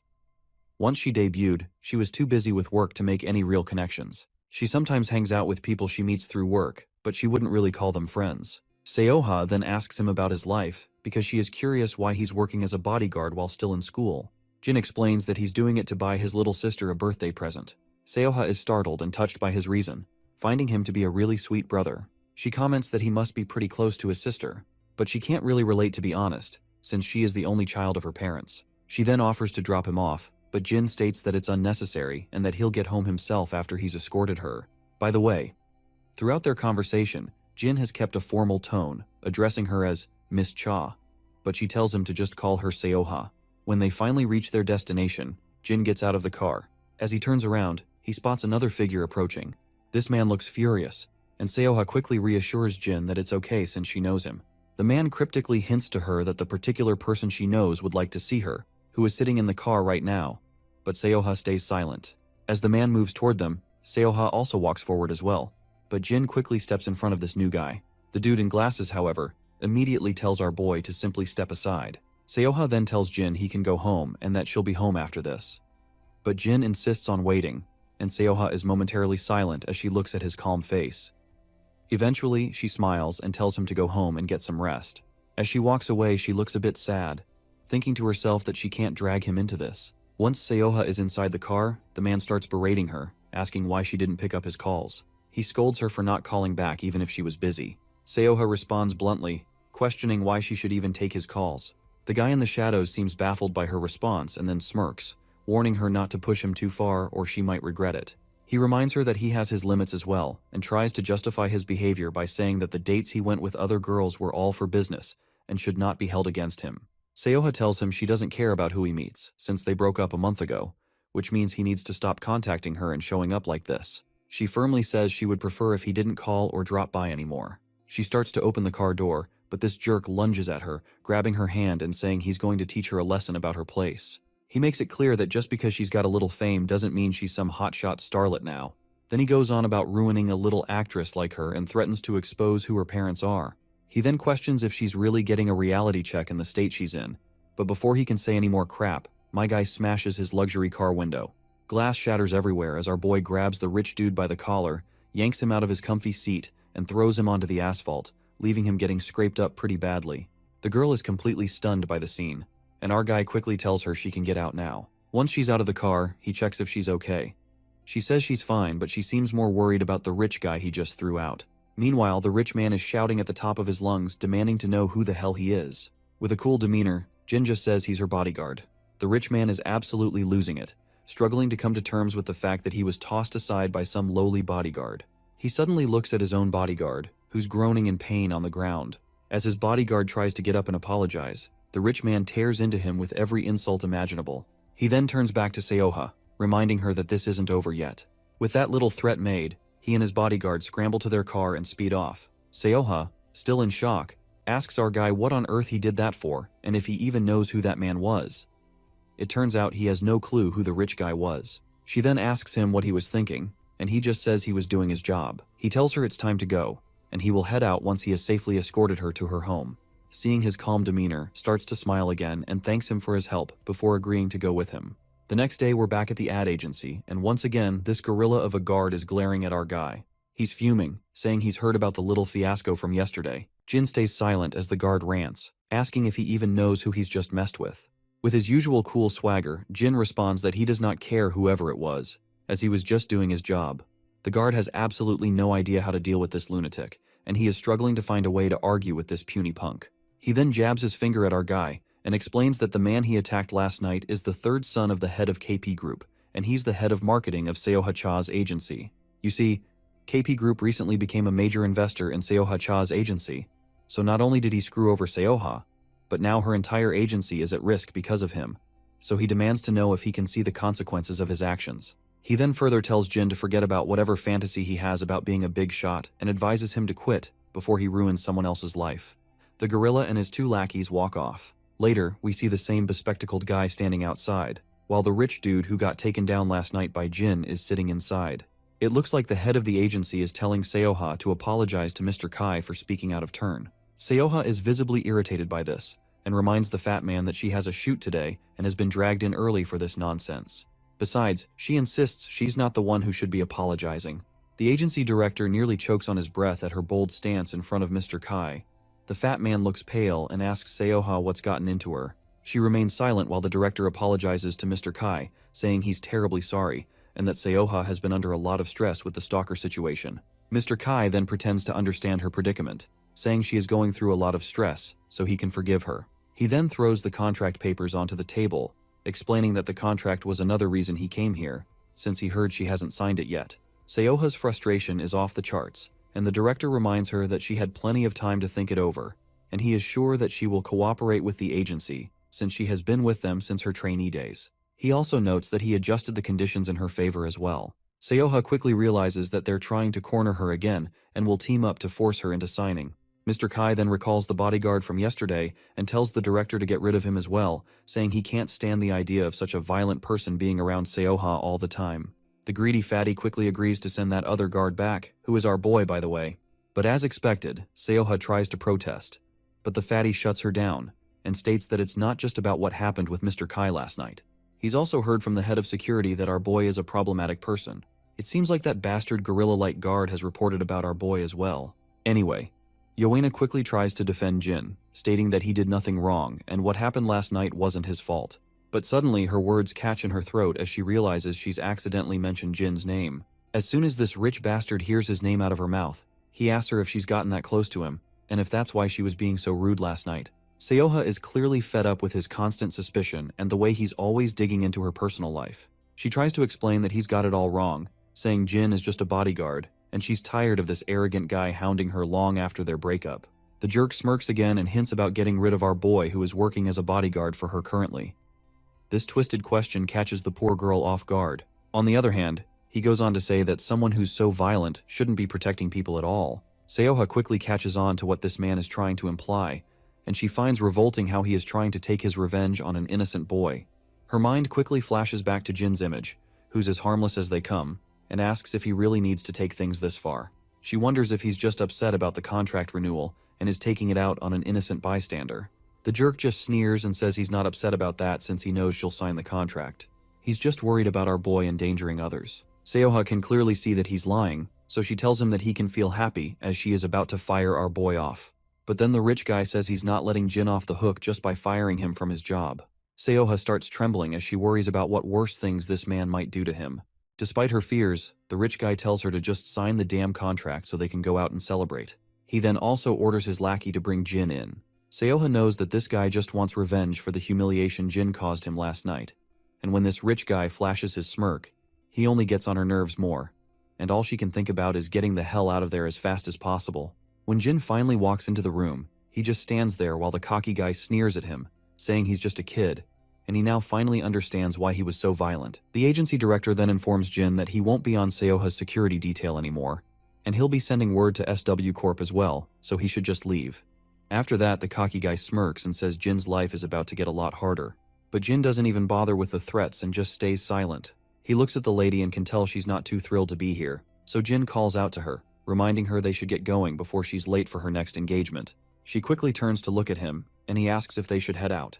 That's when the rich man bursts into maniacal laughter and asks Jin if he really thinks he can take her with him. Jin just stands there silently, ignoring the mockery, while the rich bastard tells him to go ahead and try to take her with him. At that moment, the gorilla barges into the office with his lackeys. Once inside, he apologizes to his boss and says he'll handle Jin from now on.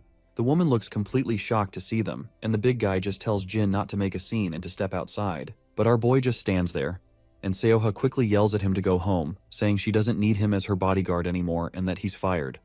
Well, even though he has already been fired from the job, my guy doesn't budge from his place, and just stands there firmly. That's when one of the guards lunges at him, calling him a little shithead. Jin quickly kicks the guard away like he's just a stray dog, which leaves Seoha absolutely shocked. The guard, on the other hand, goes down hard, bleeding everywhere. Everyone in the room is stunned by the scene, with the rich guy and the fatty's jaws dropping in shock. Meanwhile, the big guy looks even more frustrated. Jin then breaks the ice by pointing out that there's a misunderstanding because Miss Seoha Cha isn't his employer, and this unexpected news completely shocks Seoha. Everyone takes a moment to process the news, while the rich, cocky guy just grits his teeth, convinced that Jin has no idea what he's getting into. But our boy makes it clear that he's already assessed the situation. He reveals that this greedy rich bastard fabricated the stalker story to force Seoha into signing the contract. He even assigned a bodyguard to keep constant surveillance on her. Jin explains that Sterling Entertainment was nearly ruined due to bad management before KP Group's investment. Since Ms. Cha is the agency's biggest asset, both companies would face huge losses if she leaves. He also points out that she's received countless threats ever since she showed reluctance to renew her contract. The girl wonders how even Jin knows all of this. Just then, the scene cuts back into the past, into the game room, where everyone is angry at Jin for using his phone in the middle of everything. It turns out he's actually read all the messages on her phone. Back in the present, the cocky guy demands to know what Jin plans to do about it, even if he knows everything. Jin then turns to Miss Cha and asks what she wants to do. She remains silent for a moment, her eyes wide, struggling to find her voice. Tears start to fall as she says she doesn't want to be there anymore. The cocky guy, on the other hand, jumps out of his seat shouting. Just as he lunges at her, Jin delivers a brutal kick to his belly, sending him flying several meters away. The other guys in the room are absolutely wide-eyed at what they've just seen. The guard with glasses rushes to his boss, asking if he's alright. Meanwhile, the big guy charges at Jin, but Jin delivers a brutal punch right under his chin, making him gush blood and shattering his glasses, and leaving him staggered backward. Another guy tries to charge at Jin, but our boy quickly delivers a powerful punch right under his ribs. The big guy looks furious, but before he can react, Jin smashes him right under the throat, hitting his face with his knee and leaving him sprawled on the ground. The girl stands there, her mouth wide open, but quickly yells at Jin to watch out. A man on the other side tries to stab Jin with a stick, swinging it wildly left and right. In the end, Jin flicks the stick out of the man's hand, and it falls to the ground. With a swift move, Jin pulls his hand back and delivers a brutal smash right under the guy's chin. He then also makes sure to give a devastating kick, and the impact sends the man flying backward, crashing into the wall, and he lands sprawled on the floor. Jin then turns his attention to the last man standing, the agency director, who is already trembling like a leaf. Meanwhile, the rich guy, still shaking from the hit he took, asks Jin again if he has any idea who he's dealing with. He glares at our boy with a deadly look, making it clear that he'll make sure to wipe him out along with the lady. He vows to do whatever it takes to ruin him, but his words get stuck in his throat when Jae walks into the room with her escort. As she surveys the mess scattered around, she can't help but point out that she sent our boy here because it was supposed to be a cakewalk. When Miss Cha takes a look at Jae, it does not take her long to realize that she is the brilliant granddaughter of SW chairman, who took over their entertainment division and all their news ventures. As Jae walks into the room, she tells our boy that she'll clean things up here, and he can get on with his day. Our boy acknowledges this and tells Miss Cha it's time to go. The rich bastard is shocked to see Jae and asks what the hell she's doing here, but Jae doesn't respond. She simply sits down gracefully and mentions that she's heard he has some unfinished business with her dear friend. Both the director and the rich dude are completely baffled because they've clearly messed with the wrong person. Jae jokes with them, saying they can settle that unfinished business with her if they want, and she's totally down to reach some kind of understanding. Both the director and the rich guy are left utterly terrified. Meanwhile, outside, Jin walks forward with Jae following him from behind. As they walk, Jae wonders who this kid even is. Our boy then turns to her and asks where her next engagement is. The lady stays quiet for a moment, then starts to snicker under her breath before bursting into laughter. She can barely hold back her tears of laughter. Next scene, we're at Miss Cha's house. She's still lying in bed, looking like a complete mess. She somehow managed to sleep for 10 hours straight, which is wild since she usually only gets like 3 hours max because of her sleep disorder. She wonders if maybe all that sleep was because everything she was stressed about is finally gone. The scene then flashes back to the past, where we see Jae and Miss Cha sitting together. Jae explains that she's taken care of the legal mess with her old agency, and now she's free to choose whoever she wants to work with. Miss Cha points out that the dispute with the agency was only half the problem. Jae then reassures her that if she's talking about that filthy rich guy, Dongjin Ki, she has nothing to worry about. Jae figured out that he'd been threatening her parents, so she took the necessary steps already. Plus, KP Group has already confirmed that Mr. Kai was acting alone and promised no harm would come to her family. Seoha finds it fascinating how Jae just handled everything so smoothly, but she's curious and asks why Jae is going out of her way to help her. Jae admits that their affiliate has been interested in working with her for a while, but mainly, it's because Jin wanted to fulfill his duties as a bodyguard. In the present moment, that last line about our boy is still echoing in Seoha's mind. She quickly hops out of bed, and later, we see a van parked outside her house. When she steps outside, a bodyguard immediately greets her, introducing himself as Suhun Kang from SW Corp. saying he'll be on her security detail for the time being.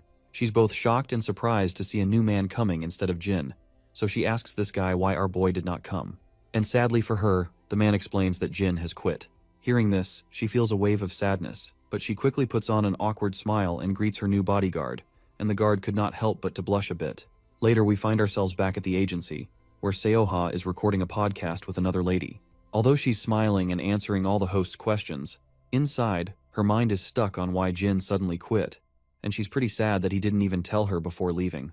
The scene cuts back to our boy, who's now in Jie's office. She tells him that Seoha-cha will be signing with SW's entertainment division and that her old agency and Donggun-ki have been dealt with. She explains that they've been playing fast and loose with the law for a while, and they've got plenty of dirt on them to keep them quiet. Our boy thanks her, but she reminds him that he's the one who asked her to handle it since protecting Seoha is SW Corp's duty. After that short visit, Jin heads out to leave, and as he walks down the empty corridors, his phone suddenly rings. He checks it and sees it's Daeon texting him. Apparently, she is asking if he was a bodyguard for Seoha because Jaehyung and Youngchan mentioned this morning that he even went to the game room with her. Jin responds positively in his text message and explains it was part of a field assignment for the security training program. Daeon quickly gets excited and points out that if she had known this sooner, she would have requested him to get an autograph or something from her. Looks like Jin has finally found out what gift he might get to his sister after all. Anyway, while he's chatting with her, his steps slow to a stop when he sees Seoha right in front of him. She quickly plays it off like it's such a huge coincidence that they ran into each other here. Her guard in the background thinks to himself that she literally came out just because she heard Jin was around. Anyway, she mentions that she's here for a meeting and then asks if they can chat for a minute once they're outside. When they step out, she begins the conversation by thanking him for everything, but he quickly replies that there's no need for thanks since he was just doing his job. She looks a bit down while asking why he suddenly quit. He explains that he strained himself and felt some pain around his wound, so he decided he wasn't fit to continue working in those conditions. She's surprised and asks if he got injured while working for her, but he quietly states that it's just an old injury from his past. When she inquires if it's serious, he says it's just a broken rib. Then she extends her hand and asks for his phone. Jin looks confused by her sudden request, but she insists until he hands it over. Once she has the phone, she starts saving her personal number, which is something only her parents have, so she tells him he better consider himself lucky. After saving her number, she hands the phone back and asks if there's anything he wants. At first, Jin doesn't get what she's saying, but she quickly clarifies that she'd be happy to fulfill any request as a gesture of goodwill since he helped her so much. Jin stays quiet for a moment and then asks if she's sure he can ask for anything.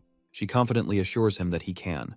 The next scene then picks up at the school. Inside the classroom, everyone's jaws hit the floor at the unexpected sight before them. Meanwhile, Daeon is packing up her bag, planning to swing by the store later to grab some beef for dinner. Out of nowhere, a bouquet of flowers appears in front of her face.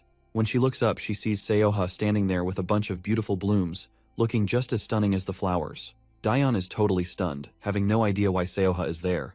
The woman lights up with a smile, excitedly says she must be Daeon, and wishes her a happy birthday while handing over the bouquet. After that, the lady decides to snap a selfie with our girl, and once again, the whole class is in shock when Seoha invites Daeon out for dinner later that day. The scene then cuts to our boys' class, where everyone is blown away to find out that Seoha is currently in the school. We then also see our three idiots making a beeline to catch up with her. Meanwhile, our boy starts packing up his bag, thinking about how he only asked for an autograph, but she's doing so much more. For those who want to see the magic, here's the cute selfie of the two of them in one frame. Later that night, our boy is running down the empty streets carrying a bag. Shortly after, he spots his grandpa standing there with what looks like a birthday cake. After that, we find Daeon blowing out the candles on her birthday cake with a single breath. Grandpa quickly cheers, shouting happy birthday to her. Grandpa then slides a Samsung Galaxy phone box toward Daeon. She's absolutely amazed by the new phone. The old man reminds her that he'd promised to get her a new one. Daeon feels a bit guilty, saying her old phone still works fine and there was no need for a new one. Anyway, it's finally Jin's turn to present his gift, and he promptly pulls out a big box. When Daeon takes a look at it, she discovers it's a Samsung notebook, which leaves her completely blown away because this shit costs a fortune to acquire. She starts to panic a little, saying it's all too much. Even Grandpa is baffled by how Jin could afford such an expensive notebook. But our boy casually explains he took on a part-time job to cover it. Grandpa keeps insisting that laptops are expensive, especially this new model that just came out this year. But Jin reassures him not to worry about it, saying he knows how inconvenient it can be without a computer in the room. Daeon quickly says thank you and promises her brother she'll put it to good use. After the pleasantries, Grandpa starts cutting the cake. Jin smiles at Daeon, but then his phone rings. It's Seoha-cha. He heads to his room to answer the call. Seoha explains that she's on a break and just wanted to check in. She asks if Diane had a nice birthday celebration. In response, Jin states that they are celebrating it currently, and he thanks her for everything she did. But Seoha brushes it off, saying all she did was just stop by, have a chat, and she is actually really glad to meet such a lovely girl. She then asks him if he's busy tomorrow.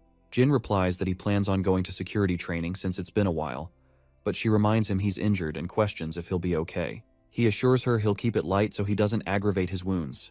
With that, she asks if he's free the day after tomorrow. Jin says he'll be training that day as well. The lady gets frustrated by his constant excuses and, in irritation, asks if he's going to have fun during his training. He replies that he wouldn't call it fun, which only annoys her more. There's a persistent knock on her door, so she tells him she's heading back on set and will call him again another time. Suddenly, Jin's phone rings, and it's an unknown caller. He quickly answers, and it turns out to be his friend 006, who says he's just entered the city today and wants to meet up. Under the dim moonlight, the two friends meet for a reunion. The blondie wastes no time and tells Jin that he wasn't planning to contact him, but there's something he needs to confirm. He says he heard that 032 came to eliminate our boy. Jin confirms it quickly, adding that Femboy has already returned to the camp once he learned Blondie is still alive. But the Blondie sighs deeply and facepalms in frustration while explaining that the Femboy never showed up at the camp. This news catches Jin off guard, who then explains that the Femboy had said going back to camp would be the only way to keep them off the trail. But Blonde highlights that according to his sources, he hasn't returned to the camp since he first disappeared. Jin then points out that 032 was also ambushed by a camp mercenary after he came to Korea to see him. This revelation makes Blondie even more frustrated, while Jin continues explaining, saying the camp probably sent the mercenary to bring 032 back, but the mercenary attacked him without proper authorization from the camp. Blondie then points out that the camp has always had a mix of mercenaries, those with numbers and those without. The numbered mercenaries were despised by the unnumbered ones, and shit only got worse after Jin left, especially with the camp bringing in more recruits. Jin asks his friend if he's sure they've taken 032. As much as he hates to admit it, Blondie says yes. Just then, the scene cuts to 032, who's tied to a chair and smeared with his own blood. A group of goons hovers over him, demanding he stop playing hard to get and start dishing out the details. They grill him about why he bolted without authorization, what Aiden's orders were, and where Aiden is now. By the way, this Aiden guy is probably the same gorilla who has been handed over to SW Corp already. Anyway, the femboy just smirks and throws back a sarcastic comment, asking if they're treating him like a cheating spouse or something. Of course, the cocky goon isn't happy with femboy's response. He quickly slaps him across the face, causing blood to drip down. The goon warns him to watch his tongue if he knows what's good for him, promising that if he answers the questions, he'll be allowed to live.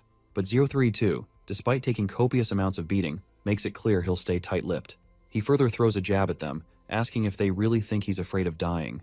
The scene then cuts to Grandpa and Dayan watching Seoha's latest show on TV. Meanwhile, Jin is alone in his room, probably thinking about his next move after his recent meeting with Blondie. The scene cuts back a little earlier to when he was talking with his friend. There, Blondie mentions he tried to track down 032, and he actually has a hunch about where he might be. Jin warns him that the camp will soon realize he's still alive, but Blondie states that he has no choice but to risk it, because 032 is the only family he has left. The next day at school, Seokju and Yona walk into the classroom after being away for a long time.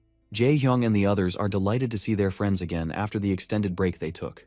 But Yona quickly reminds them that it wasn't a vacation, it was a business trip. She then asks about Jin's whereabouts, so Youngchan reveals that Jin has been gone since yesterday due to something urgent. Hearing this, Seokju immediately senses that something isn't right. The scene shifts to the dead of night. Deep in the woods, Jin and 006 sprint through the darkness, fully equipped.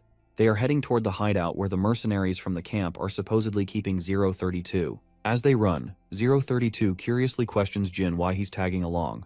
Jin simply replies that 032 is his teammate, and he's not about to leave his friends behind like that. 032 can tell Jin has changed a lot. He's become more considerate. Never in his life did he think Jin would say something like that. Let's move ahead to the hideout before our duo can. Inside, a group of mercenaries chat among themselves. The topic is Aiden. According to the camp, Aiden is still off the grid, and they know for a fact that he wouldn't go dark for this long unless something happened. The real problem is that they have no idea what orders he was given. To further rub salt on the wound, 032 refuses to talk about Aiden. They've started to hate these numbered mercenaries. To think the camp trained these kids so well that even after all the torture, 032 still won't crack. Fed up, they decide to finish him off. But before the bastard can pull the trigger, he gets drilled by a bullet. Looks like there's a new player crashing the party. A figure with a sharp physique steps into the scene. It looks like he is one of the numbered mercenaries, 004 if I have to be specific. The guy seems ruthless, and it doesn't take long for him to mow down every last fool who tries to take him on. Meanwhile, Jin and 006 finally reach the place, only to be met with a disturbing sight, bodies littering the ground outside. 032 recognizes some of the faces. They are mercenaries the camp recruited a few years back. Jin takes note of the clean and precise stab wounds. They're fresh, which means they had been killed just recently. He decides they need to split up and assess the situation carefully. Moving cautiously, they advance further, only to find more corpses along the way. Then, deep inside one of the rooms, Jin finally spots 032 tied to a chair. While 032 is unconscious, he is still breathing, which is good news. But something feels off about the dead bodies littering the ground. 2 enemies were shot from the front, while 2 had their throats slit. This fighting pattern seems oddly familiar, and it doesn't take long for Jin to realize that it's 004. 004 always found close combat thrilling, preferred melee weapons because it made things riskier. Before Jin can process further, gunfire erupts. 004 unleashes a barrage of bullets, forcing Jin to dive for cover behind a piece of furniture. The moment Jin spots an opening, he returns fire. But his bullets miss the mark, so 004 seizes his chance and throws a barrage of bullets of his own. This game of cat and mouse continues, with both of them trying to tag the other. Eventually, Jin manages to injure 004's fingers, forcing him to throw his gun. But that bastard just starts dashing at our boy without any weapon in hand, and my guy fires a barrage of bullets from the other side. Still, the bastard is fast and doesn't let those gunshots hit him. In retaliation, he throws his own dagger at Jin, which catches him off guard. Seizing the opportunity, that bastard quickly retaliates with his other dagger to jab our boy. But Jin saves himself by blocking the dagger with his own gun, and even kicks 004 hard enough to send him skidding across the floor. Yet, this isn't enough to wipe the sassy smile off this shithead's face. In fact, that little back and forth actually felt thrilling to him, and he wants more. While he thinks Jin's a great talent, it's a pity that he's about to be taken down. It looks like 004 doesn't recognize that the person he's fighting is actually 001, not some camp mercenary, especially since Jin's face is covered. So the bastard charges at our boy at full speed and tries to jab him, but his first attempt is fruitless. His second attempt also goes nowhere, yet the bastard keeps throwing sharp swings one after another. Then, our guy punches the bastard squarely in the face, but 004 responds by swinging his dagger again. Still, every attempt to jab our boy falls short, and he gets smacked in the face once more. Next, the blow 001 throws is so devastating that the bastard crashes and skids across the ground. Luckily, he stops right near his rifle, quickly picks it back up, and throws a barrage of bullets. Jin is a quick guy too. He runs for his own gun, and after equipping himself, aims its barrel straight at 004. The two have each other locked in their sights. By now, even 004 can tell that the person he's fighting isn't weak sauce. There is no way he would not have recognized a mercenary this good, so he's curious about exactly who the man behind that mask is. But it soon dawns on 004 who his actual opponent is, and that thought just makes him even more riled up and ready to take Jin down.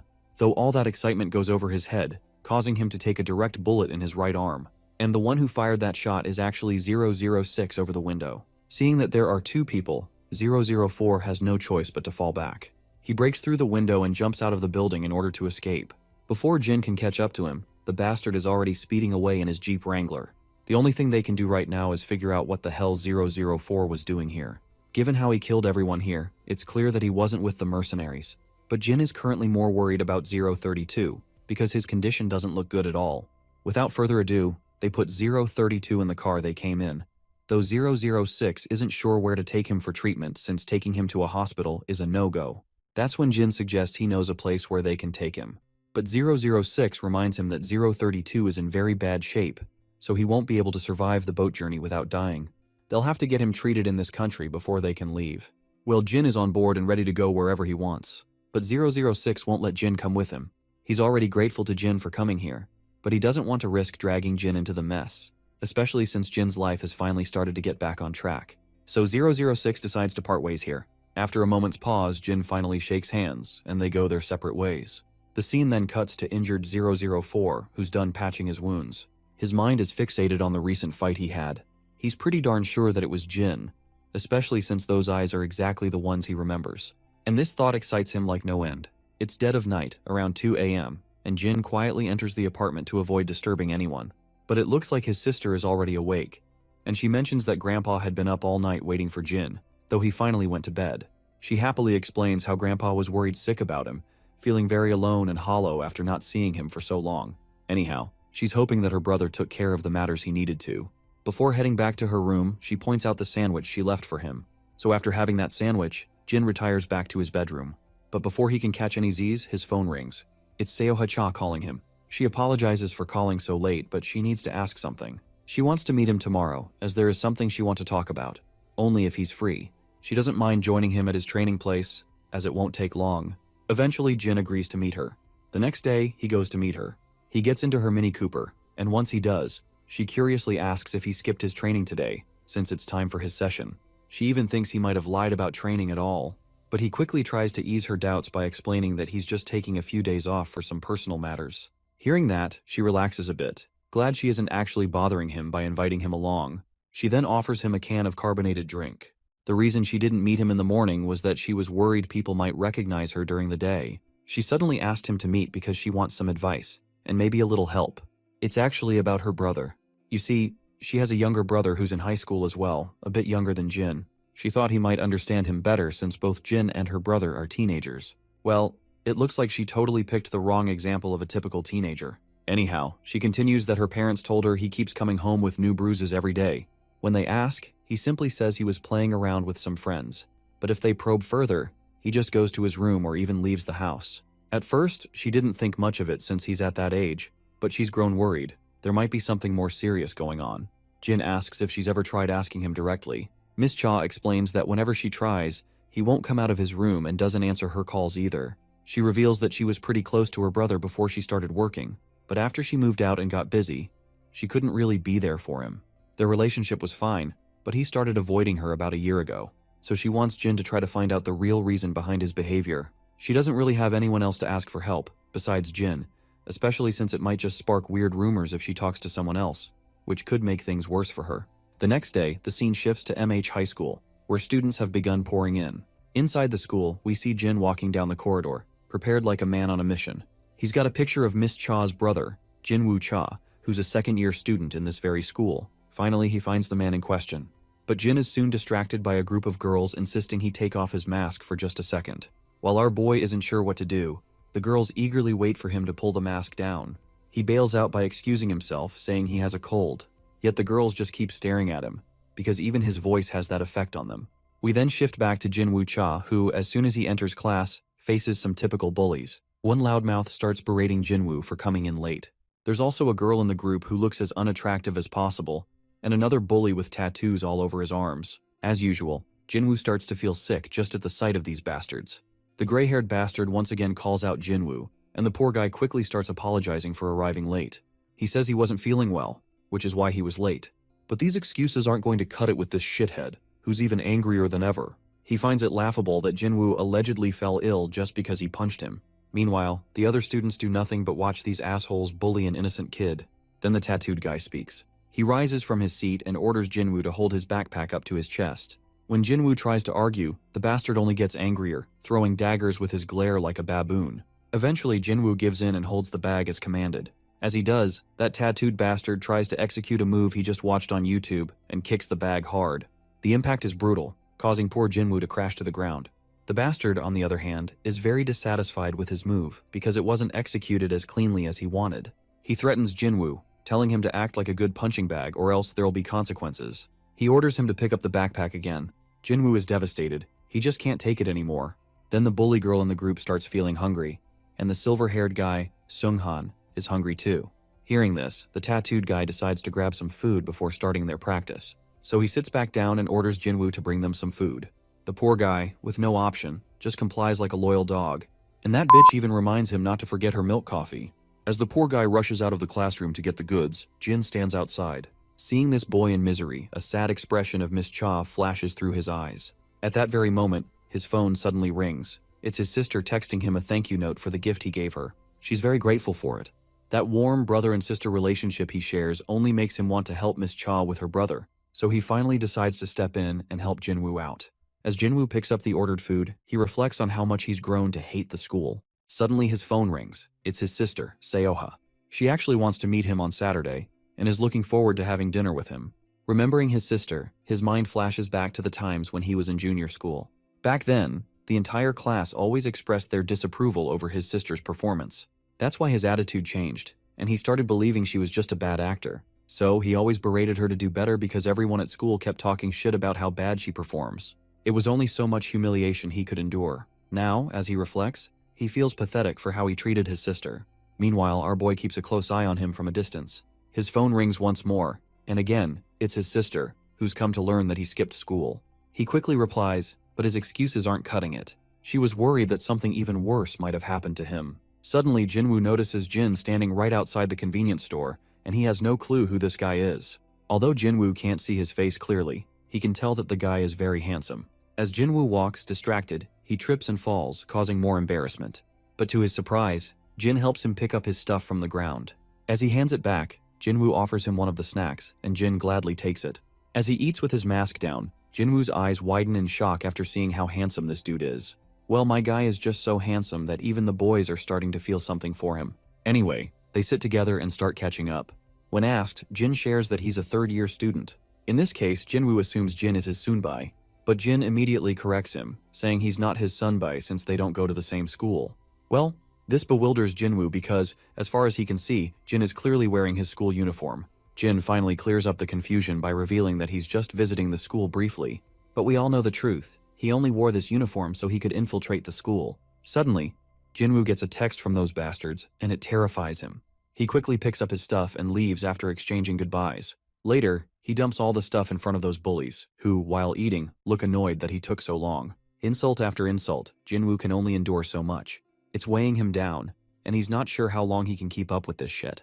There's still a lot of the school year left until he finally graduates. As he's lamenting his fate, that bully girl suddenly accuses him of looking at her thighs, but Jinwoo immediately denies it, for obvious reasons. His face goes pale as he keeps assuring them he wasn't looking at their legs. By the way, I don't know this bully girl's name, so let's give her an appropriate one. From now on, we'll call her Cheeky Witch. Cheeky Witch keeps accusing Jinwoo, while the tattoo guy just munches on his food, casually watching the WWE Championship.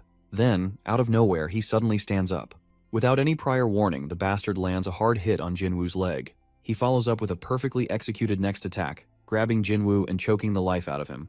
The bastard looks very pleased with himself, as if he just perfected some twisted technique he learned from a livestream. As Jinwoo lies defeated on the ground, his mind flashes back to the past. Back then, those guys used to tease his sister, throwing disgusting comments about her, calling her ugly. They were sure she was a dirty woman who had already been with dozens of men. But every time Jinwoo tried to stand up for her, those bastards just beat the crap out of him. Also, for clarity, these guys do not know that he is the brother of Seowa, and that they are unintentionally insulting his sister in front of him. He finally wakes up in the infirmary, and it looks like Jin is the one who brought him here. Jin questions why he's been enduring all this and never told his sister about it. Jinwoo is caught off guard by the question, but Jin simply repeats himself, asking again, why hasn't he told his sister Chaseoha about this? Jinwoo is now 100% sure that this guy already knows about the relationship he shares with Seoha. In this case, he finally speaks. He fears that if people find out that Chaseoha's brother is a runt, it'll cause her a lot of trouble. You see, celebrities have to take care of their image more than anything. Not just them, but their families too. If people find out that her brother is a pathetic bread shuttle, it'll be a perfect excuse for them to look down on her. It doesn't matter how he justifies it, people will always find a reason to judge celebrities. Jin then asks why he didn't tell a teacher, but Jinwoo feels that it's not that easy for him. If reporting them was an option, he wouldn't be struggling like this. Even if he somehow gathered the courage to report them, it would only make things worse. They'd bully him even more, and if it became a big issue, everyone would find out that Chaseoha's brother is pathetic. The point is, nothing would get resolved, and it would only bring his sister more trouble. The only thing he can currently do is stay silent, and don't let people know that he is Seoha's brother. Jin asks him what his plan is from now on. The room falls silent, but suddenly Jinwoo's phone rings. It's the bullies again, demanding more food. Now that he's seen their message, they assume that he must have woken up, so they start mocking him all over again, telling him to have fun in the infirmary and all that shit. He feels hopeless.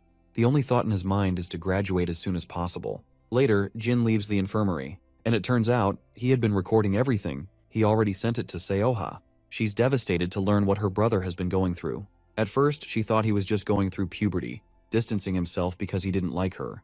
But she never imagined he was living such a miserable life. She even starts blaming herself. But Jin believes it's not her fault. And it's not Jinwoo's fault either. With those words, he hangs up the call. His mind drifts back to the moments he shared with his sister, and this only fuels Jin to help Seoha mend her relationship with her brother. So, he puts his mask back on and gets ready to venture out once again. We transition into Jinwoo's class, where the entire student body is glaring at him. The bullies in particular surround him, smugly demanding to know why the hell he's here and what he wants. But my guy doesn't say anything. He lets his fists do the talking. One single hit is enough to leave his opponent dazed. Another dumbass charges at him recklessly. He gets smacked too and sent flying. Finally, Tattoo Guy takes his eyes off his phone and glares at our boy. The other bastards charge at him, but one by one they all get smacked and drop like flies. Cheeky Witch and her friends stand there in utter disbelief, witnessing something they never expected. Meanwhile, my guy stands tall, surrounded by the fallen. Tattoo Guy finally puts his phone away and gets up. He has no idea who this bastard is, but now he's itching to fight, especially since he wants to test out the new techniques he just learned from a live stream.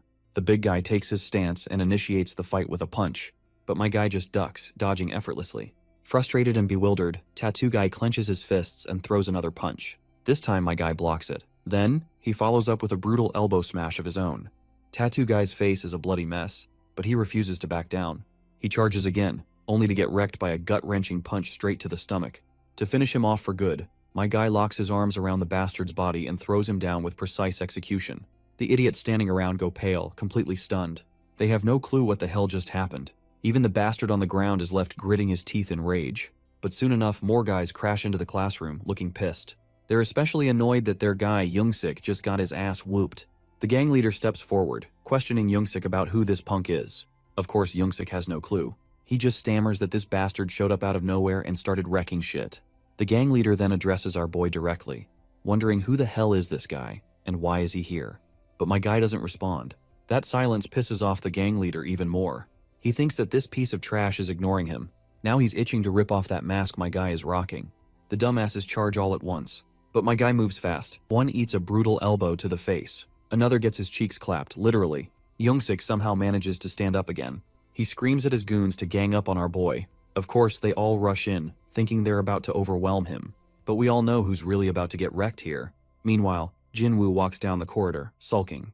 His mind keeps circling back to that guy, the one he met earlier. He's not sure why he showed up, only to disappear just as mysteriously. But right now, he's more concerned about his own life, and he's sure there's no hope for him. Suddenly, his attention is grabbed by a crowd of students gathering outside his classroom. He has no idea what's going on. Then, out of nowhere, a bastard gets thrown straight out of the classroom, shocking everyone. Jinwoo's curiosity spikes. He seriously wants to know what the hell is happening.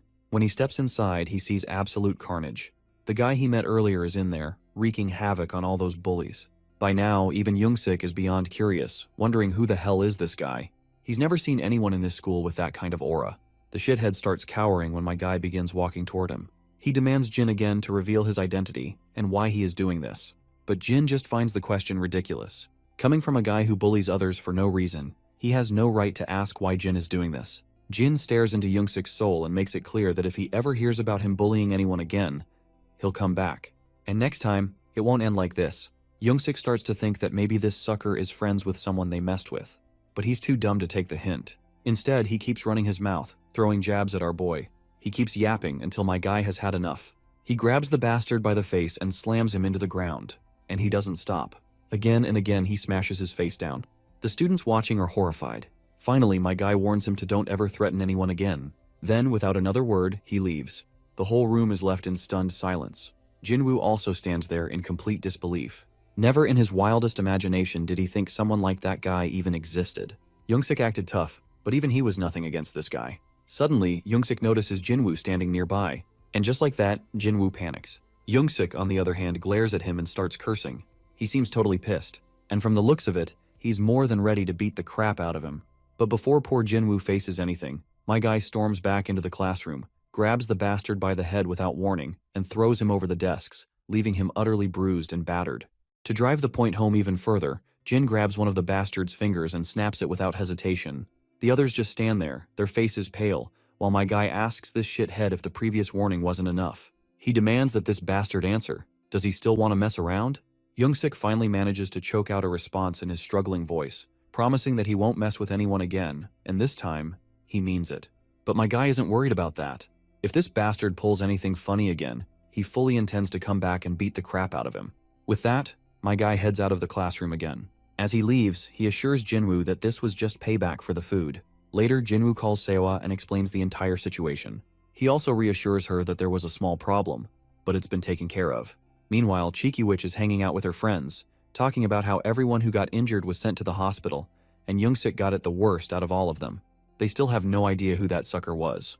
Rumor has it that the mysterious guy wasn't even from their school, which is why they can't find him anywhere. Among all the murmurs and chatter, Jinwoo just sits quietly. But deep down, he's curious too. He wants to know exactly who the man under that mask was. Suddenly, someone approaches Jinwoo. It's his sister Seowa. Cheeky Witch is absolutely stunned to see Seowa standing there in the flesh. All the students immediately pull out their phones, eager to capture the moment. Jinwoo's eyes nearly pop out of their sockets. This is the last thing he wanted to happen. He had been trying his best to keep his identity hidden, not wanting any unnecessary attention or rumors. Cheeky Witch is bewildered to realize that Seowa is Jinwoo's sister. Seowa, on the other hand, gets straight to the point. She's here because he kept ignoring her messages. She tells him to grab his bag because he's coming with her. Jinwoo is reluctant as he is not sure where they're going. His reluctance annoys Seowa, so she repeats herself. Grab your bag. Without further argument, Jinwoo quickly picks up his bag. Seowa then turns her attention to Cheeky Witch and calls her out for bullying her brother. She lets everyone know that she's already aware of what they did to him. And for that, she fully intends to sue them all.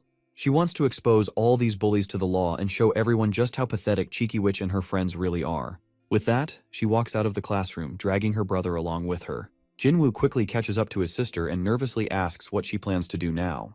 He's worried that people will spread nasty rumors online or send her hate just for being associated with someone as pathetic as him. His sister stops him right there and questions why he even thinks that way. Jinwoo mutters that he was involved in school violence, and if that gets out, nothing good will come her way. But Seowa doesn't give a damn. She doesn't believe any of this is his fault. It's the bullies who were in the wrong. She makes it clear that she doesn't care if rumors spread or if it causes her trouble. She just wants her brother to stop thinking he's pathetic. Jinwoo is overwhelmed by all of this, and before he knows it, tears start falling. In the crowd of students, Seowa suddenly notices Jin standing there. Without a word, he quietly walks away. The next day, Jin arrives at his own school and takes his seat in class. His friends immediately start bugging him, saying they want to play games with Seowa again, and asking him to contact her. As they chat, the focus shifts to Seokju and Yona. Seokju makes a wild guess that while they were in America, Jin was actually busy escorting Seowa. Well, Yona is already aware of this. For some reason, that fact doesn't sit well with Yona. It wouldn't be surprising if she had a massive crush on Jin. The scene shifts back to the past, where Yeona meets her cousin, Jie. As usual, Jie is being cheeky, throwing playful remarks left and right. She claims she's heard something interesting. Apparently, Yona got herself a boyfriend while she was in America, and according to Jie, that so-called boyfriend is now coming to Korea. In the present, Yona is totally frustrated just thinking about everything that's happened. Her frustration is so obvious that even Seokju can't help but notice. Suddenly, she stands up abruptly, walks toward the group, and expresses her desire to have a little discussion with Jin. She asks them to give her some alone time with him. Of course, everyone is left clueless, and they all start to get the wrong idea, which only makes the atmosphere more awkward. Eventually, they leave. She asks Jin if he has some free time, but he flatly responds with a no. He doesn't catch the hint and says that he promised his sister Daeon that he'd go grocery shopping with her. Feeling a little embarrassed but still determined, Yona asks if she can tag along. She'll make sure to ask Daeon for permission first, and if she agrees, she'll go. Later, we see both Daeon and Yona grocery shopping, with Seokju tagging along. Seokju is quite intrigued to learn that Jin has been busy lately, despite being severely injured. Not only that, but he even escorted Cha Seowa. Seokju follows up with another question. Maybe Jin saw other celebrities. But Jin denies it, especially since he had only spent a little time with Seowa. As the guys continue chatting, the girls are engaged in their own conversation, but Yona still isn't able to get any alone time with Jin. Just then, Daeon invites her to dinner at their place that night. Yona is more than happy to accept, eager to spend time with them. Daeon adds that her brother is surprisingly good at cooking, so they can ask him to make dinner. A little while later, we cut to the apartments where the food is already ready. The spread looks lavish and appetizing, and even Yona and Seokju are mesmerized by the food in front of them. Daeon stretches a proud smile across her face as she revels in her brother's cooking skills. By now, Yona is genuinely curious. She wants to know who taught Jin to cook like this. Jin simply shrugs and says he just copied how they did it on YouTube. Though it's a bit awkward, everyone spends some quality time eating and chatting together. Once they finish eating, Yona can barely sit because of how much she's eaten. She notices Jin carrying the dishes and quickly volunteers to wash them. Daeon tries to stop her, but Yona has already made up her mind, for obvious reasons. She wants some alone time to talk with Jin, and this is her only chance. She struggles to tie her apron, and Jin unexpectedly helps her. This catches her off guard. She thanks him, her cheeks turning pink. Jin proceeds to help her wash the dishes. As they do, Seokju is finally happy for Yona. She's finally getting the time she wanted to spend with Jin. The scene then shifts to SW Corporation. Inside one of the meeting rooms, we see all of SW Corp's bodyguards. Their boss introduces the VIP guest who is supposed to visit today, Lewin's Bailey. As the third in line of the Bailey Group, he's here to establish contact between SW and the Bailey Group. Yeona will be at the forefront, so the escort duties will be led by everyone present. He specifically mentions Seokju and Jin, telling them they need to pay close attention since they'll be working alongside Miss Yeona. Later, as all the bodyguards follow Yeona, she finally meets that loud bastard coming from the other side. He hugs her tightly without warning. This leaves Yeona embarrassed, and she quickly distances herself. She doesn't want him getting too close, especially because she doesn't want Jin to get the wrong idea. Lewins asks why she's so embarrassed, but he quickly assumes it's because they're in a public place. He then questions why she should be mindful of what bodyguards and escorts think. After all, it's their job to pretend they don't see anything their masters do and keep quiet. Not wanting to deal with him any longer, Yeona decides to cut the conversation short and tells him they should move on. Later, both Yeona and Lewins sit in a lounge facing each other. As they have lunch, Lewins questions her if she's considered his proposal of engagement. He's sure it wouldn't be a bad offer for her. Yeona, however, decides to talk about it later. Lewins presses her, reminding her that he came all this way to hear her answer directly from her. He's not happy that she's avoiding the topic. Yeona reminds him that she already gave him her answer, so she doesn't understand why he's being so persistent. Lewins glares at her coldly and tells her to acknowledge her decision. He then throws some jabs, reminding her that she has no real position or power within SW. She may have a good reputation within SW because of her father, but compared to her relatives, she hasn't done anything noteworthy. And so, SW doesn't like it when she tries to do anything on her own. His brutal words devastate Yeona. He keeps pushing, forcing her to reconsider. She's barely holding it together. Even Seokju can sense her distress. While Seokju doesn't step in to help, Jin finally steps up. He raises his voice to tell them that it's time to move to the next location. At first, this catches everyone off guard, but Yeona quickly understands what Jin is trying to do. She smiles warmly, ready to move ahead. Lewins, however, glares menacingly, clearly annoyed that he interrupted their conversation. He confronts Yeona, asking if this is how SW Corp produces their bodyguards. Yeona quickly takes the blame, saying she gave Jin permission to interrupt. They can't afford any delays in the schedule for such an important process. Lewins continues to glare at her but eventually brushes off his aggressive expression. He asks her to send her guard outside so they can talk privately. Eventually, Yeona gestures for both boys to wait outside for a moment. Since they seem reluctant to leave, she assures them she'll be fine and that it's okay if they give her some space. With that, both Jin and Seokju head outside. Lewins tells his own guards to leave as well. The lounge is now empty, except for the two of them. Lewins has clearly caught on that Yeona rejected his proposal because of Jin. Yeona reacts strongly to his accusation. Seeing how worked up she is only confirms Lewins' suspicions. He lets her know he's not a fool who overlooks things like this. He assures her he doesn't mind if she's in a relationship with her guard. He's willing to grant her permission to do as she pleases, but all he wants is a formal engagement.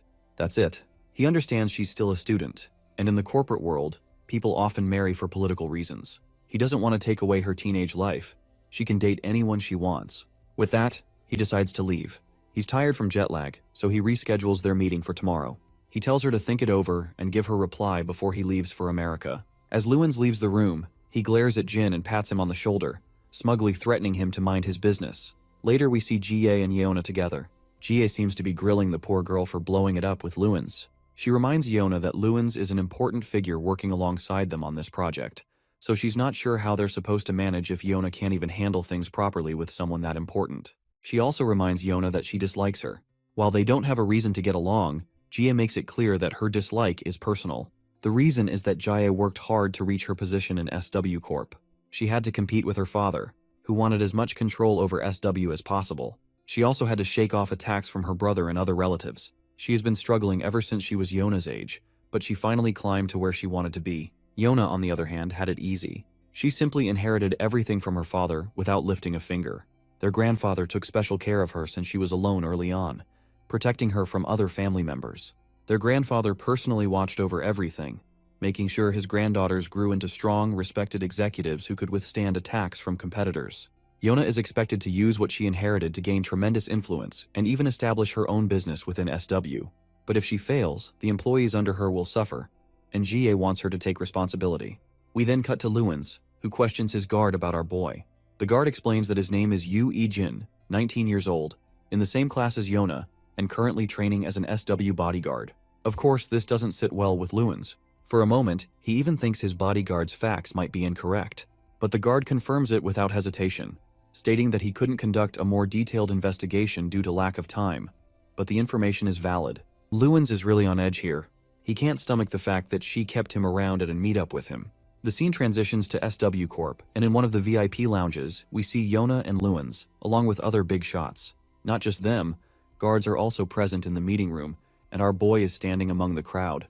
The meeting finally concludes. Lewins turns to Yona, telling her there's a place he wants to visit now that the official business is over. Curious, she asks him which place he is talking about. But before we hear his response, we cut to Jie, who is mumbling to herself. Apparently Lewins has summoned her to meet him, because he wants to demonstrate just how incompetent SW Corp's bodyguards are, and he wants her to witness it. Once she arrives at the meeting place, she sees Yona and Lewins locked in a stare-down, like a rap battle is about to go down. It looks like there's some serious tension between them. Lewins called SW Crop guards incompetent, and Yona wants him to take back what he said. But that bastard believes he wasn't wrong. As far as he knows, the two bodyguards Yona always has around her are students, and one of them is an understudy. But Yona insists that Jin is not an understudy. Lewins keeps throwing jabs at her about SW Corp's security team. Finally, one of Yona's senior guards speaks up on her behalf. He explains that SW's security team doesn't operate the way Lewins thinks. While he understands the reason for Lewins' misunderstanding, their team is made up of tested and competent people, including those two bodyguards. But Lewins remains sassy with his words. We can tell that this bastard is intentionally pushing SW Corp's buttons, because he wants to initiate a sparring session with SW Corp. So he throws down the gauntlet, challenging her to a sparring match, his bodyguards versus hers, to see just how competent SW Corp really is. But Yona already knows what this bastard is plotting, so she doesn't respond immediately. So he tries to provoke her, wondering if, perhaps, her bodyguards aren't as competent as she claims. Besides, it will benefit both sides if they get a chance to train with each other. But Yona makes it clear that she's not about to make a decision like this on her own. After all, bodyguards are here to protect them, not to put on a show. Jie seems pretty satisfied with Yeona's thorough response to the provocation. Even Seokju looks pleased. Lewins, on the other hand, is finally out of arguments. He then shifts his attention to our boy, pointing out that Jin is the reason this situation escalated in the first place. He tries to provoke Jin, sneering at how he's hiding behind the very person he's supposed to protect, which, even for an understudy, is a pretty low standard. But we all know Jin isn't the type to act on impulse, so he stays quiet. Lewins then throws a jab at all of the SW Corp's bodyguards, calling them third-rate and claiming they're nothing but an embarrassment to their master. Of course, not all of the guards are as composed as Jin. They quickly take the bait and are ready to fight Lewin's bodyguards. But the senior bodyguard of Team 2 remains composed and responds wisely. He makes it clear that they are here to protect their client, not participate in sparring matches. If his team gets injured, they won't be able to carry out their duties. That's when Jie catches everyone's attention. Being the senior, she grants Team 2 permission to engage in the duel. Now they are free to make a choice whether they want to fight or not. Many of them are eager to prove themselves, but Lewins isn't happy about this. The only reason he wanted this sparring session was because of Jin. If Jin isn't participating, then it's pointless. To his surprise, Jin steps forward. Yona tries to stop him, but Jin reminds her that he's part of Team 2 as well. And just like that, Jin ends up facing a bodyguard representing Lewins. Lewins is thoroughly satisfied to see this. He's sure Jin will learn his place once he loses an arm or a leg. Meanwhile, Jie knows Jin is skilled, but she's still worried. He's young. But her bodyguard assures her there's nothing to worry about. Out of all the sparring matches they've had, not a single person has beaten Jin yet. As soon as the referee signals the start of the match, my guy moves with the speed of light and delivers a brutal knee smash, knocking his opponent out on the spot. Lewins, who was smug just moments ago, is now utterly baffled. Meanwhile, Seokju and the others are beyond pleased to see these scumbags getting their asses whooped. Even Jie cracks a smile, realizing she was worried for nothing. One of Team 2's members steps up, ready for the next fight. But Jin isn't done yet. He challenges Lewins to send the next person. This, of course, rattles the hell out of Lewins. In his eyes, the audacity of this lowly guard to provoke him is beyond infuriating. But eventually, he sends one of his best men. Lewins' guard assures him that they won't lose this time. The battle starts. The opponent lunges at Jin, only to get punched hard in the face. Jin follows up with an elbow smash. Despite the brutal hits, the guy lunges again, only to get slammed across the face once more. And that final knee smash is enough to knock him down cold. This is just another humiliating slap to Lewins' pride. Meanwhile, Jin asks for the next challenger. Lewins turns red like a tomato. This humiliation is getting too much to endure. Still in denial, he refuses to believe Jin is actually that strong. Instead, he convinces himself that his guards must have let their guard down. But his escort guard corrects him. While the first guard was caught off guard, the second was fully prepared. It's a hard pill to swallow, but even Luins' senior guard admits that Jin is simply skilled. Still, Luins refuses to entertain the idea that a random high schooler is capable of taking down 2 of his elite guards. But the senior guard just shrugs. No matter how much Luins denies it, the truth doesn't change. The next opponent steps in, way more alert and prepared than the previous 2. Even Seokju can tell this guy has figured out how to handle Jin. As soon as the opponent throws his first punch, my guy dodges effortlessly, tilting to the left. The opponent keeps throwing punches, one after another, but every single one is dodged. Left, right, again and again. And the moment Jin sees an opening, he throws a punch of his own. The opponent tries to counter with his own punch, but my guy grabs him by the head and tosses him aside like he's nothing but a trash bag. Then, locking his arms around the guy's neck, Jin starts suffocating him. Eventually, the opponent completely loses his will to fight. Luin's men can't help but be fascinated, no matter how many times they see it. Meanwhile, Jin is already demanding the next opponent. Luins grits his teeth. After taking so many brutal hits to his pride, he's barely holding himself together. His senior guard even suggests surrendering, because at this point, he's figured it out that they won't be able to beat this monster with the people they have. But Luins refuses to back down. Instead, he suggests that his senior guard fight next. Meanwhile, Jia's escort guard also thinks that Luins is going to stop here. But Jie believes they'll be rushing into fight since their fragile egos have already been bruised. She can tell that this is the only thing going through Luin's mind right now. However, her escort guard thinks it would be difficult to beat Jin, even with more people. And even if Luins won, it wouldn't mean much. No one would praise them for finally beating someone who had already taken down 3 of their men. Besides, the whole reason they provoked SW Corp was to embarrass Jin. But since the opposite happened, they have no choice but to surrender. Eventually the enemy concedes, and the sparring session comes to an end. SW Corp's bodyguards burst into cheers and laughter, celebrating their victory. Everyone starts surrounding Jin in admiration. Even Jie can't help but chuckle at the sight. While he doesn't talk much and always wears a blank expression, he's surprisingly popular. Her escort agrees, feeling proud of how Jin lets his fists speak for him, something far more important than words. Jin then turns to Yona and asks how she's doing.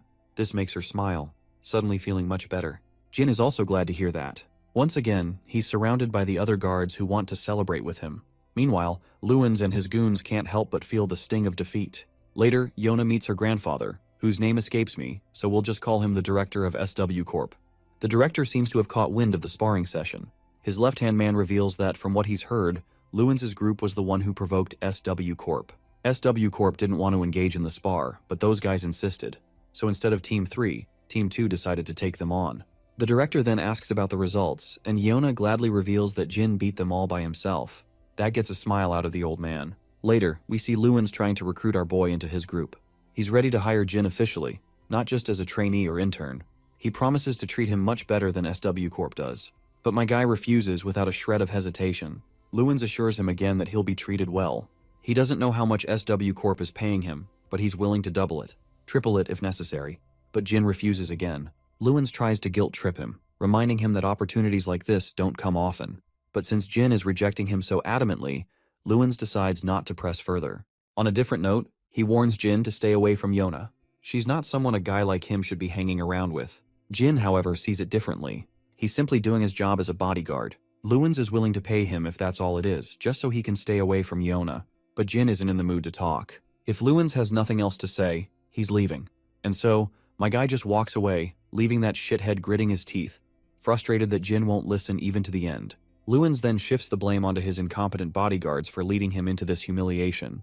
But his senior guard reminds him that Jin was just too strong. Even he doesn't think he could beat him in hand-to-hand combat. The guard further argues that the bodyguards they brought here are ranked among the top in the Bailey group. Even if the first guy got caught off guard, that doesn't explain how the next ones went down so easily. Jin might be young, but he's strong. The escort guard further points out that hand-to-hand combat isn't everything for a bodyguard. If fighting was all that mattered, martial artists would make the best bodyguards. But a bodyguard's job goes beyond just fighting. Luins acknowledges this. Anyway, he asks his guard if the business is proceeding as planned. The guard affirms with a positive response, saying nothing has changed and that their guests should arrive tomorrow as scheduled. Luins is looking forward to it. He's certain Hyung's weakness will soon be in his hands. We don't know who Hyung is, but it looks like Luins has beef with this person, and he wants to expose him badly. Later, we see Yona and Lewins together again. After some small talk about daily responsibilities, he finally gets to the real reason they're here. He wants to know if she's made up her mind. She was supposed to give him her answer today. But Yona reminds him that he originally wanted her response before he left for America. Since he's staying until tomorrow, she wants to postpone her answer until tomorrow. This crazy sucker has no issue with that. Internally, Yona just wants to get rid of him, and she's relieved that she only has to endure him until tomorrow. Lewins then brings up Jin, remarking that the guy has some serious riz and aura. He says he can understand why Yona would be interested in him. Of course, Yona's face instantly turns tomato red at the embarrassing remark. She's annoyed. She wasn't expecting him to say something so unprofessional. While Lewins acknowledges what she's saying, he clearly sees how flustered she is, which just proves his point. Yona keeps pretending like she has no feelings for Jin. But Lewins doesn't beat around the bush. He outright tells her that even after they marry, she'll be free to see Jin. Yona questions why he even wants to marry her in the first place. The answer should have been obvious from the start. This is just a deal. That being said, there won't be any restrictions if they want to see other people. With that, he leaves, reminding her that she has until tomorrow. Later, as Yona gets into her car, her mind is still stuck on what that shithead said about their marriage being just a deal. As she sits quietly, even Jin notices the distress on her face. She suddenly realizes that Jin is sitting right beside her. She takes a moment to express her gratitude for everything he's done for her up until now, but she's sure it'll all be over after today. Jin, however, reminds her that it's not over until tomorrow. Suddenly, he spots a guy with a spider tattoo on his face walking along the sidewalk. The sight absolutely shocks him, and he immediately goes on high alert. He turns his head, looking at the guy more closely. Then he asks Seokju to drop him off here. He's got business to take care of. Seokju agrees, since there's nothing urgent left on the schedule. With that, Jin leaves the car and begins dashing through the footpath, his mind racing as he thinks about that spider-tattooed guy. He wonders why the man is even here. The spider-tattooed guy is staring at the JS hotel in front of him, the place where Lewins is staying. Meanwhile, Lewins' guest arrives. He's a nerdy-looking guy carrying some sort of top-secret data. Lewins is confident that as long as he gets this data, he can easily take down Hyung. The nerdy guy, however, feels anxious around these shady people. He quickly requests his money so he can leave, as he has already completed his job. Lewins is willing to pay him, but only after checking the data inside the flash drive. Suddenly, the front gate creaks open, and in bursts a masked man, none other than the spider-tattooed guy. Without hesitation, he opens fire. Lewins' guard reacts quickly, managing to get his boss out of the line of fire. Frustrated, Lewins clenches his teeth. He has no doubt in his mind that Hyung sent this hitman. Lewins' escort guard gets severely injured while protecting him. The assassin, however, doesn't relent, continuing his ruthless barrage of bullets. The escort guard attempts to use a taser, but the wires fail to connect. This gives the tattoo guy an opportunity to fire again. Feeling cornered, the escort guard curses his luck. If only he had a gun, he could turn the tide in his favor. But unfortunately, he doesn't. That's when Jin crashes the party and swiftly takes down the shooter. The escort guard watches Jin's charge, finding it reckless. After all, the enemy has a gun. But we all know Jin isn't weak sauce. He quickly yanks the gun out of the assassin's hands and aims the barrel straight at him. The assassin, unfazed, pulls out a dagger and charges at Jin despite being at gunpoint. Jin doesn't hesitate. He shoots the assassin in the leg, causing him to collapse in pain and agony. The way Jin turned the tide of the situation is nothing short of breathtaking. Even Lewins and his escort guard are left completely boggled by his performance. Later, the director of SW Corp hears all the juicy details of the recent event. Jin claims he followed the masked man because he recognized him as an assassin from his mercenary days, and the assassin's target was Lewins. But what makes this situation truly messy is that Lewins had been trying to stain the name of the second son of the Bailey family. One of Lewins' employees had brought important documents to his location, documents Lewins planned to use against the Bailey family's second son. Since there's bad blood between the two, it's obvious who's behind this assassination attempt. However, the director's escort points out that there's no concrete evidence to support this claim, though it makes the most sense. The director reveals that he has heard rumors about inner turmoil within the Bailey family due to succession disputes. That alone makes it highly possible that this situation arose from those tensions. In any case, the director is glad it's all over. Both the Bailey family and Lewins himself have expressed their deepest gratitude. So basically, Lewins wants his brother dead, while his brother wants the same. The next day arrives, and we find ourselves at the airport. Yona is here to give her response to Lewins' marriage proposal, and as expected, she rejects him. Her reasoning is simple. She doesn't want a marriage without love. Lewins doesn't try to persuade her. Instead, he reminds her that while she may have rejected him now, a political marriage is inevitable. Sooner or later, she'll have to make a decision. Another reason he doesn't push further is that her boyfriend was the one who saved her. Of course, Yona immediately turns red with embarrassment, insisting that Jin is not her boyfriend. But let's be real. While she clearly has feelings for Jin, our guy is a true Sigma with zero love hormones. It doesn't take long for Lewins to recognize that Yona is living through a one-sided crush. Regardless, as promised, he won't bother her again. Before leaving, he questions Jin one last time. Does he want to work for him? Jin's response remains unchanged. Lewins, being the asshole he is, doesn't bother to thank Jin for saving him. After all, Jin was simply doing his job as a bodyguard. That being said, the offer to work for him remains open, should Jin ever change his mind. As they part ways, Lewin's escort tells Jin that they are in his debt. And with that, this arc comes to an end. Later we see Daeon spotting Seokju in the distance. But before she can call out to him, Seokju quickly silences her. He doesn't want her to interrupt the alone time Jin and Yona are having together. Yona is here to express her gratitude to Jin for everything he has done for her so far. She was shocked when she heard what happened yesterday, and thanks to him, SW Corp is in a much better position for negotiations with Lewins now.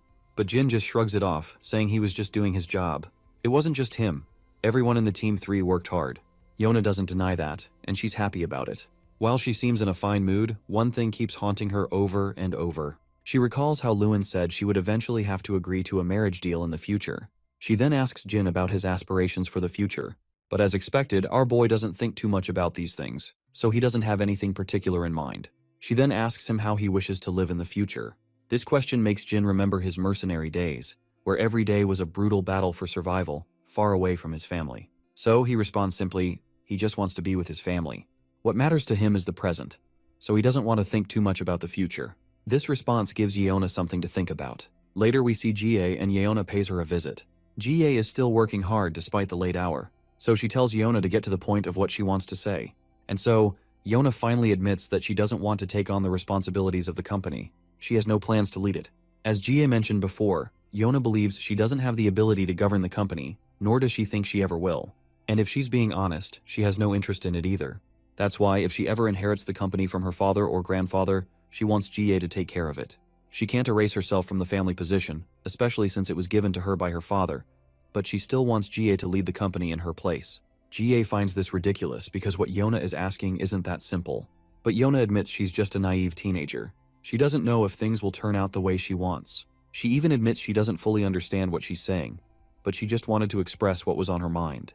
And to make this happen, she needs Jie's help. But Jie has no motivation to help her. In response, Yeona reminds her that it's not a bad deal for Jie if things go as she wants. It would even be advantageous for Jie when she goes up against her older brother. Now that she's said everything she wanted, Yeona leaves. Afterwards, she calls Jin and asks him for his company. In the Radiant City, we transition to Cha's turf. Inside the club, we find Cha, deep in thought about our boy. He's considering calling Jin to hang out, eat, and just chill. That's when Cha's left-hand man appears and reports that Gilsoo Hyungnim is here. This name completely shocks the hell out of Cha. And then, in steps the man himself. And judging by the look on his face, it's clear that he means business. The scene shifts to a certain fat sucker, one of the gangsters who got his ass whooped by our boy and Mr. Cha. Since his name isn't worth remembering, let's just call him Fat Sucker. He looks as pissed off as a baboon when his men report that they saw Gilsoo visiting Cha's turf. Fat Sucker's fellow gangster is also here. Let's call him Vampire. Vampire reports that Gilsoo was supposedly in Russia, so he's curious why the guy suddenly showed up. Fat Sucker has no clue either. But one thing's for sure, Gilsoo is going to be a huge pain in the ass. And him joining forces with Cha is the last thing this fat sucker wants. Mr. Cha used to work under Gilsoo, so there's a chance they might collaborate. But even then, Fatty is sure they're different. While Cha is skilled, he prefers to stay under the radar and doesn't want much. Meanwhile, Gilsoo is greedy as hell and he'll do whatever it takes to get what he wants. The scene transitions back to Cha and Gilsoo. Gilsoo says he's heard rumors about Cha living a quiet life, which is weird. I mean, why would someone as skilled as Cha stay under the radar? Well, Cha just admits he's lazy. Maybe he's getting old because he feels even lazier. Gilsoo doesn't like that response, especially since he's the old one here. Anyway, Gilsoo expresses his desire to join forces with Cha. He's sure that if they work together, they could take over the entire country. But Cha politely declines. He doesn't have what it takes for something like that. He believes that brute strength alone won't cut it. To pull something this big off, they need strong connections with higher-ups and solid business sense. And honestly, Cha doesn't think he's capable of either. Like he said, he's too lazy now. He's getting old. A while later, Cha and his boys see Gilsoo off, and the guy speeds away. Cha's left-hand man asks why Gilsoo came here. Cha just replies that he came here for work. Whatever that work is, his left-hand man knows one thing. They better stay the hell away from Gilsoo's mess. Meanwhile, we transition to Gilsoo. He's not happy at all about being turned down by Dusik Cha. So he contacts someone else and strikes a deal with them. Though he has one condition in that deal. Now it's anyone's guess what that condition is. We then transition to Jin's apartment, where Yona walks into his room with some food. Upon entering, she notices her brother working out, doing pull-ups. And for some obvious reason, she finds it fascinating. She starts wondering if all the guys do pull-ups this well. This remark causes Jin to flash back to his past, where, during his mercenary days, he used to go through rigorous strength-building exercises along with his fellow mercenaries. So he gives Yona a positive response. Looks like bro doesn't know the difference between hardcore mercenaries and average teenagers who sit around all day in their dimly lit rooms. Suddenly his phone rings. It's Cha Dusik inviting him for a late-night noodle spree. Later, he finally meets Cha outside, and they eventually sit down to have some food. Cha has heard that Jin is training with the SW bodyguards, to which our boy responds passively. Cha then follows up with another question, wondering why someone of Jin's skill is just a trainee and not an official employee. He wonders if they're paying him well enough. Jin responds positively without saying much. Cha then further questions if he is satisfied with his job. Once again, Jin responds positively. Cha then asks if his sister is doing well, and Jin's response remains straightforwardly positive. Seeing this, Cha just breaks into a smile. The next day arrives, and we find Grandpa doing his job diligently. And then, Cha and his left-hand man begin helping the old man clean the place. Even with Grandpa's persistence that they don't need to, both Sigma males start sorting out the scattered stuff and then go on their way. Grandpa's coworker is also surprised to see these guys. They might look like gangsters, but they sure don't act like it. Meanwhile, we meet Cha and his left-hand man again, and they seem to be looking for a kimchi soup restaurant in the area. Suddenly, the left-hand man gets a call, and what the caller tells him is quite shocking. He turns to his boss and drops the devastating news that their store has been attacked. Cha rushes back to his turf, only to see wreckage and the blood of his men. The left-hand man has received word that the security camera data is gone. Given this, the enemy had been thoroughly prepared for this fight. 6 people sustained heavy injuries, 5 are unconscious, and 1 just woke up. But all he remembers is that they were attacked by 2 people. It looks like Cha has figured out who is behind this, and it doesn't take long for his left-hand man to realize it as well. Right at that moment, Cha gets a phone call. It's Gilsu calling. Gilsu plays dumb, claiming to have just heard that Cha's store got attacked. Cha finds it quite suspicious that Gilsu found out so early. While Gilsu admits that he has been away from the country for a while, he still holds enough influence to gather intel without any trouble. Anyhow, he questions who the culprit behind this is. Cha is trying his best to figure it out. Gilsu also hopes that his old friend takes care of it soon, and even offers to help Cha. And Cha responds to this gesture politely. Once the phone call is over, Gilsu turns his attention toward the 2 men who wrecked Cha's turf. Gilsu had wanted these guys to take care of Cha, but as fate would have it, Cha wasn't at the store at that time. Now that they have made their move, they know Cha will be more wary from now on, so they'll have to be even more careful next time. The scene then cuts to Fat Sucker, who is now under Cha's scrutiny. The bastard insists that he wasn't the one who caused the damage to his turf. He is so freaked out that he tries his best to convince Cha. Afterward, Cha looks for the other gangster, but they also deny launching the attack on Cha's turf. Not only them, but Cha also questions a bunch of gangsters he suspected, but they all deny any involvement. By now, they have no clue who might have done this. Cha then decides to visit the hospital to meet the injured men before returning and instructing his left-hand man to continue the investigation. Cha finds this whole situation very suspicious. If the attack was launched by some opposing gang, he would have already figured out which one, given all the investigation they've done so far. But everything is too quiet, as if no one knows anything. We then switch to Jin's apartment, where he is checking his phone. It's his friend Jae-hyung who is throwing jabs at him for performing poorly at the gaming center. And it looks like Yeona is also there, and she tries to back Jin up, claiming that he wasn't that bad. Suddenly, Jin's sister calls him, asking if he's planning to meet Dusik Cha. Because if he is, she wants him to deliver something to Cha. She has heard from Grandpa that Dusik helps him out a lot, along with his associate. They always show up out of nowhere to help with garbage disposal and heavy lifting. They also give Grandpa leftover drinks and other supplies. So, she wanted to make something for them and give it to them as soon as possible. Seeing how much effort Daeon has put in, Jin takes the responsibility of delivering the food. Later that night, he arrives at Cha's apartment and offers him the food, telling him that his sister asked him to deliver it. Cha takes the bag and takes note of the food inside. Now that the mission has been accomplished, Jin proceeds to leave. Seeing this, Cha quickly calls him out and invites him for a drink. The scene transitions to Cha's left-hand man, who is in the car along with the other members.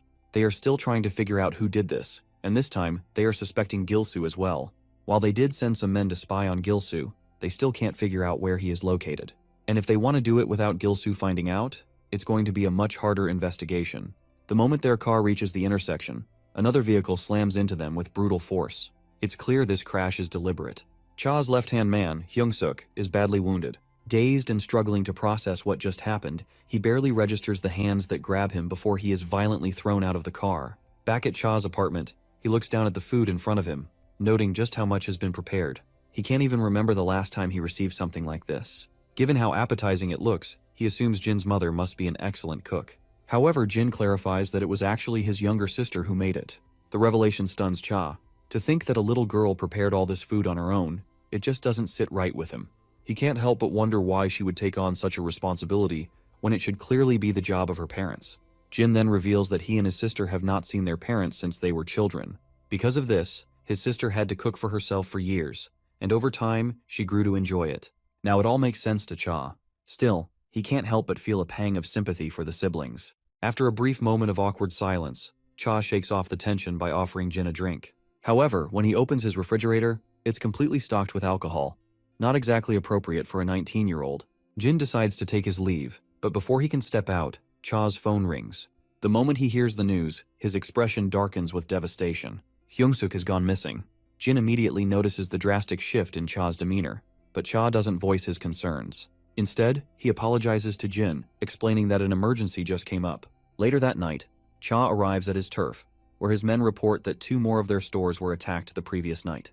The attack on Hyung-suk's car happened around the same time, and they have been unable to locate him ever since. The others who were with him are currently in the hospital, but Hyung-suk is missing, and he hasn't been admitted to any medical facility in the area.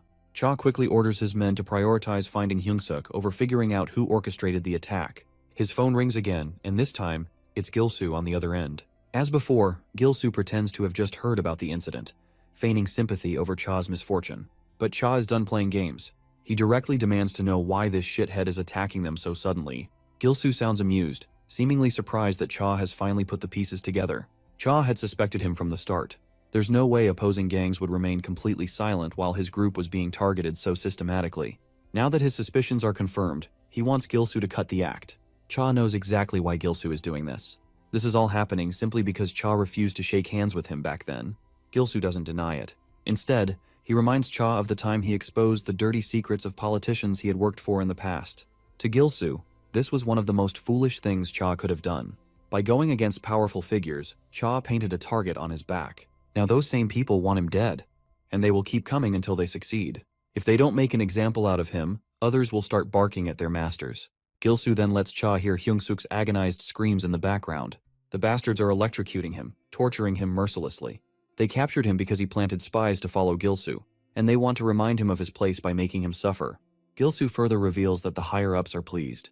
They're even offering extra money if he wipes out every single person affiliated with Cha. That only confirms just how much they want him erased. Before hanging up, Gil-soo lets Hyung-suk hear Cha one last time, but Cha remains silent, unable to bring himself to speak. Through strained breaths, Hyung-suk apologizes for disappointing him. After this brief exchange, Gil-soo takes the phone away from Hyung-suk. That's when Cha issues his own threat. He warns Gil-soo that if Hyung-suk dies, then Gil-soo's death will be inevitable as well. But Gil-soo merely chuckles, dismissing the threat as an empty promise. Cha then roars at the top of his lungs, making it crystal clear that the won't rest until this bastard is dead. Before Gil-soo can respond, something slams against the front door with such force that it flies off its hinges. Shock spreads across the room, and standing at the entrance, the one responsible for the destruction, is none other than Jin. The one who helped Jin locate this hideout is Seokju. It does not take Hyung-suk long to recognize this guy. The mask covering Jin's face does nothing to hide his identity. There is no doubt in Hyung-suk's mind Jin is here to save him. Gil-soo, on the other hand, assumes Cha must have sent him. But what truly baffles him is the fact that Cha sent a kid to fight. He then orders his men to take the kid down and bring Cha to him. Then he steps aside to light a cigarette, while commenting on the absurdity of the situation. One of Gil-soo's goons charges at Jin, but Jin retaliates with a devastating punch, sending the man flying. He swiftly takes down the next opponent as well. A third thug tries to stab him with a dagger, but Jin dodges and counters, dropping him instantly. One by one, he massacres these so-called gangsters, treating them like mere dummies left for him to practice on. In a matter of seconds, every single one of Gil-soo's men is sprawled on the ground. Gil-soo stands frozen, cigarette hanging loosely from his lips in utter disbelief. Meanwhile, Hyung-suk isn't surprised in the slightest. After all, this is Jin we're talking about. It looks like there is still one man remains standing, ready to engage Jin in combat.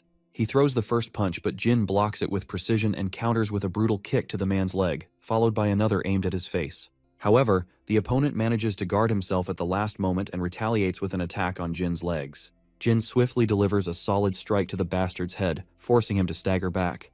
The sneaky bastard also makes sure to draw his dagger and inflict an unexpected cut over Jin's thigh. Meanwhile, Gilsoo is losing his composure. Seeing one of his best men, Anatol, struggling against Jin is infuriating. The fact that Anatol had to resort to drawing a knife says enough about Jin's overwhelming skill. Jin delivers a crushing kick to Anatol's stomach, then grabs his wrist, forcefully disarming him. With a final blow to the head, Anatol collapses, defeated. This is then another goon charges at Jin, but my guy retaliates ruthlessly. He slashes multiple times, leaving deep wounds across the bastard's arm. Gilsoo is in utter bewilderment and demands to know who he is, as no one had ever heard of someone like him working under Cha. Ignoring them, Jin strides toward Hyungsuk, who looks up at him in confusion. When asked why he saved him, Jin responds that what happened here is connected to him as well. Even without that, there were plenty of reasons to step in, and we all know that one of them being how Cha and Hyungsuk have always treated the old man with kindness. Gilsoo then makes a failed attempt to recruit Jin. He doesn't want talent like Jin's to be wasted in a country like this. If Jin joins him, he promises the freedom to go as wild as he wants. But Jin remains silent. Taking the silence as a rejection, Gilsoo pulls out a gun, intending to kill Jin on the spot. He finds it ironic that being a good person means nothing when a single bullet can end a life. He reminisces about his time in Russia, where he had struggled a lot to adapt to firearms, and assumes Jin must be just as unfamiliar. But to his shock, Jin moves with inhuman agility, weaving past every bullet. Gilsoo, overly reliant on his gun, lets his guard down. Seizing the opportunity, Jin throws a dagger straight into Gilsoo's chest. Jin follows up and drives the blade even deeper. While our boy is not a fan of throwing jabs, he takes a moment to mock Gilsoo's poor gunmanship. Anyone with true experience wouldn't attempt to shoot a moving target while holding the gun one-handed. This proves Gilsoo has never used a gun in real combat. Gilsoo is in utter disbelief. To think that a man of his stature is about to be taken down by a high schooler, he refuses to accept it. Summoning his remaining strength, he pushes Jin back and yanks the dagger from his chest. Now opting for hand-to-hand combat, he throws a punch, but Jin dodges effortlessly and counters with a devastating blow of his own. Despite his pride, Gilsoo continues to fight, though he is getting beaten mercilessly. Eventually, after a long, grueling exchange, Jin ends the battle with a final knee smash to Gilsoo's face. Throughout it all, Hyungsuk remains the sole witness to Jin's sheer dominance. He watches in awe, barely believing what he just saw. One high schooler took down Gilsoo's entire gang alone, an absolutely insane feat. Cha finally arrives with his men, only to find the battle already over. The only thing left standing is Jin, surrounded by unconscious bodies. This is then Cha realizes something crucial. The text he had gotten earlier must have come from Jin, who tipped him off about the Gilsoo's hideout location. So, he expresses his gratitude to Jin. But as always, our boy says nothing and simply walks out. Cha then turns to Gilsoo, who is barely clinging to life. Despite his injuries, the man still manages a smirk. He refuses to believe that someone like Jin would ever work under Cha's command. Cha questions why his senior had to escalate the situation unnecessarily, but Gilsoo sharply disagrees. In his mind, nothing he did was unnecessary. This is simply how delinquents handle business. His goal was to reclaim his position as top dog, and that meant taking down Cha. He scoffs at the idea of living a life like Cha's. He also hates the fact that a so-called gangster like Cha suddenly started preaching about honor and peace. The scene shifts to the past. Gilsoo once overheard his men discussing how, ever since Cha split from him, many of them wanted to follow Cha instead. His work ethic and loyalty were far superior. Now, in the present, Gilsoo hates how Cha prioritizes ethics and honor over raw power. He sneers at the idea of treating subordinates with kindness. If Cha wants to live a normal life, he should just quit the gangster world and get a job at freaking McDonald's, where he can hand over fries with a big fucking smile. But Cha has had enough. The one who doesn't know how to be a gangster is Gilsoo. No matter the situation, one should never stab a loyal brother in the back. But someone like Gilsoo could never understand that. Cha's men step forward, ready to finish the job. Seeing this, Gilsoo begins to panic, realizing Cha has no intention of fighting him one-on-one. He calls out Cha for not honoring his senior by not fighting one-on-one, but Cha simply responds that his honor is his own business. Those were the last words Gilsoo heard before a bat struck him down for good. Later, Jin sneaks quietly into the apartment to avoid drawing any attention, but his sister still notices him and immediately asks where he's been all this time. She's mad that he's been playing too many games lately and coming home late every day. She advises him not to get addicted to it, but our boy just responds with a smile. Then Daeun asks if Jin delivered the food to Mr. Cha like he was supposed to. She's sure Jin doesn't have any issues with those guys, but she still tells him to treat them well. Jin smiles again. Well, he did treat them well by defeating their enemies. The scene takes us back into distant past, where we see Hyung-suk receiving a small amount of money from his senior.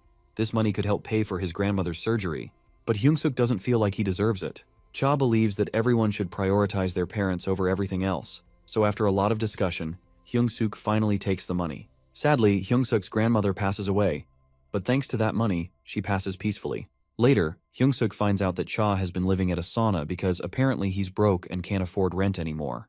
It does not take him any time to realize just how much Cha sacrificed just to help him. He goes to find Cha at the sauna, and when he sees him, tears involuntarily start to flow down his face. In the present, Hyung-suk wakes up in the hospital, and the only person there is Cha, which is to be expected. Cha apologizes, feeling like it's all his fault because Hyung-suk could have died this time. But Hyung-suk doesn't regret it at all. In fact, he was ready to die if he had to. He reminds Cha that they're not strangers, they're close, and he's sure Cha would have done the same for him. Speaking of the current situation, Hyung-suk suddenly remembers how absolutely crazy Jin is. Not only is he good with his fists, but he's also amazing with a knife. At that moment, we see the secretary of the director of SW Corp, who's here to meet Cha. We learn that Jin had talked to the director, and the director promised to help Jin and Cha by offering them legal jobs under SW Group. Jin expresses his thanks, but the old man insists that no thanks are necessary, as SW Corp owes Jin many favors. After the call, we realize that Jin is sitting in his classroom. His friends join him and invite him for a gaming session, but Jin declines because he has something else to do. He then walks up to Seokju, straightforwardly asking if he can borrow some of his time. Poor Seokju is rattled, thinking Jin wants him to track gangsters again, but to his surprise, Jin just takes him out for ramen. Seokju is even more confused and asks if Jin really brought him here just to buy him food. Jin responds with a simple yes, explaining it's just his way of thanking Seokju for helping him recently. Seokju still can't wrap his head around it. Jin bought him food just for this? But Jin confirms once again. Seokju isn't sure why it had to be instant ramen and triangle gimbap. Jin points out that not only is it cheap, but it's also packed with nutrients. Reluctantly, Seokju starts eating. He got worked up when Jin asked for his time so seriously, but I guess it's nothing worrisome. Later, two girls show up and immediately ask for their phone numbers. Seokju isn't happy about it, but Jin casually asks if they're asking for their smartphone numbers. The girls get a little creeped out by how specific Jin is. They confirm they want his phone number, and Jin asks why they want it. His bluntness makes the girls even more uncomfortable, and even Seokju is a little freaked out. He quickly steps in to apologize on Jin's behalf, explaining that Jin's been living abroad and isn't used to this sort of thing. The creeped out girls back off and run away. Seokju sits back down, clearly disappointed. He tells Jin that if he didn't like the girls, he could have politely refused instead of acting the way he did. But Jin doesn't understand. Someone he doesn't know wanted his contact information, and he doesn't take that lightly. Then, Jin's friends and Yona show up and they end up overhearing the conversation. They want clarification about who asked for Jin's contact info. Seokju explains that it was some girls from Jinny Girls High. Jae-hyung is completely shocked and asks if they're talking about the same girls who just passed by. One of them was Chae Isul, a famous idol trainee.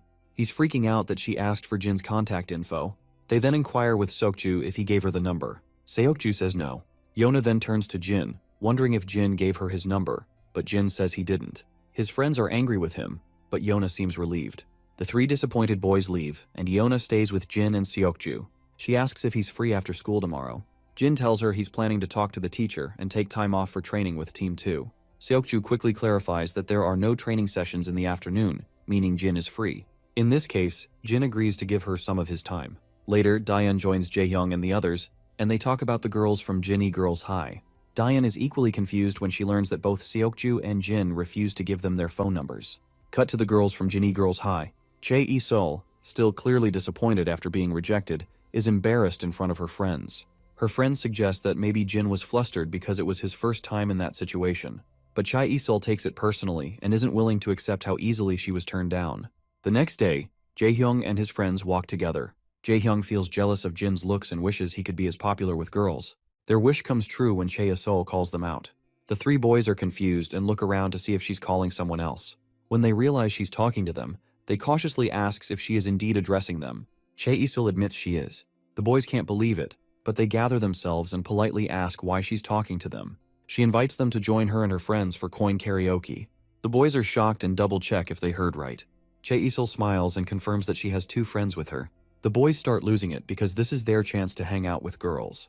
But we know the real reason she invited them. She's seen Seokju and Jin hanging out with them, and she's sure they'll follow if she invites these three. To her surprise, the boys reject her invitation. They explain that there's a serious rank promotion match they don't want to miss. Chaesul is devastated. She can't believe she was rejected over a game.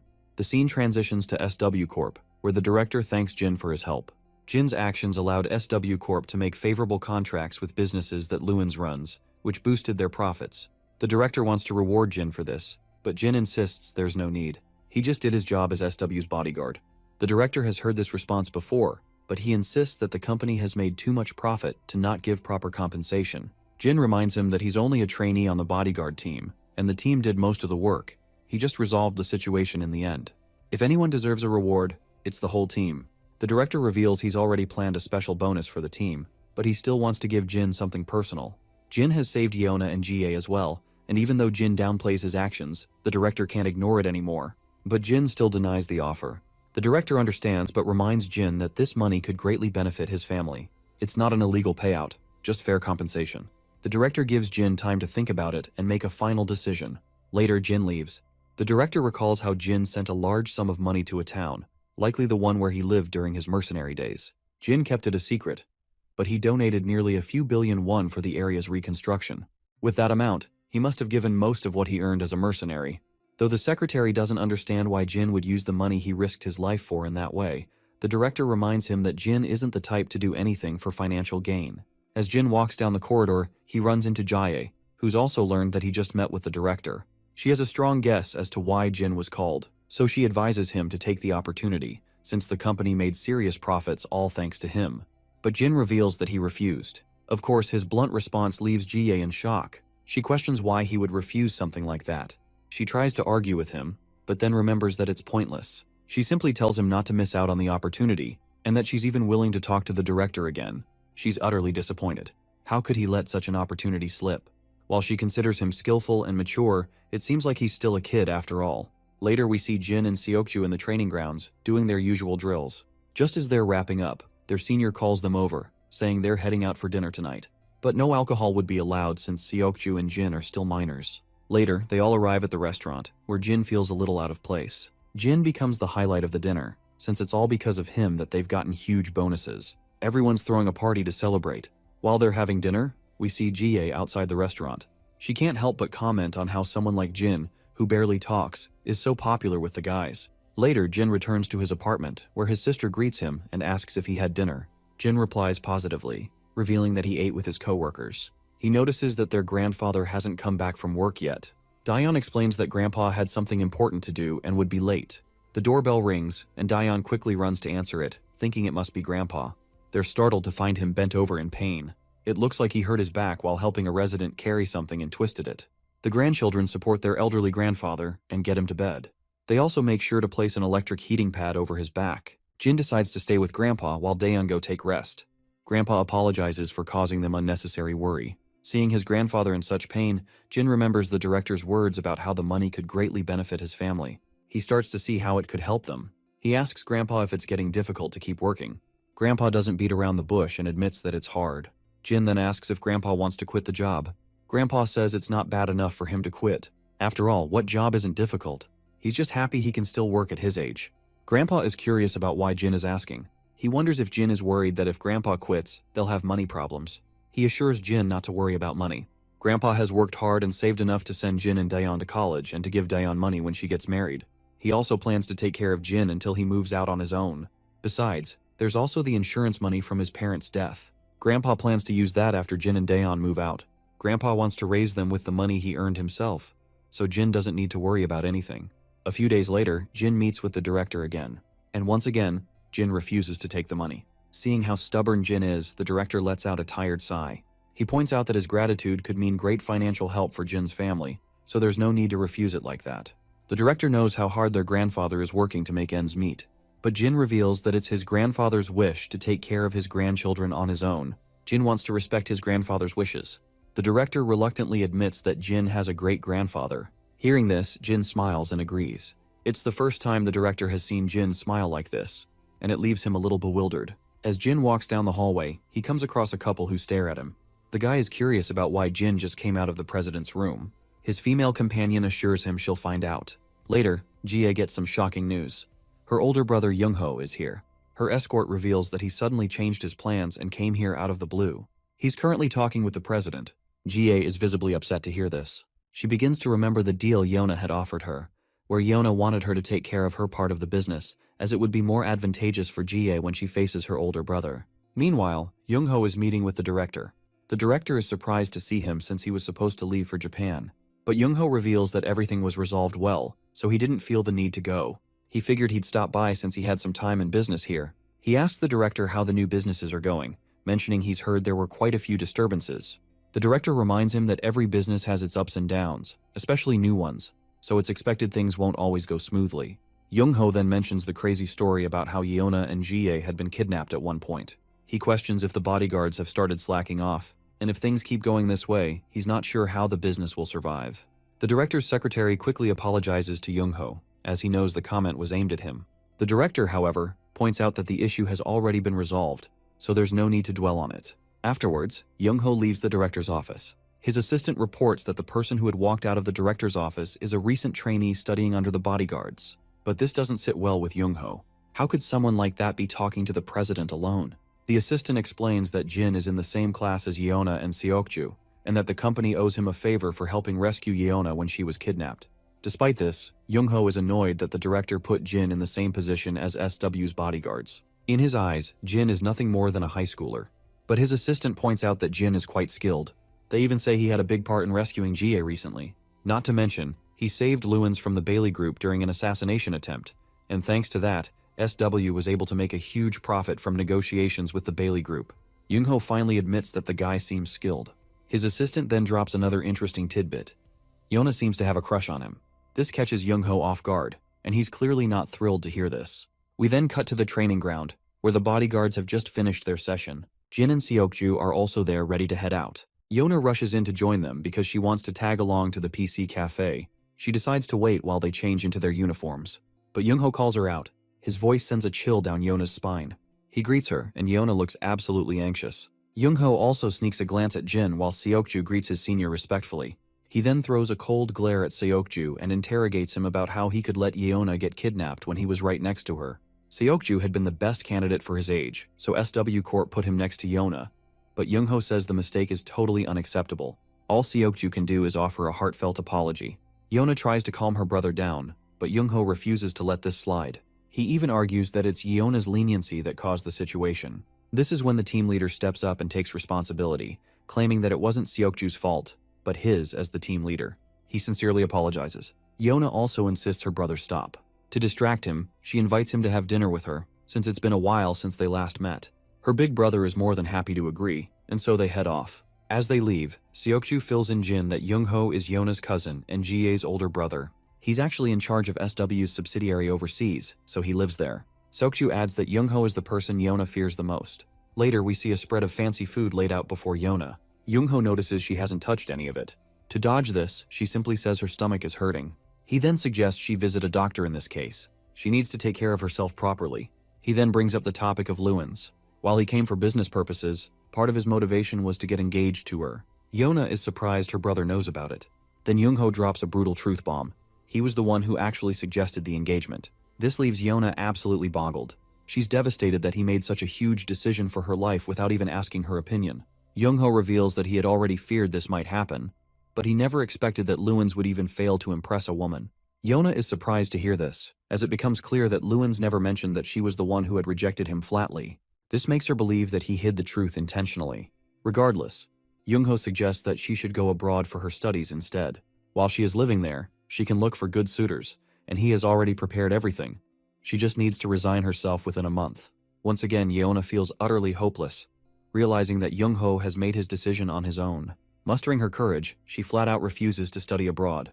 When he asks for her reason, she simply states that she wants to stay in Korea. Her rejection feels like a sharp slap to his face, as this is the first time she has ever refused something he told her to do. He does not hold back and immediately questions whether her reason for staying is because of that bodyguard trainee. Of course, Yeona looks at him in surprise, but Youngho doesn't think there's anything surprising about it. The bodyguard she keeps around her is the same age as her, and he makes it clear that he does not want her forming relationships with anyone, as it will do nothing good for her future. There is no value Jin can provide, so she should not be falling in love with him. Yona feels absolutely anxious hearing this. This shithead talks as if he's her father, making all her life decisions for her. She questions why he cares more about his cousin than his actual sister. At that moment, Jie joins them. She tells Yona to leave, as she wants to spend some time with her brother. Yona has no reason to refuse, so she quickly gets up from her seat and lets Jie take her place. Youngho is visibly irritated at Jie for interrupting him, but we all know how sassy Jie can be. She just throws a jab, claiming she only wants to have some tea with her brother. Her brother makes it clear that he doesn't have time for foolishness. They start throwing jabs at each other, bringing up all the business matters they are involved in. Meanwhile, Yona walks down the hallway, visibly upset. She suddenly notices Jin and Seokju outside and questions them about what they are doing here. Since they are in suits, it's clear that they are working. Later, as they escort her, Jin notices how sad and dejected she looks. We then transition to a bit earlier, where Seokju fills Jin in about the kind of relationship Yona and Youngho share. In short, Youngho manipulates Yona and controls her as he pleases, using her to come out on top in the competition between Jie and the others. In the present, Yona suddenly apologizes to Jin, believing that because of her, their plan to go to the PC cafe flopped. But Jin just gives her a faint smile, as if everything is fine. Then Yona gets a bright idea. Since she didn't get to eat dinner, she decides to grab some ramen and gimbap from a convenience store. Seokju reminds her that she already ate with Youngho. She happily makes the excuse that her stomach was hurting back then, so she couldn't take even a bite. After her persistence, they end up stopping at a convenience store. Yona looks absolutely delighted to be here, while Jin also looks forward to enjoying his food. As they eat and have fun together, we see Youngho's assistant keeping an eye on them. She immediately calls Youngho and reports Yona's whereabouts, emphasizing how she is once again spending time with her bodyguard. Youngho orders her to keep an even closer watch on her surroundings. This bastard is a true manipulator. He is so sinister with his plans that he refuses to let Yona slip from his grasp, no matter how hard she tries. The next day, Yona is hit with shocking news when a new entourage of bodyguards suddenly appears and announces that they will be her new escort team. One of Yona's current guards questions how they can make such a claim without following proper procedure. The leader of this new group steps up.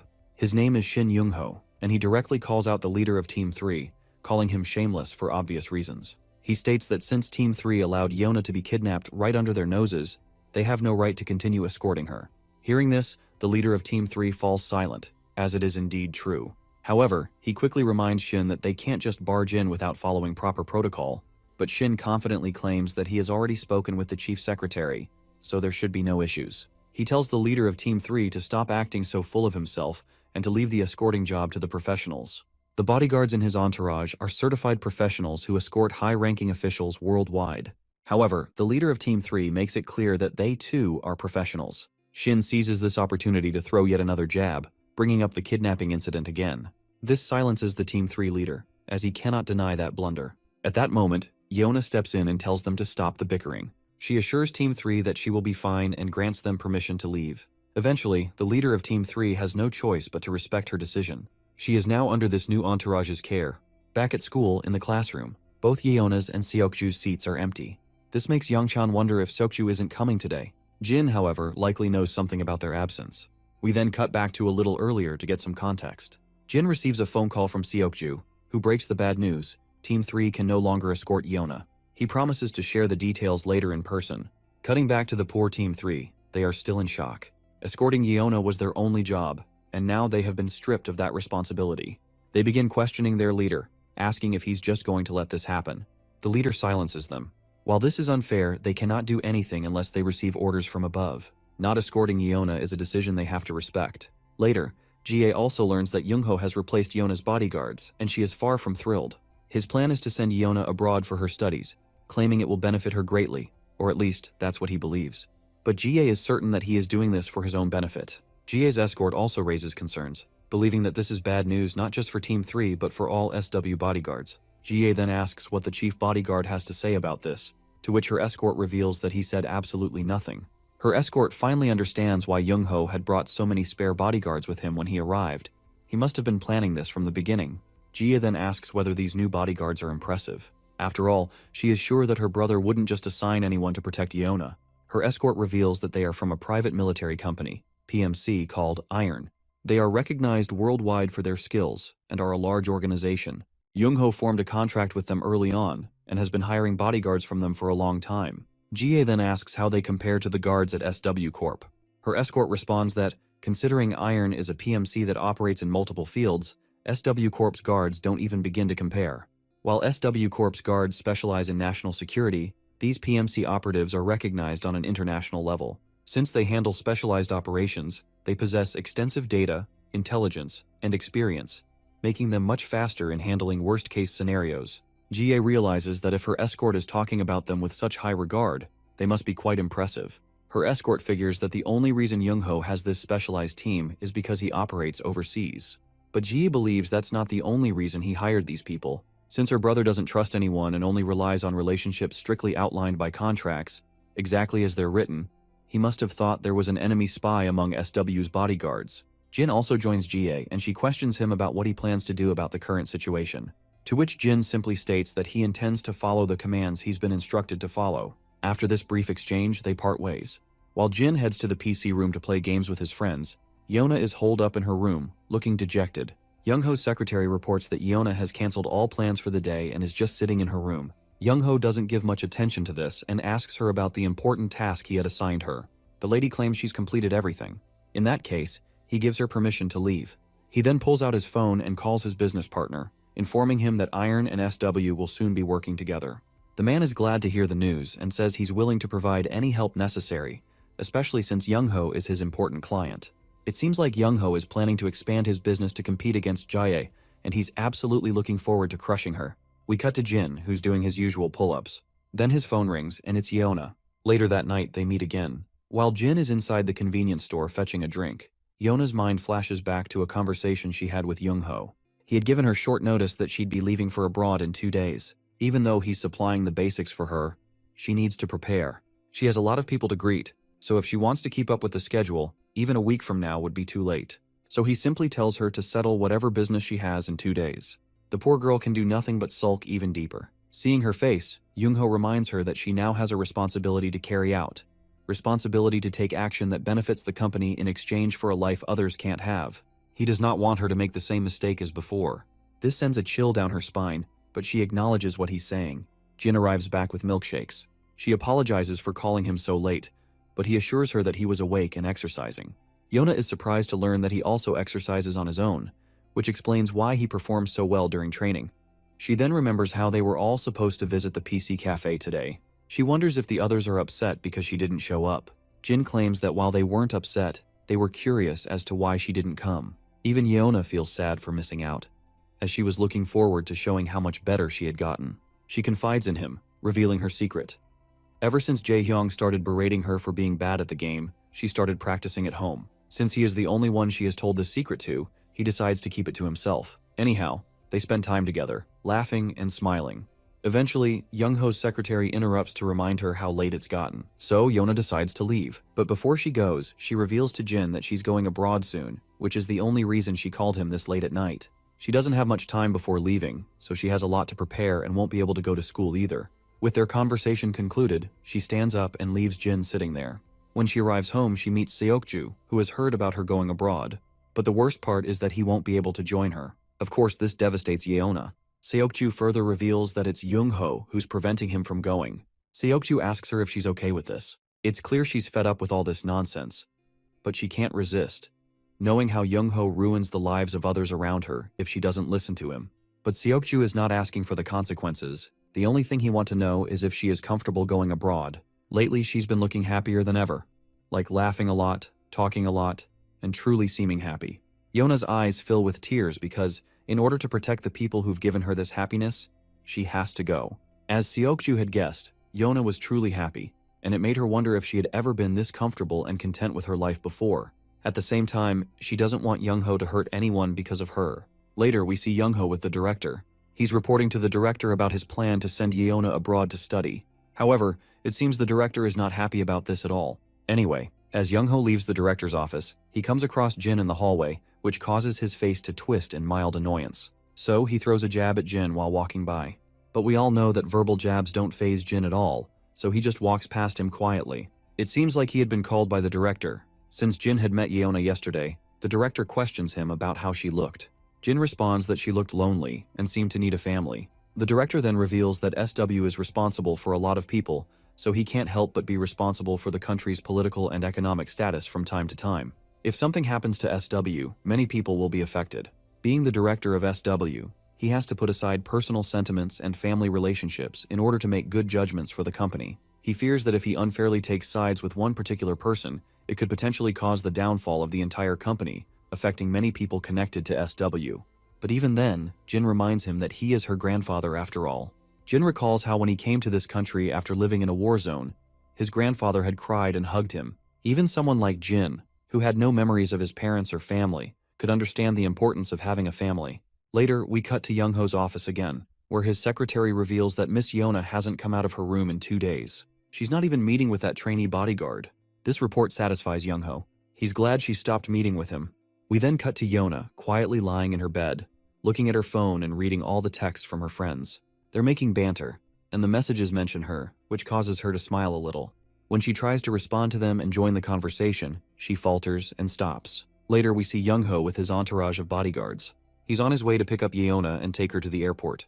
His secretary informs him that the group they're working with has suddenly requested to meet Yeona as soon as possible. He agrees to let them meet her. He believes Yeona is great bait for them, and that they can establish a foothold in their rising country while forming a blood bond with SW, which is growing on a global scale. Now he just needs to choose the best deal. Once that happens, Young-ho is sure he can shake off all the others and make SW his own. Once they finally arrive at Yeona's residence, the guards begin loading her luggage. Jin also walks in at that moment. One of the guards quickly stops him and gives him a deadly glare. Yeona raises her voice, questioning why they are stopping Jin. But the guards don't bother to answer and just tell her to get into the car. Considering the traffic on the way there, they have to leave now to avoid being late for the flight. The bastard Young-ho is waiting inside the car for her to get in and gives her a menacing glare that scares the hell out of her. That's when Jin raises his voice, questioning her about what she wants. He just wants a simple answer. His response leaves her thinking, and she begins questioning herself about what she truly wants. This is when Young-ho confronts him, asking why Jin is barging in like this and wasting their time when they're already on the clock. But Jin doesn't respond. Young-ho questions him again. Meanwhile, Jin addresses Yeona once more, suggesting she shouldn't mind what others think of her. He just wants her to respond with what she wants. Pleasant memories of the time she spent with Jin flash in her mind, and she remembers the friendly chats with her other friends. Her heart swells with these memories, and since she wants to make more of them, she expresses her desire to stay. Jin acknowledges her decision. While Young-ho continues to grow agitated and orders her to get in the car immediately, he further instructs her secretary to get rid of this troublemaker. The secretary snaps her fingers, and soon, the guards move in on Jin. But Jin quickly grabs the filthy hand of the gorilla who attacked him and makes him trip over. More of the bastards charge at him, but Jin takes them down one by one. The other guards are in utter disbelief at the skills Jin is displaying. Even Young-ho's face has started to pale. Yeona is also panicking at this unexpected turn of events and questions Jin about what he's trying to do. Jin assures her he's just fulfilling his duty and protecting her. But Yeona doesn't want to get into trouble, because there's no way Young-ho will let it slide. Deep down, she knows how much Jin cares about his family, and she understands that Young-ho wouldn't hesitate to hurt Jin's family. Jin quickly reads her inner turmoil from the worry plastered across her face, so he reassures her that he has got it all covered. Young-ho's face is paler than an eggplant, and he reprimands Jin for acting like a rabid dog. But once again, Jin politely states that he's simply carrying out his job as Yona's bodyguard. Young-ho facepalms and orders his lackeys to take this stubborn brat out of sight. Those fools begin charging at Jin, but this is when Team 3 steps forward and stands in front of the enemy, ready to defend Jin and Yeona. Young-ho finally reaches his boiling point and sternly demands that Team 3's leader explain what the hell they're doing. The leader of Team 3 simply states that they're just doing their job, and their job is to protect Yeona at all costs. Since these bastards are trying to forcibly take Yeona, they are there to stop them. Young-ho isn't sure if going against his seniors is the best decision. So just for the record, Young-ho makes it clear that there will be severe consequences for Team 3, and they'll be responsible for their own downfall. This direct threat shakes Yeona to her core, but Team 3 remains unshaken despite the threat, ready to face whatever comes their way. This only pleases Young-ho, as he can now crush Team 3 without hesitation.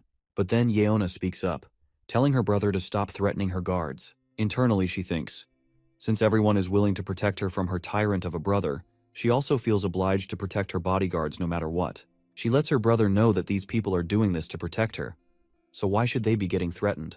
She tells her brother that she won't let him harm her bodyguards. The entire Team 3 is deeply moved to see Yeona standing up for them. Young-ho eventually relents and decides not to harm her bodyguards, but he insists that she stop wasting time, or they might miss their destination. Yeona sharply responds, rebelling against his idea of going abroad. This time, however, her brother threatens her instead, triggering Yeona's trauma and making her instinctively fear him. But that's when Jin steps right in front of her, shielding her from her fears. This is when Yeona has her epiphany. She is done hiding and fearing this man who isn't even her real brother. So, she stands her ground, determined to break through her trauma and reject this bastard once again. She also makes it clear that she doesn't want her brother deciding her life however he pleases anymore. This enrages Youngho, who arrogantly asks if she can take responsibility for her foolishness. Yeona confidently replies that she is ready to deal with everything on her own, leaving nothing for Youngho to worry about. This only makes him even angrier. To think that a talentless child like her dares to defy him. With that, Yeona turns to leave, but the bastard keeps yelling, demanding that she comply. That's when Jie joins the scene, questioning why he's forcing Yeona when she clearly refuses to go. Youngho sharply tells her to mind her own business. In response, Jie points out that if he expects her to mind her own business, then he should do the same. He has no right to control Yeona's life. Yeona is not a child who can't make her own decisions. He has no say in whether she goes abroad or not. People don't even do that with their own children anymore. The two siblings keep throwing jabs at each other. Suddenly, Yeona's phone rings. It's her grandfather calling. Everyone perks up at this. The old man asks her the same question Jin had asked earlier. What does she want? Yeona responds without hesitation that she wants to stay. She wants to find her own path outside of management. She acknowledges that if she were to enter management without any actual experience, it would be irresponsible. That's why she wants to do something else first. Her grandfather understands her concerns and gives her permission to decide her own future. Yeona wells up with tears. Meanwhile, the snake Youngho is left bewildered, unsure of what just happened. Then he receives a call from the director, who instructs him not to interfere in Yeona's life anymore. As her grandfather, he will take care of her future himself. The only thing Youngho should worry about is his own life. Though furious, Youngho has no choice but to concede. After shooting Yeona one last glare, he gestures for his bodyguards to leave. Yeona feels relieved. This is her victory against oppression. After all these years, she has finally stood up for herself and broken free from her trauma. She is ready to live the life she has always wanted. Meanwhile, we cut to the director, who looks exhausted. It seems like being a grandfather is proving to be more tiring than expected. We then switch to a disappointed Youngho, who reports back to his business partner about the hitch in their plan, deciding to proceed more cautiously. His business partner acknowledges the situation and assures him that patience is not an issue. He is willing to cooperate however Youngho wants. As Youngho sits alone in his office, he reflects on how he took care of Yeona when every other relative ignored her, and she only repaid him by betraying him. But what angers him even more is his own sister, Jie, who suddenly decided to butt in and ruin everything for him. Jie never got involved in Yeona's affairs before. In fact, she disliked Yeona, so why did she interfere now? His secretary soon provides an answer. Yeona and Jie have been on fairly good terms lately. They've even seen Yeona visit Jie from time to time. This makes Youngho absolutely enraged. The idea that Yeona has taken control over Jie is unbearable. In order to deal with this mess, he makes another call to his business partner, finally requesting his help. The shady businessman is more than ready to assist in any way necessary. Youngho then lays out the details of his problem, which is his sister. The business partner acknowledges the request and prepares to proceed. After ending the call, the business partner instructs his lackey to contact the camp. The next day at school, Yeona is practically brimming with excitement. She's looking forward to visiting a PC cafe after school. Seeing her unusually good mood, her friends begin to wonder what's gotten into her. Jae-hong bluntly reminds her how terrible she is at gaming. His remark makes her blush, but she remains adamant about going. Yeona then notices that Jin isn't around. Seokju answers her curiosity, telling her that Jin is on bodyguard duty with Team 2. The mention of Team 2 reminds Yeona of her sister, Jie. The scene then cuts to a highway, where Jie is cruising in her car with Jin and other escort guards. Jin's phone has been ringing for a while now, and Jie suggests he check who's calling.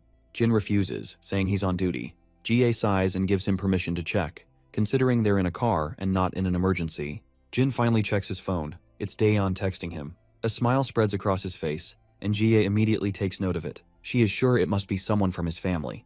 She then asks if he's free after work tomorrow because she wants to invite him to dinner. But Jin informs her he already has plans with his friends. That's when Jie reveals that Major Kang will also be attending the dinner. Of course, the mention of Major Kang makes Jin reconsider, and he quickly agrees. Later, we find Jin back at his apartment. He pulls out his old flip phone, inserts the battery, and dials his friend 006. 006 fills Jin in on the intel he's gathered. They already knew that the camp was receiving orders from somewhere, and considering what the men who captured 032 were looking for, it seems they were investigating the camp. Jin wonders why they would do that. 006 further reveals that the group who captured 032 assumed he had received orders from Mad Dog. 006 suspects that Mad Dog is trying to hide Jin's survival and keep it secret from the higher-ups. The camp suffered heavy casualties trying to eliminate Jin, and they reported that he had died from his injuries. As the one leading the camp, Mad Dog wanted to hide this fact. That's why they've been keeping a low profile. If they act too openly, the higher-ups might find out the truth. Jin then asks about 032's condition. 006 brings good news that he's fully healed, though he's struggling with how to live outside the camp. He warns Jin to be careful before hanging up. Jin quickly removes the battery and shuts the phone down. The next day we cut to SW Corp. Inside the facility, Jie is being escorted by Jin and her regular guards. As Jie gets into the car, a shady woman watches her from a safe distance. But when she spots Jin by Jai's side, she looks visibly shocked, as if she's seen a ghost. She quickly ducks down to avoid being seen. After seeing Jin, she has no doubt he's 001. The scene transitions to the camp, where Mad Dog's phone rings.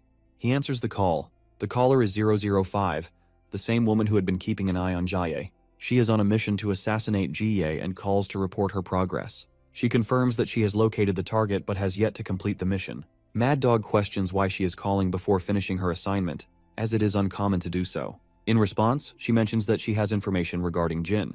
However, before revealing anything, she asks Mad Dog how Jin died. Mad Dog reiterates the same story he had been doing all the time, the explosion in the building that supposedly killed Jin. But when she asks if he confirmed the corpse himself, he responds affirmatively, without hesitation. Still, her sudden line of questioning makes him wary. 005 claims she merely regrets not being the one to kill Jin herself. She recalls how 006 and 032 were recently killed in action, and how the remaining mercenaries are dwindling. When she thinks about it, she realizes that all of this traces back to 001. Her hatred for him resurfaces. Mad Dog, however, dismisses her emotions as useless distractions. He orders her to focus on the mission instead of wasting energy on revenge. Yet, internally, he is concerned. First, it was only Iron who was suspicious of Jin's death, but now others are beginning to question it as well. If left unchecked, the truth may come to light. He needs 001 eliminated as soon as possible. After ending the call, 005 reflects on her conversation with Mad Dog. His reaction to her inquiry about Jin was telling. He was flustered. It is obvious that he is hiding something, which only strengthens her suspicions. If the man she saw was indeed 001, then there is no denying that he has changed drastically. The scene transitions to JS Hotel, where Major Kang and Jin meet each other in the meetup with Jie.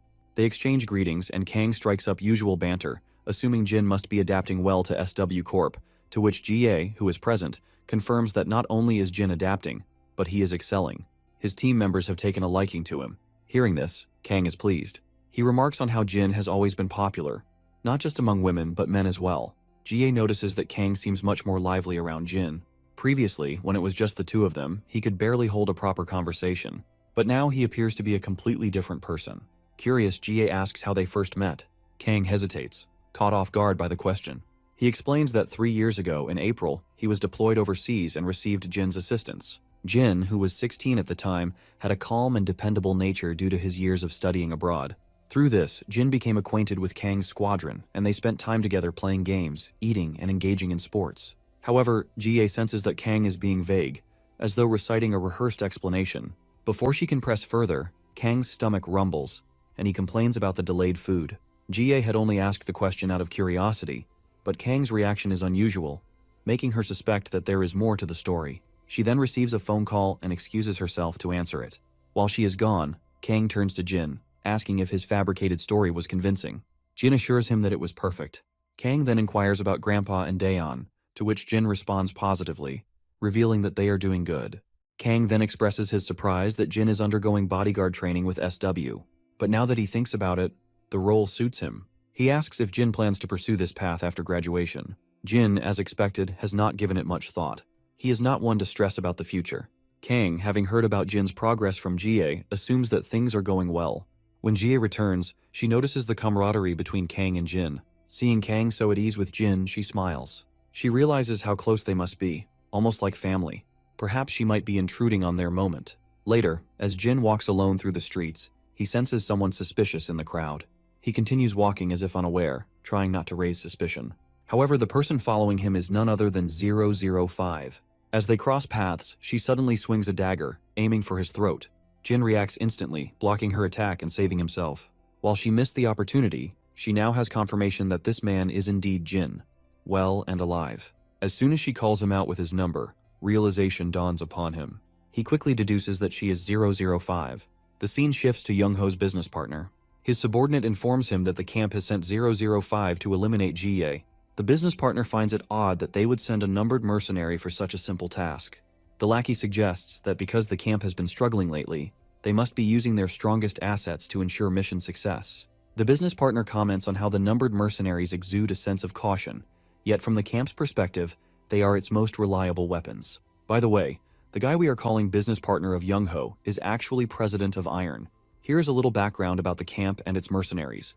The numbered mercenaries were an experimental unit trained by the camp under Iron's direction. 1,000 candidates were put through years of hellish training, and only 40 survived to become active operatives. Their emergence allowed Iron to rapidly expand, as they executed numerous high-risk jobs.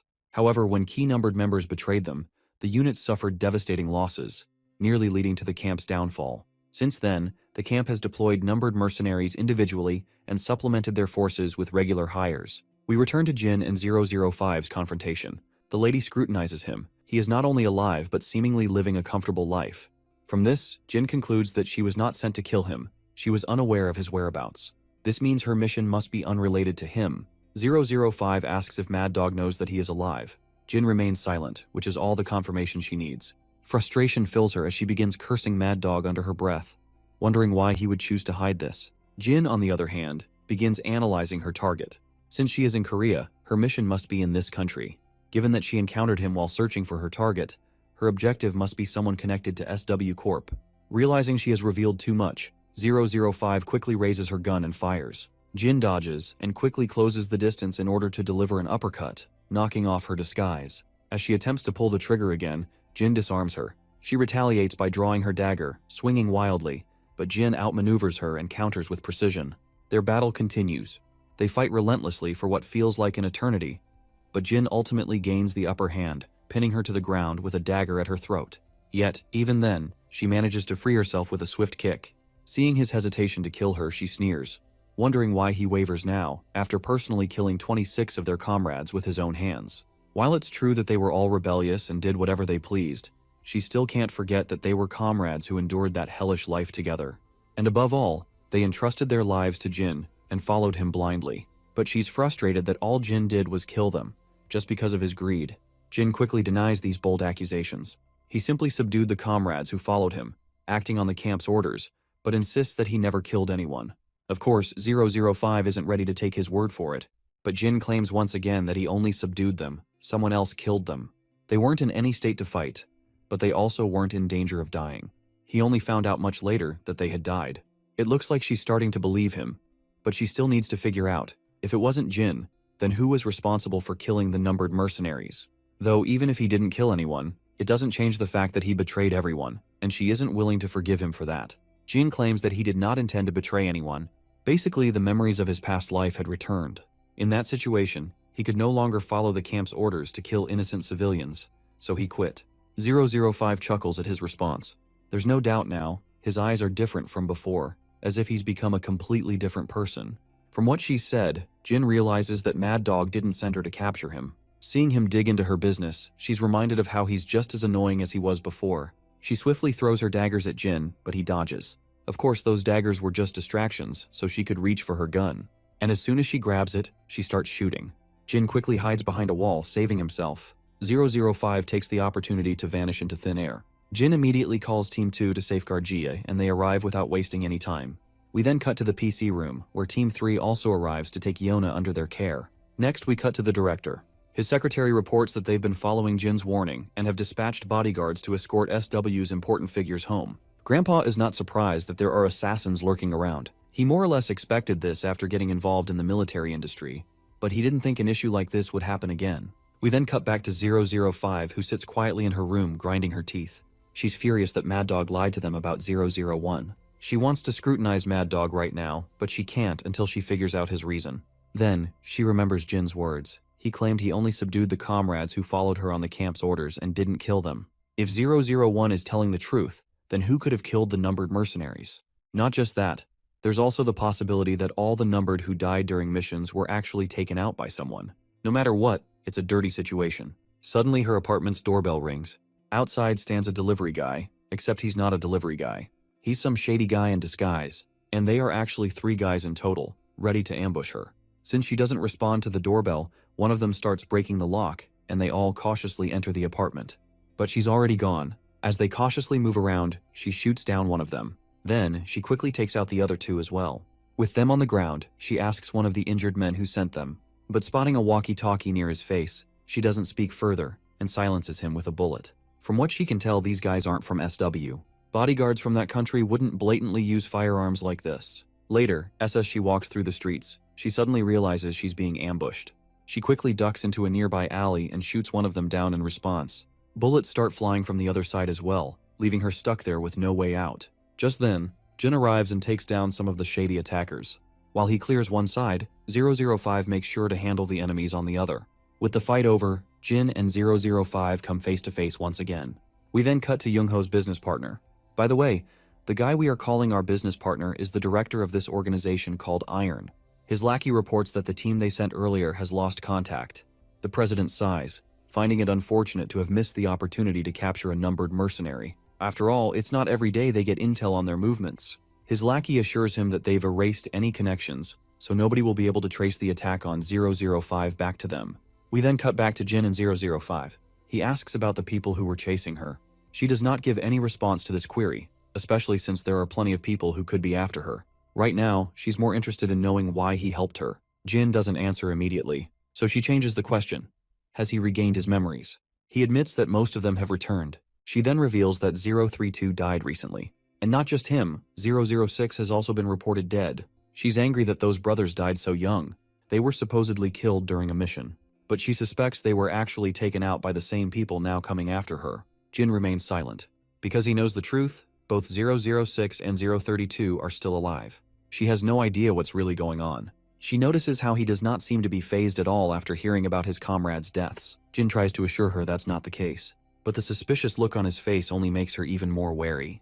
For a moment, she begins to think that perhaps he could be the one who killed them. Her sharp reaction catches Jin off guard, and he quickly denies it. While he may not have killed them, she's absolutely certain he knows something. She keeps her question simple and asks him if they're alive. Jin remains suspiciously quiet, which leads her to believe that they are indeed alive. But she's only annoyed to realize that those idiots are trying to hide, only to be captured once again. But Jin assures her that they won't be found as long as they stay hidden. 005 isn't convinced. She knows the camp isn't leaving any betrayers alive, and things have only gotten worse since Jin left. They're trying to hunt down the traitors to make an example of them.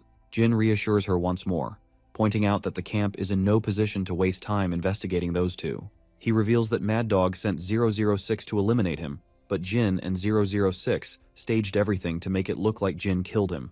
And since Mad Dog can't afford to reveal Jin's existence, he would refrain from investigating 006 as well. She then questions him about 032.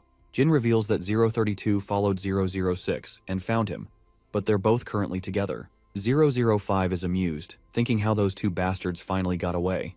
She then finally drops the name of her target. It's GA. With that, she proceeds to leave. Jin asks what her next move is. She responds that she'll return back.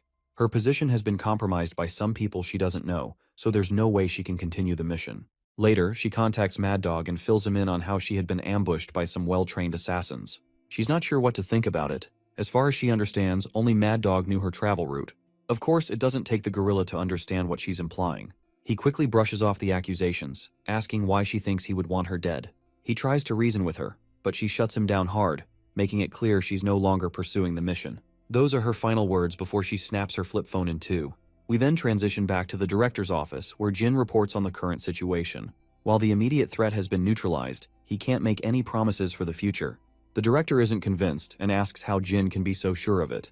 Normally, he'd avoid pestering him for details, but since it's his family at stake, the director can't afford to overlook it. Jin reveals that the target was GA, but he's not sure of the reason. The only thing he's certain of is that someone is trying to eliminate GA. Since Jin knows so much, the secretary deduces that Jin might have caught the assassin. In response, Jin reveals that the one who came to execute GA was one of his comrades from the past. This comrade specializes in assassinations, and when they operate solo, it's not for kidnapping or threats, it's always to eliminate the target. This leaves the director utterly terrified, and he's desperate to know where that comrade is now. Jin reveals that they gave up on the mission and left. There's no way they'd go after Director GA again. Of course, the secretary isn't convinced. They just can't take Jin's word for it. Even if Jin's comrade gave up on the mission, it's highly unlikely that no one will come after GA. Jin believes that anyone sent to assassinate GA would be easier to deal with than his comrade. And since they already failed once, the likelihood of them trying again is low. The director isn't sure what to make of it. While he knew that Jin had a strong background as a mercenary, it seems there's a lot more to his past that they don't know. Jin then reveals that his life as a mercenary only spans the 5 years before he came to Korea. The director is also curious to know what Jin's life was like before those 5 years. We then transition to Jin's past, a time when he was discovered by a camp after a plane crash a few days prior. Jin was the only lucky survivor of that crash. They brought him to the camp because they intended to give him training. Some weren't sure how a kid would endure the grueling training, since even experienced people couldn't handle it and would die off. Meanwhile, Jin is resting when an arrogant soldier grabs him by the shirt and throws him out of the camp. They plans to make him go through the hardest training possible, even if it kills him. After all, they were the ones who saved him. Otherwise, he was as good as dead if they hadn't rescued him. They assure Jin that if he's lucky enough, he might survive it. But it wasn't just the training he had to endure. There were also bullies who would beat him up and use him as a punching bag. It was 005 who saved him from those bullies and took care of him like a brother. In the present, Jin receives a phone call from Major Kang. He picks it up, and it seems Kang has learned about the recent situation. Jin confirms the rumors Kang had heard, and reveals that he wasn't able to catch the assassin and couldn't figure out who sent them. While Jin assures Kang that they won't mobilize another assassin for the same target, he also says it will be difficult to figure out who was behind it. It seems like Kang is more worried about Jin and asks if he's okay. Jin claims that he's fine, but Kang is not quite sure. Recently, an old comrade of his came to assassinate his current employer. Kang is pretty sure that Jin wouldn't have been happy to meet his past life comrades out of everyone. Kang is ready to help Jin with anything, so he tells him not to hesitate to seek help. Jin smiles pleasantly at hearing this and expresses his gratitude to his senior. But Kang assures him that there's no need to thank him. He just warns Jin to avoid danger and never deal with anything alone. As Jin stands on the street, his sister notices him there, zoning out. She questions why he's just standing in the middle of the street. The poor guy simply stands there, with a clueless expression on his face. His sister begins scolding him, telling him to spill the beans about what's bothering him. Jin tries to calm her down, insisting that nothing's wrong. But just like Kang, she is not convinced. For a moment, she starts thinking that perhaps the cause of his stress is Yona, to which Jin responds with no. As they walk, they continue their usual back and forth, engaged in their sibling banter. We then notice 005, who has been keeping an eye on Jin from a distance. She's shocked to see that Jin knows how to smile. The scene once again shifts to the past, back when Jin was in the camp. Training had just concluded, and everyone looked like a beaten-up piñata. It was then that Jin was granted the codename 001. He was put in charge of one of the squadrons. Mad Dog then ordered his men to drag out the weakest person from the crowd. One of the soldiers threw a boy right in front of Mad Dog's feet. The boy was already pretty banged up. Mad Dog wanted to shoot the injured boy since he had not performed well. He wanted to make an example out of him to show that there were no excuses for failure. But before Mad Dog could shoot, Jin stepped in between them. Since this guy belonged to Jin's squadron, Jin would decide what to do with the failures. This bold act pissed Mad Dog off. To prevent others from rebelling against his orders, Mad Dog decided to take this opportunity to make an example out of Jin instead. He threw a dagger for Jin to grab and invited him to a duel. If Jin won, his friend would be spared. The moment Jin bent down to grab the dagger, it meant he had accepted the terms. Mad Dog wasted no time and launched a strike at Jin, injuring his shoulder. The bastard continued his relentless barrage, giving Jin no opportunity to wield a weapon for himself. That was when Jin scooped up a pile of sand and threw it straight into Mad Dog's eyes. While the bastard was dazed, Jin lunged for the dagger lodged in the ground. Jin finally managed to arm himself. Mad Dog, as his name suggested, was furious. They engaged in a brutal back-and-forth fight. Despite all of Mad Dog's efforts, Jin managed to take the upper hand. He delivered a slew of nasty cuts all over Mad Dog's body, and the final cut was right across his face. The scene then shifts to Jin, who, after dropping off his sister, runs back to meet 005. They sit down in a nearby park. She tells him how she blamed Mad Dog for the ambush on her and temporarily cuts off contact with the camp. Since she has been ambushed, she is sure they won't target or come for GA, at least not until they figure out the situation. While she has dropped her mission, that doesn't mean she suddenly likes Jin. She can't forget that he betrayed everyone and selfishly left. After he disappeared, everyone scattered. Some failed, some died. Not many numbered mercenaries are left. While they all suffered miserable fates, Jin is out here enjoying life with his girlfriend, something she finds disgusting. The mention of a girlfriend catches Jin off guard, and he quickly corrects her. saying that the girl he was with earlier was his sister. Of course, this comes as a shock to her. She had seriously thought the cute girl he was talking to was his girlfriend. And speaking of the devil, Daeon spots her brother in the park. Along with her is their grandpa, carrying groceries. Later, 005 ends up visiting Jin's house. When a mouth-watering spread of food is placed in front of her, she is absolutely overwhelmed. Grandpa modestly apologizes if the food isn't much, but he hopes she will like it. Poor 005 just sits there in this awkward family situation, feeling completely out of place. She isn't sure if having dinner at the house of the very person she had just tried to kill is even okay. Grandpa then calls her out for not eating.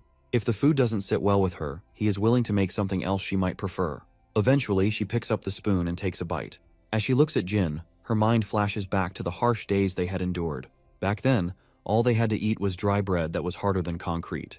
In the present, before she knows it, she has already finished most of the food.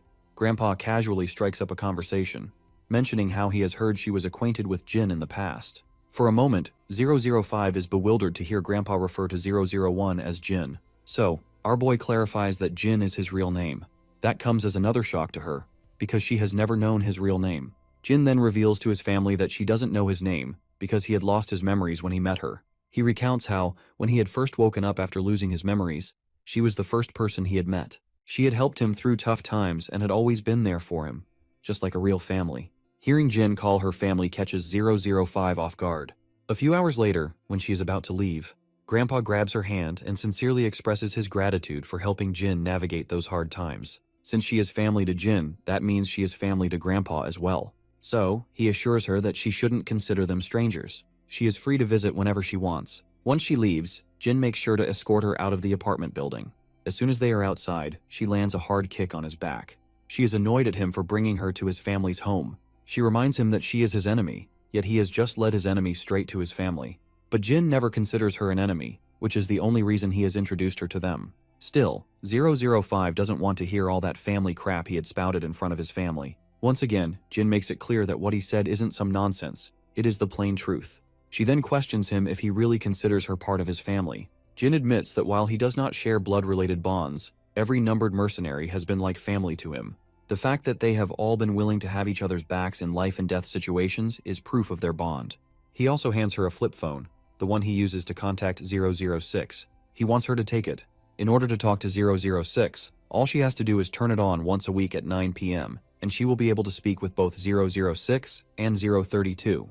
She takes the phone, but not without landing a hard punch on his face, which is totally uncalled for. The punch is meant to remind him that she hasn't forgiven him for betraying the camp and hiding the truth behind his actions. With that, she walks off, leaving Jin on his knees. As fate would have it, Cha and Hyung-suk have been watching. They are absolutely sweating at what they have just witnessed. They decide to pretend they haven't seen anything. After all, it has to be pretty embarrassing for Jin. It looks like these guys have brought some stuff for Daeon. The scene then shifts to the mansion of Young-ho's business partner, the president of Iron.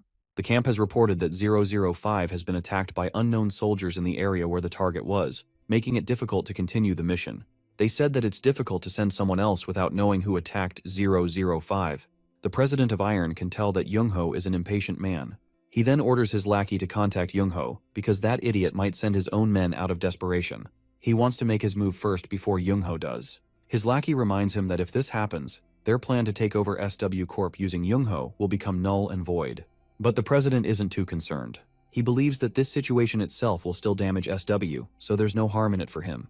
In fact, he plans to break SW from the inside, so this might actually work out better for him. We then cut to Young-ho, who orders his secretary to punish GA as soon as possible. She has ignored his warnings and crossed the line. Young-ho finds it ridiculous how the president of Iron first offered him help, but now they're lagging behind when they were supposed to complete their mission. He already knows that those guys think he'll be helpless without Iron backing him up. But Young-ho wants to prove them wrong. He has no intention of relying too much on Iron, as he refuses to let them push him around. He plans to dispose of his sister GA on his own and take over SW. Well, it seems the president of Iron is a smart guy. He already predicted that Young-ho would try to make his own move, and it's happening exactly as he expected. We then cut to Jin, who is with Kang. Kang has come to see Jin before he leaves for his squadron. He questions him about his former comrade.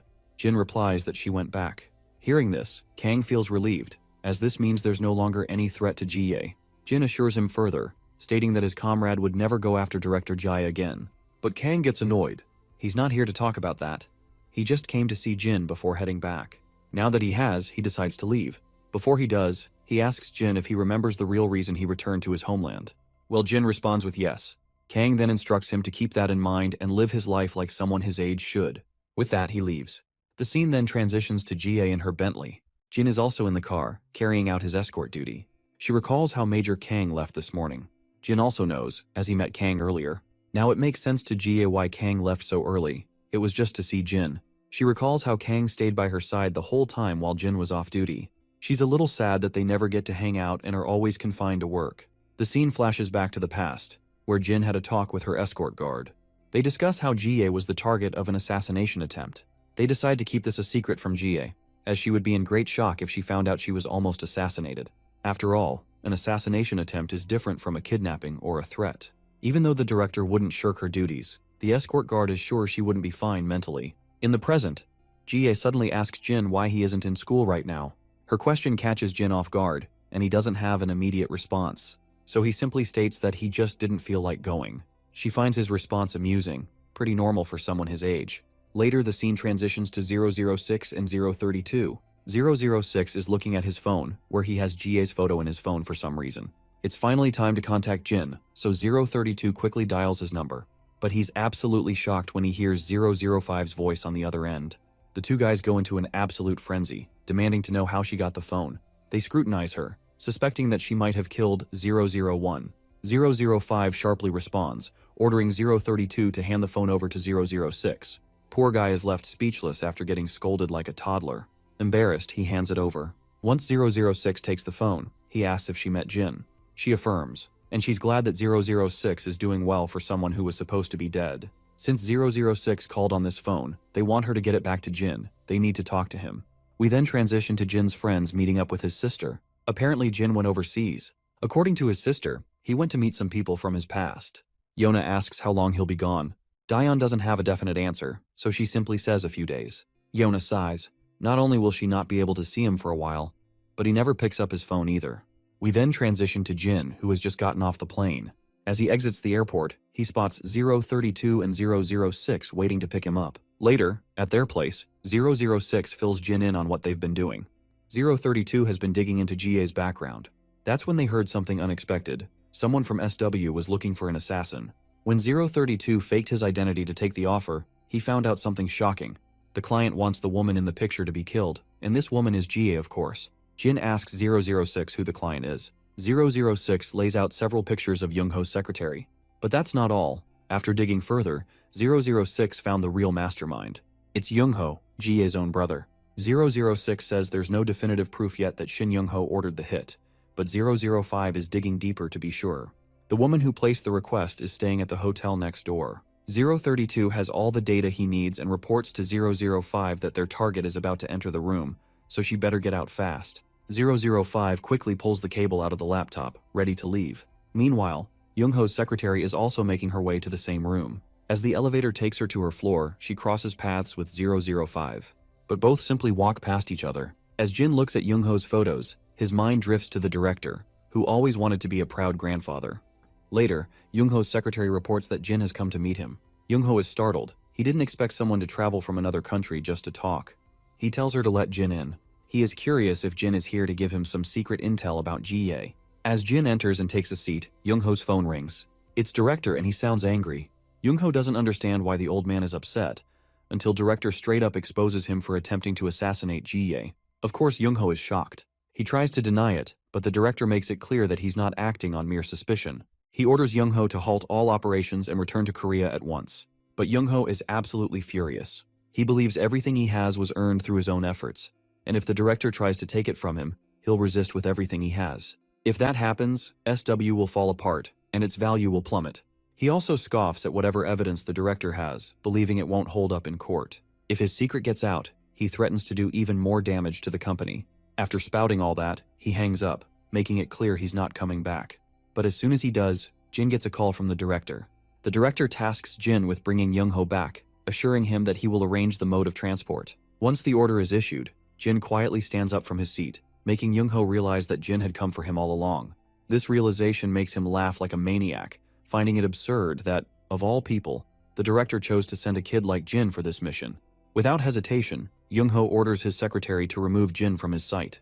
The secretary immediately calls for her men stationed in the VIP room, but there is no response. Unbeknownst to her, 005 has already taken care of them. Meanwhile, 006 and 032 have also ensured that the surveillance system has been hijacked. With each passing moment, Young-ho grows more anxious and demands an explanation from his secretary. She reluctantly informs him that no one is responding, which only makes him sweat even more. The secretary begins to feel suspicious of the situation. There is no way all communication would suddenly cut off. Trusting her instincts, she quickly raises her gun at Jin. Young-ho is bewildered by her sudden action and demands to know why she is pointing a gun at Jin. In response, she reminds him that this is not just some simple communication issue. Everything was fine until Jin arrived, which means he has allies inside the building. At that moment, 005 enters the room. The secretary immediately shifts her aim toward her, but before she can fire, Jin and 005 move so fast that she ends up shooting at empty air. She doesn't even realize when 005 sneaks up behind her and knocks the gun from her hands. It is then that the secretary recalls crossing paths with 005 in the elevator earlier. As she is lost in thought, she is abruptly slapped across the face. She quickly regains her balance and throws a punch of her own. However, 005 easily deflects the attack and counters with an elbow smash, followed by a brutal knee strike, sending the secretary crashing to the ground like discarded trash. Seeing this, Young-ho pulls out his gun and threatens 005, making it clear that he will never return to Korea. He throws threat after threat, but no amount of words phases Jin, who continues walking toward him without hesitation. The more Jin advances, the more Young-ho panics. He watches in horror as Jin closes the distance with fearless determination. Finally, Jin leaps forward and delivers a devastating punch straight to Young-ho's face, slamming him down to the ground. Just with this much, Young-ho is left bloodied and battered. 005 then comments on the irony of their restrictions, like how they aren't allowed to use guns. Yet scumbags like Young-ho can wield them whenever they feel like it. 006 and 032 enter the scene, reporting that they have erased all traces of their presence from this building and the one next door. Jin has accomplished what he came for, and with that, he decides to head back.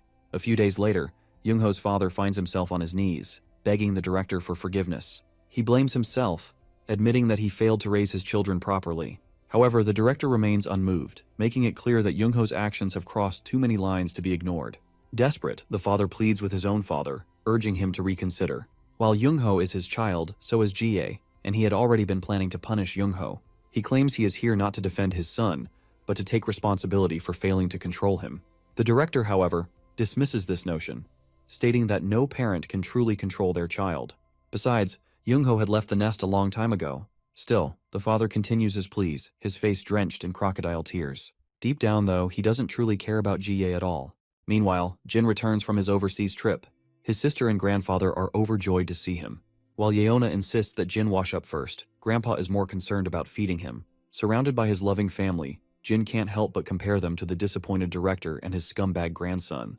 It makes him appreciate just how lucky he is to have such a caring family. Later, Ji-ae meets with her father, who urges her to call off her engagement with Major Kang. She hesitates, reminding him why she got engaged in the first place. Her father, however, argues that SW Corp no longer needs the Kang family's military connections to enter the defense industry. While their military division is still in its early stages, he is confident that SW has already overcome the most difficult hurdles. Ji-ae warns that breaking off the engagement could lead to complications. Her father, however, assures her that he has already accounted for that. She narrows her eyes at him, suspecting that his sudden change of heart has something to do with Young-ho. She then questions him about the rumors circulating about her brother's sudden retirement. She finds it hard to believe that Young-ho would willingly step down from his position and demands to know what really happened. Not wanting to expose Young-ho's scheming, her father simply states that Young-ho attempted something forbidden and is now facing the consequences. Ji-ae continues to argue against breaking off the engagement, but her father grows agitated. While Young-ho may have been at fault, his absence leaves a massive gap in the company. To protect SW Corp, he believes drastic measures are necessary. With that, he leaves, promising to make the necessary preparations. As he walks away, we hear his inner thoughts, which are no less twisted and selfish. Deep down, he is actually pleased that Young-ho got taken down, since it removes a potential threat to his position. Now, with Young-ho out of the picture, all he needs to do is control Ji-ae, and no one will be able to challenge him. Meanwhile, Ji-ae is still grappling with the idea of breaking off her engagement. She recalls her time with Kang and how genuinely kind and caring he has been. Her escort guard informs her that they need to leave if they want to make their next appointment on time. Instead of responding, she orders him to discreetly find out where Young-ho is and ensure that no one else learns about it. As she speeds down the road in her car, she continues to mull over her engagement. She tries to convince herself that it is merely a business arrangement between two families, but deep down, she feels uneasy about ending it. Later, she asks Jin about Major Kang, wanting to know how he perceives him. Jin admits that he doesn't know Kang very well, but from his experience, he believes Kang is a good person. In fact, he is the one person Jin trusts the most. Jie is taken aback by this statement. If someone as emotionally reserved as Jin says that about Kang, then he must truly be an exceptional person. Deciding to push her worries aside, Jie impulsively declares that she is going to play hooky for the day, which of course shocks her guards. The scene shifts to a military facility, where Jin's former colleagues are surprised to see him. They are even more shocked to learn that he is now guarding Kang's girlfriend, Jie. They are instantly smitten by her beauty, lamenting their own misfortunes. If even someone like Kang can land such a gorgeous girlfriend, what hope do they have? We then switch to Kang and Jie spending time alone in the cafeteria. Kang is happy to see her, but wonders if there is a particular reason for her visit. She brushes it off, saying that since he visited her at work, she figured she would do the same. Kang, slightly flustered, assures her that he is completely fine with it, just a little surprised. However, he notices that something seems off about her demeanor and asks if something is bothering her. This gets Jie thinking. She wonders if she made an odd expression. She knows Kang doesn't fully understand what's going on, but she senses his insecurity creeping in. He confesses that he doesn't have much money, nor can he freely use his family's land, but she must already be aware of that. Despite his humble background, he is a soldier, not a businessman. He may not be as skilled as her in many things, but no matter what happens, he promises to always be on her side, even if her family turns against her. Hearing this, Jie thanks him. She then takes a deep breath and finally makes her request. She asks him to break off their engagement. Well, while the poor guy was ready to do anything she could have asked of him, he was not expecting to hear this. After that little meeting with Kang, she speeds off in her car. The tension is gripping Jai's mind. She can't seem to forget the shocked expression Kang gave upon hearing her request. But Kang was brave enough to acknowledge this, and he did not even bother to ask for the reason behind her decision, just so she is not feeling uncomfortable. He believes in her, and is sure that there must be a good reason behind it. While they are calling off their engagement, Kang decides to take the decision onto him, as he will act as the one who called out the engagement. He fears that her reputation might be jeopardized if word gets out that she is the one who canceled the engagement. So, he decides to take control of the situation and publicly endorse that Kang brought it up first. In the present, while Jie feels relieved that the engagement is called off, she is also glad about it. She believes it's better for someone as pure-hearted as Major Kang to stay out of her messy political world. She only said it first, so her father wouldn't be able to do something unnecessary to break off the engagement. Still, she doesn't want Kang to take the blame for it. She calls her father and tells him that she has officially ended the engagement. Jin is in the car with her at that moment and is shocked to hear this. Her father is annoyed that she brought it up first, because he intended to frame Kang as the one who called it off, so that they could force him to take responsibility. He's frustrated that Jie, who is in charge of such a massive conglomerate, keeps making stupid mistakes. But that's exactly why she called him, because she doesn't want Kang to take the blame. Her father questions when she told him about calling off the engagement. In response, she reveals that she's on her way back now after telling Kang in person. Hearing this, her father pretends to be concerned, acting as if it must have been so difficult for her to say it face to face. With that, he hangs up, leaving Jie thinking about how fake her father is. She can sense that something is suspicious about all of this. She quickly orders her escort guard to send Jin the files on Manager Choi right away. Then she turns to Jin and tells him something we don't hear. We transition to her furious father, who is annoyed that Jie is acting on her own again. None of these kids know how to listen to their father. He calls Manager Choi and orders him to proceed with the plan they've been preparing for a while. Manager Choi acknowledges the order, ready to execute it. We cut to Kang, who is zoning out while sitting alone. It's no surprise that his mind is still echoing with the conversation he had with Jie. His gloomy and negative vibes don't go unnoticed, and even his fellow soldiers can tell that something is wrong with him. Later we see Kang at a bar, taking shot after shot. He recalls the first time he went to a restaurant and sat alone, waiting for Jie to arrive. At first he was annoyed that his family was forcing him into an arranged marriage with a woman he didn't even know. But his mild annoyance quickly morphed into astonishment when he saw Jie for the first time. She looked absolutely stunning, and his heart was hers right away. As he chugs down more booze to drown out his gloomy thoughts, a woman sits beside him, trying to join him for a drink. But Kang makes it clear that he wants to drink alone. That's when they suddenly notice a commotion. While Kang is distracted, the sneaky woman beside him subtly drops something shady into his drink. Mission accomplished, she gets up and starts leaving the bar. But just before Kang can down the spiked drink, Jin snatches the glass from him and stops him. Kang already looks wasted, and before he loses himself completely, Jin tells him to quit drinking. Eventually, Kang agrees. He stands up unsteadily, and Jin helps him into a car, deciding to drive him personally since he's almost knocked out. We then cut back to when Jie told Jin something important that we didn't hear earlier. She revealed that Manager Choi is her father's right-hand man. Knowing her father, she is sure he will pull something shady within the next few days, and that he'll do it through Choi. So she tasks Jin with keeping an eye on him. As Jin gets Kang into the car, he notices a group of thugs staring at him. We cut back to Jie, who hears Jin's report. Manager Choi had been planning to drug Kang and frame him as a criminal. Jie immediately instructs Jin to stay by Kang's side because who knows what they'll try next. Well, judging by the fact that all those thugs are lying on the ground, beaten to a pulp, it's clear Jin is already handling things meticulously. We then cut back to Jie, who is feeling anxious after hearing the report. She expected her father to try something dirty, but she didn't think he would go this far. Her escort guard reassures her, reminding her how capable Jin is. Suddenly her phone rings. It's Major Kang. She's surprised to see him calling, especially this late. Bro is completely wasted and doesn't waste a second before loudly confessing his love for her. And after getting those exhausting words out, he collapses, leaving Jie absolutely wide-eyed and stunned. Her guard, on the other hand, feels a little awkward, having heard that confession loud and clear. We cut to her father, who looks disappointed upon learning that Manager Choi failed his mission. But Choi insists it only failed because they rushed the job. He promises that the next attempt will be successful. The scumbag father gives Choi one last chance to prove himself. After making his promise, Choi hangs up and turns toward the lackey who was supposed to handle the task. Seeing his boss angry, the lackey starts making excuses, saying he left the job to his men instead of handling it personally. But the boss isn't buying any of it. He slaps the guy hard across the face for failing the mission. He's pissed that this idiot can't even handle a simple job. Then, he roars at everyone present, furious that they all failed. We cut back to Jie's father, who is grinding his teeth in frustration, realizing there's no one he can rely on. Suddenly, Jie walks into his office. She is here to ask her father about something.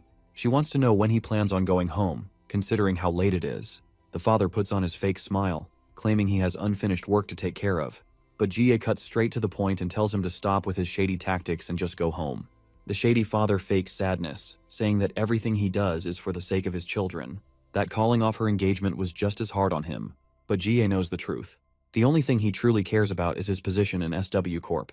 Her father drops the act, stating coldly that to run a global business, one must be ruthless. He warns her not to ruin everything just because she got attached to some military guy. That's when Jie corrects him. She isn't doing this because she's attached to Kang. She's doing it because her father's actions are actually more harmful to their business. But her father makes it clear that he isn't interested in listening. He believes Jie understands nothing. Sure, she may be great at running the business, but she doesn't have enough experience with real-life setbacks. He acknowledges that she has exceptional skills compared to others her age. And thanks to her position in SW Corp, she holds more power than most people. But in his eyes, she's still lacking.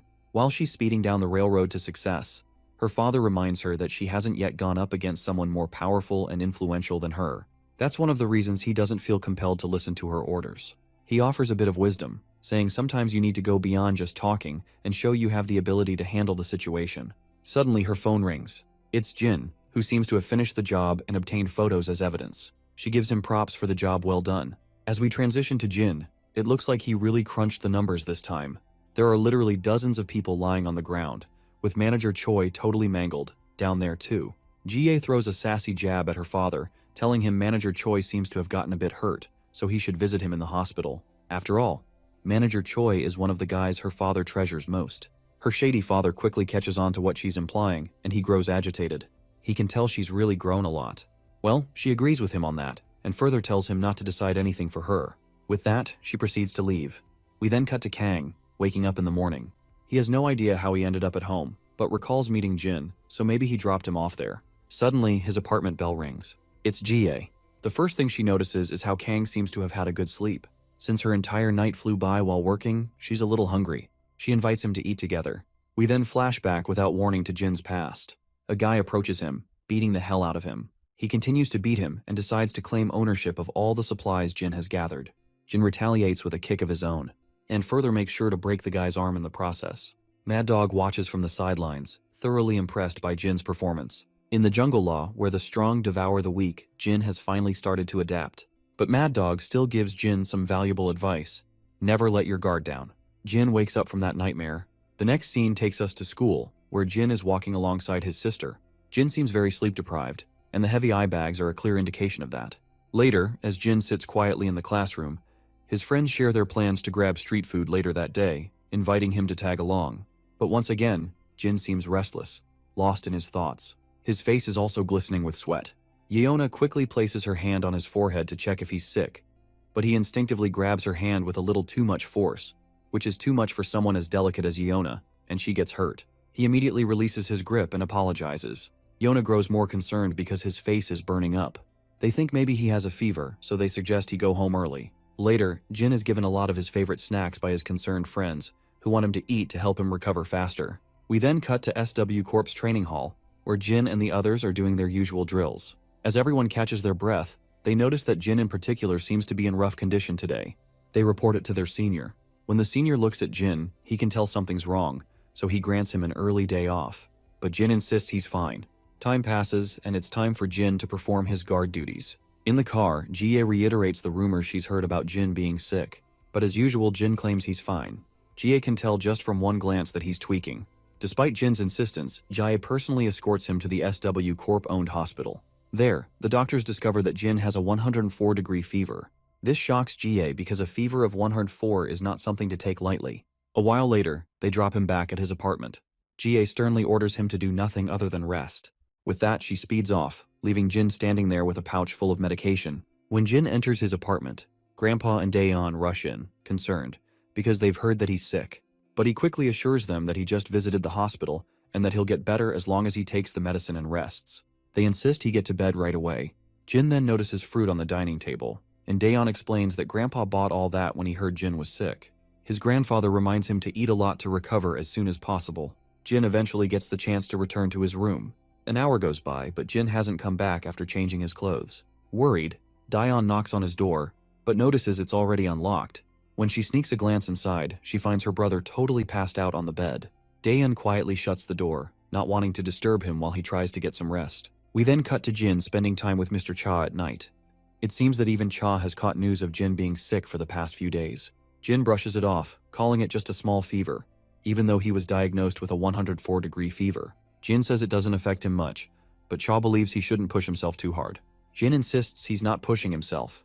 If he holds on mentally, it won't affect his movements. By now, Cha is sure that getting the point across to this goofball is a hard task, so he gives up. Later, as Cha speeds through the roads with his sidekick Hyung-suk, Hyung-suk reveals that Congressman Kim still holds a grudge against them. If you don't recall, Congressman Kim is the same guy whose daughter and son used to bully Daeon.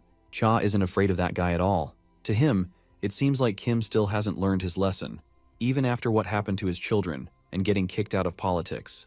This only proves how remarkably resilient that man is. Not only does Kim have a lot of influence and laundered money, but his wife also comes from one of the most influential families. So it's not surprising that despite all the damage Cha has managed to inflict, the worst thing that happened to Kim was stepping down from his position in Congress. Let's not forget that both Cha and Hyung-suk are now working under SW Corporation, so Congressman Kim wouldn't dare to do anything stupid against them. But even though Cha believes this, he still isn't completely sure. We then cut to Congressman Kim's house. It seems like the probation period for his kids has ended, and Kim wants them to move to America. He has already made all the necessary preparations, so he just tells them to focus on settling in. The two trash siblings acknowledge their father's orders, albeit reluctantly. Internally, that bitch is grinding her teeth, still holding a strong grudge against Daeon, convinced that she's the reason for their downfall. Their father reminds them that all they have to do is stay there for a few years and come back when things quiet down. Or, if they get used to life there, they can just stay permanently. With that, they're free to leave. Once they're gone, the trash mother starts arguing with her equally trash husband about why they have to leave the country like this. The husband reminds her that he's done everything he could, but the higher-ups are still pressuring him to take extra measures. Of course, this loud, annoying woman isn't satisfied with that answer, questioning why he's just giving up. That's when Kim responds in a cold tone, making it clear that he hasn't given up on anything. He's just biding his time, waiting for the right moment. Later, we see Jin on a phone call with his sister. Since Daeon is out shopping for groceries, she asks him if there's anything specific he wants to eat. As usual, Jin gives the same response he always does, so Daeon just decides to buy whatever. After this brief exchange, she hangs up. But right after, Jin gets another call. As soon as he puts the phone to his ear, we find out that it's Kim In-bae. Jin's mind floods with past memories as he's once again reminded of everything regarding Kim and his trash kids. Kim In-bae brings up the deal they made, which he believes Jin failed to honor. But Jin quickly counters, reminding him that it was Kim who didn't keep his word.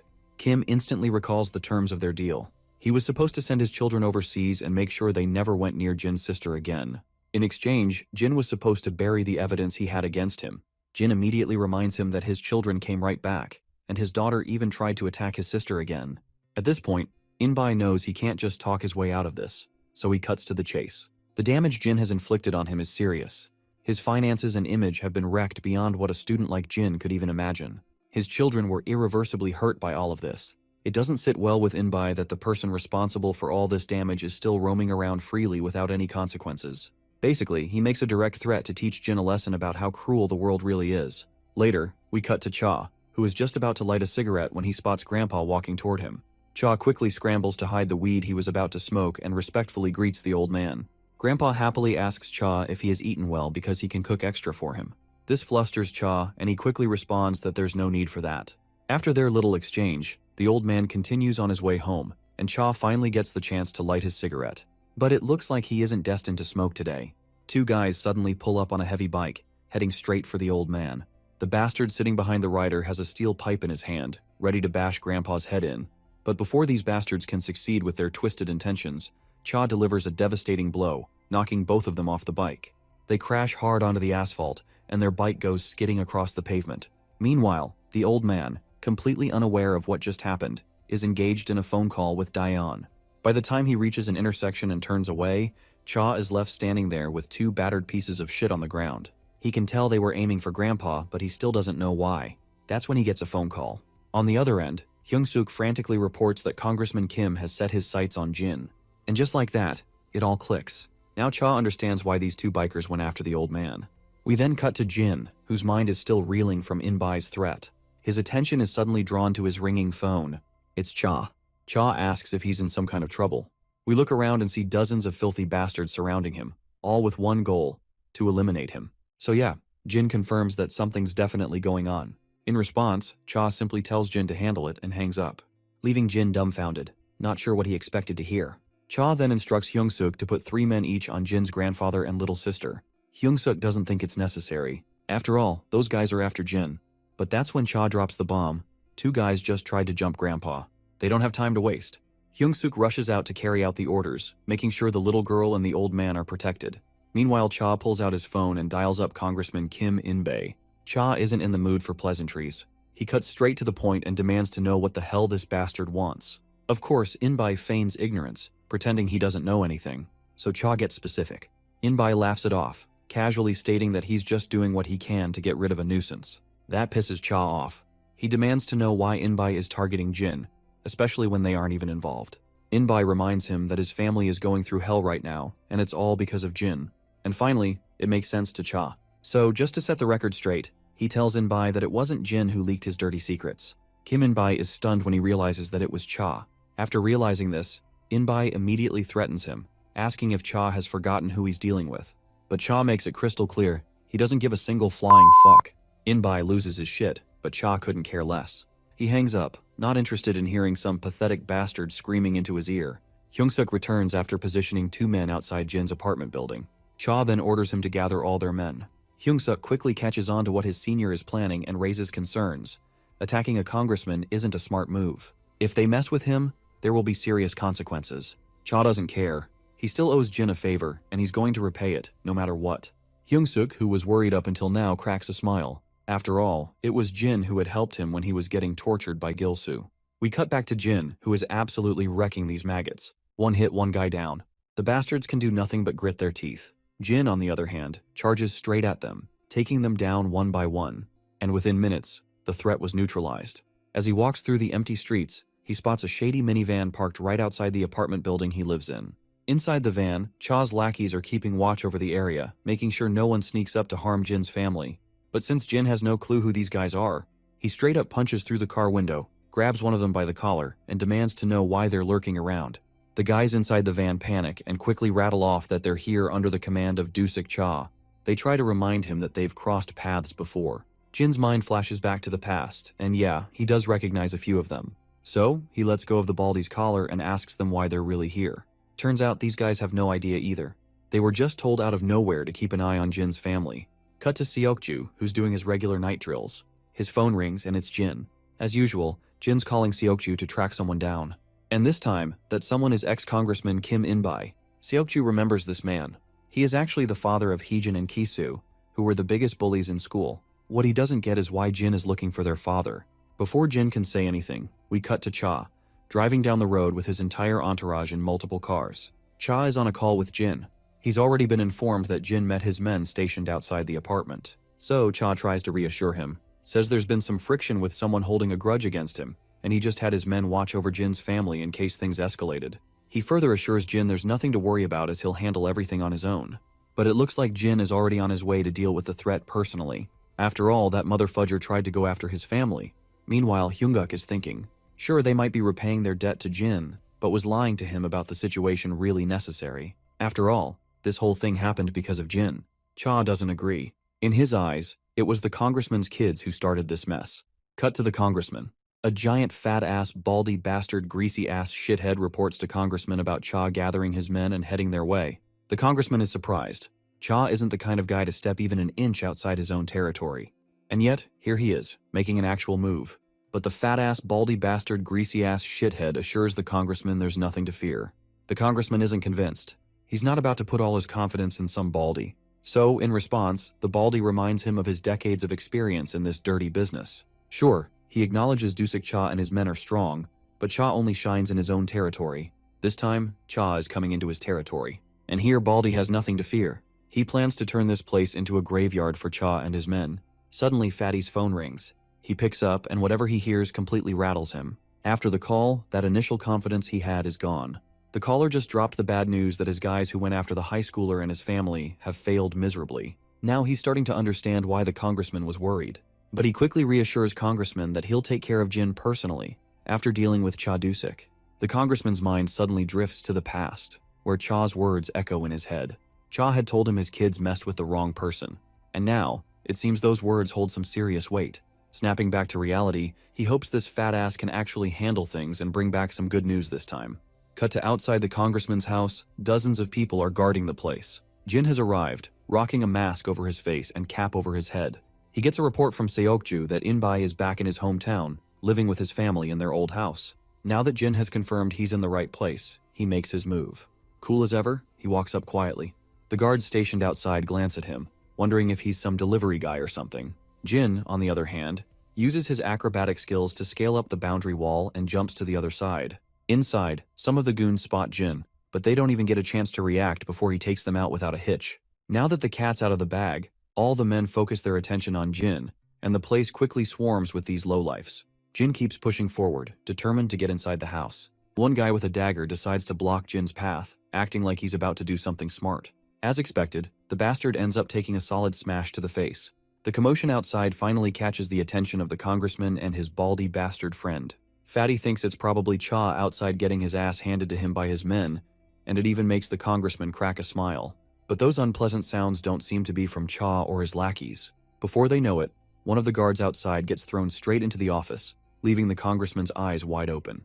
Jin walks right in through the office gate like the true Sigma he is. Before we see Jin teach this arrogant bastard a lesson, the scene cuts to the congressman's family. His wife is trying to reassure the kids that their father will take revenge for the humiliation Jin has caused, so they don't need to worry. This makes Heejin happy. But little do they know, Jin isn't the one about to get taught a hard lesson. Back in the office, Fatty turns to Jin and questions his identity. The congressman quickly perks up when he notices how this intruder is familiar to Jin. It doesn't take him long to realize it's Jin, even though he's wearing a mask. Baldy suddenly turns to the congressman, wondering if this is the boy he's been afraid of. The congressman admits it's him. While the boy is hiding his face with a mask, he can clearly tell who he is. Suddenly, Jin hears more bastards about to swarm the office, so he leaps into action to finish the job he came for. Fatty quickly steps in front of the congressman to protect him. He swings his giant hand at Jin, but my guy ducks and lets that massive hand glide right over him, then promptly retaliates with a punch of his own. But that punch doesn't faze the bastard, and he throws a punch back in retaliation. After a few back-and-forth blows, they step back to catch their breath. The baldy bastard seems excited, realizing Jin is a worthy opponent. Jin, on the other hand, isn't here to impress anyone. His main target is the congressman, who's doing his best to hide behind the goon he hired. Jin leaps into action again, delivering a devastating blow to Fatty. When Fatty tries to throw another punch, it's dodged easily, and instead, he gets a crushing blow right into his ribs. The back and forth continues, and Fatty takes a lethal blow to the face, obliterating his nose. Jin then throws a kick at the bastard's hand. The congressman is starting to lose his shit. The fact that this Fatty, who once ruled over the area for over 10 years, can't land a single blow against a high schooler is insane. Fatty, on the other hand, is learning the hard way how skilled Jin really is. For someone who doesn't hesitate before throwing blows, he's definitely not your average high schooler. At that moment, all the goons who were guarding outside swarm the office. Fatty shouts at them for coming so late and orders them to take down the kid. But in reality, it's that kid who's taking down all these suckers. Blow after blow, punch after punch, and these shitheads are kissing the ground one by one.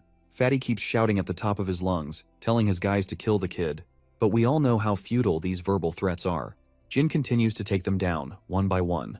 Meanwhile, outside the office, the other goons are standing around, waiting for their turn to get inside, since it's too crowded in there already.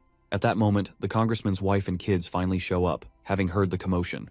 They make their way through the goons and peek inside the office. What they see leaves them horrified. Jin is obliterating these guys one by one, leaving everyone down for the count. The bloodied Fatty and his boss can do nothing but watch in terror. The only thing going around the congressman's head is the warning Cha had given about his kids messing with the wrong guy. Messing with Jin's family is same as killing John Wick's dog. The congressman is learning this the hard way. He's finally realizing how right Cha was. Seeing Jin take down everyone mercilessly, Heejin and Kisu are in absolute shock. Especially Kisu. While he knew Jin was a crazy bastard when it came to fighting, he didn't know he was this level of badass. Fatty is also having a hard time believing what he's witnessing. But in the end, everything happening is real, no matter how much they try to deny it. Fatty notes that Jin isn't just swinging punches around aimlessly. Every swing is precise, with no hesitation. He also notes that Jin didn't just barge inside on a whim. It was part of his plan. The office door is narrow, which helps Jin fight these guys one by one without getting overwhelmed. At this point, the fat pig decides to play dirty. He pulls out a dagger and tries to sneak up on Jin to stab him. But Jin isn't some idiot. He quickly sees through what this shithead is about to pull. As soon as the bastard lunges to stab, Jin turns the tables by stabbing him first, causing Fatty to recoil in pain. The congressman is at a complete loss, unsure of what to do. There is literally no one left capable of stopping Jin. Jin finally turns his attention to the congressman now that Fatty is out of commission. In a desperate attempt to salvage the situation, the congressman plays his last card. He tries to threaten Jin with legal repercussions, citing legislation and charges that could be pressed against him. But before Jin can even react, Fatty once again orders his men to attack. The remaining goons lunge at Jin in a last-ditch effort to take him down, only to be dismantled one by one with ease. Seeing all his men taken down, the congressman begins to recoil in fear, stumbling backward until he trips over an unconscious body and falls to the ground. Before he can scramble back up, Jin steps on his hand, pinning him in place. His wife watches in horror, utterly dumbfounded by the sight. Jin is here for one reason: to make this bastard take responsibility for his actions. But before things can escalate further, another group joins the fray, Cha and his men. For a moment, Cha is thrown off, seeing all the congressman's forces lying in ruin.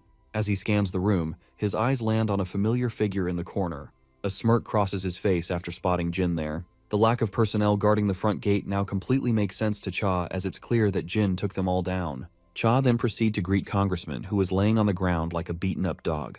The mere sight makes Cha chuckle mockingly. At that moment, Congressman's wife begins berating Cha for betraying his own people.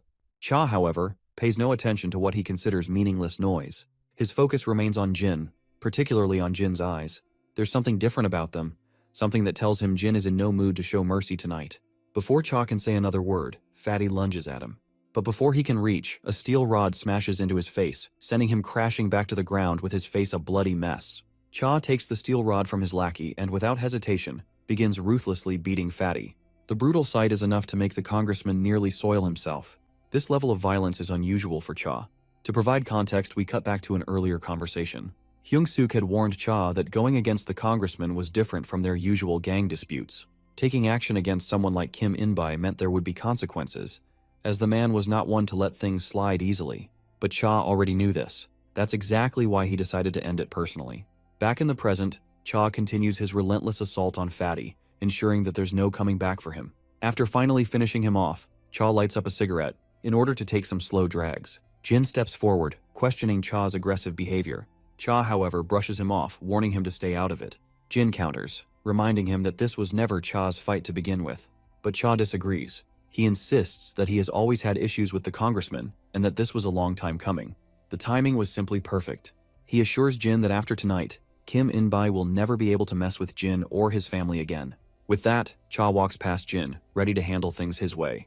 He crouches down to meet the congressman at eye level, but before he can lay out his terms, the congressman tries one last trick, offering Cha a lucrative deal. He promises property under a different name, an absurd amount of money, and the chance to expand Cha's territory beyond imagination. Of course, Cha isn't fooled.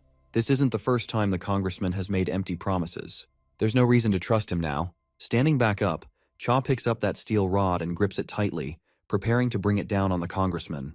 But before he can swing, a voice interrupts him. Chief Go Sungin, the secretary of SW Corporation's director, arrives on the scene.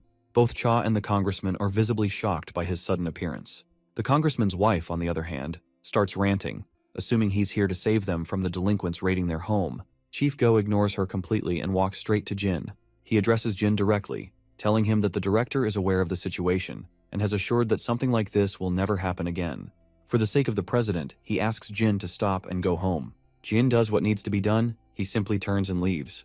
Heejin and Kisu, left trembling like leaves, can do nothing but watch in silence, still reeling from the brutality they've just witnessed.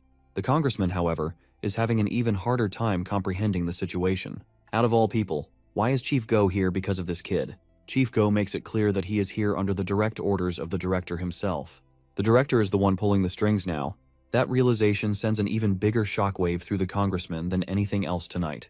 Later, on his way home, Jin gets a call from Cha. Cha asks if Jin has made it home safely. When Jin confirms he's just arrived outside his building, Cha breathes a sigh of relief. He then reveals that the ex-congressman, Kim In-bai, and his family are done for. All their illegal activities have been reported to the police. The involvement of SW Corporation only made things worse for them. As for the countless bodies scattered across the battlefield tonight, they've all been taken care of. There's nothing left to worry about. Jin thanks Cha, though Cha isn't sure why he's receiving gratitude when Jin and SW Corporation handled most of it. But Jin can't forget how Cha stepped in and took the fall just to protect him and his family. Cha then suggests they grab some ramen together. Unsurprisingly, Jin agrees. Just as he hangs up, Jin notices a familiar figure standing outside the apartment building. His grandfather.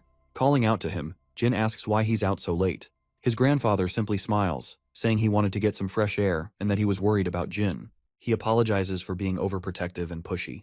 He never means to be, but as a grandfather, he can't help but worry. Initially, he thought it would be a bother to contact Jin, but now, standing here under the night sky, he's simply relieved to see his grandson safe. It hasn't been long since Jin returned, and as a grandfather, he can't help but worry over and over. However, he promises Jin that he will try to be better about it moving forward. Once inside the apartment, however, Jin finds himself at the receiving end of Daeon's frustration as well. She and Grandpa had been worried sick about him.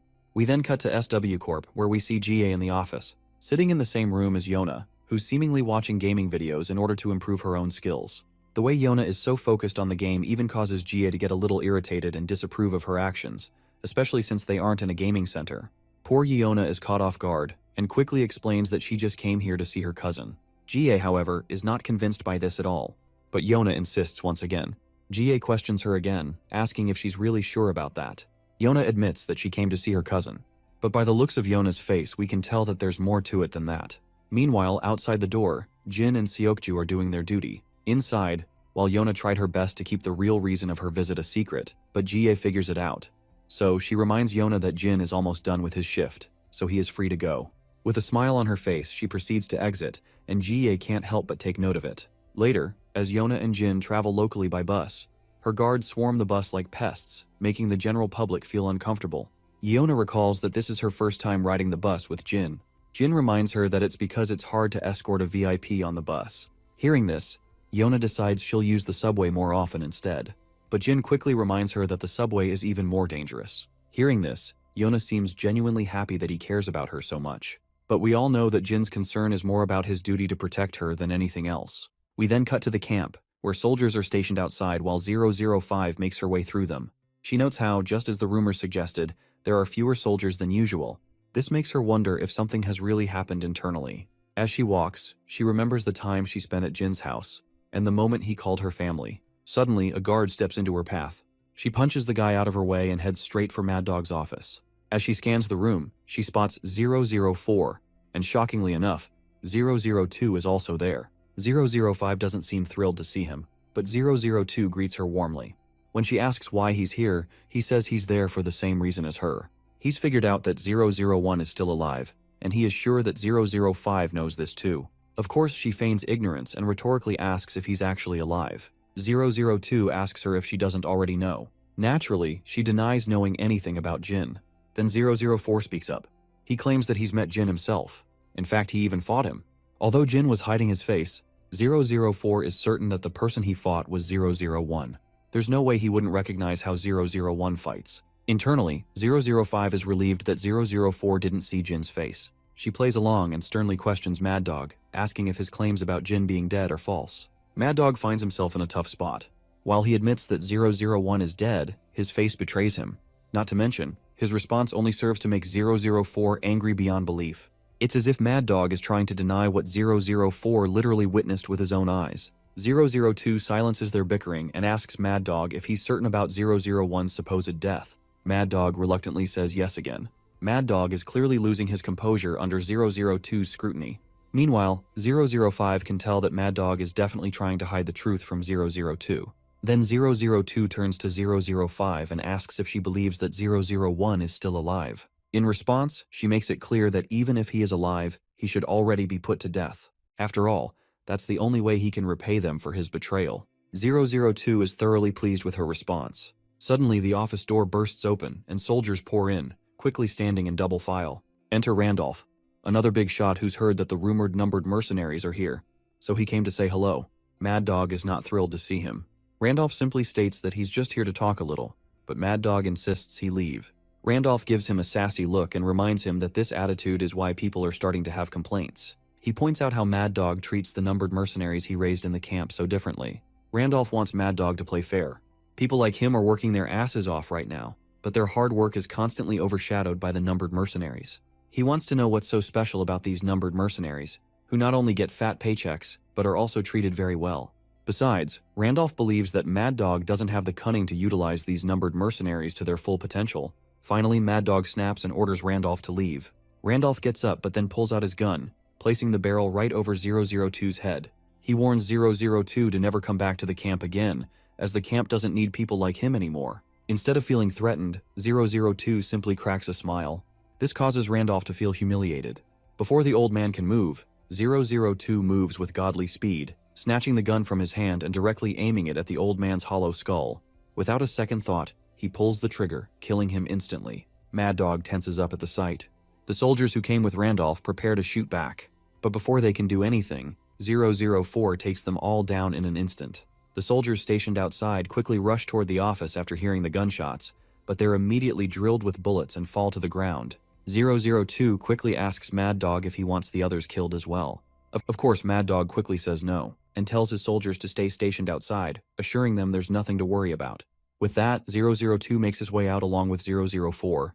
We then cut back to Jin, who's doing push-ups when his flip phone starts ringing. It's 006, reporting to Jin that 002 has found out he's alive. The reason 002 found out is because of the encounter Jin had with 004. But still, they're not 100% sure if Jin is alive because they didn't see his entire face. This doesn't mean that both 002 and 004 will sit idle. 006 believes it's his fault since he was the one who invited Jin for the rescue mission where they encountered 004. But Jin thinks there's no need for apologies, as this was bound to happen. 006 then decides to end the call and contact later if something comes up. Meanwhile, poor 032 is sulking in the corner, believing that Jin is about to be in trouble because of him. There are chances that after 002 meets Jin, he might understand and come to friendly terms like 005. While there's no doubt that 002 is a crazy guy, he always adhered to Jin's orders. But 006 isn't sure it would be that easy, because 002 was the most devastated upon learning about Jin's betrayal. He went insane after finding out about the betrayal and killed camp agents out of anger. What's more concerning is that 002 is the one who taught a lot of things to Jin, and Jin's current skills are particularly derived from 002's. But in the end, the current 001 ended up taking the title of number 001 and became the leader of the numbered mercenaries. There was uproar among the numbered mercenaries, as most of the guys who followed 002 didn't want Jin to be their leader. They had issues with the fact that they had to accept 001 as their leader instead of 002. But since 002 accepted 001 as the leader without causing any big problems, the others had to concede as well. This is the only reason 002 harbors strong feelings of betrayal against 001 compared to anyone else. Hearing all this only makes 032 even more worried, as he believes it's his fault that 001 got exposed. Recently, 001 looked like he was doing really well, and it's likely because he's been living with his family, but to think that his life is about to go to hell is causing a lot of sorrow to 032. 006 tells him to snap out of it, as sulking in the quiet corner won't make things better. It was bound to happen, and even Jin was aware of this fact. We then cut to SW training grounds, where Jin just got punched by his opponent during training. Everyone is in absolute awe to see Jin getting punched. Even the guy who threw that punch is in utter disbelief that this actually happened. The team coach scolds Jin for his absent-mindedness during the entire training session. No matter how skilled Jin is, no matter how perfectly he carries out his missions, one mistake could cause him to lose sight of his objectives, which can ultimately get him killed. He instructs Jin to go and take some rest for today, as there's no point in training while he's like this. As Jin begins heading out, Sukju asks him if there's something bothering him, but Jin says it's nothing and walks his own way. As Jin sits in the locker room, his mind is stuck repeating the recent news he heard about 002 beginning to have suspicions that he's alive. His mind flashes back to the time he used to have brutal training with 006. It was a total brutal blood mess in the name of a fight. While Jin is a good fighter, 002 was even better than him. Jin recalls how 002 actually acknowledged him as a good fighter. But this is the kind of madness the camp needs, and the only way to survive here. We then cut to 005 meeting 006. First of all, 005 makes sure to apologize to her for calling her out of the blue, and then asks her the whereabouts of 002 and 004. Before omitting any details, she questions him about why he wants to know, to which he claims that he intends to repay his debt to 001. The only thing 005 can figure out from what he said is that he wants to eliminate 002 and 004. 006 confirms this. After all, 001 is finally living the life a normal human should, and he doesn't want to disturb the tranquility he has gotten in his life. 005 then eventually decides to reveal everything she knows, though she warns him that it's going to be too dangerous for him to go alone after them. But this is precisely why 006 believes that he is the best candidate to eliminate them, because those guys think that 006 is dead. Later we see 005 in her room. She seems to be regretting helping 006 with this, because she still believes it's too dangerous, and it's not something he should risk exposing himself for. But 006 persists because he can't let the life Jin finally found be ruined. This also reminds 005 of the moment she shared with Jin and his family. Suddenly her doorbell rings, snapping her out of her thoughts. She grabs her pew-pew, cautiously walks to the front door, and peeks through the peephole. On the other side of the door stands 002, here for a little chit-chat. Later, as 002 takes a seat, 005 tells him to cut the bullshit, say whatever he came to say, and fuck off.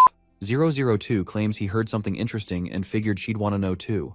But 005 isn't sure they're close enough to be swapping interesting stories. That's when 002 drops the bomb that 006 is also alive. Of course, her eyes widen at the revelation, while 002 finds it amusing. First it was 005, and now, turns out 006's death was just another false rumor. Cut to 006, now going up against 004 and his crew. He's on the losing side. 04 has more manpower. Injured, 006 hides behind a pillar, trying to catch his breath. But then, a jacked up dude lunges at him, wrapping him up in a crushing grip. 006 reacts fast, delivering a brutal smash to the bastard's face before finally maneuvering himself out of the hold. The gorilla turns out to be another numbered mercenary, 008 if I has to be specific.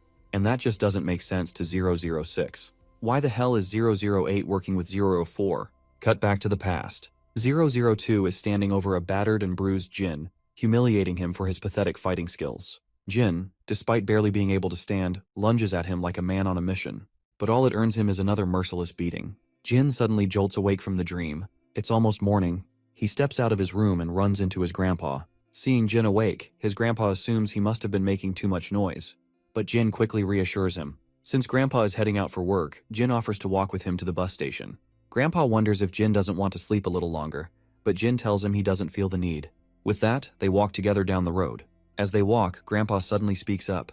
Lately, Jin seems lost in thought. He asks if there is something bothering him. Jin is caught off guard. He wasn't expecting the old man to notice. He asks how Grandpa figured it out. Grandpa just chuckles upon hearing this. He's Grandpa after all. He can tell just by looking at Jin. And he's not the only one. Even Daeun seems worried, as they can all tell something's off. Jin flashes back to the past again. People always used to say Jin was unreadable, emotionless. but they also thought that was an advantage in this line of work. Some even questioned whether 005 had emotions at all. Yet his family can sense when something's wrong. Grandpa goes on to say that they haven't pushed him to talk because they know he must have his reasons hiding his worries. But if he ever needs help, Grandpa is always willing to listen. Jin cracks a faint smile, which is not some day-to-day occurrence. And for once, he makes a promise that if necessary, he'll ask for help. We cut to 005 having a little conversation with 002, who barged in out of nowhere. She's trying to figure out why he's so interested in 006. After all, his main target had always been 001, so it made no sense for him to get interested in 006 all of a sudden. But the guy claims it's all interconnected, and he's damn sure 006 is also tied to 001 still being alive. Just after confirming 001's status from Mad Dog, 006 conveniently exposed his own location, even though he was supposed to be dead. Internally, the girl is disappointed that 006 failed to hide his location. That bastard, on the other hand, finds it amusing. It's just too convenient that 006 revealed himself right after they confirmed 001 is alive. These turns of events just confirms to him that our boy is definitely alive. Even so, 005 doesn't understand why this dead-eyed freak is interrogating her, or why he even bothered telling her all this. Well, he knows damn well how close she used to be with both 001 and 006, so maybe he thinks she deserves to know they're alive. But we know the truth. This black snake is just manipulating her, trying to get a reaction out of her just to confirm 001's existence. She then recalls how this snake was just as devoted to 001 back then, devoted enough to kill anyone who accused 001 of betrayal. They lock into a tense stare-down, and eventually the bastard rises from his seat, ready to leave. After dancing around the real question, he finally cuts the crap and directly asks her if she knows 001 was alive all this time. Of course, she denies it without letting so much as a twitch show on her face. But this bastard is a gaslighting pro with a PhD in manipulation and reading people. So he simplifies the question, demanding she reveal 001's location. The woman knows reasoning with this lunatic won't get her anywhere, so she pulls a Glock from her back, making it clear he's not getting a damn thing out of her. Then he drops a subtle threat he's holding 006 hostage. That catches her off guard, giving the bastard the perfect moment to knock the gun out of her hands. She hits the ground but quickly scrambles back to her feet. Then comes an impromptu strike, but she blocks it with her bare hands. He keeps pressing, hammering her with relentless blows. She finally tries to counter, but he outmaneuvers her and twists her arm, locking her in place. But she's no weakling. She breaks free, puts some distance between them. The bastard takes a second to appreciate her fighting skills, though not impressive enough to scare him, but enough to amuse him. He decides to put a pin in the fight and save it for another day. The woman is seriously annoyed by how full of himself this bastard is. Before she can spit out her next words, she realizes she's been locked onto by a sniper. And yeah, the sniper's clearly working with this psycho, helping him terrorize a woman. It's his not-so-subtle way of saying, give up 001's location, or suffer the consequences. Cut to a new scene where this musclehead goes toe-to-toe with 006. Despite his battered, bloody face, he's wearing a smug grin just to mess with his opponent. That opponent already looks like he's at his wit's end. 004 is there too, watching the fight from the sidelines, clearly impressed by 006's skills. But it's a pity he can't gain any ground against that bulky guy, whose code name is 008 by the way. 006 snaps back with some sass of his own, calling out how 004's letting his lackey fight while he avoids a real battle, probably scared of what might happen if he goes all in. That jab gets under 004's skin, and tries to threaten his opponent with his life. Of course, 006 isn't scared one bit. He pushes even further with sharper jabs, calling out the cold truth that 004 has no identity of his own, just a loyal dog for 002. That's it! 006 expertly riles this guy up with his masterful manipulation. The bastard is ready to spill his fellow's blood with his dagger. He delivers a fatal wound to the poor guy, driving home the point that their strength is worlds apart. The scene then cuts to 032, who is freaking out due to his friend's absence. To add to his distress, he notices that someone is heading toward his room. Turns out it's Jin, much to his bewilderment. Later, they both sit down, and it looks like Jin is here to check on his friends because they haven't answered his calls. Seeing 006 is absent from the apartment, he naturally inquires about it, only to get an awkward response from 032. Jin grows weary and demands full details on what the hell is going on. He's been trying to contact 006, but hasn't heard from him since 002 showed up. And judging by the kind of expression this anxious guy is wearing, it's clear something is wrong. 032 admits he can't reach 006 either. It's been about 3 days. They were supposed to leave this place yesterday, but his friend's absence is worrying him. Suddenly, 032's phone rings. He answers with lightning speed, hoping it's their friend. But it's 005 on the line, breaking the terrible news that his friend has been captured by 002. The scene promptly cuts to an abandoned warehouse where 006 is being held. In front of him sits that bastard 002, ready to interrogate and extract every bit of information he wants. 006 just keeps yapping nonsense, giving nothing worth listening to. His pointless chatter earns him a punch to the face, intended to shut him up for good. But this guy is a tough nut, continuing to babble on, much to 004's annoyance. Then 002 takes control of the conversation, pointing out the dumbest mistake 006 made, revealing his identity right after faking his death. He also knows the only reason this dude even bothered exposing his identity was because of our boy. Of course, our blonde and beardless Keanu Reeves feigns ignorance, wondering why they're suddenly talking about a dead man. The bastard finds it quite adorable how loyal he is to our boy for no obvious reason.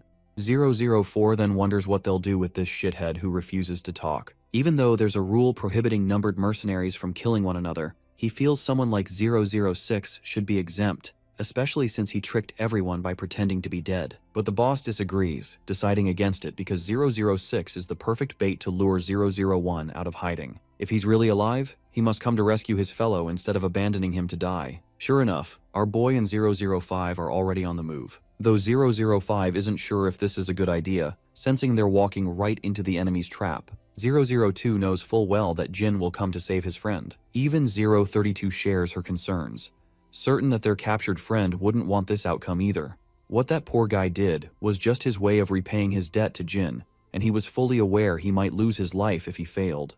But if Jin ends up risking his own life in this rescue, 006 would never forgive himself. So 005 once again suggests turning back before it's too late. Jin weighs his options and understands what he must do. After putting his gun down, he decides to walk up to 002 and surrender himself. Of course, his comrades are shocked by this sudden decision. Inside the warehouse, it seems their wait finally ends as Jin calmly walks in through the front gate, fearless. This shocks everyone, especially Keanu Reeves, who had been holding his own all this time. As for 002, he's amused after finally confirming his suspicions that Jin is indeed alive. He can tell Jin has grown since they last met, but his cold, indifferent expression remains the same. Jin keeps his no-nonsense attitude and makes it clear he's here to rescue his fellow. He doesn't like that they involved 006 in this mess unnecessarily. If they had issues with him, they could have simply asked. He would have done his best to accommodate. 004's short temper flares again and he pulls his Glock on an unarmed man. As expected, 002 tells his dog to stand down, saying he intends to handle things himself. Walking toward Jin, he expresses excitement at seeing him alive. After all, he had always wanted to kill this brat with his own hands. As they stand face to face, locked in a fierce stare,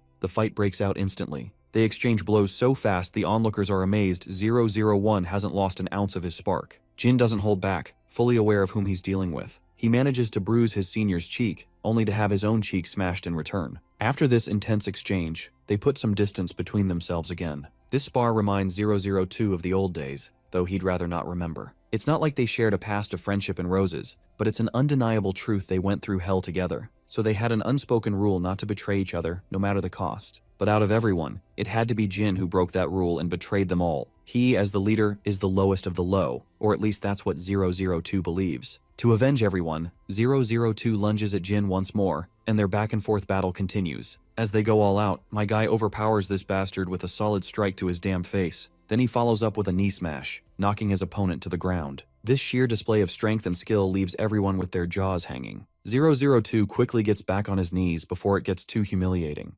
004 is struggling to digest the fact that Jin is just as much of a Chad as he used to be. Even the Black Snake can tell our boy hasn't been a couch potato these past 5 years. He pulls out his dagger from its sheath, ready to take this fight to a whole new level. With that, they go all out again, striking and dodging blows left and right. But once again, Jin overpowers him by giving nasty cuts to his hands, then slicing him with a bunch of nasty cuts all over his body. He continues to spill the bastard's blood while 004 can only watch helplessly as his senior gets absolutely decimated. The aura Jin is exuding is something only earned from farming countless real battles. And that's exactly what's bugging 004. The fact that Jin has gotten way stronger than before. Even the masked random NPC is blown away, suddenly remembering a mercenary named Jin who worked with the military. His fellows are shocked by the revelation, and 004 wants confirmation. He's struggling to believe that the mercenary they once saw was actually 001 in disguise. The masked guy isn't 100% sure, having only caught a brief glimpse, but the vibe that mercenary gave off is exactly how Jin is fighting now. Everything clicks for 002. By now, he's starting to think Jin became a private mercenary after betraying his comrades. Jin then reveals how his memories came flooding back, shocking everyone present. Suddenly, A guy reports via transmission that 005 and 032 are heading their way. Sure enough, they both barge in, worried sick and shouting that enemies are approaching. As usual, the low IQ, short-tempered 004 shows aggression and doesn't pick up on the hints. But soon, their lackey reports armed soldiers surrounding the place and closing in. At least 50 soldiers confirmed so far. They're only 300 meters away from infiltrating the area. 004 and his lackey quickly open cases filled with firearms, preparing to start the action. Jin arms himself with a rifle, as do the big musclehead and the others.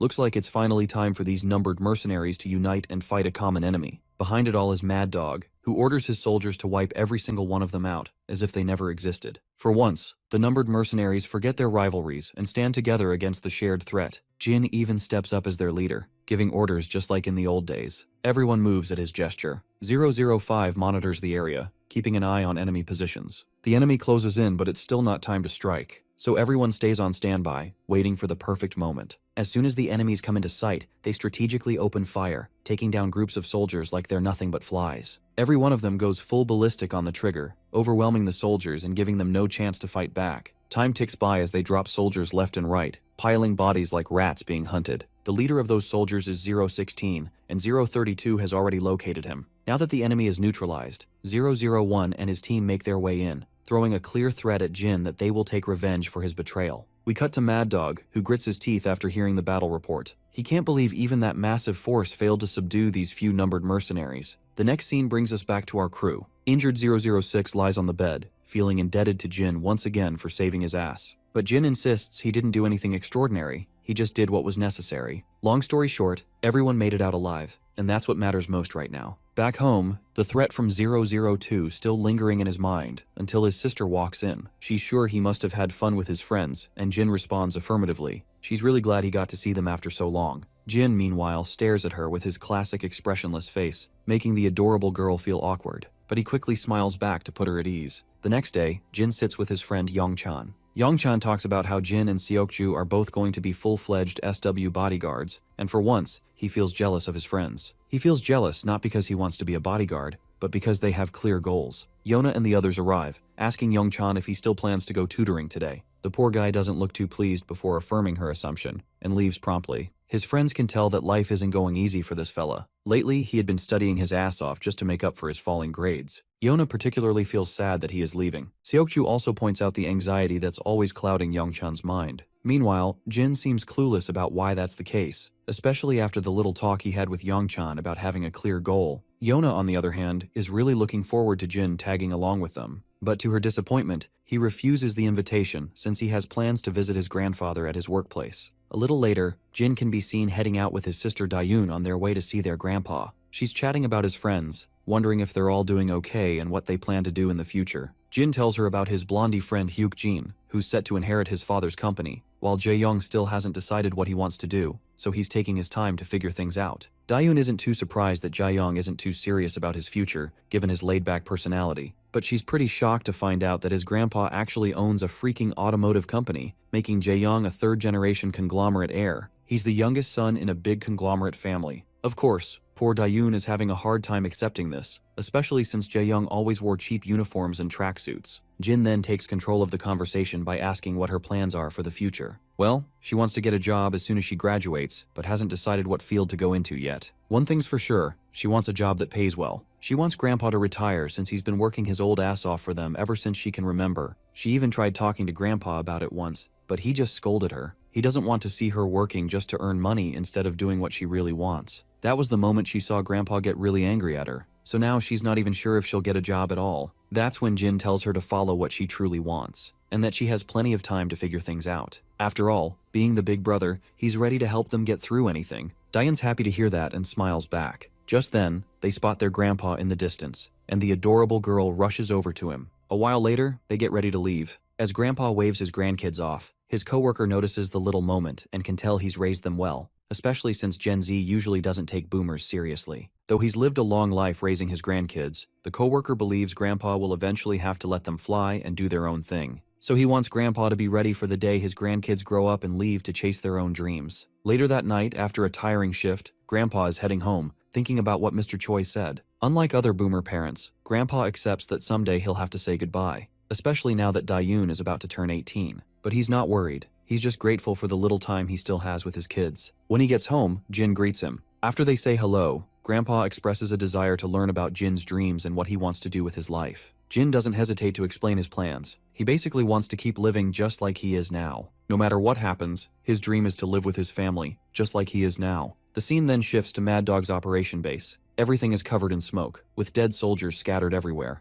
The one responsible for the chaos is 002 and his crew. Turns out, Mad Dog managed to escape death, which 002 didn't like one bit. The scene switches to a big shot who's just heard that Mad Dog's camp was wiped out by the numbered mercenaries. Everyone was killed except Mad Dog, who fled. The reason behind the numbered mercenaries' attack? Mad Dog was trying to wipe them out first. Now his plan has backfired badly. The big shot finds it annoying that the pets Mad Dog raised are now trying to turn on him. He suggests spreading this info among everyone who hates Mad Dog. His assistant admits he already did, much to the big shot's amusement. The big shot then suggests his lackey to ignore Mad Dog's presence completely. They don't want him messing up their current mission. By the way, if you don't recall, he is the mastermind running Forest. The scene then cuts to Mad Dog himself, shooting down enemies left and right. With one magazine emptied, he loads another, while some guy tries to ambush him. Mad Dog quickly leaps at the attacker and delivers a devastating punch. Then he shoots the guy in the head, shutting down his operating system completely. Looks like he handled the immediate threat, but he's clearly not in great shape to keep fighting. Right now he feels pathetic, running around like a dog just to stay alive. He fully blames 001 for his miserable situation. It's 001's betrayal that triggered this whole mess. A while later, we cut to Jin doing his usual push-up routine. His phone buzzes, interrupting his session. It's a message from Yeona, saying she wants to meet him at the convenience store right in front of his apartment. Well, Jin has no reason to say no, so he ends up going there that evening. As usual, Seokju and the other guards are around to make sure Yeona stays safe. When Jin gets closer, Yeona immediately starts apologizing for calling so late. She's already bought a bunch of Jin's favorite snacks. While helping himself to some treats, Jin gets curious and asks why she called. Yeona doesn't have any particular reason. She just wanted to see him a little. And, well, we all know why. She just wants to get clapped by an aura farmer like our boy. Hell, even Seokju understands that she is in heat. She brings up how everyone's been stressing about their future careers, and Yongchan especially seems lost in the mess. He even stopped going to the PC center just to focus on studying. It's a shame that he made this bold move right when he was on track to become a pro gamer. Keeping the conversation going, Yeona asks Jin about his career plans. Does he want to keep being in the SW suit? As expected, Jin's not sure. When Seokju and the senior bodyguard hear that, they're shocked and practically begging him to reconsider and make a solid decision as they want him to continue serving SW Corporation. Jin is surprised by their strong reaction. The night deepens as Jin heads home. Yeona walks him back, even though it probably should have been the other way around. She's just feeling the vibe and wants to walk with him a bit. Suddenly, Jin catches her off guard by asking what she plans to do in future. Well, Yeona isn't sure either. For now, she just wants a cozy, laid-back life. She really loves her current life and wants it to last as long as possible. Right now, it's the only thing she's truly in love with. She says this like she's confessing true love to someone, which makes her go all awkward when she understands the gravity of her words. Jin stays quiet since he's got a lot to work on in the affection department. The scene cuts to 005 looking shocked after hearing about 002's latest exploits. 006 confirms it and adds that Mad Dog is still alive, though assassins are already on their way to finish him off. The only reason he got away is pure luck. But his death is inevitable. 006 points out that Mad Dog's made terrible decisions since way back. Now that his camp is destroyed, everyone who holds a grudge against him will come after him. That said, Mad Dog isn't just some random guy you can take out easily. Even 005 grimly admits that. The scene shifts again to Jaye, angrily grilling Yeona about where the heck she was so late at night. It's not smart to be wandering around wherever she pleases. Poor Yeona apologizes and quickly scrambles away to avoid her cousin's wrath. Later, Jaye is being escorted in her car, with Jin accompanying her. His phone rings, but he ignores it since he's on duty. Jaye notices this, and she is generous enough to give him permission to check his phone. When Jin checks, it's Dayun asking him to bring some apples because Grandpa's been craving them lately. Suddenly, Jaye throws a weird question at him. Does he have someone close to his heart? Jin seems clueless at first, unsure how to answer, but she gets blunt and asks if he's dating anyone, or maybe someone he wants to date. While she's asking these bold questions, Seokju and the senior bodyguard are nearby, getting chills because they're curious how Jin will respond. Jin simply says he doesn't have anyone, a blunt answer that surprises Jaye. She thinks he should be out there chasing girls since he's in his prime. With his looks and how young he seems, it'd be a waste if he didn't try to pursue someone instead of just goals. But Jin doesn't think he's missing out on anything. This ordinary life is what he's always wanted, especially after grinding so hard as a kid on the battlefield. After his duty, Jin's seen walking around the grocery store with his sister, picking up some apples. With a bag full of apples, they head home. As they walk, Dayun mentions how Jaehyung is setting up a hideout to invite all his friends once it's ready. She's amazed he didn't tell anyone else but her. Suddenly, Jin freezes when he spots someone lurking in the shadows. The figure looks familiar. Turns out this suspicious guy is 002, and Jin looks absolutely freaked out of his mind. It's probably the first time we've seen him panicking this much. He quickly insists Daeon get home as fast as possible. Seeing his tense face, she senses the urgency and starts heading back. Meanwhile, Jin subtly gestures at the shady dude who starts walking toward them. As they cross the street, they come face to face. The bastard throws some shade about Jin living a pooky life given his past, which is full of blood and gore. He is even surprised that Jin got a chick for himself. But Jin doesn't really have much patience to tolerate this guy's bullshit. Before things escalate, Cha just so happens to pass by and spots Jin on the crossing, rather confused as to why the kid isn't crossing. It is then he notices a hostile glint in Jin's eyes, something he has never seen before. As he gazes ahead, he notices 002, who is carrying the exact same glint in his eyes, a glint that really makes Cha question his life choices. Jin, meanwhile, decides they should put a pause on their impromptu meeting and take it somewhere else. Once they find themselves in this abandoned construction site, 002 is eager to learn about Jin's current living situation. Jin, though, is more interested in learning how 002 managed to find him. Internally, he has a hunch that 005 or 006 might have revealed his location, but he is confident those guys wouldn't dare spill a single word without his permission. 002 already knows what he is thinking and assures him that he didn't do anything to his fellows. You see, 002 had heard Jin mumbling Korean words back when they were in camp. Now, assuming that Jin has regained his memories, it goes without saying that he would try to get back to his homeland. Taking this as a starting point, 002 began his search, which eventually led him here. And as for why he is here, it should be obvious from their last conversation. He is here to eliminate the traitor, making sure he executes him with his own hands. To make sure it's not an unfair duel, he throws a knife for Jin to equip. With that, the battle of the top two mercenaries begins. The first one to take a nasty cut is our boy, and then once again, the bastard delivers a knee smash right into Jin's belly. While it sends Jin skidding backward, it's still not enough to take him down for good. Seeing how sloppy Jin is while fighting,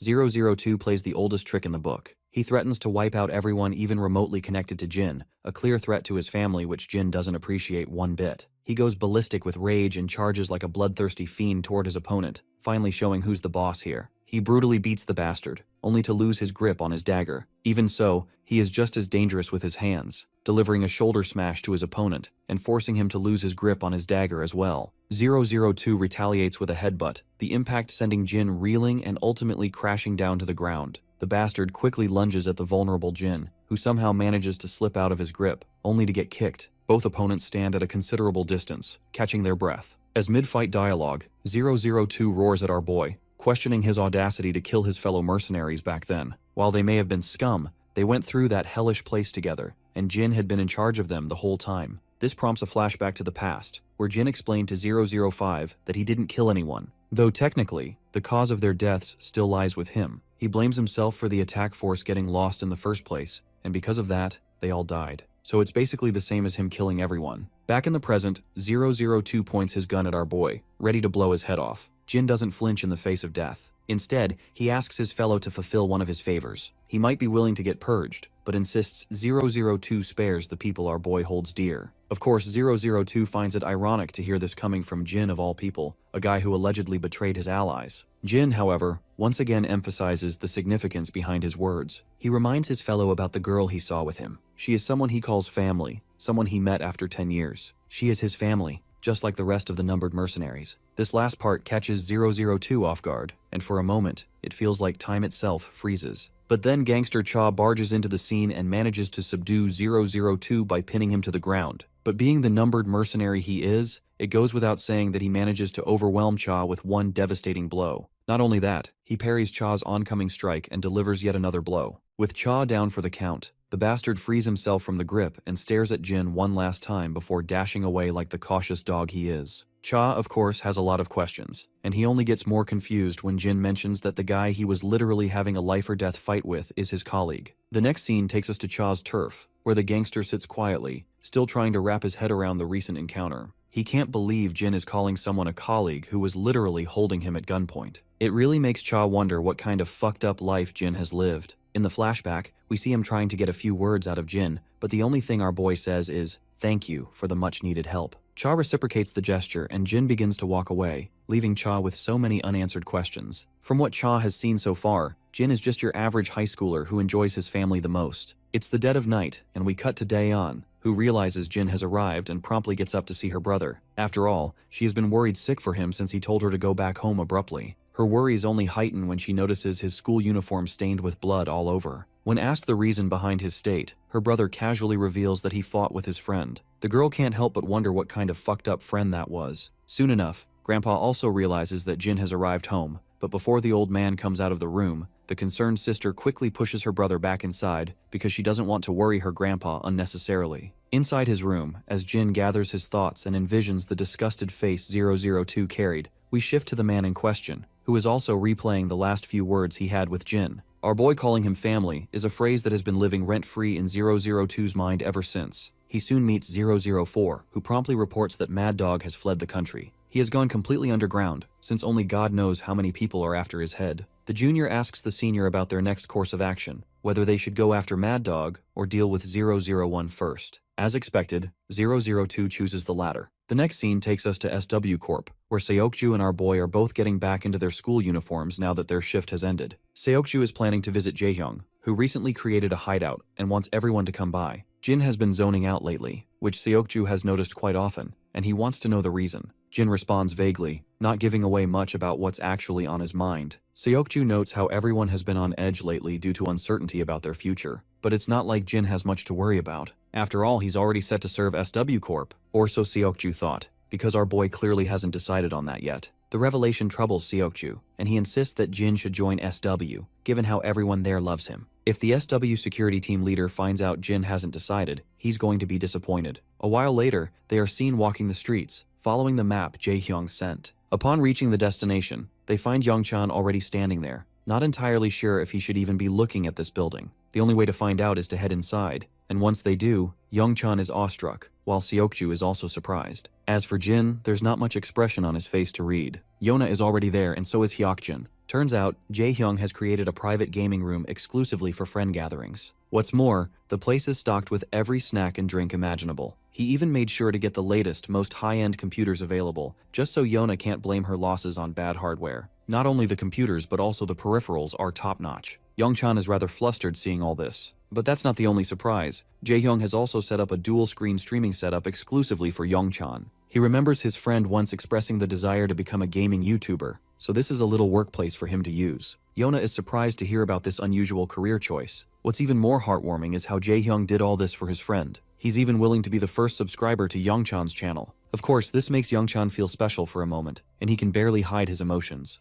Yona is also ready to become a subscriber. Seokju chimes in with a request to stock some energy drinks too. Since they're talking about it, Yeona adds her own custom request for some Coke Zeros on the shelves. Naturally, Jaehyung gets annoyed with everyone throwing requests at him, while his friends continue to push his buttons. Meanwhile, it's clear something is weighing on Youngchan's mind, and he promptly decides to head back, shocking everyone. The next day at school, Yona notices that lunch break is nearly over, but Youngchan still hasn't made it to school. They have no idea what's wrong with him, other than his expression looking unusually dark lately. Being the sincere friend he is, Jaehyung is genuinely worried about that guy, but there's not much he can do. He texts him immediately, but Youngchan is busy talking with his mother. His mother is sick, so he's been taking care of her, which is why he didn't attend school. Even though her fever is mild, Youngchan fears her health could worsen. Not to mention, he's never seen her close her shop just because she was a little sick, so it must be serious. The woman finally admits it, though she attributes her deteriorating health to old age. But Youngchan knows it's because of the years of hard work and effort she put in to raise him. Speaking of raising, she gets a little upset that he skipped school today, telling him he must still attend cram school. When asked if he's doing well in his studies, he answers affirmatively, though his face says otherwise. His mother wishes for him to achieve great things. She wants him to make it to university and is willing to bear the burden of the fees. The next day in the classroom, Youngchan is lost in thought. He's doubting his potential, wondering if he can achieve anything meaningful even if he goes to university. The best option is to find a job and support his mother. For once, he feels utterly left behind and even jealous of his friends because they all seem set for life, while he's stuck figuring out what's best for him. Late at night, as he's coming back from cram school, he finds his friends' texts expressing their worries. While looking at his phone, he accidentally bumps into another student walking by. That guy turns around and decides to unleash his pent-up frustration on Youngchan. As the insults keep coming, Youngchan just apologizes to avoid trouble, but the guy's friends can see he's scared, so they pile on with more nasty words. Even the onlookers begin to take note of the commotion. That's when our guys arrive on the scene, with Jae-hyung looking absolutely pissed, demanding to know what's going on. Seeing the situation, Jae-hyung has a pretty good idea and intentionally bumps into the troublemaker, accusing him of not watching where he's standing. It's like an Uno reverse card, and it works. The guy swallows his pride and walks away. Jae-hyung then turns to his friend, scolding him for getting into trouble and making them worry. They're especially upset that he didn't respond to their texts, leaving him no choice but to explain himself. They ask about his mother's health, knowing about her condition because they stopped by her shop. Youngchan is surprised to hear this, since the shop was supposed to be closed. Apparently, he has no clue that his mother went to open it despite being sick. Moving on, Jae-hyung brings up yesterday's events, how Youngchan left the gaming room without much of a word. He feels responsible, thinking he upset his friend by being too obnoxious. He sincerely apologizes if he was noisy and clingy yesterday. Youngchan quickly clarifies that's not the case. In fact, he was happy to see how much his friend cared about him. He admits the real reason behind his unsettling behavior lately. He didn't feel he deserved what Jae-hyung did for him, especially not after feeling jealous of his friends. He doesn't know why he keeps comparing his circumstances to others, or why he ran away instead of appreciating the gesture. He wants to find a job to ease his mother's burden, but if he chooses streaming as a career, he's unsure if he can make ends meet. He may be good at games, but it's not exactly a secure job for an introvert like him. His grades have also dropped recently, leaving his thoughts scattered. Even so, he's thankful to Jae-hyung for thinking about him this much. Hyokjin then teases our tracksuit lover about how anxious he was over Youngchan, so worried in fact that he kept asking everyone about him. Let's not forget about our boy, who is enjoying spending time with his friends. Back at Youngchan's home, his mother asks about the boys who visited today. 2 boys and 1 girl were so good looking she mistook them for celebrities. She still can't believe those pretty faces were her son's friends. They told her that your son is a pro gamer, skilled enough to compete nationally. It's a shame he never told her about his passion for gaming. She assumes it's because of her condition, and Youngchan doesn't deny it. After all, she poured everything into raising him, and now he feels it's his turn to support her. The doting mother finds his mindset adorable and advises him to do whatever his heart desires instead of holding back. Youngchan turns the conversation, asking if running a snack shop was really her dream job. Of course it wasn't, but her real dream was to raise her son well, and she believes she's done that to the best of her abilities. Now her only wish is to see him doing what he truly wants. She would be proud if he gave this gaming thing a try. The next day at Jae-hyung's secret gaming place, after a great time, Daeyeon and Jin head back home, with everyone seeing them off. Once they leave, Youngchan expresses surprise upon learning Jin isn't joining SW Corp after all. The others are equally startled. Yona is a little upset for obvious reasons. She doesn't like how blunt he was about it, and the seniors are disappointed to learn this. Seokju had assumed Jin would join SW Corp for the sake of the camaraderie they've built, so hearing he never even considered it is a shock. We then cut to Jin and Daeyeon walking side by side. The doting sister is concerned about her brother's future and wants him to find something he truly wants to pursue. Predictably, we get a flashback of Jin's past life, a life filled with excruciating experiences no teenager should have gone through. His sister suddenly snaps him out of it, asking if he has another career in mind. Jin responds negatively, much to her surprise. The scene then shifts to the big shot, who is being briefed by his lackey about President Andrea's upcoming visit to Korea. Long story short, he is coming to Korea to compare Forest and SW's forces. The lackey adds that other companies are in chaos over the news. If the president secures a contract with SW, it will strengthen SW's position even further. The fact that he's personally paying attention to SW shows how highly he values the company. This is troubling for the big shot and his own company. The Beret family, who had been his client for a while now, would likely switch employers too. The big shot can't fathom President Andrea's audacity in approaching SW. To make sure they don't fall behind much, he orders his lackey to contact Forrest, because he wants to witness the skills of the guys they currently have. Back in SW Corp, there's an exclusive meeting with all the SW bodyguards present. The topic of discussion today is Andrea Beret, the head of the Beret family, who's supposed to visit SW.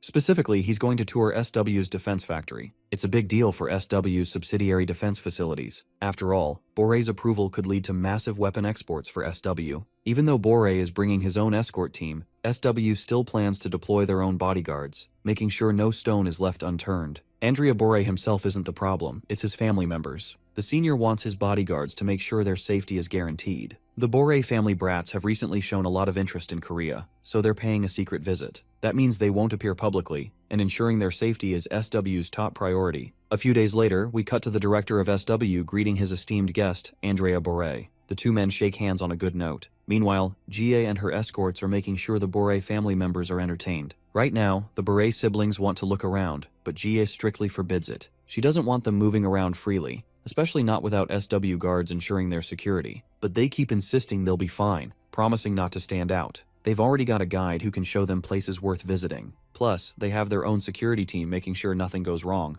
Despite that, Jie isn't convinced, but she can't exactly express her disapproval right to their faces either. The Bore daughter whispers something to her brother, and he quietly approves. He then points at Jin, wanting him to tag along with them. Of course, the guards are clueless why Jin, of all people, was picked, but the reason becomes obvious when we see the Bore girl blushing. Even Jie picks up on it after noticing her flustered expression. Still, she doesn't complain. At least with Jin around, she's assured she'll get proper reports if anything happens. So, a while later, the Bore siblings are cruising down the road, with Jin accompanying them. The girl seems desperate to talk to him and finally gathers the courage to introduce herself as Sophia, asking for Jin's name in return. Of course, our boy responds respectfully to his seniors. Sophia then takes over the conversation, asking if he knows any good places to visit. Jin flat out says no. Naturally, that causes her a bit of distress because Jin didn't even think before answering. But my guy stands firm, explaining that he only recently came here after living abroad, so he's just as clueless as her. In that case, her brother decides they should stick to the original destination. Like his sister, the brother also takes interest in Jin.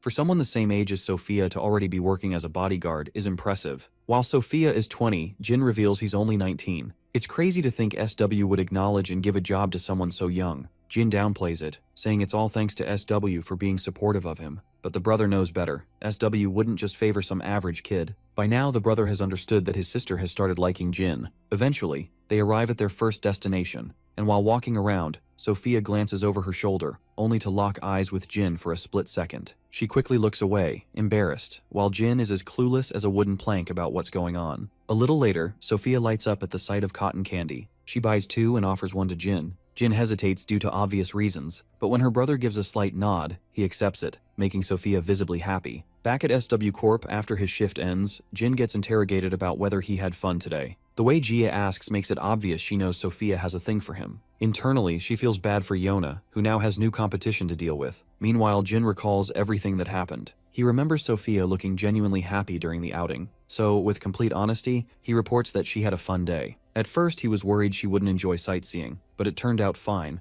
and it all thanks to Bore's security team, who were well prepared for her preferences. Of course, Jie feels frustrated, realizing Jin is still totally clueless, but she expected as much, so she brushes her worries off. She then reveals that Sophia's father personally thanked them for making his daughter's day memorable. At first, Jie was confused why he'd show gratitude over something so small, but then she learns Sophia is usually very reserved because of family trauma. She always gets anxious whenever she steps outside, even on family vacations. So, for her to move around comfortably today was something unprecedented. Naturally, Jie gives all the credit to Jin, but Jin doesn't see it that way. He thinks the careful preparations were the real reason Sophia felt comfortable. Once again, Jie feels exhausted with this guy not picking up the hints, but she doesn't bother pushing it. Instead, she tasks him with the same responsibility for tomorrow. As Jin walks through the corridors, he notices Sophia's brother watching him with a pleasant look. Turns out the brother has a favor to ask. For the next 2 days, he suggests Jin act a little more relaxed around Sophia, but Jin apologizes, saying it's against his code to let his guard down while on duty. Since Jin doesn't understand what he means, the brother explains that he wants our boy to approach Sophia more like a friend instead of duty-bound guard. Sophia doesn't usually act like she did today, which only proves she likes Jin a lot. You see, Sophia once went through a traumatizing kidnapping.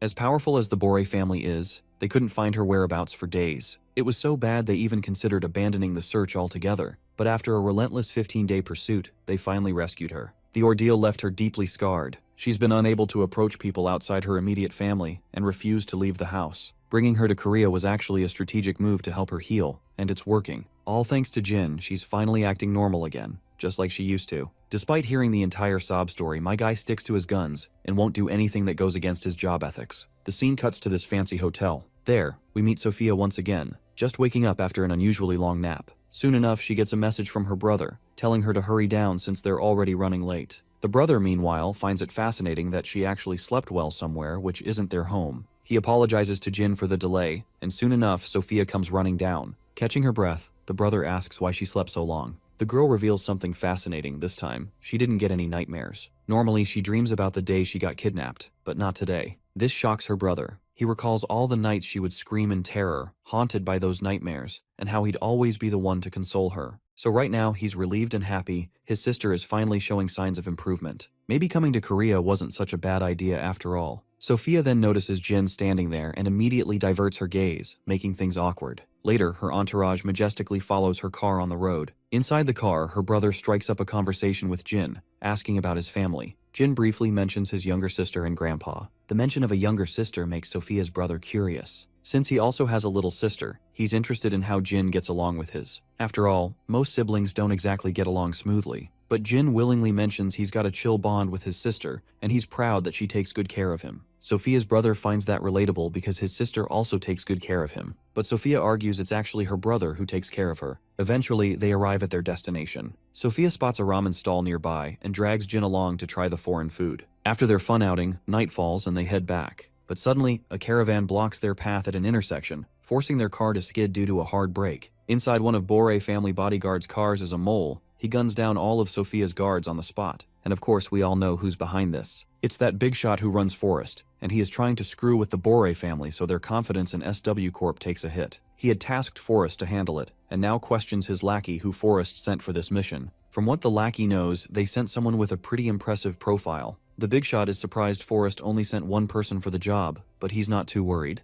In fact, he's curious to see if what Forrest produces is any better than Camp. If you don't recall, Camp is the group once run by Mad Dog. Back at the scene, the assassin finally steps out of the car. Turns out the assassin in question is a woman. Meanwhile, Jin quickly sizes her up. Her clothes are stained with blood, and she's holding a gun. Her lackeys pile out of the caravan as well. Sensing danger, Jin immediately tells his passengers to get moving. But the siblings don't seem too worried, especially the brother. He's confident his security team won't fail him. Jin, however, points out the critical disadvantage they are in. Only 2 bodyguards are licensed to carry guns, and one of them is in the car ahead. Meanwhile, the enemy is fully armed. The unarmed bodyguards don't stand a fucking chance against guns. After all, no one can move faster than bullets. Inevitably, the shooting begins, and the poor bodyguards are mowed down at point-blank range. Jin hops out of the car and helps the siblings escape the car. The woman leading the ambush notices her target slipping away and raises her gun. But Jin manages to pull everyone into a roadside alley just in time. She quickly follows with a handful of soldiers. Now Jin and the others are sprinting through dark streets, but he knows they'll be caught soon. So, he makes a decision, he'll stay behind. The siblings are shocked, arguing against it,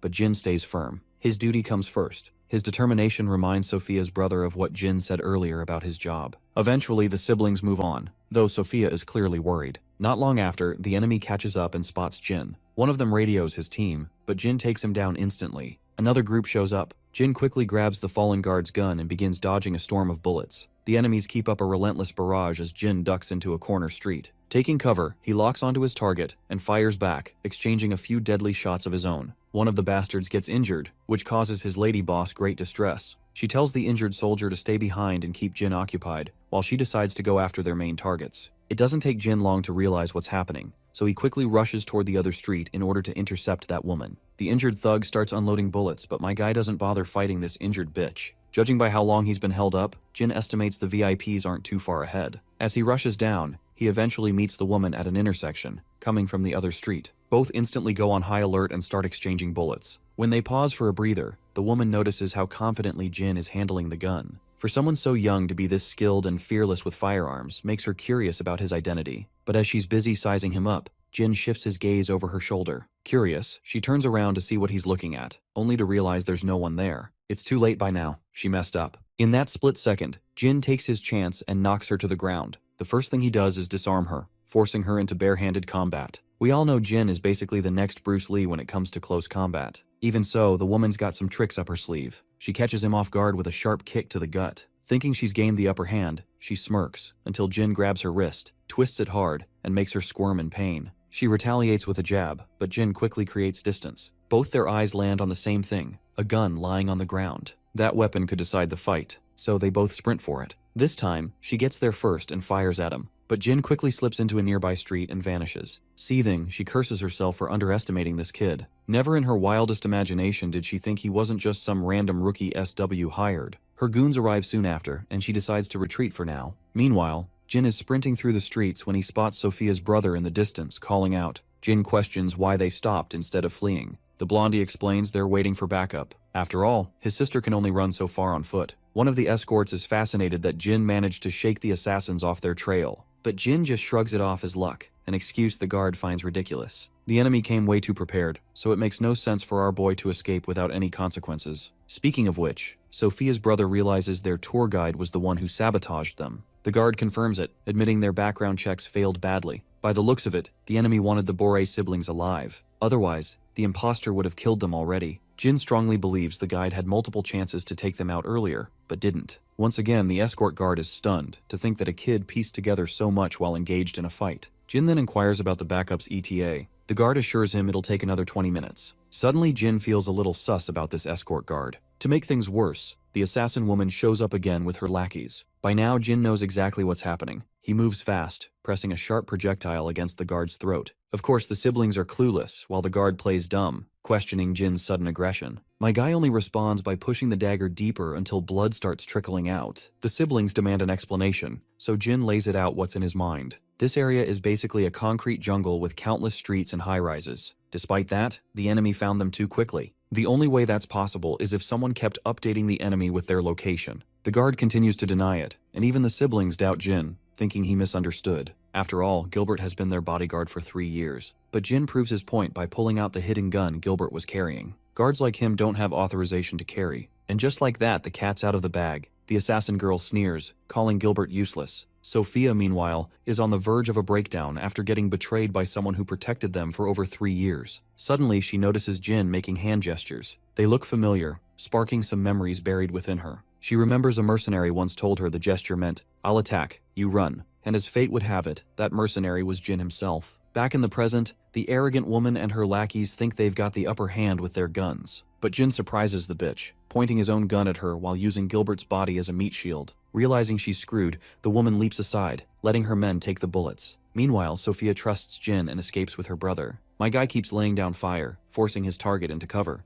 The woman finds this boy infuriatingly bold. Suddenly, Jin spots one of the injured lackeys aiming at him. They both shoot simultaneously. The bastard ends up taking bullets on his hand while Jin's meat shield also takes heavy damage. With his meat shield spent, Jin drops him and makes a break for it. The woman finally realizes Jin isn't just some duty-bound bodyguard. He's a hunter aiming to put his prey down for good. Meanwhile, the siblings reach the top floor, trapped at a dead end. Jin arrives and tells them to hide. As her brother pulls her away, Sophia gathers the courage to ask if he's really Jin. My guy doesn't bother to clarify and simply says that survival comes first before unnecessary introductions. Hearing this, her mind flashes back again. His words are the same ones she heard from him years ago. Tears stream down her face as she finally realizes it's really him. Meanwhile, one of the goons climbs to the upper floor, searching for our party. But he walked right into Jin's ambush, ending up costing his life. But turns out it was just a decoy for this bitch of a woman to catch our boy off guard. With her gun pointed at him, my guy responds with lightning-fast reflexes and throws her off course. With his next elbow smash, he knocks the gun out of her hands. This bitch isn't without her tricks either. She had been hiding this little dagger for close combat situations and manages to put a cut on Jin's arm.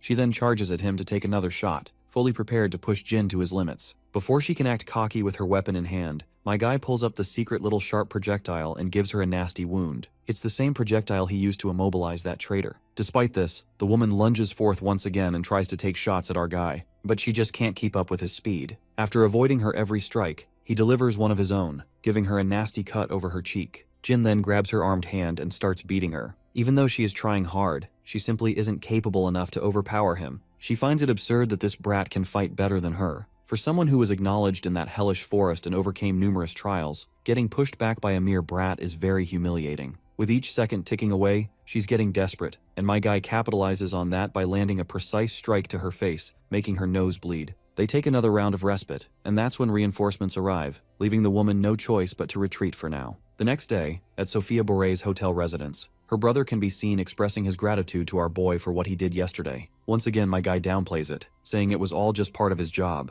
By now, Blondie has heard this line plenty of times, but now he finally realizes just how much these words mean for Jin. Anyhow, Blondie reveals that the bodyguard who betrayed them had been bribed, and he took the offer because he desperately needed a large lump of money. More than anything, he feels awful for having Sophia go through all that crap again. He's traumatized by the recent events, so it goes without saying how much she must have suffered. Because of what happened yesterday, the Bore family decides to cancel their plans and return to their home country immediately. Moving on, Blondie starts talking about the one particular person who saved Sophia back when she was kidnapped. He reveals that they tried searching for that person, but ultimately failed. But after witnessing what happened yesterday, they strongly believe Jin might be the guy who saved her back then. Jin stays quiet for a few panels before calling it a misunderstanding. Seeing that Jin doesn't want to reveal anything, Sophia's brother doesn't push him for answers either. After a while, Bore's siblings are about to leave, and Jie is here to bid a proper farewell. Meanwhile, Sophia is busy gawking at our boy. And just when it's time to get in the car, she suddenly rushes over and hugs Jin tightly. Of course, everyone's shocked. She's just glad he's doing well, and so is he. With that short exchange, the rich hottie makes her way to the car. On their way to the airport, the brother feels this trip to Korea was worth it after all. His sister feels the same. After all, she finally got to see the guy who once saved her. A few days pass and we find ourselves at SW's training area. After the session ends, everyone surrounds Jin, bombarding him with questions. Turns out my guy shared the bonus with everyone, the bonus he got for protecting the Bore siblings. They all feel guilty yet grateful for sharing a reward that only he truly deserved. As the chat continues, Jie watches from the sidelines. For her, Jin has always been a mystery, and nothing has changed. Her bodyguard also feels a swell of pride knowing a guy with such a unique mindset is working in their ranks. Jin has always had a positive influence on the entire security team. Ever since he joined, teamwork has improved. Even though the training difficulty bar has been raised lately, no one complains. At that very moment, Yona and Daeyeon walk into the training area. The second GA notices Daeyeon, she instantly guesses she's Jin's younger sister. While the girl is busy paying respect to her seniors, Yona explains she purposely brought Daeyeon along since she'd never been here before. It doesn't take long for others to notice this sweet girl and swarm her. That little scene puts a smile on Jin's face,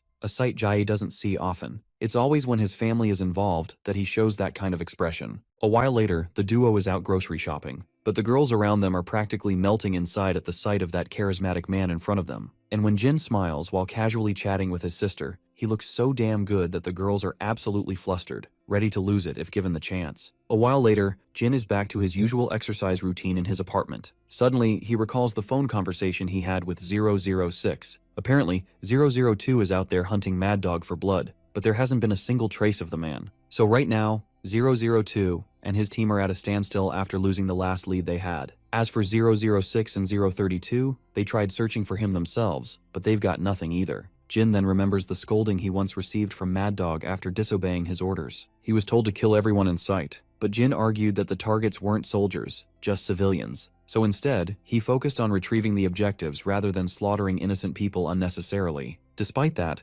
Mad Dog kept hammering him about disobeying orders. Jin barely managed to survive the man's wrath, only escaping with one final warning. If it ever happened again, only death would await him. Now in the present, it's clear Jin never liked that guy's twisted mindset. Right at that moment, Yona shows up with some fresh fruit, but she picked the wrong time. At first, she's flustered seeing him half naked, but then she's horrified, so much so that the fruit plate slips out of her hands when she sees the scars covering his body. As if that wasn't enough drama, Grandpa pops up too, and he nearly falls sick from the sight. When Jin quickly puts his shirt back on, both of them only have one question. Why does he have so many scars? Once again, their question drags Jin back into the flashbacks of his horrific war experiences. But thankfully, he doesn't have to explain to his family how he got them. Grandpa assumes they must have come from that tragic plane crash, and Jin cashes in on the excuse. Given how terrifying those scars look, his family can only imagine the pain he must have endured. Some days later, the siblings can be seen walking home from school, but someone is watching them closely, and that someone is none other than Mad Dog, who's still after 001's blood. Back in class, we see the usual group of friends hanging out. Jaehyung suggests crashing their hideout for some gaming fun, but it seems Jin already has plans with his grandpa. Lately, they've been playing more competitively, because Youngchan wanted to record gaming videos for his YouTube channel. So Jaehyung feels like he's missing out on the casual gaming they used to have. Not long after, Yona chimes in too, and as usual, their friendly banter continues, with Jin smiling the whole way through, enjoying the warmth of their company. Later, after classes, Jin is standing outside waiting for his sister. As always, he's attracting a ton of stares, especially from the girls. Daeyeon shows up, and together they start heading toward their grandpa's workplace. Meanwhile, Mad Dog is still lurking in the shadows. And this time, that bastard seems to have his eyes set on Daeyeon. Jin senses something suspicious in another direction, but Mad Dog remains unseen. Eventually, they arrive at their grandpa's workplace. Two of his coworkers can be heard chatting about how blessed Mr. Yu is to have grandkids like them, kids who often bring him food and take good care of the old man. By the way, this is probably the first time we actually hear Grandpa's full name, Mr. Yu. In the background, Mad Dog can still be seen lurking, closely watching Jin and his family. The trio sits down to eat together, while Mad Dog stalks from afar. Once again, Jin's instincts scream that someone is spying on them. And though Mad Dog slips away once more, Jin's suspicions remain sharp. We then cut to Mad Dog's perspective. He thinks back to the days when Jin could barely survive the hellish training he put him through. Despite all the brutality, Jin kept pushing through, which eventually piqued Mad Dog's curiosity. He received reports that Jin was slowly rising in the ranks. At one point, the other trainees even began gravitating toward him. With all this replaying in his head, Mad Dog just can't stomach the fact that someone like Jin, a perfect tool of destruction, has slipped out of his control. We then cut back to the apartment, where Daeyeon and Jin are having a late-night snack. Of course, the snacking is just an excuse for the two of them to spend some quality time together. After a while, Jin heads back into his room, pulls out his flip phone from the drawer, and gets a call right at 9 p.m. It's 006, updating him about traces of Mad Dog. From what the guy knows, that bastard seems to be after Jin specifically. Still, he warns Jin to take the info with a pinch of salt since he isn't 100% sure about Mad Dog's motivation. Regardless, it's a reminder for his friend to stay sharp. The call ends, leaving Jin to reflect on his situation. But suddenly, Daeyeon comes in, worried that Grandpa isn't answering his phone. That's why she wants to wait for him at the bus station. It's concerning. He's not even replying to texts. Of course, Jin orders Daeyeon to stay put while he goes to check himself. And he says it with a smile, just so she doesn't get suspicious. As he heads out, he keeps trying to reach Grandpa. Finally, someone picks up the call, but it's not the Grandpa who's talking on the other end. The voice completely shocks Jin through and through when the worst possible outcome becomes reality. At first, Mad Dog had a hard time believing that the schoolboy he'd seen was actually Jin, so he thought they just looked similar. But soon he realized they were the same person. Mad Dog is pissed that my guy is living a peak life after ruining his, as if nothing happened. The bastard keeps patronizing Jin just because he's holding his grandpa hostage, though he assures Jin that the old man is alive, at least for now. Jin insists on hearing his grandpa's voice, but the bastard ignores his request. Instead, he lays out his own terms, warning Jin not to bring anyone along. If he does, the old man might end up losing his life. Before hanging up, Mad Dog tells him not to miss any calls from unknown numbers, since he won't be using the same phone every time. He'll send the details of his whereabouts through text.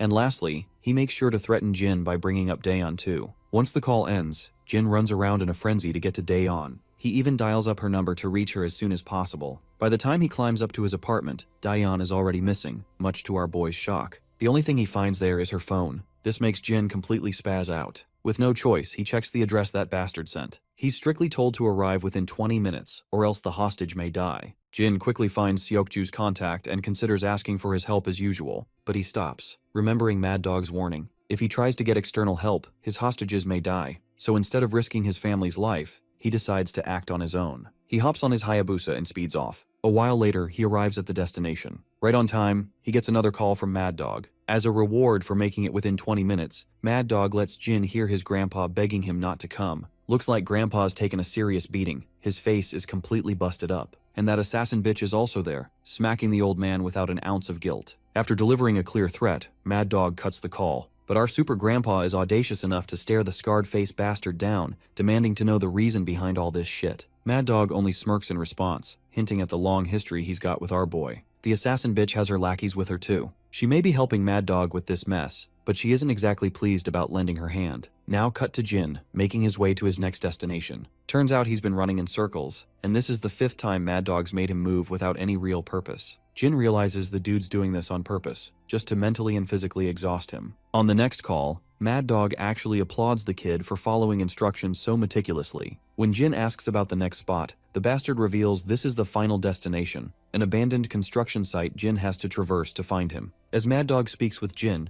the assassin bitch overhears him calling our boy 001. She asks for confirmation if what she heard is correct. The scarred-faced gangster confirms it, reminding her he's the same 001 Forrest always used as a benchmark of raw potential. Now it's finally her chance to outshine him and take him down. But she finds it absurd. She'd been told he was long dead. If 001 is alive, it means they failed to kill him. She eventually turns to her lackeys, ordering them to tackle the #1 mercenary, infamous for his insane combat skills. Meanwhile, on the lower floors, my guy has already taken down a bunch of soldiers. When she gets this report, the woman is rattled out of her mind. But Mad Dog? He had expected this outcome already. At first, she wanted to capture him alive, but now she decides killing him is the better option. She radios her men with the new objective: kill the target at all costs. Taking down the best of the numbered mercenaries has always been Forrest's long-standing goal. If she scores this kill, she can easily climb the ranks within Forrest. Meanwhile, Jin is racking his brain, trying to figure out where Mad Dog might be hiding. He can't decide if the bastard's underground or above ground. Suddenly, his phone rings, Mad Dog warning him about Forrest soldiers in the building. Now, Jin's objective is to survive the Forrest soldiers before approaching Mad Dog. And as usual, if he fails, he'll never see his family again. Just as the call ends, the assassin bitch's lackeys start swarming the place. But before they can catch him, my guy rains down bullets on them. giving them hell. He pushes forward, mowing down the other guards too. These soldiers are just fodder. Their only purpose is to supply our boy with more ammo. He keeps advancing, dropping enemies left and right. One soldier reports Jin's exact whereabouts to the assassin bitch. Hearing he's gone underground, the woman thinks he's made a big mistake. She orders her lackey, Charlie, to trap him down there. Meanwhile, the beaten-up grandpa hears all of this, his mind racing with a million questions he wants answered. The soldiers advance on our boy, but he takes them down with ease. When his gun finally runs out of bullets, he knocks one guy out cold with a kick. Another tries to shoot him point blank, but Jin reacts with lightning speed and smashes the bastard's head in with a precise strike. Then he loots the unconscious sucker. Another soldier squirming on the ground aims at him, but Jin reacts fast, knocks the gun out of his hand, and follows up with a devastating kick. He's exhausted, but still kicking the trash out of these bastards. Suddenly, Jin hears footsteps approaching, a whole squad of soldiers descending, planning to trap him in the basement. But they walk right into his ambush. Jin unloads a massive barrage of bullets, tearing them apart. The rest move in cautiously after watching their comrades drop dead. They're shitting their pants, knowing one wrong move means death. As one of them steps forward, Jin reacts instantly, snatching the gun right out of his hand. Another soldier behind him gets ready to shoot while Jin is distracted, but my guy already knew what was coming. He fires off well-placed shots that whiz past the first guy and nail the bastard standing behind. Then he makes sure to put plenty of holes in the first guy too. With that, both goofballs who thought they could handle our boy are now dead. More soldiers shoot from the stairs above, but Jin doesn't hesitate and marches forward. Taking cover behind a pillar, he sizes up the threat ahead and makes his move. Sliding across the ground smooth as butter, he quickly takes aim and drops them too. Moving forward, he knocks a few guys more, wiping the floor out of them. The woman gets the report that Charlie and Team Delta have been annihilated. Most of them are brutally wounded, and the reporting soldier isn't even sure if they can survive. She's in utter dismay that 3 squads have already been wiped out, and it hasn't even been more than a few minutes. Mad Dog uses this chance to brag that Camp has always been superior to Forest, but Forest has long denied that fact. He feels proud, declaring that Camp soldiers are the best when it comes to assassinations and military strategy. Forest, on the other hand, trains soldiers to handle ops missions. Mad Dog is thrilled that a single numbered mercenary is giving an entire squad of soldiers a run for their money. The woman feels looked down upon, and finds it outrageous that this bastard is glazing over bastards who are after his blood. The big guy just chuckles. The woman, however, has already made up her mind. She's going to personally execute 001. Until then, she tells her soldiers to wait. She thinks she's more than enough to defeat him. We then cut to Jin, traversing his path with utmost caution. And as soon as that bitch starts descending the stairs, the clash erupts between the 2 assassins. Jin somehow manages to injure her hand badly, but he himself is already pretty banged up. As she descends further, she introduces herself as Anna, a code name from Forest. She claims she's heard a lot about Jin from the many soldiers trained in that camp. He's supposedly the best of the best among all the numbered mercenaries, but she also knows him as a traitor who betrayed his own kind. Jin doesn't give a damn and shoots. After throwing her off course, he dashes out of there. That's when the woman suddenly realizes something. The way Jin fights is exactly like the guy she dealt with during her previous mission. She proceeds cautiously, while Jin relentlessly unloads bullets one after another. Finally, it clicks in her that the reason she got busted by a mere bodyguard back then was because she was up against 001, not some random guard. She hopes Jin remembers the promise she made to come back. Now that she's been handed a golden opportunity, she won't let it slip. She promptly throws a stun grenade. Before it detonates, Jin runs as fast as he can, but still takes the blast's toll. The woman seizes the chance and unleashes a barrage of bullets. Jin quickly throws his jacket in her path to throw her off guard, then fires at her blind spot. The woman manages to dodge the shots. At that moment, my guy falls back to catch his breath after being overwhelmed. But this bitch doesn't let him rest. She throws another stun grenade. Once again, Jin takes the grenade's toll while she keeps firing round after round. He's brutally injured, multiple shots tearing into his hands, but he still manages to land some hits of his own. Then he rushes her, knocking her to the ground. She tries to recover, but Jin knocks the gun out of her hands, then slashes through her thigh with the dagger he's been carrying. He follows up with brutal cuts to her hands, making her scream in pain and lose strength in her knees. Finally subduing her, Jin demands she reveal the hostage's location. If she doesn't, he's dead serious about driving the dagger into her chest. To save her skin, she quickly claims the hostages will die if he kills her. With his family on the line, Jin spares her. She collapses to the ground like an injured dog. She warns him he'll lose eventually, no matter what. We cut to Mad Dog, who's been waiting for Jin. He was confident Jin wouldn't be beaten by some random assassin woman from Forest. Meanwhile, Jin notices his unconscious grandpa.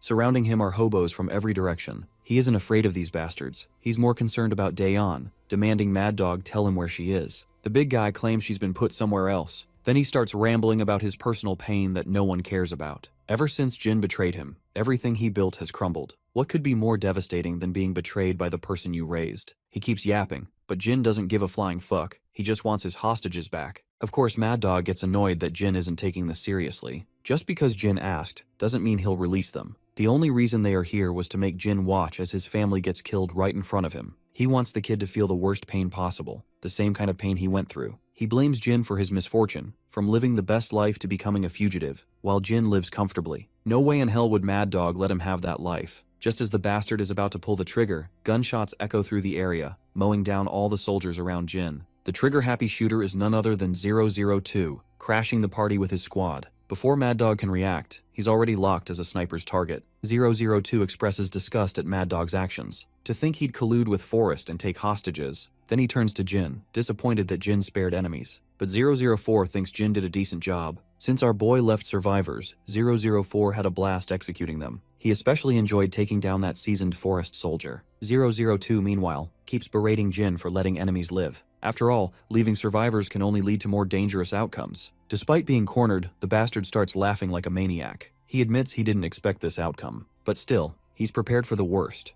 Or at least that's what he believes. He reminds Jin about his sister, who's still his hostage. If Jin really wants to save her, he has to fight all the numbered mercenaries and somehow survive. Of course, this comes as a huge shock to Jin. How the hell is he supposed to fight his own family members? The bastard, on the other hand, keeps egging him on. But 002 quickly drills a bullet into the bastard's thigh and shuts his annoying mouth. Turns out, 002's team has already taken care of people who had Daeon hostage. Mad Dog refuses to believe it, so 004 points out that there were 3 guys he personally took down. And after fighting them, he could tell they weren't seasoned Forest soldiers. The muscle-bound teammate crushes Mad Dog under his massive leg and tells Jin that his sister is in the black van parked outside. Jin can hardly believe what the hell is going on, but this is the reality, he's got to face it. 002 further clarifies that they just happened to find Daeon where they suspected Mad Dog would be. So it was all just a coincidence that they found Jin in this situation. The other numbered mercenaries put their hands on Jin's shoulder, showing they harbor no hostility. After capturing Mad Dog, they head out, leaving Jin standing there. The next day at SW Corporation, the director gets a report about the incident with Jin and his family. By the time SW arrived, the only thing left was bloodstains. Someone had already cleaned up the bodies. As for Jin's family, his sister is fine,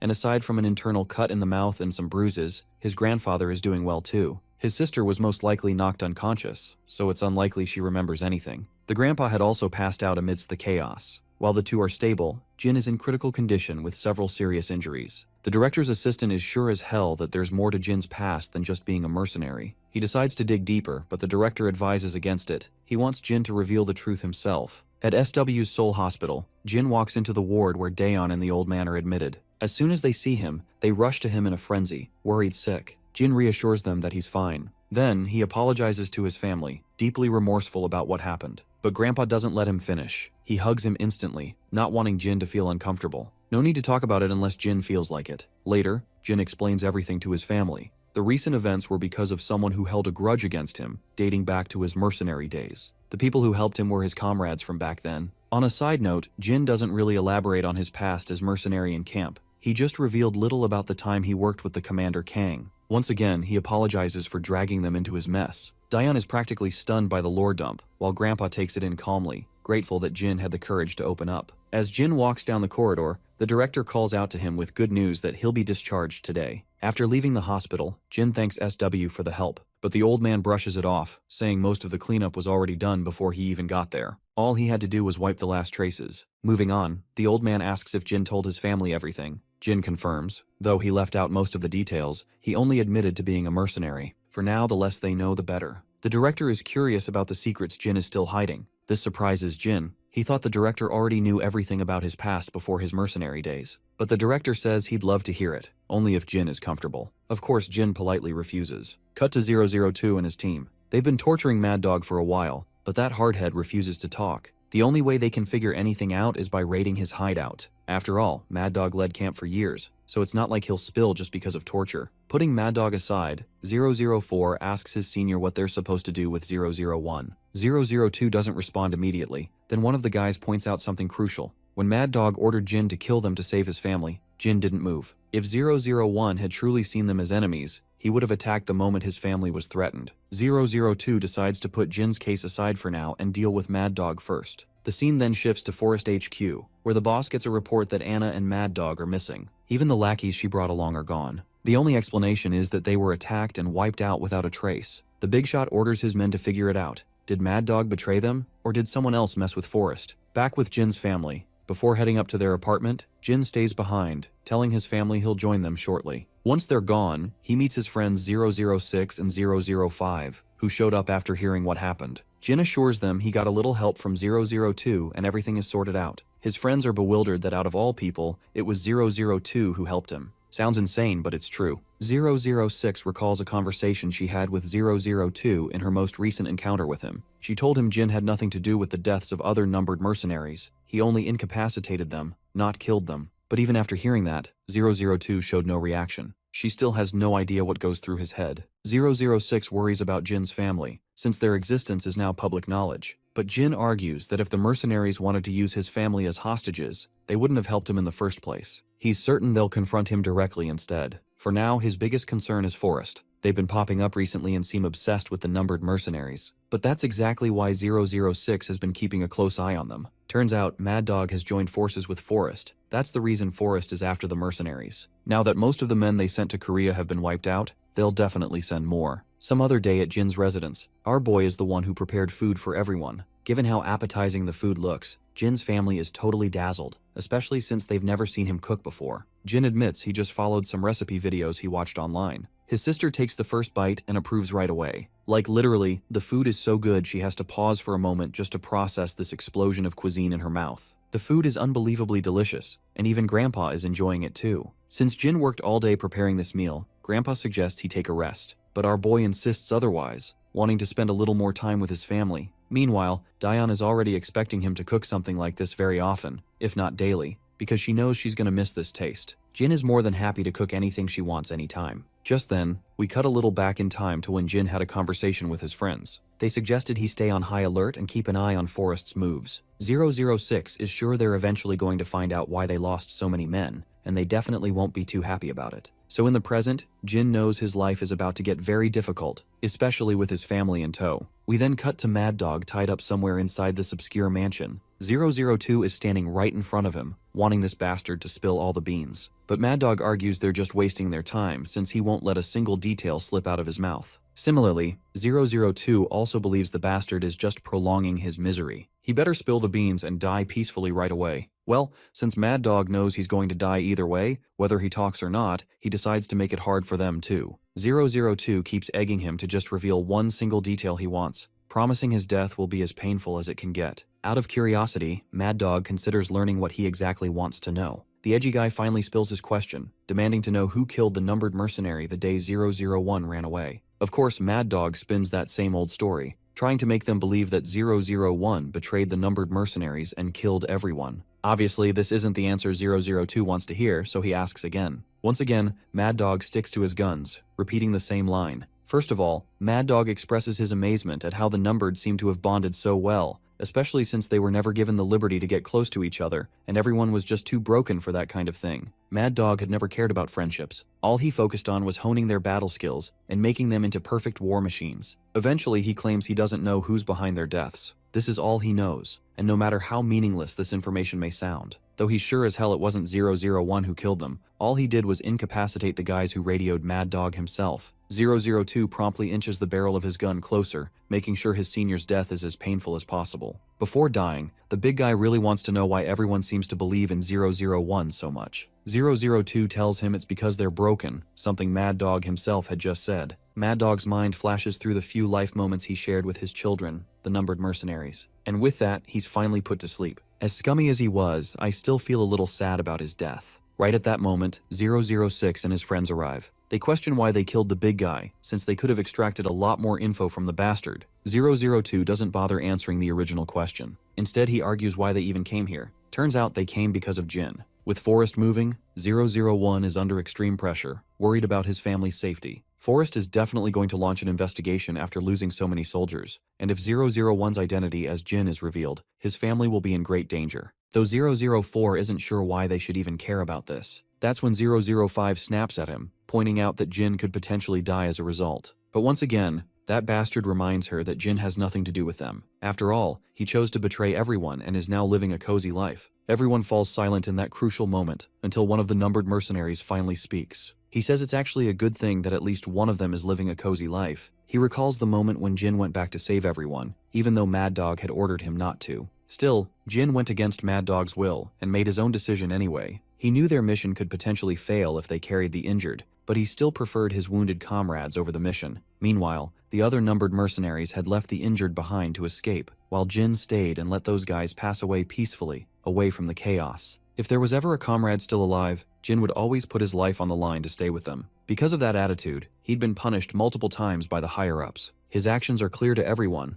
and it's something they shouldn't ignore. With that said, the mercenary believes Jin has every right to live a normal life with his family. Once again, silence follows, this time broken by the Big Cheese, who makes the final decision. He wants to attack the forest base Mad Dog had told them about, but instead of going overboard, he plans to avoid the major bases and go after the smaller ones, including 004 and 005. He and the two will lead 3 teams, each moving independently. Not only Jin, but every numbered mercenary is being hunted by Forest. So before the enemy reaches them, he wants them to reach the enemy first. No one objects. They all express their willingness for this endeavor. Not long after, Jin hears the good news directly from 002. He's told they're splitting up across different countries to destroy some of Forest's bases. If attacks start happening here and there, Forest will be too distracted to track down Jin. Everyone wants him to live the life he's chasing, and 002 especially wants him to live fully, so that betraying everyone feels worth it in the end. With that, the call ends, leaving Jin lost in thought for hours. Eventually, he gets back to his usual exercise. Just as he's catching his breath, his sister shows up. She's here to have a little chat, and to express her gratitude to his comrades who saved her. She asks Jin to pass on her thanks to them. Since she was unconscious during the kidnapping, she doesn't remember much beyond someone entering their house. By the time she regained consciousness, her hands, legs, and mouth were tied, and her eyes were blindfolded. But not long after, there was noise outside, and someone untied her. While still blindfolded, that person assured her he'd take her back to her brother. The voice was cold, but not intimidating at all. They didn't remove her blindfold so she couldn't see their faces, but throughout the entire way back, they treated her carefully. When they guided her to the car, their gestures felt kind,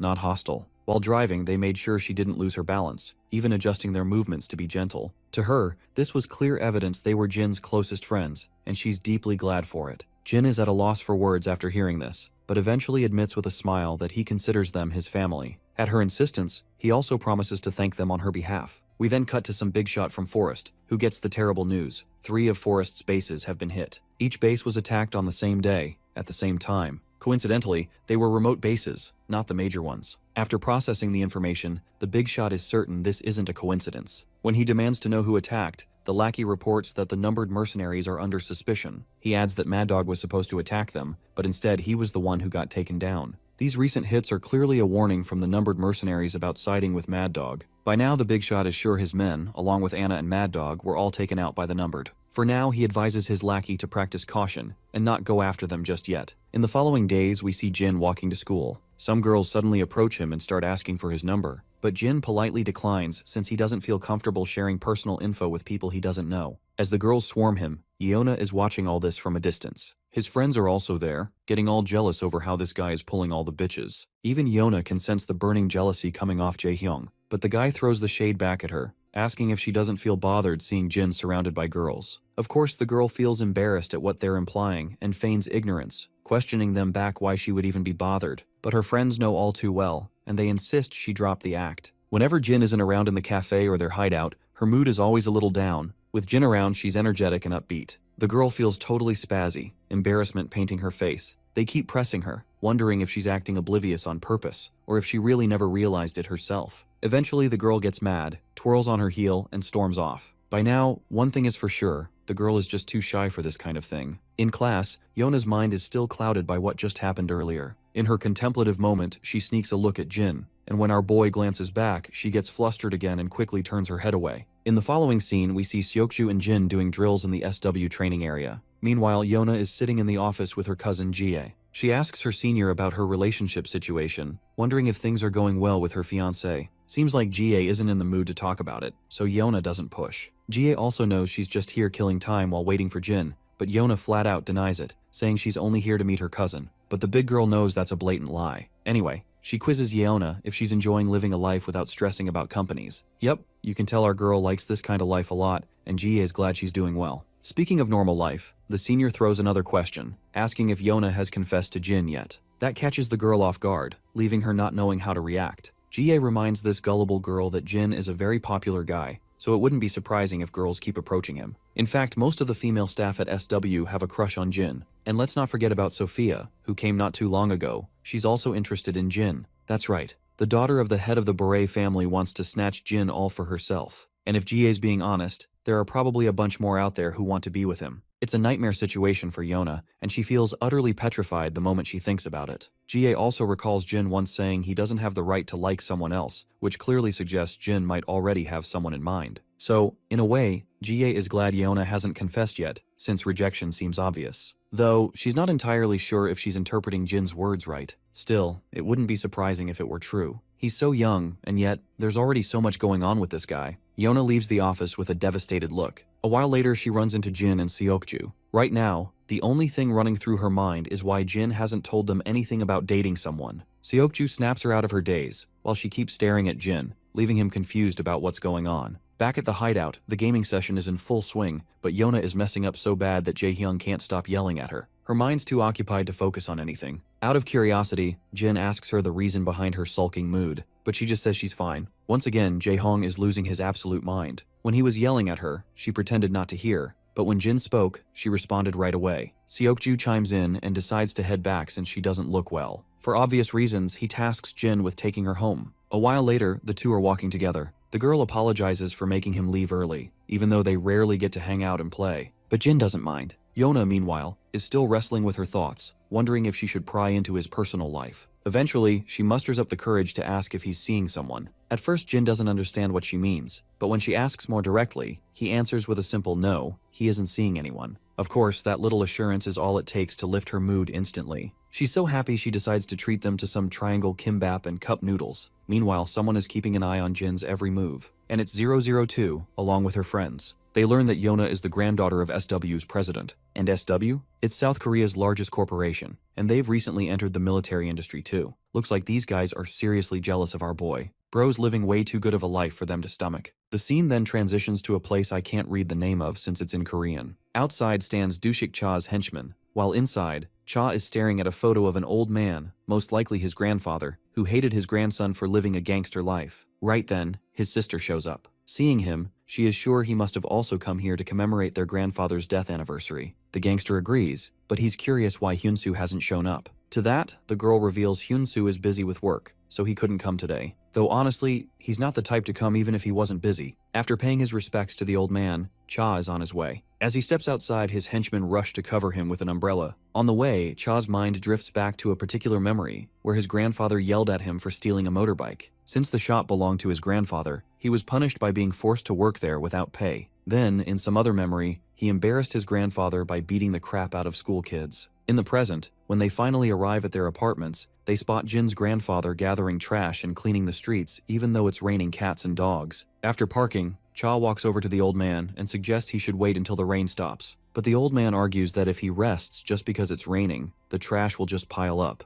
Eventually, Cha throws the umbrella aside and starts helping him. At first, the old man is shocked, but then he feels thankful for Cha's help. As they work, they catch up. The old man asks where Cha has been all this time. The gangster claims he went back to his hometown because he had something to take care of. Right at that moment, the old man suddenly collapses. Cha immediately orders his men to bring the car, and they rush him to the hospital. A while later, Jin comes to visit his grandfather too. As Jin is catching up with him, Cha arrives and explains that the old man hurt his back, but the doctors say he'll be fine after a few days rest. Still, Grandpa is worried about Dayan, thinking she might be stressing over him. After a little small talk, Jin leaves the room and finds Cha outside the ward to thank him. He's grateful that Cha and his henchmen always look out for his grandfather. Of course, both gangsters downplay their help. As their conversation progresses, Cha suddenly reminisces about his past self again. Jin always makes him think about his younger days. Their lives feel strangely similar. Naturally, it doesn't make sense to his henchmen, or even to us, how Cha's life could be remotely close to Jin's. Cha clarifies he isn't talking about appearances. He's talking about the fact that, just like Jin, he also had a grandfather, while Jin didn't until now. After that, they decide to head downstairs and grab some food together. Jin's more than happy to tag along. He is even willing to pay this time.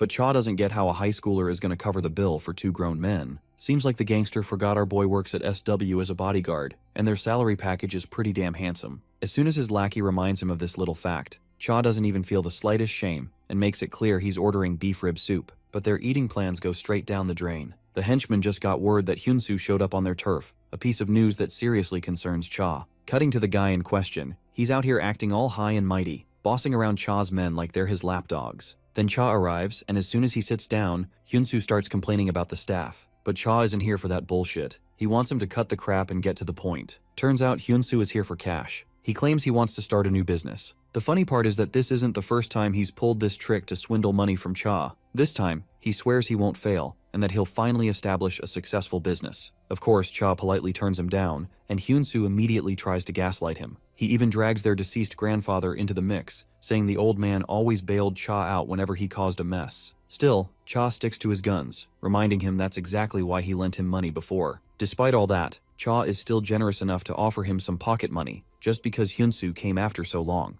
But he makes it clear that he can't spare a single penny for some half-baked business plan. Of course, Hyunsu pushes harder, pointing out that Cha already runs successful businesses, so why is sparing some money an issue? The gangster just sighs, not thrilled to point out that his businesses aren't exactly printing cash lately, and on top of that, he's got staff to take care of. That's the breaking point. Hyunsu finally snaps, furious that Cha supports his lackeys but won't help his own brother. He points out those same lackeys already have multiple business ventures thriving, all thanks to Cha. Since the gangster doesn't want this to get ugly, he asks Hyunsu to leave at once. It's here we learn that Cha isn't actually the blood-related grandson Hyunsu is. This fact makes Cha drift back into another memory, the time his grandfather paid him his very first wage. Back then, he couldn't understand why the old man gave him the full amount, even though he still owed for the stolen bike. But the truth was, the old man wasn't the type to exploit kids. For him, not paying a boy who worked hard would have been shameful. The old man wanted him to feel the taste of hard-earned money. Back to the present, it's clear Cha is applying that same principle to his brother. Work hard, earn big, that's all there is to it. So for now, he only offers pocket money, nothing more. Enraged, Hyunsu storms out without taking a single cent. On his way out, he remembers how their grandfather took in this orphan bastard and turned him into the successful man he is today. And yet Cha dares act all high and mighty. Pushing past staff in anger, Hyunsu eventually comes across Jin. He confronts the high schooler, questioning why he's even here. When Jin doesn't respond, Hyunsu lashes out with that sharp tongue of his, then goes as far as to try and hit our boy. Lucky for him, Cha's henchman intercepts and grabs his hand. Otherwise, the consequences would have been severe. The henchman warns him to leave without causing a scene. But of course, this cocky bastard doesn't like being bossed around, even though in reality, he should be grateful someone just saved his sorry ass from getting wrecked. Right then, Cha also shows up, questioning the kid about his visit. Jin reminds him about the agreement they had to eat outside. A while later, we see Cha back at his turf, thinking about setting up a small fried chicken shop for his brother. His henchman warns him that Hyunsu will just run it into the ground. If that dude was the hardworking type, he would have achieved something in his life already. Suddenly, Cha's phone rings, and it's Hyunsu's sister, apologizing on behalf of her brother. Cha doesn't really get why she's apologizing. The girl isn't happy that Cha always supports Hyunsu with money, yet the guy keeps begging every damn time, with zero conscience whatsoever. She says he's been acting weird lately. He borrowed a lot more money from her than usual, then asked for even more, even though he still hasn't paid the last one back. Rumor has it he's been hitting up others too, which means he's neck deep in some shady shit. She feels ashamed to say this, but asks Cha to help him one last time. Cutting to the man in question, Hyunsu is desperately thinking of anyone he can ask for a loan. Looking at his phone, he sees that Cha sent him 1,000,000 won pocket money, but Hyunsu wants way more than that. Suddenly he gets a call he really doesn't want to answer. As if on cue, the guys calling him are now standing right in front of him. They're pissed that he ignored their calls all day. Before he can spit out an excuse, they order him to follow them as the boss wants to meet him. Eventually, we cut to the big cheese, casually practicing golf inside his house. Meanwhile, Hyunsu is trembling like a scared puppy. As you might have guessed, Hyunsu owes this man money, and he wants it back now. Before things get ugly, the poor bastard tries to explain that he went to get money from his brother in Seoul. Hearing Cha's name, the big cheese goes on high alert, as if he already knows him. The scene shifts back to the past. Cha had just gotten the shocking news that he'd be inheriting the motorbike shop after the old man's retirement. The old man was certain Hyunsu wouldn't be able to handle the shop. He believed the rascal would just sell it off and gamble away the money. It pained him to talk down on his own grandson, but facts were facts. That dude was way too deep in street crimes, gambling, chasing women. All of it was just fun to him. Though the old man made it clear to Cha that he won't get the shop for free either. He had to keep running it and keep supporting Hyunsu and Yurim financially. As for the old man, he already had enough saved for his retirement. Right then, Cha's phone rings, snapping him out of his old memories. It's Hyunsu, and he's being forced to call and somehow lure Cha in. So Hyunsu bluffs that he's holding a soft opening for his new business tomorrow and wants his brother to come. As for the money, he claims he borrowed it from someone else to establish this business. He makes Cha believe he's finally turned into a responsible man, ready to live a decent life. Cha doesn't suspect a thing. He's just glad for his brother, promising he'll definitely attend and won't be late. After the call, we cut to Hyunsu again. The big shot is pleased he made the call. Now that Cha is coming, he promises to forget the 5 grand Hyunsu owes. And if Hyunsu manages to stab his brother, the big shot is even willing to forget the $1 million he borrowed, plus the gambling debt. From that point onward, the boss will handle everything. All Hyunsu has to do is stab Cha. Of course, the bastard is ready to go along with it, convinced it's Cha's own fault for pushing him this far. Cha already has beef with this guy, and since Hyunsu hates Cha too, he came to this bastard for money. So technically, in Hyunsu's twisted mind, it's Cha's fault he borrowed money from this man. Not to mention, he can never forget that Cha is the one who inherited Grandpa's business, the business that was supposed to be his. We then cut back to our gangster, planning to go alone to his brother's business inauguration. Suddenly, his henchman recalls that Cha just went to the bank to withdraw money. He doesn't understand why Cha still wants to give his brother cash, but Cha explains that this money is for his brother. Since Hyunsu has now become a decent man, it's only right to pay him back what's his. Eventually, Cha gets into his car and sets off. It's nighttime already when Hyunsu greets Cha with a wide smile. Cha notices his brother's beaten-up face and asks about it. Hyunsu brushes it off, dragging him straight towards the shop. Even before stepping inside, Cha already feels proud of his brother. But when he enters, he sees the place unusually packed, and it's all men filling the tables. Naturally, Cha gets suspicious. Hyunsu assures him they're just his buddies from the joint. Still, Cha can't ignore the shady stares these guys keep throwing his way. And then, shit takes its dark turn when ultimately, Cha gets stabbed by his own brother. The worst part is that Hyunsu doesn't even feel guilty. Cha hurls the bastard away like a rag doll. Then, enter the mastermind himself, the boss behind this brotherly betrayal. Oh, by the way, his name is Seokbai, a name Cha instantly remembers as soon as he sees that filthy mug. We then cut to Cha's henchman, who calls Yurim, Hyunsu's sister.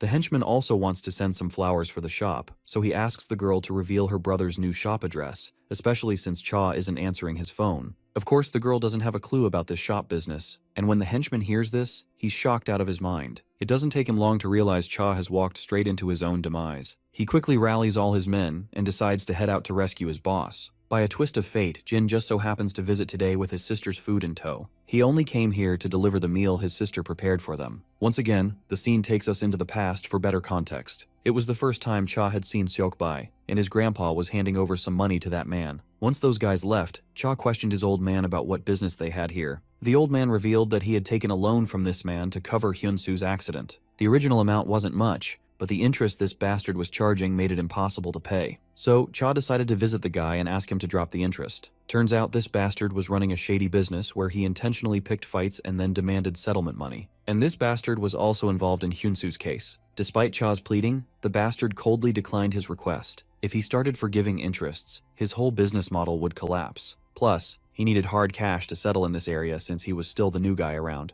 Seokbai only agreed to drop the interest if Cha himself worked for him. And as you'd expect, this is how a gangster was born. Cha became a lapdog for that bastard, stuck doing every dirty job imaginable. Because of this, his grandpa began to loathe him, and the rift only grew as Cha kept serving under that man. The inevitable day came when the old man was hospitalized. He fell into a coma, and the doctors had no answers on when he'd wake up. Turns out, he couldn't repay the money he borrowed, so his store was seized, and he collapsed from the shock. Of course, this made no sense to Cha, since the only reason he'd been working for that bastard was to have his grandpa's debt pardoned. The real shocker came when he learned his grandpa hadn't borrowed any new money. It was the old debt, the one he originally took from Seokbai, meaning that bastard never pardoned the debt at all. The money Cha sent his grandpa, the old man never used either, thinking it was Cha's hard-earned blood money. Instead, he worked in factories and did manual labor just to repay the debt himself. He wanted to clear the debt on his own, and hoped Cha would accept him back once it was done. That's precisely why the old man never had the courage to face Cha all this time. It wasn't because he hated Cha for working with that filthy man. He was ashamed that he couldn't pay back the money, and his son had to pay him.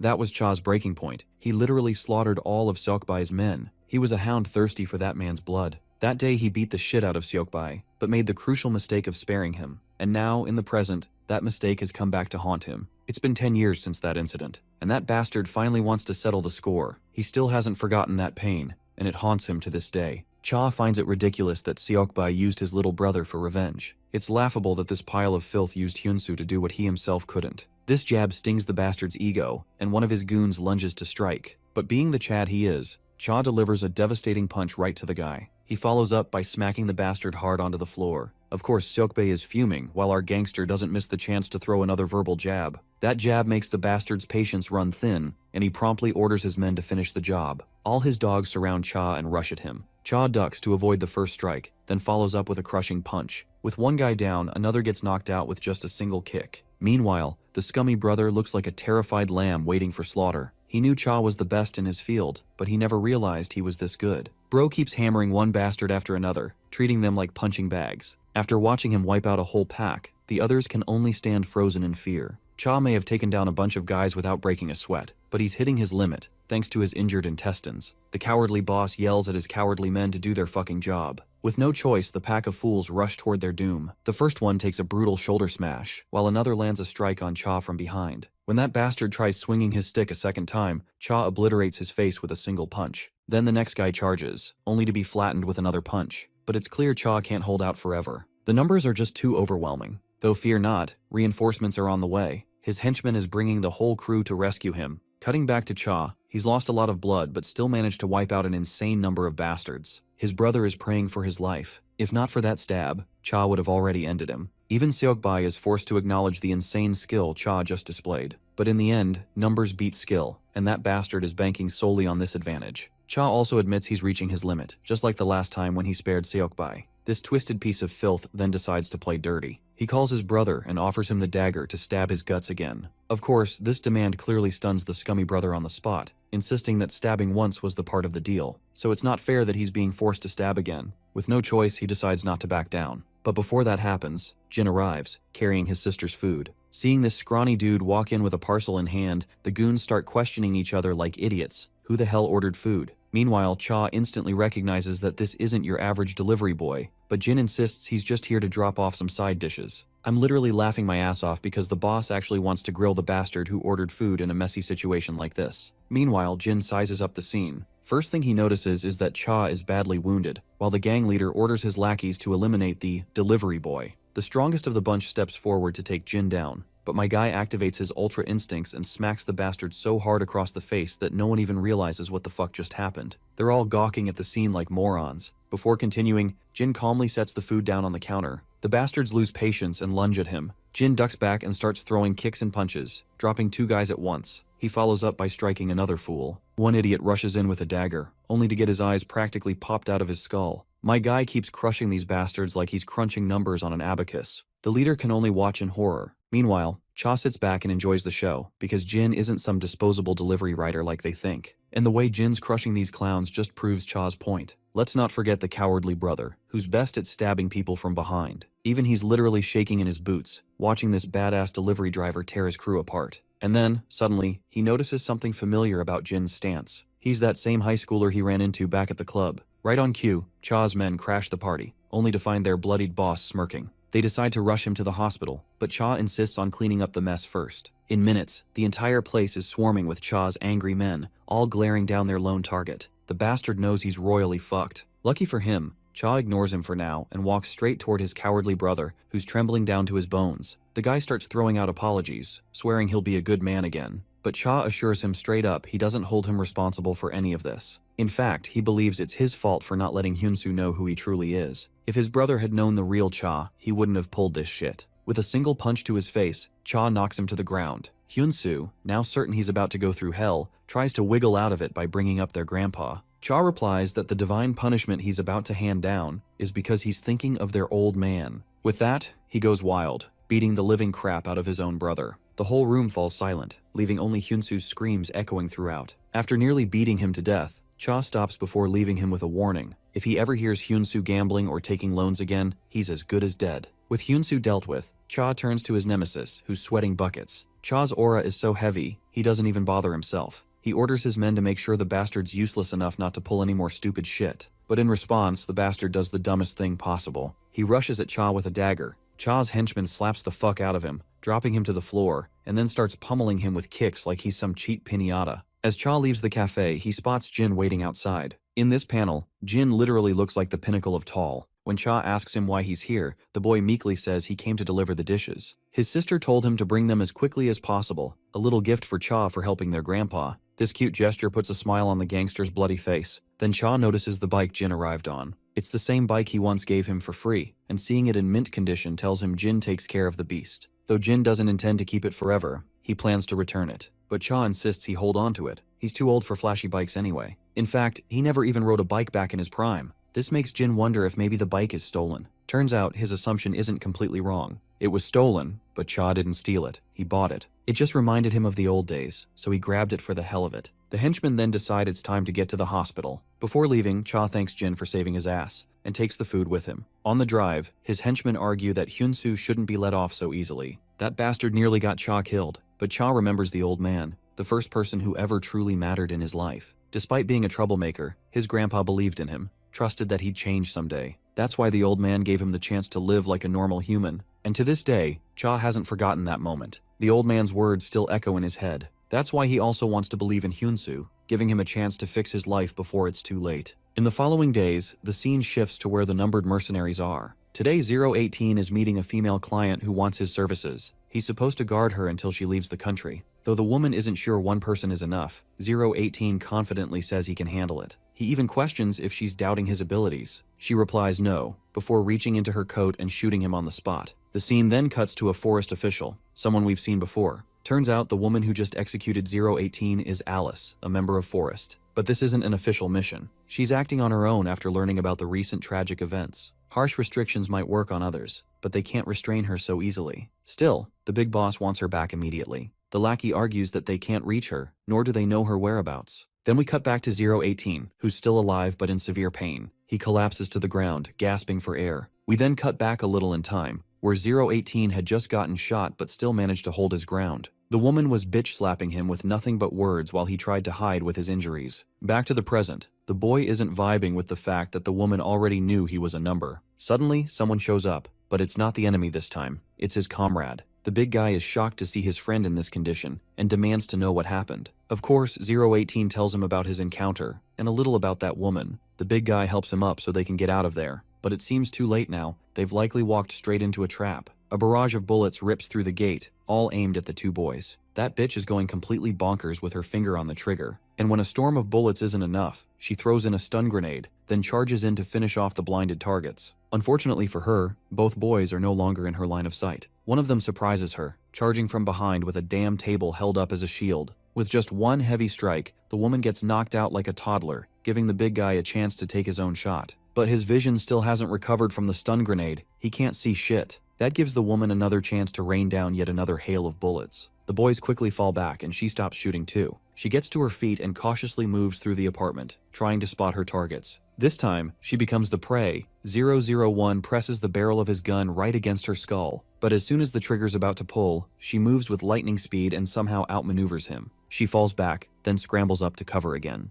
002 stays on guard. Before engaging, he signals his friend to retreat and get treatment first. The two of them promptly leave. The woman, meanwhile, is utterly pissed for not killing even a single numbered guy. Still, she's glad she got to meet 002, the current leader of the numbered mercenaries. The guy questions her identity, but with how proud she sounds, he realizes she's from Forest. In fact, 002 has heard of her, praised as the greatest assassin in Forest. Seeing her here only means one thing. The war between the numbered mercenaries and Forest has begun. The woman blames him for all this mess, the direct consequences of their actions. But 002 shuts her off because she's just talking shit. It was Forest who teamed up with Mad Dog and started hunting them. Forest even lent him soldiers. This piece of news shocks the woman, to think that Forest actually helped Mad Dog. On the other hand, 002 argues that what he and his team did was just a warning not to mess with them. But clearly that warning fell short. The woman refuses to believe a single word out of his mouth, while 002 is sure she'll find out the truth soon enough. With that, he walks away, wanting her to learn the truth first.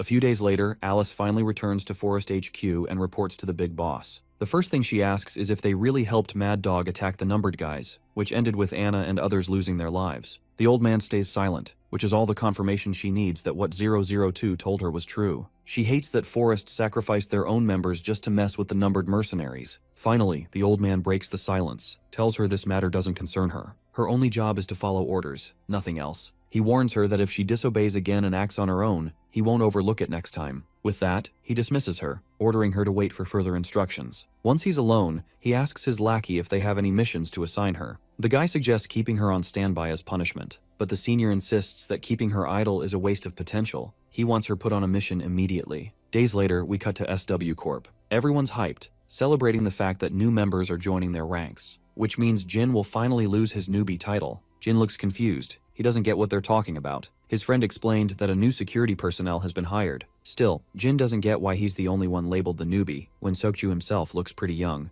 This is when Seokju takes his time to gloat about being one of the OGs here. Meanwhile, the senior guard is busy conducting intros and explaining the ropes to the new recruits. And these recruits aren't just random rookies, they're seasoned veterans. Still, they'll have to go through a few months of testing before earning the veteran title they deserve. Among the recruits is none other than that bitch from Forest who ambushed the numbered mercenaries. Of course, all the guys in the room start drooling at the sight of a pretty face, but her presence here is no coincidence. To make sense of it, we cut to the past, when she had talks with the director. He wanted her to infiltrate SW and stay on standby until further orders. He built her an airtight persona, so SW won't suspect a thing. Back in the present, GA's senior guard looks a little stressed because the rest of the crew keeps insisting on throwing a welcome party for the newcomers. Even though they were told these recruits aren't your typical newbies, the guys keep pushing for it. Under the pressure, Yeona's senior guard finally agrees to hold a welcome ceremony and orders everyone to gather in the training hall. Jin, however, doesn't get the point of this welcome ceremony. Hearing that, everyone stares at him like he's Diddy asking for baby oil. They explain that it's about welcoming their juniors with open arms, showing them what SW's spirit is really like after throwing a few punches together. But in reality, these guys just want an excuse to rough up the newbies and feel superior about themselves. Turns out, Jin's into it too. He actually likes these kinds of rituals for occasions like this. Seems like our boy clearly misunderstood their intentions. Once everyone gathers in the training hall, the seniors kick things off with some drills. First up is a stamina test, but one of the senior guards objects, arguing that they should skip the basics and go straight to the main event. After all, these newbies are supposed to be veterans. Basic tests don't suit them. Meanwhile, Alice, yeah, that bitch, has her eyes locked on our duo Jin and Seokju. From what she's heard,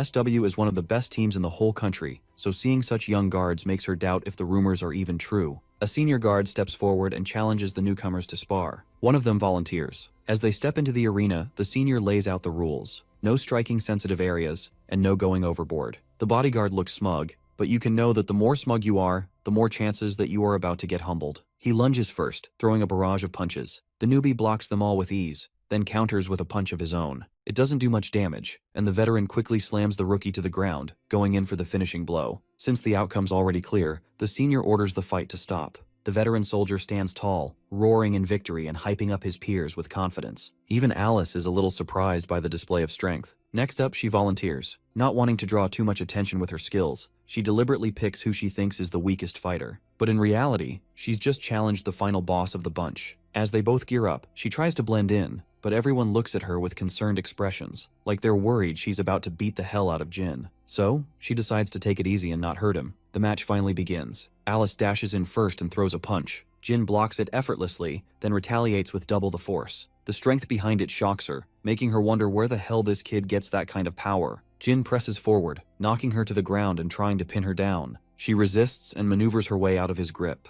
By now she's certain this kid has serious close combat experience. They clash again, and Alice strikes first, but Jin blocks, grabs her hand, and twists it. Overwhelmed, she retaliates with an elbow strike. Jin doesn't budge, but she charges at him again, only to nearly eat a lightning-fast uppercut. Now she's 100% sure that this kid is the real deal. They take a breather, giving the spectators time to freak out over the intense exchange. Before things escalate further, the senior calls the fight off. Jin casually walks back, leaving Alice with way too much on her mind. She admits to herself that his combat skills are easily on par with Forrest's top agents, even if his bodyguard experience is lacking. Right then, the two goddesses grace the scene with their presence, Yona and Jie. Jie immediately realizes this is just another welcome party. After watching the fight, she and her guard are impressed that someone could actually go toe-to-toe with Jin. Alice, on the other hand, sizes up the both goddesses carefully. She's already thinking about collecting more info on SW's personnel. Later, Alice formally meets Jin, introducing herself under a fake name, Rubia Cristal. She extends her hand, and Jin shakes it, introducing himself as well. She wastes no time before instantly bombarding him with intrusive questions about his skills and experience. Jin satisfies her curiosity that he has done half a year of on-field practice. Alice is bewildered to hear this, To think that this kid is already doing fieldwork without even being officially designated a bodyguard, it's just insane.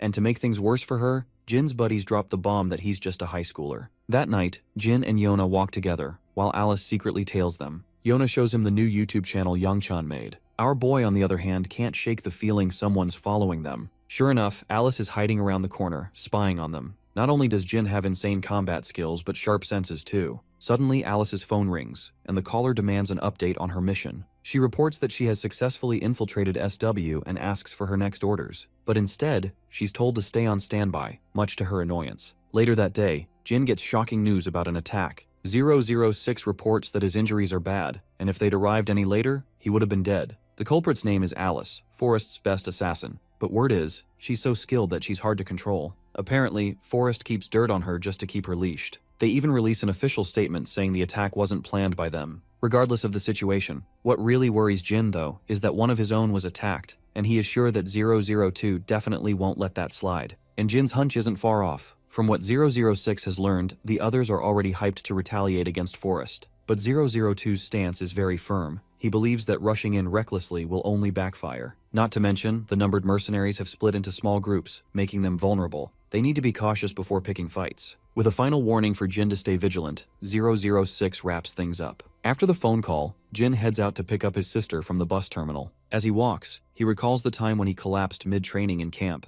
The only one who showed up was 018, offering him an energy bar to get him back on his feet. Right then, his sister arrives and spots him across the crossing. She rushes forward to meet him, but some Gen Z idiot on a bike is too busy scrolling his phone while riding. Daeon sees the reckless driver and knows she's screwed, no way she can dodge in time. Jin knows he can't move fast enough to save her either. But luckily, that stalker bitch shows up and yanks Daeon away at the last second. Though maybe I shouldn't call her a bitch this time, she actually did something good enough to appear good in our books. Seeing a foreigner, Daeon quickly straightens up and thanks the pretty lady. She then notices Jin walking her way. Of course, our boy's still a little shaken after that close call, so he thanks her. Alice, however, doesn't get why he feels the need to thank her. Jin clears up the reason behind his gesture. Daeon's his sister. Naturally, that little fact clearly startles the woman. A while later, they grab drinks from their usual go-to convenience store. Daeon finds out this woman is actually Jin's junior from SW. Jin questions why she's hanging around here, and Alice casually informs him that she lives nearby, warning him not to be too surprised if they cross paths again. As the siblings sip their drinks, Sophia notices how ordinary Jin looks now, completely opposite of how he appeared in that sparring session. Meanwhile, 004 and the big brute are walking down the same street.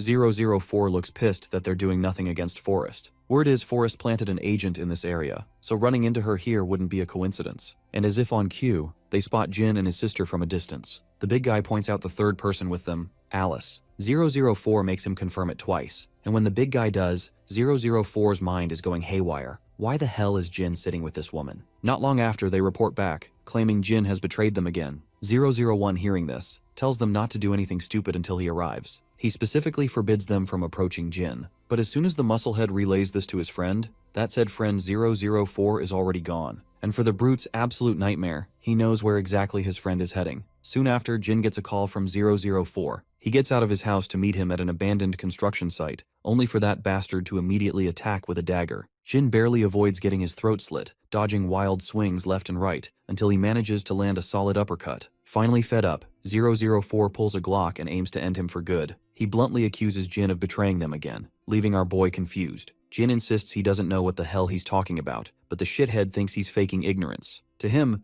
there's no point talking with a liar and traitor. Before he can pull the trigger, his big friend ambushes him, knocking him down and whispering to chill, because 002 is already on his way. He will take care of the matter. Reluctantly, 004 backs off. Jin stands there clueless, demanding answers. The big guy dodges and walks away with his buddy. A while later, Jin calls 005 to explain everything that just happened. After hearing everything, she feels disappointed, but not surprised. She knows 004 is annoying and probably just venting his frustration. But Jin thinks it's deeper than that. He recalls that 004 kept accusing him of betrayal for unknown reasons. Hearing this, 005 decides to dig further into the matter. After the call, Jin's mind drifts back to the past, to the time 004 beat him up for not being manly enough. That arrogant bastard kept taunting him to fight back. Jin tried, only to get knocked out again. He didn't have the skills to match him back then. But still, Jin stood up again, and 004 clearly liked that this kid had guts. Now in the present, the same 004 can't stomach the thought of betrayal. That's when the big guy smacks sense into him. They overlooked one big detail. When they saw Alice with Jin, his sister was there too.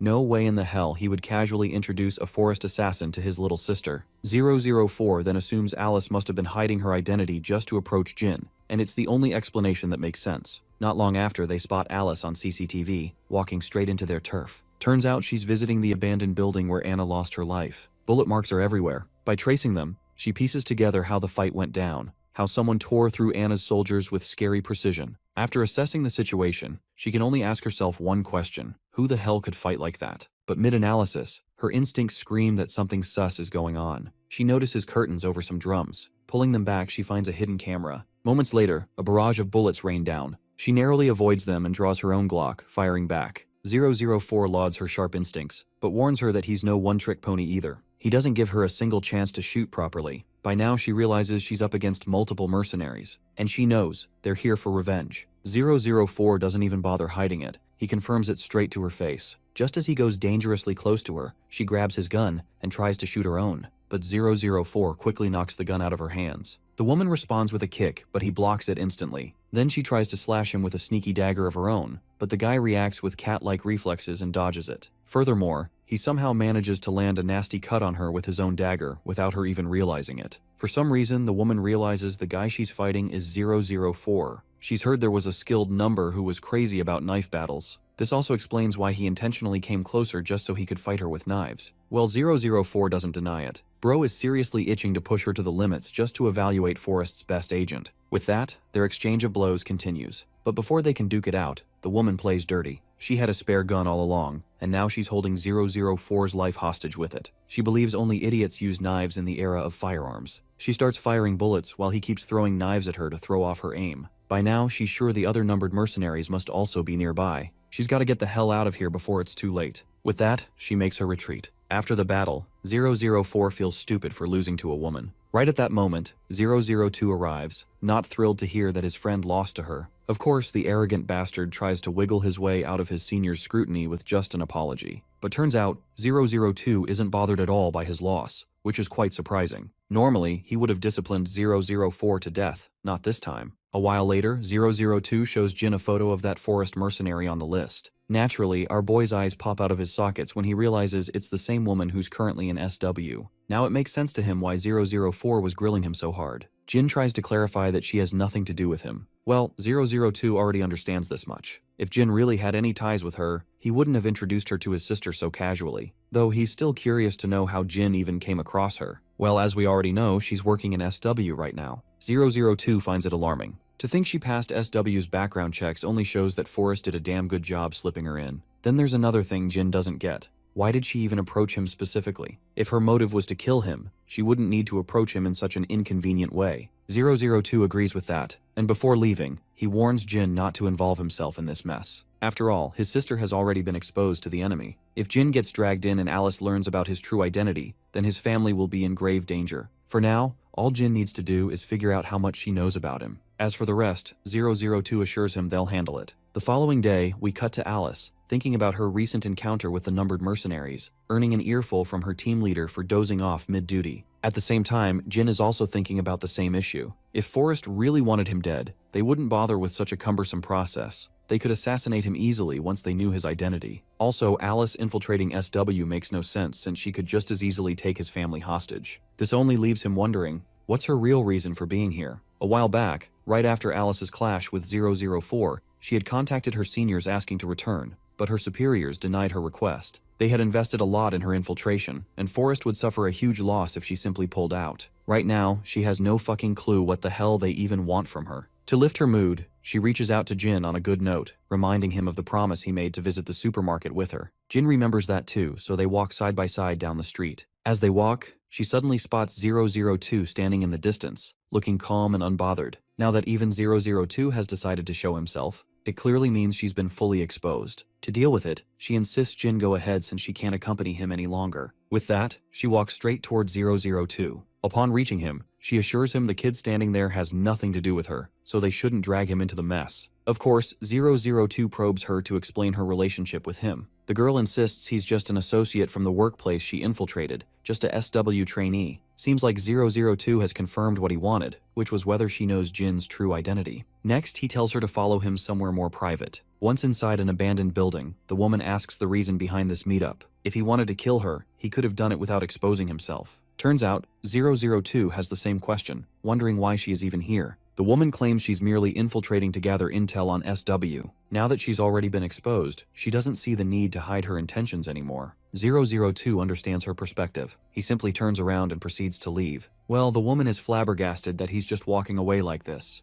02 also suggests she do the same, telling her to leave before he actually feels like killing her. A while later, 002 reassures Jin that Alice's infiltration of SW has nothing to do with him. She doesn't know he's 001, which means Jin doesn't need to worry for now. Alice wouldn't even imagine Jin as a numbered mercenary while he's working at SW. After the phone call, 002 heads off, parting ways with his two goofy teammates. Sometime later, 006 also learns about everything that's been going on with Alice. The Korean Keanu Reeves is flabbergasted to hear all this. Anyway, the only question in his mind is, what's Jin gonna do about that bitch? Jin reveals that she didn't show up for training today. 006 guesses she likely withdrew from SW since she's already been exposed. There are rumors that Alice is hard to control, but Forrest still wants her for her skills. So they're forcing her to do their dirty work because they probably found her weakness. Later that night, Jin takes a casual late-night walk, wondering what her weakness might be. His best guess is that she's got a family too. With the speak of the devil, Alice crosses paths with him. This time, the woman is dressed head to toe in black, riding her Hayabusa. Seeing Jin, she's surprised but also grateful, because now she can personally tell him she's leaving. Something personal came up, so she can't stay any longer. She was just about to leave, but running into Jin gave her the chance to say farewell on a good note.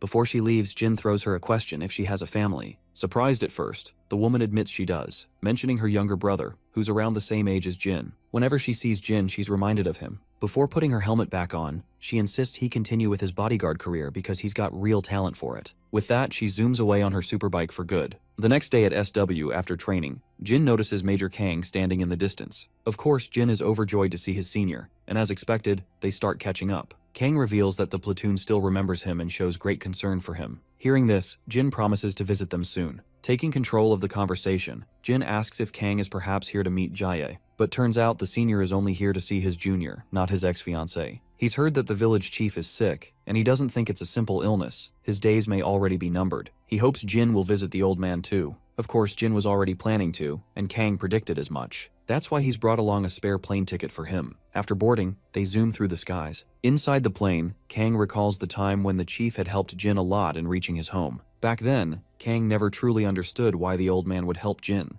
After all, that old man was quite selfish at that time. Kang is curious to know what kind of relationship Jin really had with him. The boy simply responds that the chief saved his life back then, and doesn't say more. To have better context, we cut to the past. Jin resting in some unknown place. His entire body is aching from severe wounds. The chief's voice advises him not to move around too much, or else his injuries will reopen. The man finally shows up carrying medicine in his hands. Jin instinctively reaches for the nearby scissors and gets ready to fight. As he takes his stance, his muscles stiffen and his wounds start bleeding again. The old man doesn't feel threatened at all, acting as if he's invincible. He reminds the boy that if he had wanted to kill him, he would have already done it. When Jin had been floating in the river, badly injured, it was he who had pulled him out. So he suggests Jin stop acting dumb and just rest until his wounds are healed. After getting patched up, Jin steps outside the hut, only to notice mercenaries everywhere in the area. That's when a tan-skinned girl approaches him, happy that he's alive. After all, Jin had been on the brink of death when her grandpa brought him here. Jin doesn't bother responding, which makes the girl wonder if he's lost the ability to speak. Then two guys approach her, warning her to stay away from this kid because he's an outsider. Once he heals, they say, he'll be kicked out for good. But the girl argues there's nothing to fear from an injured kid. The man, however, insists those injuries are exactly the problem. If he'd hurt himself while playing, fine, but that's clearly not the case. Still, the girl doesn't appreciate his over-the-top suspicion and drags him away so Jin won't feel uncomfortable. A while later, the old man returns and tells Jin that the girl was the one who cared for him through the night. As for why the others seem unfriendly, it's because this is a closed village. People here are naturally wary of outsiders. Although the place doesn't feel welcoming at all, the old man assures him that nobody will hurt him unless he does something stupid. Seeing everyone armed, Jin assumes this is a military base, but the old man takes the liberty to correct him. Turns out he himself isn't a local either. He stayed here for a while to treat those wounded in battle, but as time passed, more people gathered, forming a small settlement. There are also people like the girl, Evelyn, who had no home and found shelter here. Long story short, this is a mercenary village. The people here make their living by taking mercenary jobs. The old man suggests Jin stay until his injuries fully recover, and so Jin remains in this strange settlement. As Jin rests one day in his room, he hears unpleasant noises outside. Turns out the entire village is under attack, and those bastards aren't hesitating to kill people left and right. One of the lackeys reports to his fat boss that most of the village's manpower is absent, just like the intel said. This only makes the fat fuck happier, and he orders his lackey to drag everyone out and kill them as an example. Further, he orders the place blown up with explosives. That's the only way they can satisfy their revenge. As villagers are being apprehended, Jin remains in his room until Evelyn rushes in, ordering him to run. The looters have arrived, and there isn't even time to explain what's going on. But Jin wonders why she isn't leaving. The girl tells him those bastards captured her mother. Right then, a few looters barge into the hut, only to find Evelyn standing there trembling. Before they can lay their hands on her, Jin ambushes them and knocks the fuck out of both bastards, leaving the girl utterly speechless. Soon after, the big shots of the village, the one who were away at the time, get word that looters are attacking. Hearing the news, they decided to return back to the village all at once. Back at the village, Jin collects ammunition from the corpses and retrieves a gun too. The girl, meanwhile, is still processing how this kid is fighting like a grown adult. Now it makes sense to her why everyone kept warning her to stay cautious around him. Jin snaps her out of her thoughts, telling her to follow him so they can get out of this place. But the girl insists he save her mother and the villagers as well. She knows it's too much to ask a stranger,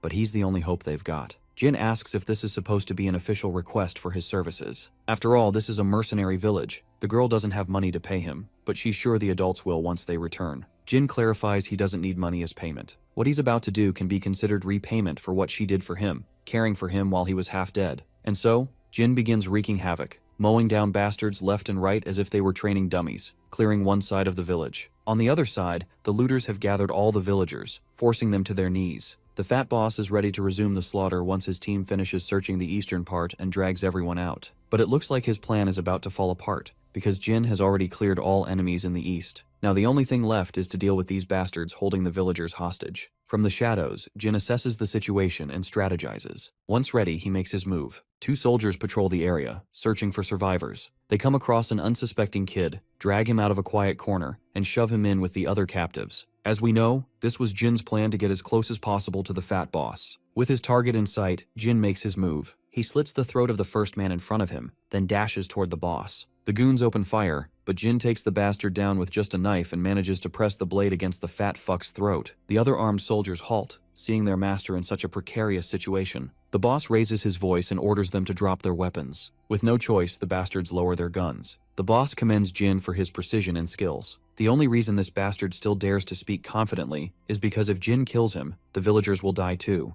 So he makes Jin an offer. Stop this foolishness and work under him. With Jin's power, he believes he can shape him further and harness the true potential of his abilities. Jin glances around, noticing all the armed men. He's clearly at a disadvantage. The pause makes the boss believe Jin is actually considering his shitty offer. But little does he know, my guy was just counting these bastards. Jin whips out a Glock he had been hiding and kills all the nearby soldiers with precise shots. One man manages to return fire, a bullet grazing Jin's cheek, but Jin takes him down along with everyone else surrounding the villagers. The boss didn't see this coming. He ends up taking a bullet just like the rest of his crew. With the boss dead, Jin orders the villagers to get up and grab weapons. There are looters who escaped, and they need to hunt them down. Meanwhile, the main party of mercenaries arrives at the village, only to be met with an unexpected sight. Shitloads of dead bodies litter the ground. Some villagers approach, and the leader demands to know what the hell happened. He'd heard looters attacked the village. The villagers explain it wasn't just some looters, the boss himself came with 40 men, but they assure him everything is over. The leader is flabbergasted to hear the boss showed up personally. That's why he warns his men to prepare for another ambush. Then comes the shocker. One villager reveals that, including the boss, every single one of them has been dealt with. Of course, this doesn't make sense to the leader, so he orders confirmation. That's when the villager points toward Jin, explaining that it was that kid who killed the boss along with most of his men. The villagers only managed to take down about 10 themselves. The kid wiped out the entire squad, plus the leader. Soon after, the old man approaches Jin and thanks him for what he did. But Jin thinks gratitude is unnecessary after all. The old man helped him first. The old man finally introduces himself. His name is Lucas,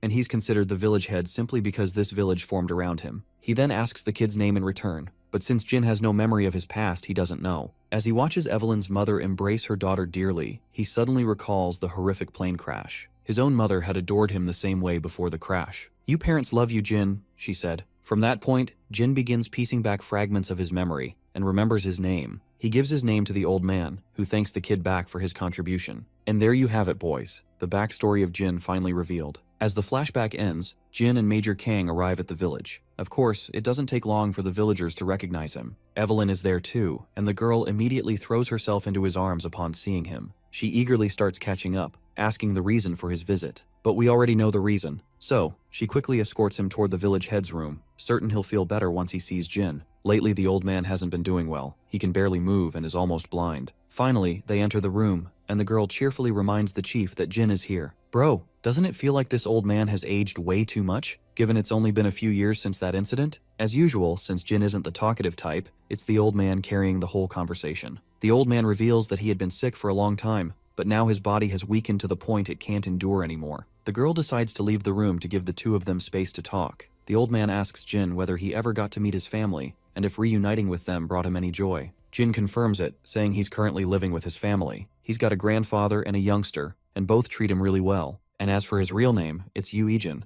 The old man is glad to hear he's doing well, but he has one last request he wants Jin to fulfill. He asks Jin to never come back. It's his final request. Jin acknowledges the old man's wish and promptly begins to leave. But before he steps out of the room, the old man expresses his joy at seeing Jin one last time. "I'm happy I got to see you one last time, Yu Ijin." Those were his final words before Jin left. As they echo in his head, Kang snaps him out of his thoughts. Jin assures his senior he's fine and decides to head back. Just then, some other familiar faces show up and immediately start scolding him for coming here. They tell him this is a place he has no business visiting. They don't want him back, since he was the one who abandoned them first. At first, Jin acted like one of them, but once he recovered and regained his memories, he left without looking back. Nobody appreciates a traitor like that, so one guy outright tells him to get the hell out. The word traitor really sticks with Jin. He's been hearing it a lot lately. Evelyn snaps at the guy for his crude words, but Jin just assures them he's already leaving and walks off to his car. The girl runs after him, and when he turns, she's standing there. He bids her farewell and heads to his car. Once he's gone, the girl starts berating that crude guy for being harsh unnecessarily. In her eyes, they should be happy to see him, not bitter. Well, turns out the big guy actually was happy to see him. In fact, they all were. After all, every single one of them is indebted to Jin for saving the village back then. The reason they acted cold was because they don't want him to stay attached to this place. They're glad he has a family now and is living a normal life. And once again, we flash back to Jin's past. The old man had just finished unwrapping all the bandages from Jin's battered body. Now that he was healed, the old man expected him to leave.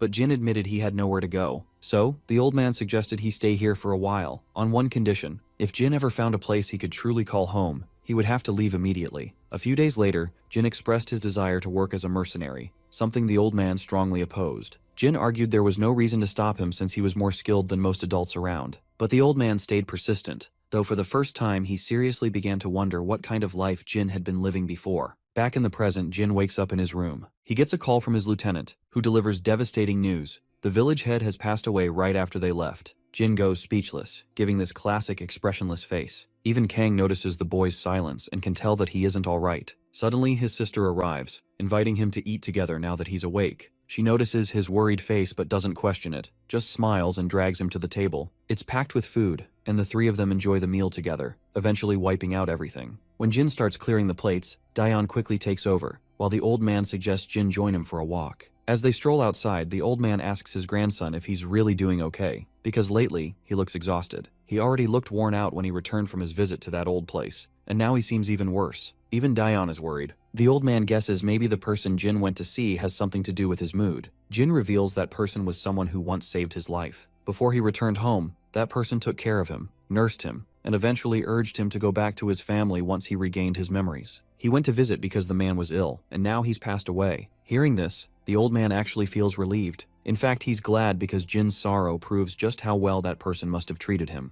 The considerate grandfather even offers Jin his shoulder if he feels like crying. But Jin just stands there like a mannequin, until suddenly a tear slides down his cheek. Even he didn't realize he was crying until Grandpa pointed it out. The old man hugs him tightly as Jin finally lets some of his heavy heart out. Later, Jin learns that the village head left him a message. "Thank you for letting me be a father again, which I had once lost."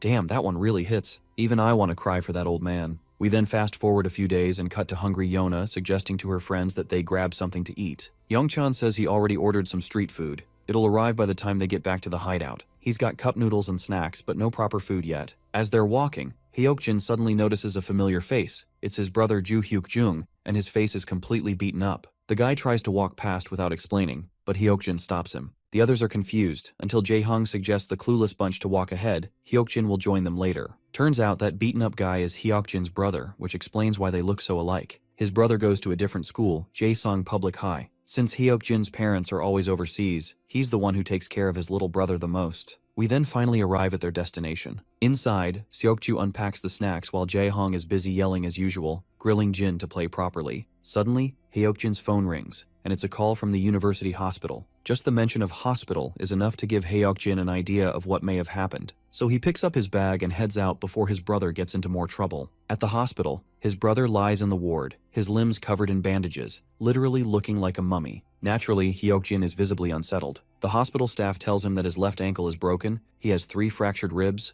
and bruises everywhere. He also sustained a brutal head injury, but thankfully there are no signs of internal bleeding. Hyuk-jin is seriously questioning what led his brother into this condition. The doctor reveals that he was brought in by emergency, and the kind of injuries he sustained clearly shows that he was assaulted. Suddenly his brother's broken phone rings, though it's password protected. Hyuk-jin knows his brother pretty well and uses the birthday as the password, which actually works. There's this guy, Chanil, texting, and he seems to be involved in the assault case. He then starts calling on the phone, and Hyuk-jin picks it up. The first thing that bastard does is start cussing for not answering calls. Hyuk-jin asks the guy if he's responsible for his brother's injuries. Of course, the caller isn't sure who he's talking to, so Hyuk-jin introduces himself. The caller admits that he isn't responsible for putting his brother in the hospital. Actually, he was the one who called the emergency services. Turns out Hyuk-jung is a fighter, and he got beaten up during a fight. And as for this guy, he's his manager. Of course, nothing is making sense to Hyuk-jin, but the caller promises to explain everything if he's willing to meet. Later, Hyuk-jin arrives in this shady alley where he finds a bunch of shady dudes hanging around. Upon approaching the area, he loudly questions which one of them is the bastard named Chanil. The guy in question speaks up, introducing himself. Our guy cuts through the crap and demands this bastard to spill all the details. Chanil refuses to respond unless Hyuk-jin partakes in the match that's just about to start. He really wants Hyuk-jin to accept the fight, because his brother has already caused a lot of trouble by losing a recent match. Hyuk-jin is done taking shit, and slams the bastard with a punch, then demands once again for him to spill the juicy details. But we all know this bastard isn't answering shit because he's standing on his turf, and promptly calls his goons to mess this blondie up. The bastard is already taking great pleasure in the fact that this blondie is about to join his brother in the hospital soon enough. Meanwhile, Hyuk-jin clearly knows he's at a disadvantage with so many people to deal with. But worry not, our reinforcements have arrived too. It's Jae-hong, pissed that the blondie wasn't picking up calls. And he isn't alone. Seokju and Jin are with him. Jae-hong then scoffs, assuming these bastards are likely the ones who hospitalized Hyuk-jung. Seeing our boys there, Chanil believes these 4 scrawny kids can't do shit against his guys. Even Jae-hong feels worried that they're about to punch way over their weight. This is when Chanil suggests broadcasting the battle that's about to unfold. As he said before, they hold their fighting matches here, while the big shots bet their money. Those rich peeps even sponsor the fighters they like. As for Hyuk-jin's brother, the bastard reveals that he was a decent fighter, so he placed a bet on him. It all started about a month ago, when Hyuk-jung beat a guy to a pulp.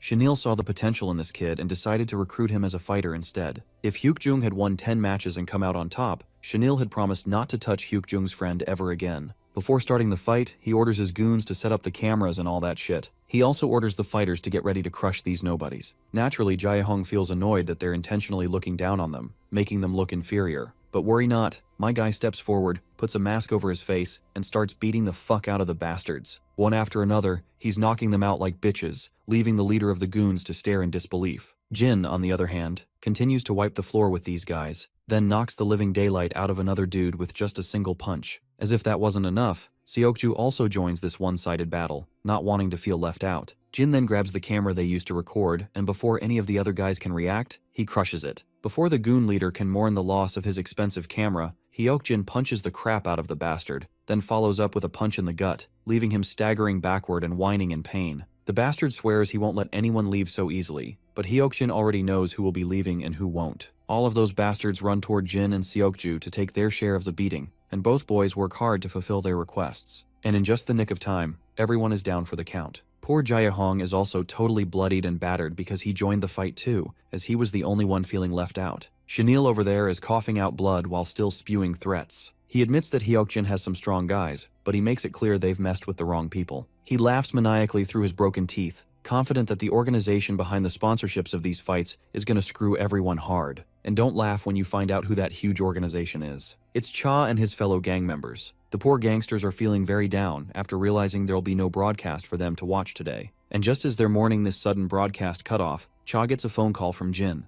and we all know why he called this time. After their short exchange, Cha agrees to take care of the matter, so there's nothing to worry about. After the phone call, he turns to his fellow fatty gangster, questioning if those fights involve students. The fatty proudly confirms that they did use some students in the beginning, and there are still some student fighters who can fight on par with adults. This is when Cha reminds them that they seem to have messed with the wrong high schooler, which is why the broadcast went down. When the fatty insists on knowing who it is, Cha responds with a grim face that it's Jin, the same boy they perceive as a monster. Upon hearing this, the other two gangsters shout in utter disbelief and rush off to help their men who ran that broadcast before it's too late. We then cut back to the university hospital where Hyuk-jin is meeting his brother again. The big bro assures his injured junior that everything has been resolved now, so he has nothing to fear anymore. Naturally, the junior reminds his brother that Chanel isn't the main problem. But we already know that the main problem has also been dealt with, so Hyuk-jin assures his brother of that too. Back then, all Jin did was make a phone call, and everything was taken care of. Even Hyuk-jin was flabbergasted by it. In the present,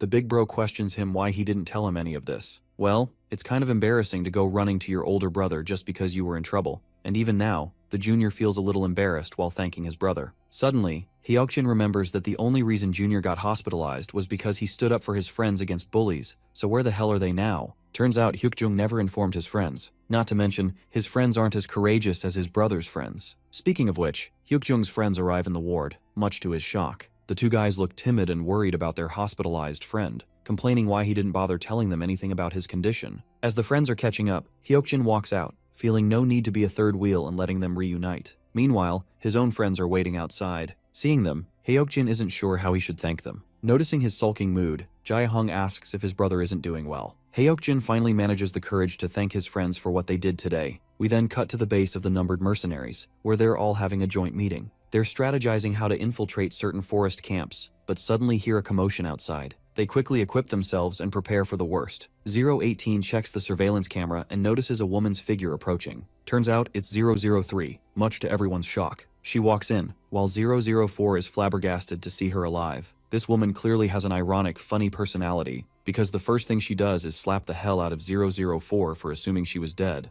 all while maintaining her nonchalance like it's just a joke. Anyway, she's really grateful to see everyone again. Then the next thing she does is plant a sleek smooch right on 002's lips, leaving everyone shocked again. The woman is throwing shocks left and right. She supposedly really missed 002, or at least that's what she claims. She also notes that he hasn't changed a bit. Meanwhile, the musclehead in the background still can't wrap her head around how she's alive. The woman admits she thought she was going to die too. The others ask why she didn't show up all these years. She reveals that after being attacked by 001, she opened her eyes in a hospital. Once she recovered from her injuries, she was caged in some place she didn't even recognize, but managed to escape. The place was likely a military base, and those guys knew about the existence of numbered mercenaries. They kept trying to make her talk, squeezing out whatever information they could. The entire ordeal was so unpleasant she'd rather not even talk about it now. Then she flips the conversation and asks where all the other numbered mercenaries are. 018 reveals the grim truth. Those who went after 001 didn't survive, besides her. At first she seems shocked, but then admits she expected as much. She should have given them better instructions. 018 further reveals how everything changed after 001's betrayal. The camp lost all confidence and trust in the numbered mercenaries, so they separated everyone and assigned different missions. With time, all the numbered mercenaries disappeared.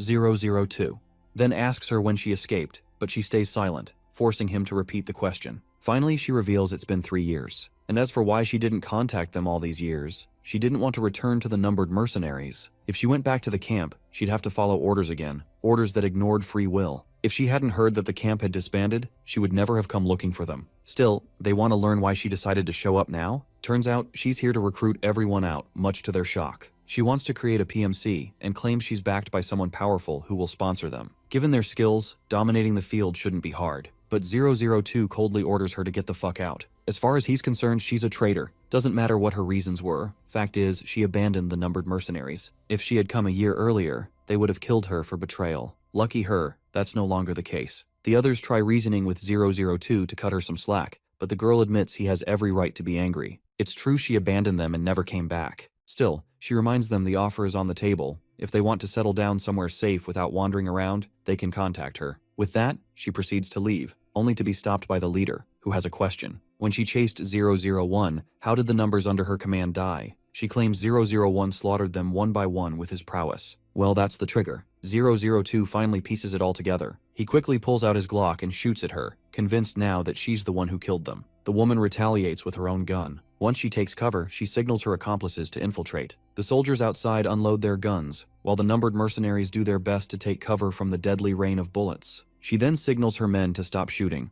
all the while whining that 002 trusts our boy too much. She once again insists it's 001 who betrayed them, claiming she could never bear to kill her own comrades. Nonetheless, she reminds them the offer is still real. The only reason her people opened fire was because they saw her under attack. Before leaving, she expresses her desire to be with everyone, and she sounds genuinely sincere. Her words remind 002 of an incident from the past where she pulled the same stunt on the opposing side. She offered them surrender, claiming she'd accept them as allies, but once the enemy surrendered, she slaughtered them in cold blood, without a hint of guilt or shame. She was so nonchalant about killing them, truly believing it was fine. By now, even 004 is convinced she's the real traitor. They remember too many people falling for her sweet talk, only to end up dead. So they're not going to fall for her words either. Well, the woman clearly expected this much resistance, knowing exactly who she's dealing with. She still promises her offer is legit, the only reason she came here. But turns out, the bitch was indeed playing them. She discreetly signals her men to blow up the entire place, and the bastards start loading RPGs.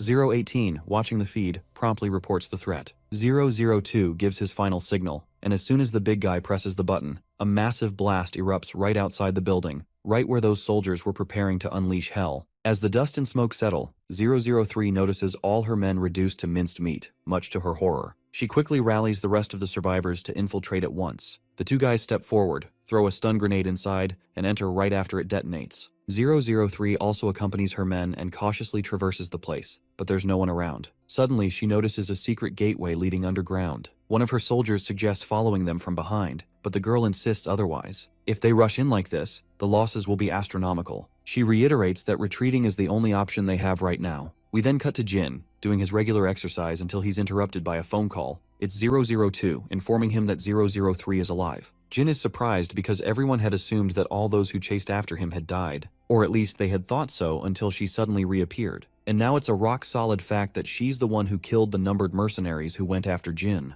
Of course, this leaves our boy in utter disbelief, wondering why she would do this. The only answer 002 can give is that she's very unpredictable. Now that he thinks about it, everyone in camp was unpredictable. This causes Jin to flash back to the past. As soon as he incapacitates one of his friends, the friend urges him to run away as far as possible. Jin continues walking until he comes across 003, who doesn't want him to escape even though she knows this place is a hellhole. She knows very well that the rule is to kill traitors, but since it was 001 they were talking about, she believed he might get away with just severe punishment. The psycho bitch continued to gaslight him, just like she did with her other victims. And the moment Jin peeked out of his hiding spot, she opened a barrage of bullets. Jin was severely injured and instantly took cover behind a tree, returning fire. She believed he should simply die, since he had betrayed them. Not to mention, the comrades who trusted him and followed him had all been led to their deaths, while Jin got to live. But Jin believed they hadn't died. He had only incapacitated them enough so they couldn't follow him. Hearing this shocked the girl because she realized she was screwed. She had finished them off herself. She found it quite fascinating that he made it this far without killing a single person. She reminisced a little about old times, and then gave him the green light to run away if he was so desperate to abandon them. I feel the only reason she let him go was so nobody would know she killed those guys. Now everyone's going to think Jin betrayed them and killed his comrades along the way. In the present, we find ourselves at SW's training facility. There, Jin is punching the hell out of the sandbag in front of him, his mind echoing with the fact that 003 killed all those guys. After exhausting himself, he finally stops. Seokju approaches him, asking if he's alright, since it's very unusual for him to be this aggressive. Jin suddenly looks up, seeing everyone staring at him. The guys tense up under the brutal glare he's giving off. The senior then orders everyone to gather as there's something important he wants to convey. For the president's overseas schedule, besides Team 1,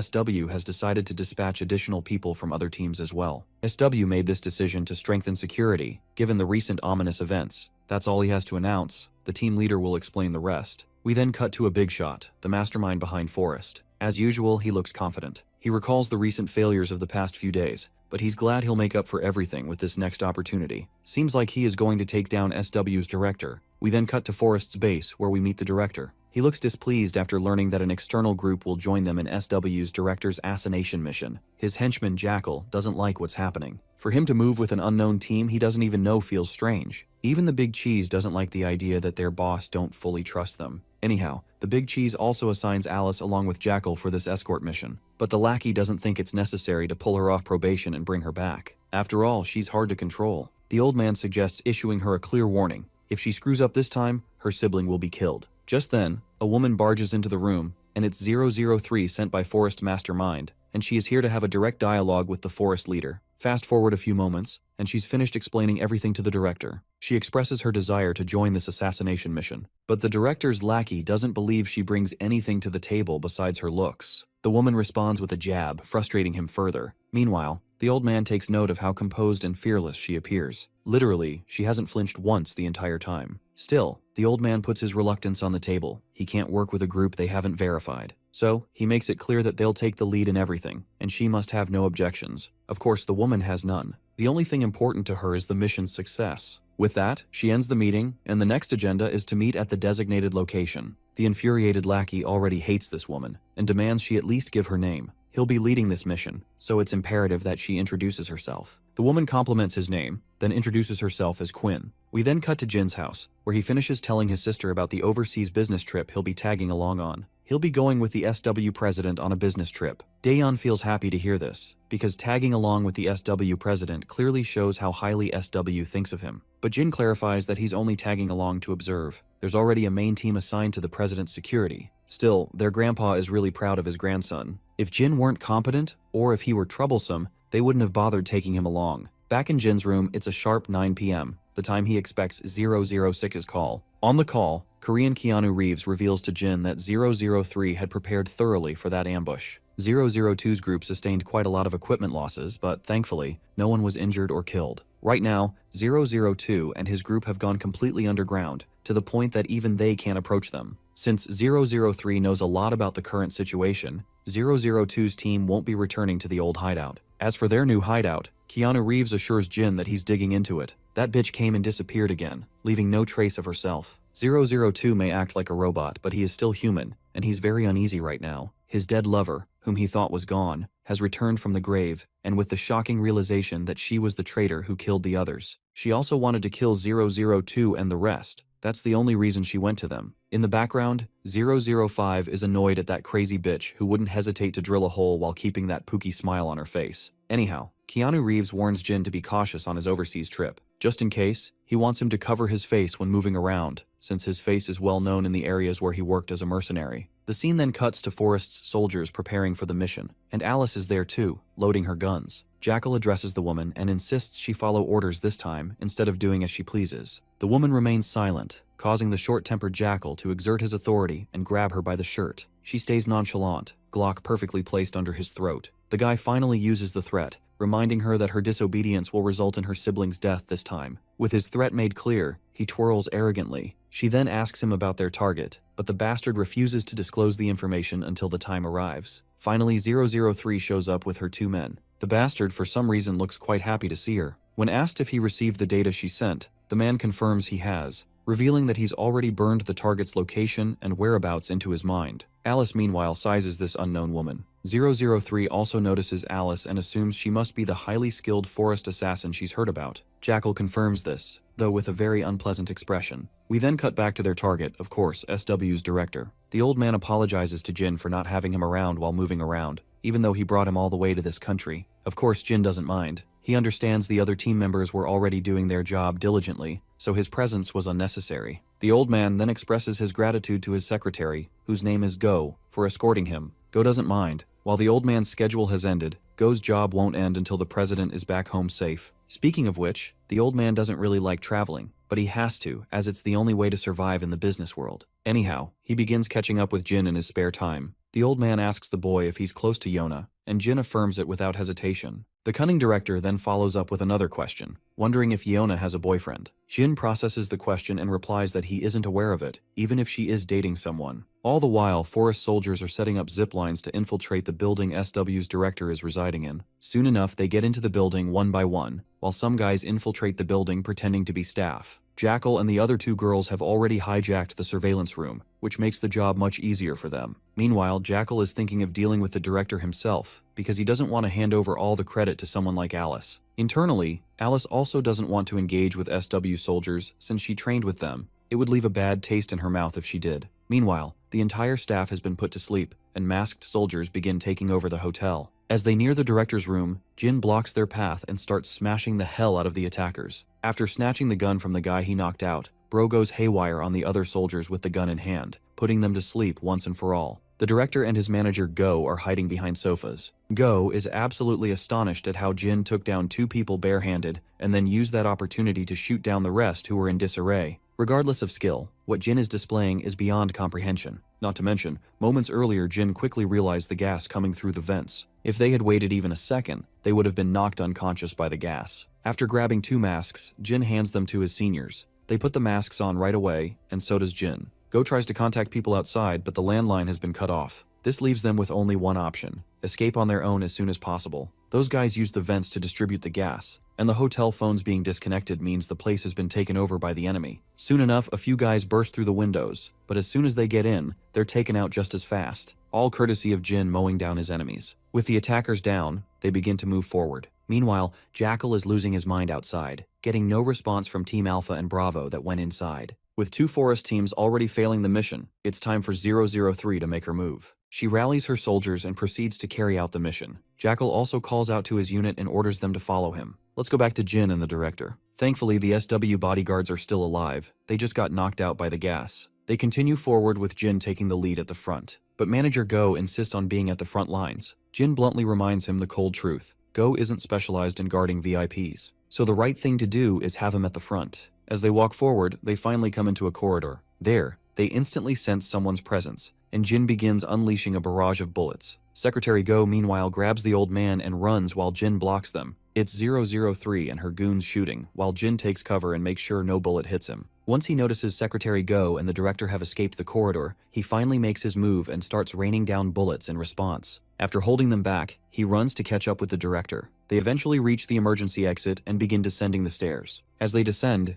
Jin suddenly gestures them to stop because he senses someone ascending. It's Jackal with his goons. After weighing his options, Jin signals them to go back up, and the director and his secretary promptly comply. Once they're out, Jin readies himself to face the opponents ahead. He keeps his aim steady, and as soon as those bitches come into view, he opens fire, mowing down the soldiers at the front. Luckily for Jackal, he was behind, so his ass got lucky and didn't get his ass shredded under the relentless barrage. Now that Jackal's enemy have exhausted his magazines, the bastard begins firing alongside his goons. But Jin quickly moves upward and catches up to the director and the secretary. Let's not forget the old man is elderly and doesn't have much stamina. The director apologizes for slowing them down. Taking the old man's fatigue into account, Jin changes his plan. He decides to lure the enemy away. While the director ascends further, Jin will make it look like they went through another door. Before the enemy arrives, Jin insists they move upward quietly. Naturally, they refuse to abandon Jin, but the boy reminds them this isn't the first time he's been in this kind of situation. Since wasting more time could put Jin in a dangerous position, the 2 men eventually decide to head up. As they ascend further, Jin keeps the enemy occupied with a barrage of bullets. He's doing his absolute best to not let Jackal and his fuckers climb any higher. Once Jin exhausts his rounds, they start their own barrage of bullets. Jin quickly slams the door shut right in front of their faces, making it look like they went that way. And as expected, the guys take the bait. After running for a while, Jin ends up in a corridor where he takes a moment to breathe.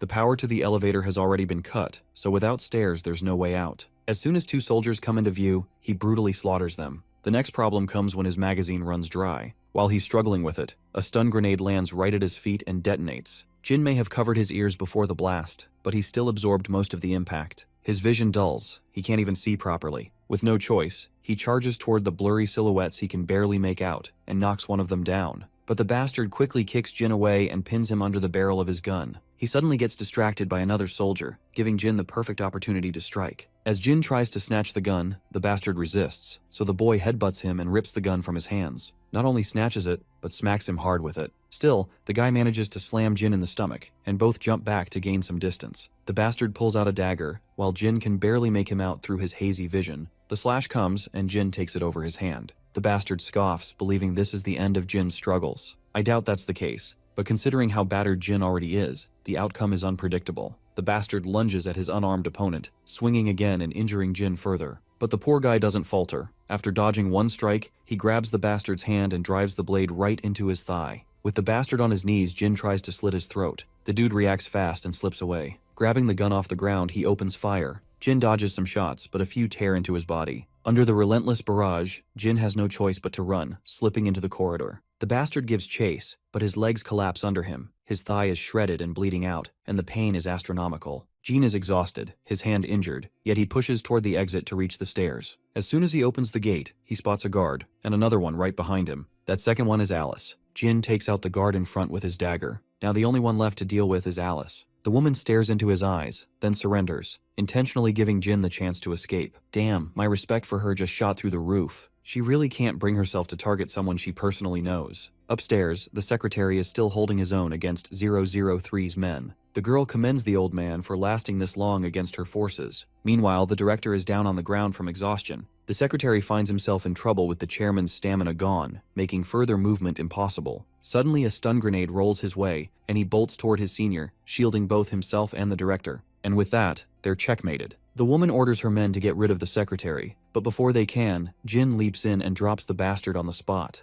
As soon as he kills him, the woman spins on her heel and points her gun at Jin. Jin bolts as fast as he can while she rains bullets down on him. He whirls around in a full 180 and closes the distance instantly. With a knife in hand, he tries to stab her, but she blocks it with her own blade. They stare into each other's eyes like two lovers about to kiss. Thankfully, the woman fails to recognize him as 001 and kicks him away. Pressing her gun into his stomach, she fires, but Jin sidesteps the bullets. He retaliates with his dagger, lodging it in her gun. She grabs it by the nozzle, trying to smash his face with it, but Jin blocks with his wrist and cuts her with his knife. She staggers back, but Jin closes the gap instantly. The bitch realizes he's deliberately not giving her the distance needed to fire. The injured bastard from earlier is somehow still alive and aims at Jin. The woman smirks, thinking victory is hers, only for Secretary Go to shoot that bastard dead. She realizes things just got tricky. These guys have recovered enough to shoot again. Immediately, she retreats for cover while the secretary keeps up a barrage of gunfire. With no choice, she locks her sights on the director and prepares to shoot. But before she can, Jin throws his dagger, forcing her aim off course. The bullets ricochet wildly. For now, she runs instead of engaging further. Looks like Jin has figured out this bitch is 003, and I have a feeling she's realized who he is too. Once she's gone, Jin finally catches his breath. The director asks if he's alright, and Jin affirms it, as if the blood loss and injuries all over his body aren't obvious. Seeing Jin so battered and bruised, the old man can't help but express his gratitude. Jin downplays it with his old-fashioned line that he's just doing his job. The following day, we cut to SW Hospital with Jin admitted. Secretary Go meets him and assures him that he's already informed his family that he'll be back home in a few days. Since the hospital confirmed there are no critical injuries, Jin will recover soon. The boy expresses his gratitude, a gesture that doesn't really make sense to the secretary. Providing medical care is just the bare minimum of their duty. The secretary reflects on Jin's skills. After witnessing them firsthand, he now has no doubt why sources claimed Jin is top of the top in the mercenary world. He'd thought it was an exaggeration, but the secretary now knows otherwise.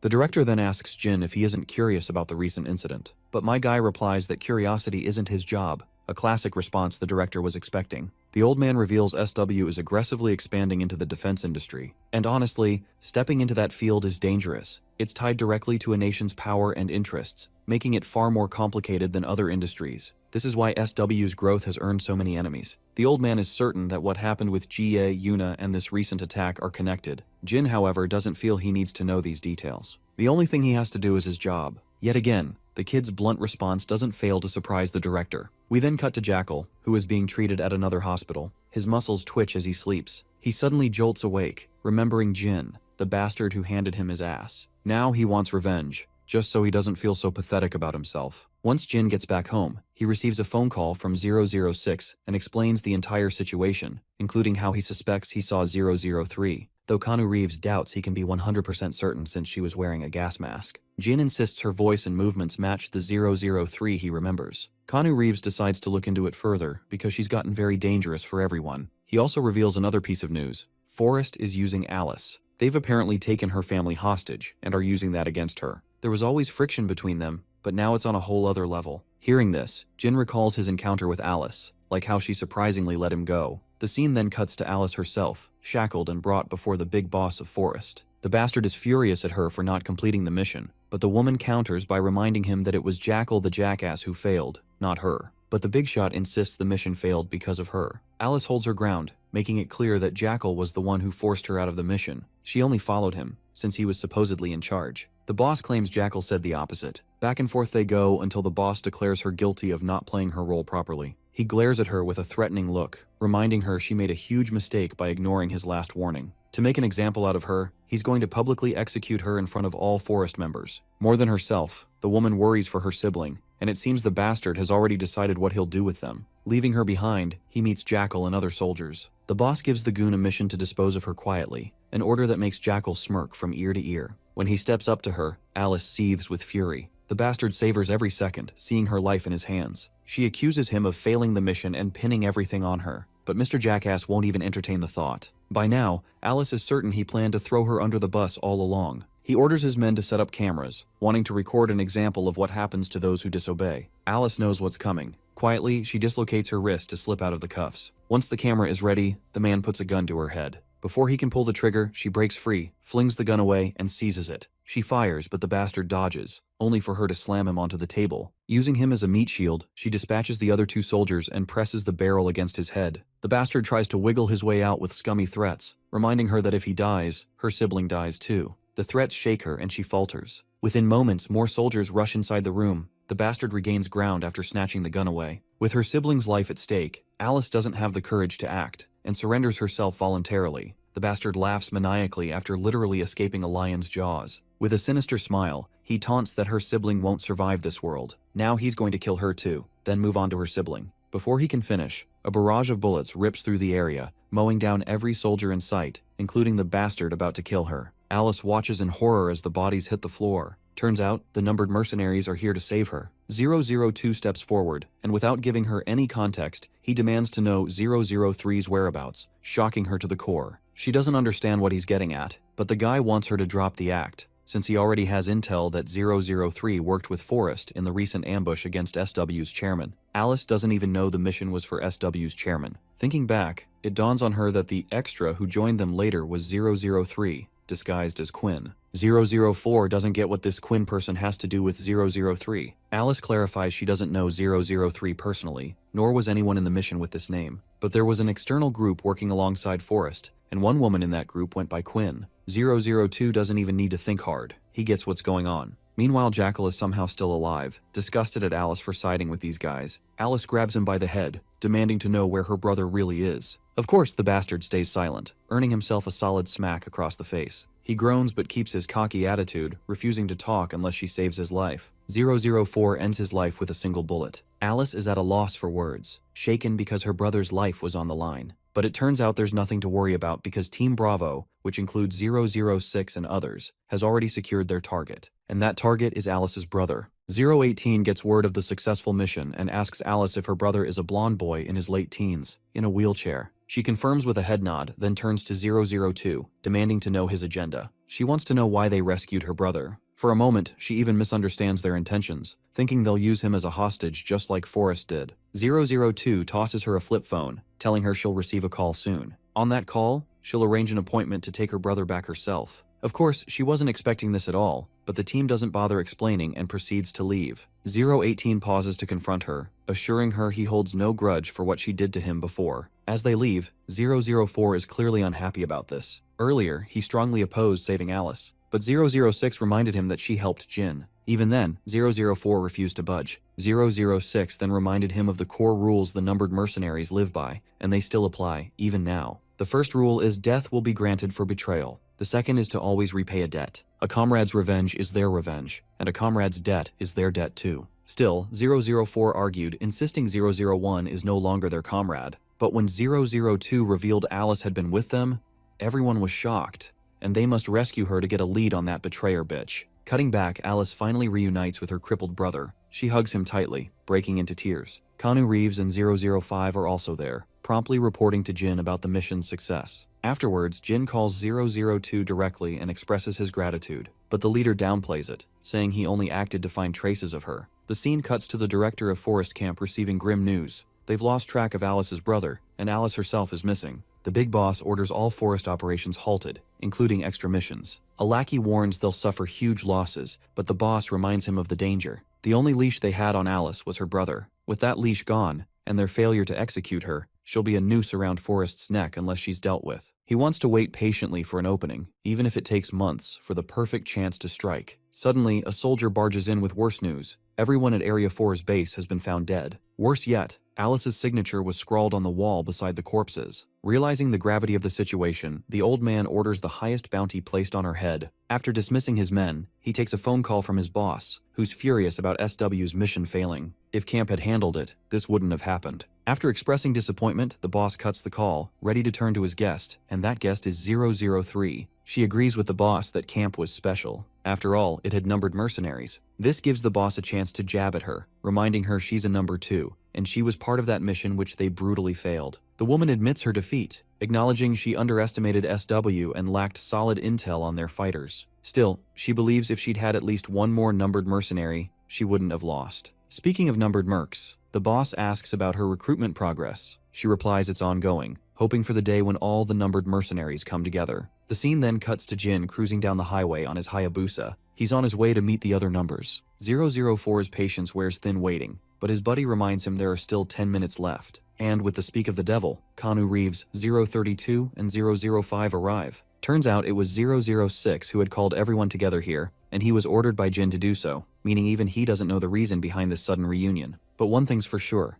if 001 is making the effort to gather everyone in one place, it likely means the mission ahead is going to be quite difficult. Right now though, no one has a clue what that might be. Seems like the wait is finally over, because Jin has arrived, and Bro is carrying a ton of fried chicken and sodas. Of course, 004 is pissed, demanding what the hell is going on and what Jin is even carrying. Our boy bluntly says it's chicken he's holding, which only confuses 004 even more. Jin then casually adds that this country's chicken is famous for being delicious, so he thought it'd be great if they all ate it together. Silence fills the room as everyone processes the absurdity of Jin's words. They're hoping he didn't just gather them here to throw a chicken party, but Jin doesn't hesitate before confirming their worst fears, leaving them all staring in utter shock. Naturally, 004 is the first to lose his temper, and Bro literally tries to attack Jin with his knife, while his big buddy struggles to hold him back. Their bickering continues, and I hope they're enjoying themselves, because we're now transitioning to SW Corporation. In GA's office, we meet her younger sister, who is requesting her senior sister to lend her a bodyguard. Her name, by the way, is Kim Yokyong, and she runs another subsidiary of the SW group, known as SA Security. GA doesn't quite understand the request, since Yokyong already has the delegation she came with today, but the woman says she's lost faith in them. She recalls a recent unpleasant incident where she was pushed around in an elevator, rolled off and fell, while her guards did nothing to support or help her, standing there like statues. She could have let that slide as a minor incident, but then there was more. Not long ago, a fire broke out in the building, yet her bodyguards weren't even available to evacuate her immediately. She asked her superiors to change her personal guards, and they fulfilled her request without objection. But similar incidents kept happening despite the replacements. GA can't understand why the bodyguards failed to assist her multiple times, especially since SA's security team ranks in Korea's top 20. This is when Yokyong drops the bombshell that her guards aren't exactly there to protect her, they're only keeping an eye on her. She's not 100% sure, but still, she requests GA to lend her one of her own bodyguards for at least a month. Once replaced, she'll analyze her experience and figure out whether she's overreacting or if her suspicion is actually correct. Eventually, GA decides to lend her one of her guards by tomorrow morning. The next day, a tense Yokyong stands in front of her new bodyguard. That's right, it's Jin. The reason she looks a little uneasy is because her team leader is disappointed at her for recruiting someone new without permission. The woman apologizes, insisting that GA herself assigned this guard and allowed it. He won't get in anyone's way and will simply remain by her side. Since SW is already vouching for his identity, she believes there shouldn't be a problem. Eventually, the team leader gives up. Still, the woman isn't sure if Jin is really enough, considering how young he looks. Not long ago, she even complained to GA for sending a young trainee instead of a veteran. But GA reassured her that this guy is a big bang in a small pack, so she'd better stop underestimating him. Besides, SA's security team would never tolerate SW openly sending one of their own to handle her protection, as it might come across as condescending. So instead, they cover it up by presenting Jin as just a trainee here to gain experience. In the present, the girl kind of approves of Jin internally. She also can't exactly overlook how handsome he is. With that, she proceeds to leave, and Jin promptly follows like the duty-bound man he is. We then cut back a little, to when GA briefed Jin about his next job and the situation surrounding her younger sister. Then, at SA's building, a meeting is underway in one of the VIP rooms, carried out by Yokyong. Outside, guards are taking a break to relax and stretch themselves, while Jin remains on duty. The other guards can't help but notice how diligently Jin is doing his job and insist he take a little rest. But Jin simply replies that he's fine. After the meeting ends, he reunites with his client in the car, who looks exhausted. When she asks him the same thing, he again says he's fine. She then brings up how highly GA thinks of him. It's actually Yokyong's first time seeing her older sister acknowledge someone this much. Jin says she's being too generous, but the girl insists her sister isn't that kind of person. She then starts asking some personal questions too, like whether he must be popular with girls and whatnot. But Jin bluntly denies with short no's. She even asks if he's dating someone, and again his answer is the same. Eventually, she gives up questioning him. Since her official schedule is done for the day, she offers to drop him off at SW so he can go home. But Jin gives his classic no, insisting he'll only leave once she's safely home. The girl tries reasoning with him, saying she's meeting a friend and it'll get late. Even so, Jin wants to stick around until her last event. A while later, they arrive at a fancy hotel, where in one of the rooms she meets a man, likely her boyfriend. They hug tightly after so long apart. The door is closed for privacy, leaving Jin no choice but to stand outside. He immediately notes the time to keep track of things. Inside, as they sit down to catch up, the woman suddenly faints after only one drink. As expected, this bastard is shady. He is the one who spiked her drink. He'd been tasked with this by someone with malicious intent, who promised to pay off his massive debt of 6 billion won if he followed instructions. The bastard doesn't feel the slightest remorse, thinking that losing a girlfriend is better than paying 6 billion won in debt. Right on time, Jin barges into the room unannounced, shocking the bastard. His eyes dart toward the unconscious woman on the couch, realizing she's been knocked out cold. It's only 11 p.m., barely an hour ever since she went inside, and yet she's already passed out, which makes no sense. Not to mention, the smell of alcohol on her breath is too faint to have that heavy effect. Jin grabs the glass of alcohol to inspect it, while her boyfriend starts berating him. Even the other escort guards insist Jin step back, saying this man is the director's boyfriend. Jin doesn't argue with these bastards. Instead, he holds out the glass of alcohol to the boyfriend, telling him to drink it.